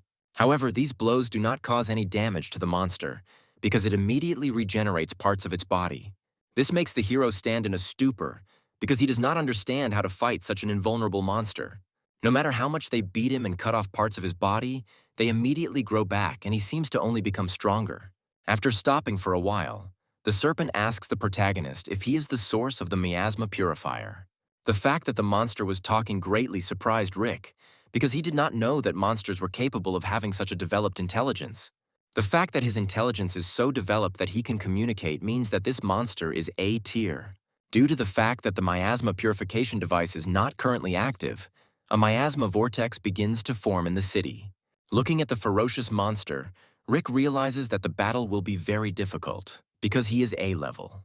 Monsters of FD levels correspond to the categories of fighters. Their abilities are designed only for killing. Monsters of C level have the rudiments of intelligence. B-level monsters are equal in strength to a mid-level warlord, can think, rely on logic, and use some human phrases, for example, like the leader of the eagle-faced foxes. A-tier monsters are as strong as top-grade warlords.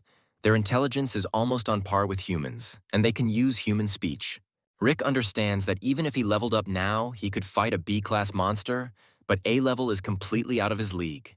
Behind this monster, there is always an eye of the observer, which allows the hero to wonder if this monster is real. However, when the snake attacks Rick with its mouth, the hero realizes that this creature is quite material. Moreover, during the battle, his strength had increased significantly, and now it had suddenly increased again. Jessie realizes that at this rate, Rick may die and he needs help, and she's going to join the fight. Catherine tells her that she will go with her because she also wants to be useful. To which Jessie replies that she is too weak to fight this monster. She will only be a burden in battle. To which Catherine says that she doesn't want to listen to anything from someone who is himself wounded, because she once saved her. Now it's her turn to help. In response, Jessie simply places his hand on Catherine's head and promises that she and Rick will return alive. These words made Catherine cry. She says that adults always say that. Her father once promised her the same thing. At this moment, the girls notice that the snake has begun to enter the secret room.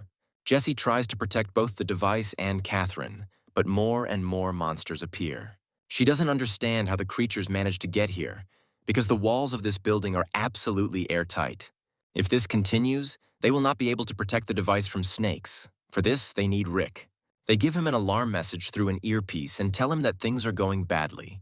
He must quickly return back, because monsters have infiltrated the research institute and intend to destroy the miasma dissipator. But the snake tells the main character not to dream of going to their aid, after which he immediately attacks him. The creature seems to see right through Rick's plans and understands that he can't stay here for long. Rick understands that now is the most crucial moment of the entire battle, so it is necessary to use everything that he has in his arsenal. The hero concentrates completely, after which he simultaneously activates the Beast Core, the Shadow Blade skill, and the Soaring Step ability. Like a flash of lightning, the hero rushes through the monster's vile body and cuts its neck with a powerful blow. This time, after a fashionable blow, the monster stopped regenerating. Rick realizes that this monster is just an illusion. If he were a real A-level, he would not be able to defeat it.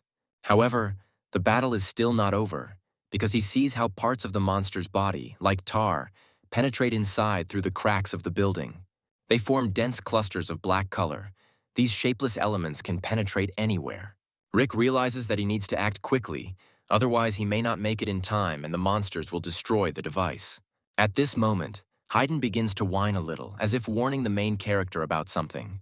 Rick tells his pet that if he is hungry, now is not the time and he will feed him later. Hayden was really hungry and his eyes glowed bright green. From the small snakes that have entered the lair, a large monster begins to form, from which terrifying energy emanates. Without missing a second, the monster immediately attacks the girls with its huge tail, wanting to destroy them with one blow.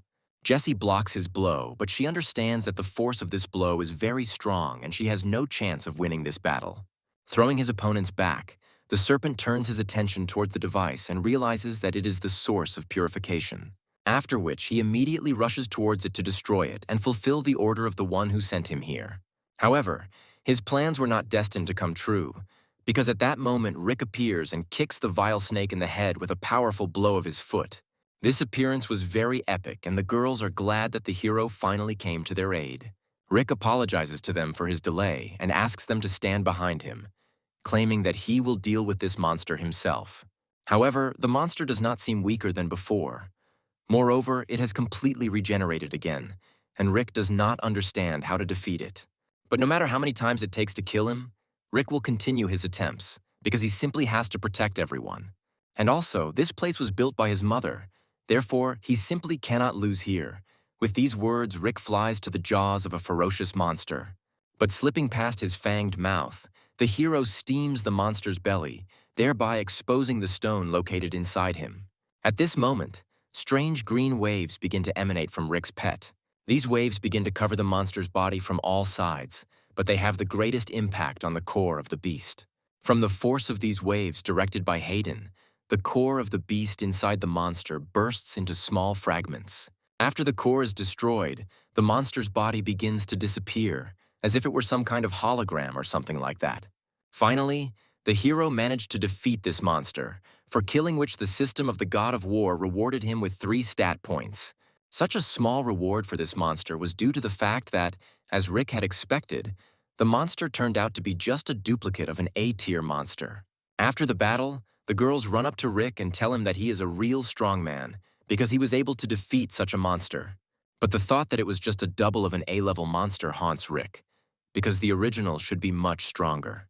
In addition, the hero cannot shake the feeling that it was not he who killed this snake, but that he died even before the blow of his blade. At this moment, a strange silhouette appears over the monster's corpse, asking who was able to defeat his double. After which, the skin of the snake, which after death turned into liquid, begins to ignite. The heroes begin to feel a strange feeling of anxiety, a feeling that something huge is approaching them. A huge eye appears behind Rick, which seems to look into his soul. This creature asks if he killed his double. Although this creature is not here, its aura alone activates an alarm siren on the device. After which, the mirror lying in the protagonist's pocket begins to glow blue. The light emanating from the mirror is redirected to the device, and then, in turn, begins to illuminate the entire room with this light, in particular, the monster's corpse. As Rick suspected, the mirror his mom left him is the key to running the lab. Jessie does not understand what is happening. It seemed to her that they would now die under the yoke of a powerful monster. However, the danger immediately passed. And also, after the emergency siren, the level of miasma began to decrease at a much faster rate. The device began to work at full power, and for a while provided the heroes with safety in this cave. After this, Rick turns to the girls to ask if they were seriously injured during the fight with the monster. Catherine is glad that everyone survived this battle, and in tears she hugs the main character. In response to this, Rick says that there is still animal poison on his clothes, and he is also afraid that in addition to the poison, he will be covered in Catherine's snot. Catherine replies that she is not afraid of the poison of monsters, because when she hugs him, she becomes calmer. But unexpectedly for everyone, Catherine begins to shake, as if poison had actually entered her body. But Jessie reassures the hero, telling him that this is not poison, but in fact, Catherine suffers from a chronic illness. After which, Jessie put the baby to rest so that she could recover quickly. Judging by the speed of the device, the level of air pollution by miasma should return to normal in a couple of days. Rick asks Jessie, since the Dark Star had such a device all this time, why can't they clear all the areas? Jessie replies that she used to wonder this too, but after this battle, she may have found the answer. There is an A-level monster in the Western Gorge, and in order to get to the dispersion device, they will need to fight it, and they do not yet have such strong fighters. At this moment, the wounds that the monster left on Jessie's body begin to hurt. Jessie understands that in order for the pain to subside, the wounds need to be treated. For this, she kindly asks Rick for help. Rick looks at Jessie's naked body with an embarrassed look. He can't believe his ears that such a beautiful girl is asking him to help her. Jessie tells him not to just stand there and stare, but to just do what she asked him to do. After exposing her body, she sees that Rick is very shy, She tells him that he cannot be said to be so shy. Rick replies that he is not timid at all and has bandaged many such wounds before, but now is not the right time. After which, Jessie tells Rick to hurry up, because if Catherine finds her here like this, she will have a seizure again. Rick moves closer to Jessie and begins to slowly treat her wounds. While doing so, he asks what disease Catherine is suffering from. Jessie replies that she once saved her from Dong Hae Cave. It was after the end of the influx of monsters. The girl's body was found under a pile of rocks following a monster rampage in the area. After what the girl saw during the influx of monsters, she developed post-traumatic disorder. The doctor's forecasts were not reassuring. The leader of the Dark Star Squad took her in. She said that her parents were missing, and now she needed a large amount of money to go in search of them. From then on, Catherine cared only about three things: mom, dad, and money, and every night she said it out loud. Post-traumatic disorder is not uncommon after such tragedies. These people suffer more than the dead, because they have to live with the memories of what happened. Hearing this, Rick thought that he himself had suffered to some extent from this, because he was simply obsessed with the idea of clearing his father's name from lies. But he still has to do it, because he made a promise to himself. But unfortunately, his strength is not yet enough to get to the place indicated on the map. Rick thought a lot about Jessie's words. Therefore, while bandaging, he accidentally touched a part of her body, which she did not like at all. Rick quickly removes his hands from her body and says that it all happened by accident. To which Jessie replies with an embarrassed look that she has never met such funny guys as him. A few days later, the spread of miasma completely stopped in the area, making it an excellent time to hunt monsters. Mysterious people in cloaks also set out to hunt, surprised by the rapid disappearance of the miasma. According to them, they had to act for about another half-month, and now they need to adjust their plan to new conditions. After which, one of the mysterious people takes out a flute and says that all this will not greatly affect the final result. After all, a huge bunch of monsters are already right here who will dance to his tune. Meanwhile, Rose's squad, formed for reconnaissance in the city of Dong Hae, is about to arrive at the scene. By this point, the dispersal of the miasma in the city was almost completely completed. Now the heroes can get out to hurry back to their base and receive their well-deserved rewards. Carrying Catherine in his arms, Rick thinks that when all the fuss around them subsides, he will definitely return to this place to look for useful clues in the laboratory. At this moment, Rick's intuition or innate sense of perception informs him of the threat, although the other heroes do not see anyone nearby. Rick says that it looks like his nerves are very frayed. In response to this, Jessie says that when they return, she will treat him with good alcohol. However, Rick's feeling of anxiety did not let him down, because in fact, an A-level monster had come out to hunt him. Meanwhile, the jeep in which Rosa and her squad are riding has already entered the city, and they are inspecting the streets. But they didn't have to wait long for hospitality, as a volley of hand grenades immediately flew towards their car. The grenades were the same as those used by the fighters against Rick, which are capable of destroying any low-level warlord with their explosive power. However, Rose and her squad managed to get out of this mess unscathed. By the way, each of this group is a military leader of the initial category. This detachment is led, as expected, by Rosa. In recent years, she has changed a lot and has become more mature and feminine. Coming out of the area surrounded by fire, Rose's squad sees in front of them people who belong to her meteorite family. Their leader is Kevin. He belongs to the Mu family and is a mid-grade military leader. One of Rose's subordinates approaches him and says that he has no right to attack those above him in rank. This is against the rules of the family. To which Kevin replies that he didn't care about her and the entire obedient family.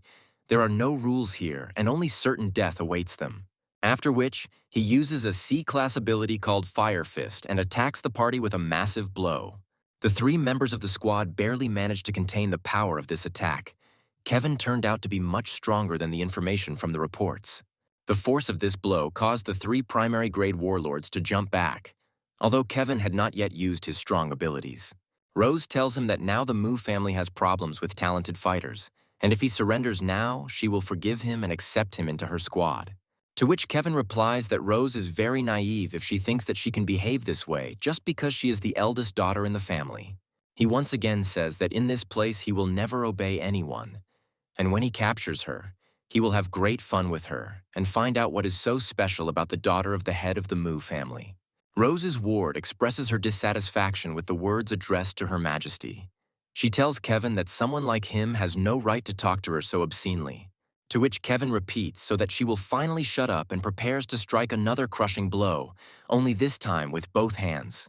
This situation confuses Rose's squad, because the power of this attack could be enough to kill a low-level military leader.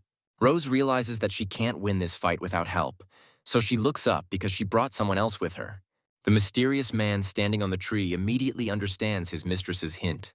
This man uses an attack that is many times stronger than Kevin's attack and directs it in his direction so that he will never be insolent to his mistress again. Kevin is in a very awkward position to evade, as he was not expecting an attack from above. He understands that he will not be able to evade. The only way out will be to take the blow on himself. However, he greatly overestimated the capabilities of his body, and after receiving the blow, he quickly falls to the ground. The inertia and force of the blow did their job. Kevin dives down with great speed and breaks the concrete tile with his head, knocking him out. But still he finds the strength to get back on his feet. But now his desire to fight has become less, because he understands that in front of him is a military leader of the highest degree.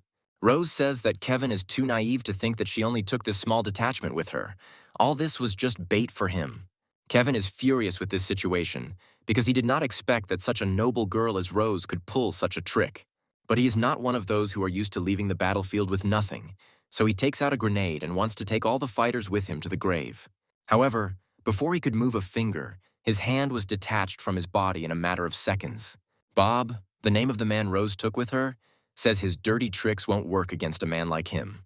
Rose thanks Bob for saving her squad. If it weren't for him, they would have been in a very difficult situation. To which Bob replies that it is all thanks to her plan, and also adds that her abilities at this age are much higher than those of him or her father. Rose says that after failing in the past, she has learned the lesson well and is now well prepared, because every failure makes a person stronger.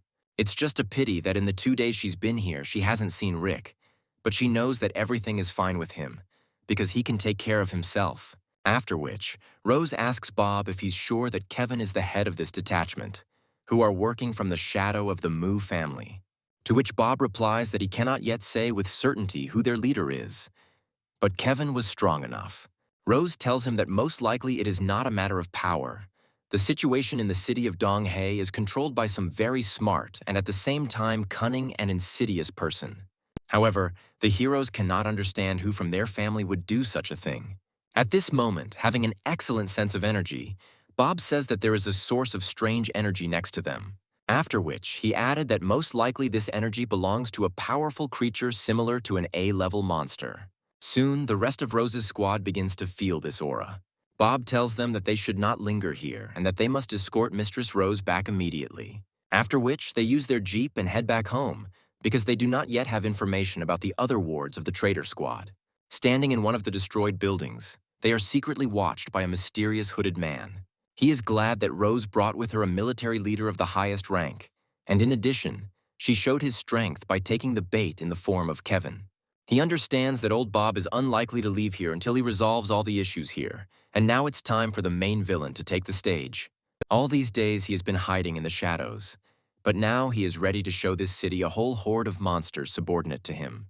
On the way back, Rose's squad notices that an alarm siren has lit up on their transport, indicating an approaching squad of monsters. The driver of the jeep quickly turns to the side, because a whole squad of mutating monsters appears in front of them. The heroes have to leave their armored jeep because they are completely surrounded by monsters from all sides. Rose understands that as soon as Bob left, they were immediately attacked. This is not an accident, but someone's plan. She understands that most likely the real leader of the traitors of the Mu family from Donghae City has decided to appear. Meanwhile, one of Rose's wards attacks the monster and engages in battle with it. However, even though she is a primary category military leader, she cannot do anything to this ferocious creature and is sent flying back several meters by its blow. The number of monsters on the battlefield is increasing. In addition to the fact that these monsters are very strong, they are also capable of flying, which makes it very difficult to fight them. Not far from them appeared the organizer of this event, who controls these monsters with the help of his demonic flute. The echo of the wave is noticed by all the fighters present here and understand that this person is their main opponent. The hooded man greets them and tells Rose that their roles in this game have now changed, and now he will be the one hunting them. Looking at him, The heroes reflect that they have never heard of masters of this level in the ranks of their family. The hooded man does not give them time to rest and sets one of his strongest monsters, obtained as a result of the symbiosis of several individuals, on them. The girl from Rose's squad tells everyone to take their mistress away from the battlefield, and she will try to detain these creatures here.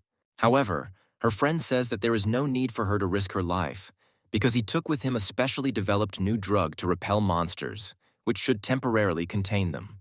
The hero sprays the drug around the area, surrounding all the monsters with a fog of foul gas. Taking advantage of the monsters' confusion, the heroes try to escape from the battlefield, because they understand that they cannot win this fight. However, they have nowhere else to run, because they see how their transport has been surrounded by monsters and is about to be destroyed. Rosa understands that since this happened, she will have to sacrifice the jeep, after which she presses the button and blows it up. This should delay the monsters for a while. And so it turned out that, in addition to human flesh, only a bright flame attracts the greatest attention of the creatures. However, if these monsters did not have a leader, perhaps they would have managed to escape. But in this situation, everything turned out completely differently. Rose is not surprised that the monsters were not stopped by the flames. But in such a case, she prepared an additional option for insurance. She did not want to use this until the very end, because it is unknown how that woman would react to her request. The action moves to the gathering place of members of the Dark Star Squad. Admiring the beauty of the local nature, Crystal says that the experimental squad has successfully completed its mission, because the level of miasma in the air has decreased significantly. The silhouette of a man standing next to her only let out a long groan in response to this. Crystal asks him that perhaps he wanted to tell her something, but he just couldn't say it. In response to this, the silhouette of a man tells her that most likely everything will not end so simply, after which he disappears from this room. Crystal follows him with her gaze. During this time, she was already pretty fed up with him, and she wanted to spend time with herself. However, her beloved silence is interrupted by a telephone ringing, which is only used for emergency calls. Looking at her phone screen, Crystal sees that this emergency call came from Rose. Crystal smiles, because the fact that the princess herself from the Mu family called her is very rare, and she can ask for a big reward for the help provided. After listening to Rose, Crystal immediately calls one of the squads, which is already known to us. She congratulates them on the successful completion of the mission and says that another task has appeared for them. Jesse replies that this is complete arbitrariness, because they have just completed a difficult mission and have not yet had time to heal their wounds. At this moment, Rick tries to ridiculously peek at Jesse's phone. He wonders what made her so angry. Carrying Catherine in his arms, Rick decides to ask her directly who called her just now and why she was so upset after this conversation. Crystal tells Jesse that the pay for this assignment will be much more generous than for the previous one, and refusal will be regarded as treason against the organization. Ultimately, Jesse agrees to the mission, but asks Crystal for full treatment for Catherine after they return to base. Jesse tells Rick that she just spoke with Crystal and she offered them a new task, after which she asks him if he will help her. She tells him about the conditions of the task and what valuable reward they can receive after successful completion.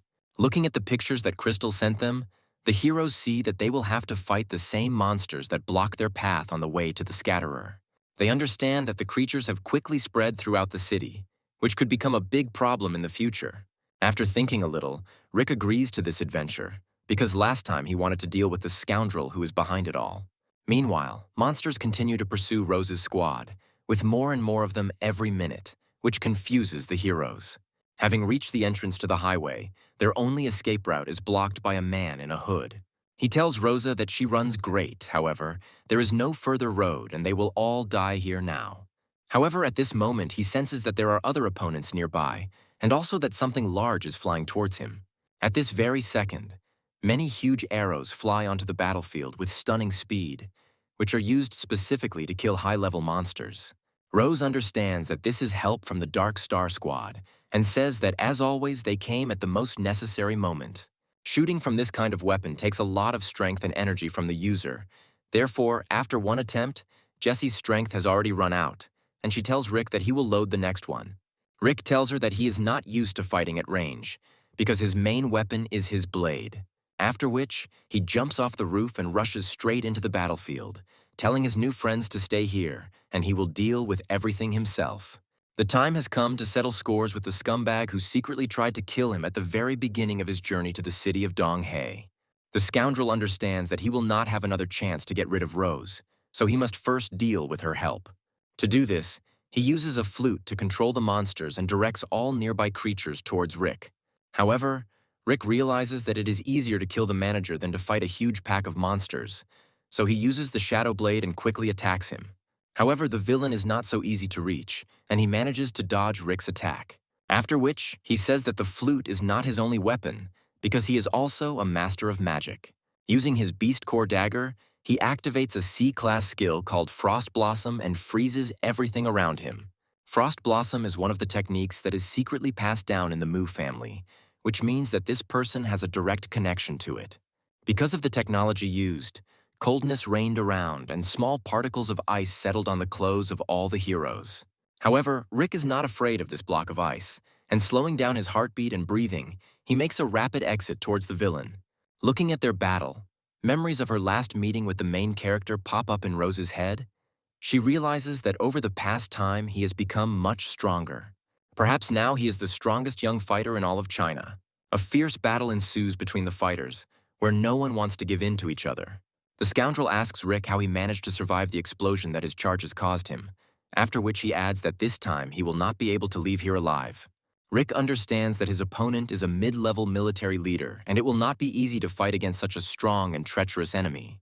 With 45 more points left on his balance to distribute, he realizes that his only chance is to invest everything in agility and try to win it with speed.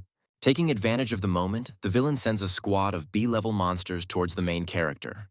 Rick understands that these monsters are strong, but he also understands that this is a great opportunity to earn extra points to increase his agility. After which, he activates all sorts of maneuvering skills and quickly deals with his opponents. However, the hooded man does not stop and continues to send more and more creatures towards the hero, wanting to destroy him. Rick confidently fights the mutants, but they begin to surround him. The situation becomes much more complicated than the hero imagined. The girls from the Dark Star Squad tell Rick through his earpiece that his opponent is too strong and it's time for him to retreat back. However, Rick does not have the right to escape from the battlefield, because this is already a matter of his honor, because now he is protecting Rose. Looking at the protagonist's stubbornness, the villain smiles, asking him what he would do if he doubled the number of monsters. After which, he directs almost the entire supply of his creatures in his direction, telling him that now his life will end. Seeing that Rick is in danger, Rose tries to help him. However, her subordinates do not allow her to pass, because her life is now the most important thing that needs to be saved. At the same time as the monsters, the villain attacks himself, using the Frost Blossom ability to slow down the hero's movement speed. During the battle with monsters, Rick managed to earn 71 stat points. He realizes that now is the time to invest in their agility, after which this indicator rises to the level of a mid-level military leader. Using his Shadow Blade and hovering step abilities, Rick increases the speed of his movements even more, so that even frost blooms do not hinder his movement. Seeing that the hero had become much faster, the villain became somewhat afraid, because now he practically does not notice him. The hero appears in front of him as if out of nowhere and attacks, but the villain's reaction is enough to deflect Rick's blade. But the villain did not know that Rick's ability has a chance of causing double damage, so the attack still achieves its target and leaves an injury on his hand. He understands that he is not able to fight at this speed, so he needs to retreat and regroup for now. But Rick does not intend to let the villain go. He tightly grips his blade with both hands and prepares to deliver the final attack. After which, the blade reaches its victim in the blink of an eye, and in the reflection of the steel of the blade, one can see the sad look of his opponent. With his blow, Rick cuts the enemy from the hip to the top, putting an end to this battle. The lifeless body of the villain falls to the ground. The body still continues to emit a cold aura, covering the ground with white frost. The monsters have escaped the hooded man's grip, however. They are still monsters who can only think of destruction. But without the support of the demonic flute, the monsters lost their enormous power, and now, for Rick, they are no stronger than ordinary C-rank monsters. Rick easily manages to defeat the entire horde of monsters, and now, standing over their corpses, he can confidently say that the battle is over. Seeing how easily Rick was able to cope with all the obstacles, Rose's squad notes his incredible talent and perseverance. After which, His new friends from the Dark Star Squad immediately run up to the hero. Catherine, in her usual manner, hugs the main character, telling him that she is very glad to meet such a wonderful friend. All these graces are observed by Rhoda. Feeling her gaze on him, Rick waves his hand at her, but she immediately reacts, saying that it looks like she was worrying about him in vain, because he can stand up for himself. But suddenly Rick feels that things are still unsafe here. After all, very soon a monster should appear here, which poses a danger much greater than the traitors of the Mu family. In the place where the heroes are, for an unknown reason, the level of miasma begins to increase again. Even monsters notice this change in air and also the fluttering of a terrifying aura in the air. Even such terrible creatures as them have a heightened instinct of self-preservation, and they begin to run away from the battlefield. Looking at this, the heroes do not understand what could have frightened the monster so much. Are they really so afraid of the strength of the protagonist? Rick feels that even his pet Haydn is starting to get very worried, something he has never noticed in him before.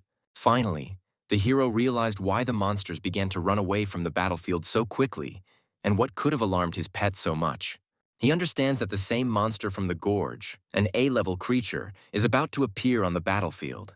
As soon as the hero thought about this, the earth began to tremble under his feet, from the vibration of a huge creature moving across it. He appeared before them, a huge and powerful A-level monster, a black snake, and from his very presence the air was saturated with the putrid smell of death. Seeing him, the heroes at first cannot believe that such a powerful monster could exist on the outskirts of the city. However, when its mouth is directed at them, there is no doubt that this is one of the strongest monsters in this city. The creature attacks the heroes with an abundance of tentacles of different shapes and utters only one phrase, which sounds like killing the pest. Rick realizes that fighting this creature is a lost cause, so he grabs his friends and rushes away from this monster. The rest of Rose's squad also manages to survive this attack, and they try to get as far away from the serpent as possible. The creature has enormous destructive power. From just one touch with the ground, the entire battlefield turns into complete ruins. Rick notices that for some reason the monster is focusing its attention exclusively on him, perhaps due to the fact that it killed his double. If this is really the case and the monster only needs Rick, he decides to do everything away from strangers. He takes the girls to a safe place and tells them not to follow him under any circumstances, because the monster only needs him. Looking at this, Rose and Jesse unanimously tell him to be careful, because they want to see him healthy after this battle. Because they said the same thing, an absurd pause hung between the girls. Rick is trying to lead the monster away from his allies. After leveling up his agility, he hopes that he will be able to keep his distance from the monster. An A-level monster is capable of destroying an entire city in 2 hours, let alone a fighter of the initial category warlord level. Continuing to run away, Rick suddenly stops and realizes that he cannot move his legs, and the snake's mouth is getting closer and closer. The thing is that small tentacles surrounded the protagonist's legs and injected them with poison that blocks muscle impulses. Rick understands that only a miracle can help him now. We didn't have to wait long for miracles, because the hero always has his faithful assistant at hand, who, with the help of his abilities, dispels the monster's attack. Now the hero can move again and tries to jump away from the monster in order to break the distance again. However, the monster does not want to let him go. He continues to utter one word, calling Rick a pest and attacking him with its vile tentacles. The girls are worried about the main character. They see that the snake is dominating him and leading him into a hopeless situation. However, Rick tells them over the earpiece that he is fine, he doesn't need help right now, and they should stay where they are. At this moment, the hero sees in front of him the silhouette of a man who is surrounded by a strong blue aura. It was Bob. He had been tracking this monster for a long time since the very beginning of this journey, and now he can finally fight him. He attacks him with a massive attack, the light from which spreads throughout the entire area, replacing the monster's dark aura with a much more friendly one. Seeing his strength, Rick realizes that this man is a top-level military leader. Bob tells Rose that he lost them when they started running away from the hooded man, but luckily he's here now and won't let any of them die. Looking at him, the girls from the squad are surprised that Crystal asked to come to the aid of Rose, because she always had such a strong fighter as Bob in reserve. However, it will not be possible to kill the monster with such an attack because he is much more powerful than Bob imagined, and a fierce fight ensues between them. A fight between two creatures of this level causes enormous damage to the entire area, many high-rise buildings turn into piles of stones.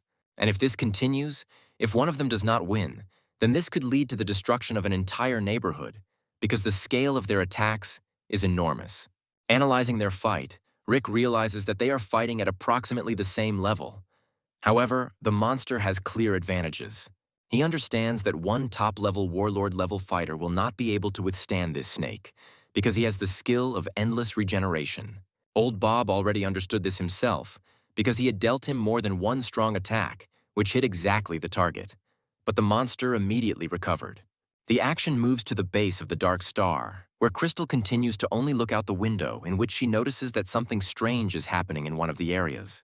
After which, she contacts one of her special agents and asks him to come there and find out whether the squad she sent is capable of completing the task. The fighter tells her that there is now a large-scale fight with an A-level monster, and he will gladly fulfill his duty as a meteorite fighter and fight him. Over time, and with each new injury inflicted, the monster grows more and more new tentacles. Old Man Bob is no longer able to fight. His energy is almost running out, and most importantly, he has no idea how to defeat this monster. However, at this moment, Bob feels a flash of light behind him, which rushes through him like lightning. The monster also notices her and says that another strong fighter has come here to sacrifice her body to him. Even the girls from the Dark Star do not understand who came to the battlefield, because they had never seen such a fighter in their squad before.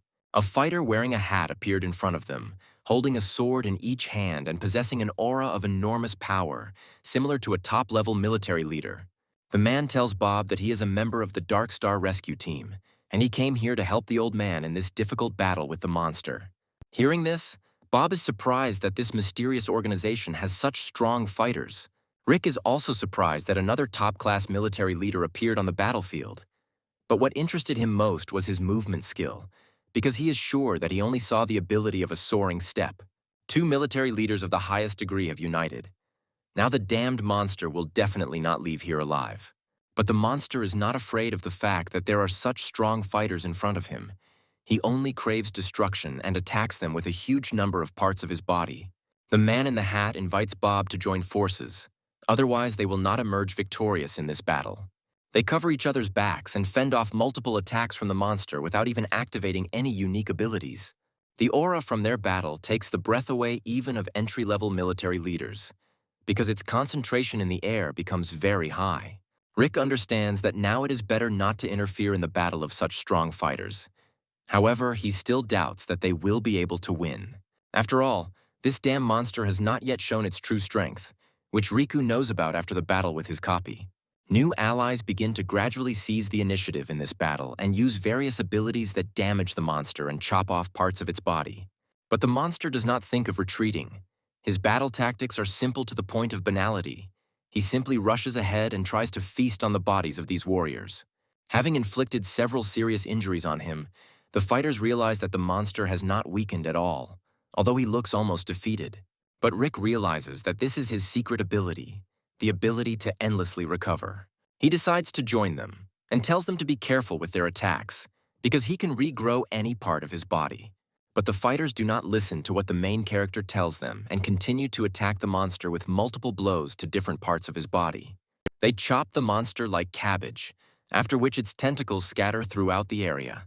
As Rick said, multiple attacks on this creature are a completely bad idea, because the monster has not only fully recovered, but has also become much stronger. In place of the just severed limb, a new and much stronger one grows, which almost wounds Bob, but the man in the hat arrived in time. They understand that each of its tentacles is like a separate living creature, and no idea yet arises on how to resist such a creature. A few seconds later, the monster was completely revived with its original appearance, as if it had not fought at all. The heroes understand that this creature is not only strong, but also has good intelligence, because he deliberately exposed his tentacles to their attacks. He not only completely restored them, but also managed to strengthen some of them, creating stronger scales and sharper fangs. The black snake's gaze has become even more bloodthirsty. He looks piercingly at Rick and says that now the number of pests on his land has increased. In response to this, Rick points his finger towards the generals and tells the monster that he has nothing to do with it, and his only pests are the generals.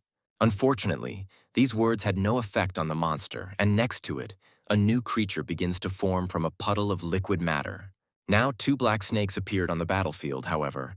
Their size and strength were slightly reduced compared to the original.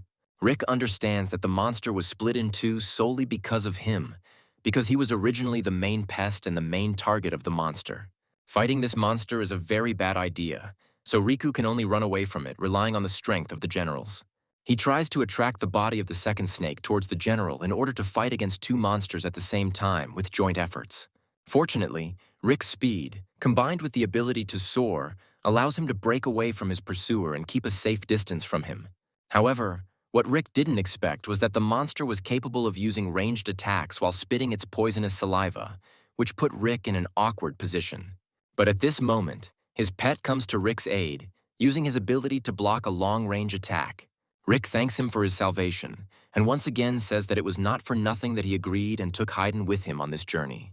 The snake does not stop. It continues to repeat the same phrase and tries to catch up and destroy the pest. However, Rick has already managed to reach his allies, and now he feels safer than before. The man in the hat notices the main character's legs, which are giving off an aura from the hover step ability, and is surprised that someone else is using it. However, he decides to ask the hero about this later, because now is the time to put an end to this monster. The heroes again attack the monster with multiple attacks. They use the entire arsenal of their abilities to cause at least some harm to this creature. However, all this turns out to be useless, because the monster, as before, continues to quickly regenerate, but the strength of the fighters is already beginning to end. Moreover, looking at Old Man Bob, the man in the hat realizes that he is at the limit of his capabilities and fights solely on willpower. While thinking about a battle plan, Rick remembers something and realizes that this is the only chance to defeat this monster. However, for this he will need Haydn's ability, and his entire plan will be built solely on this power. Rick tells Haydn that at the first good chance, they should attack the monster, where he will play the main role in the attack. And now such a moment has come. In the heat of battle with the generals, the monster exposed its chest, and Rick immediately attacks it, activating all his abilities, simultaneously with the effect of Haydn's echo. Looking at this, old Bob doesn't understand what this young man is doing. Has he really decided to die just like that? However, he didn't know that Rick always thinks ahead, and Haydn's ability causes the core in the monster's body to crack. And at this moment, Rick himself inflicts deep injury on the monster's body, causing him the first truly noticeable damage. Seeing this, the generals understand that they cannot rest now and need to help the young man finish the battle. They combine their blades and concentrate maximum of their energy into them, preparing to deal a fatal attack to the monster. After which, they rush through the monster's body, from the very tail to its vile mouth, and completely cover its body with their aura. A bright light formed around, which blinded the entire city with its radiance and dispersed the darkness in this place, and the damned snake finally went to hell.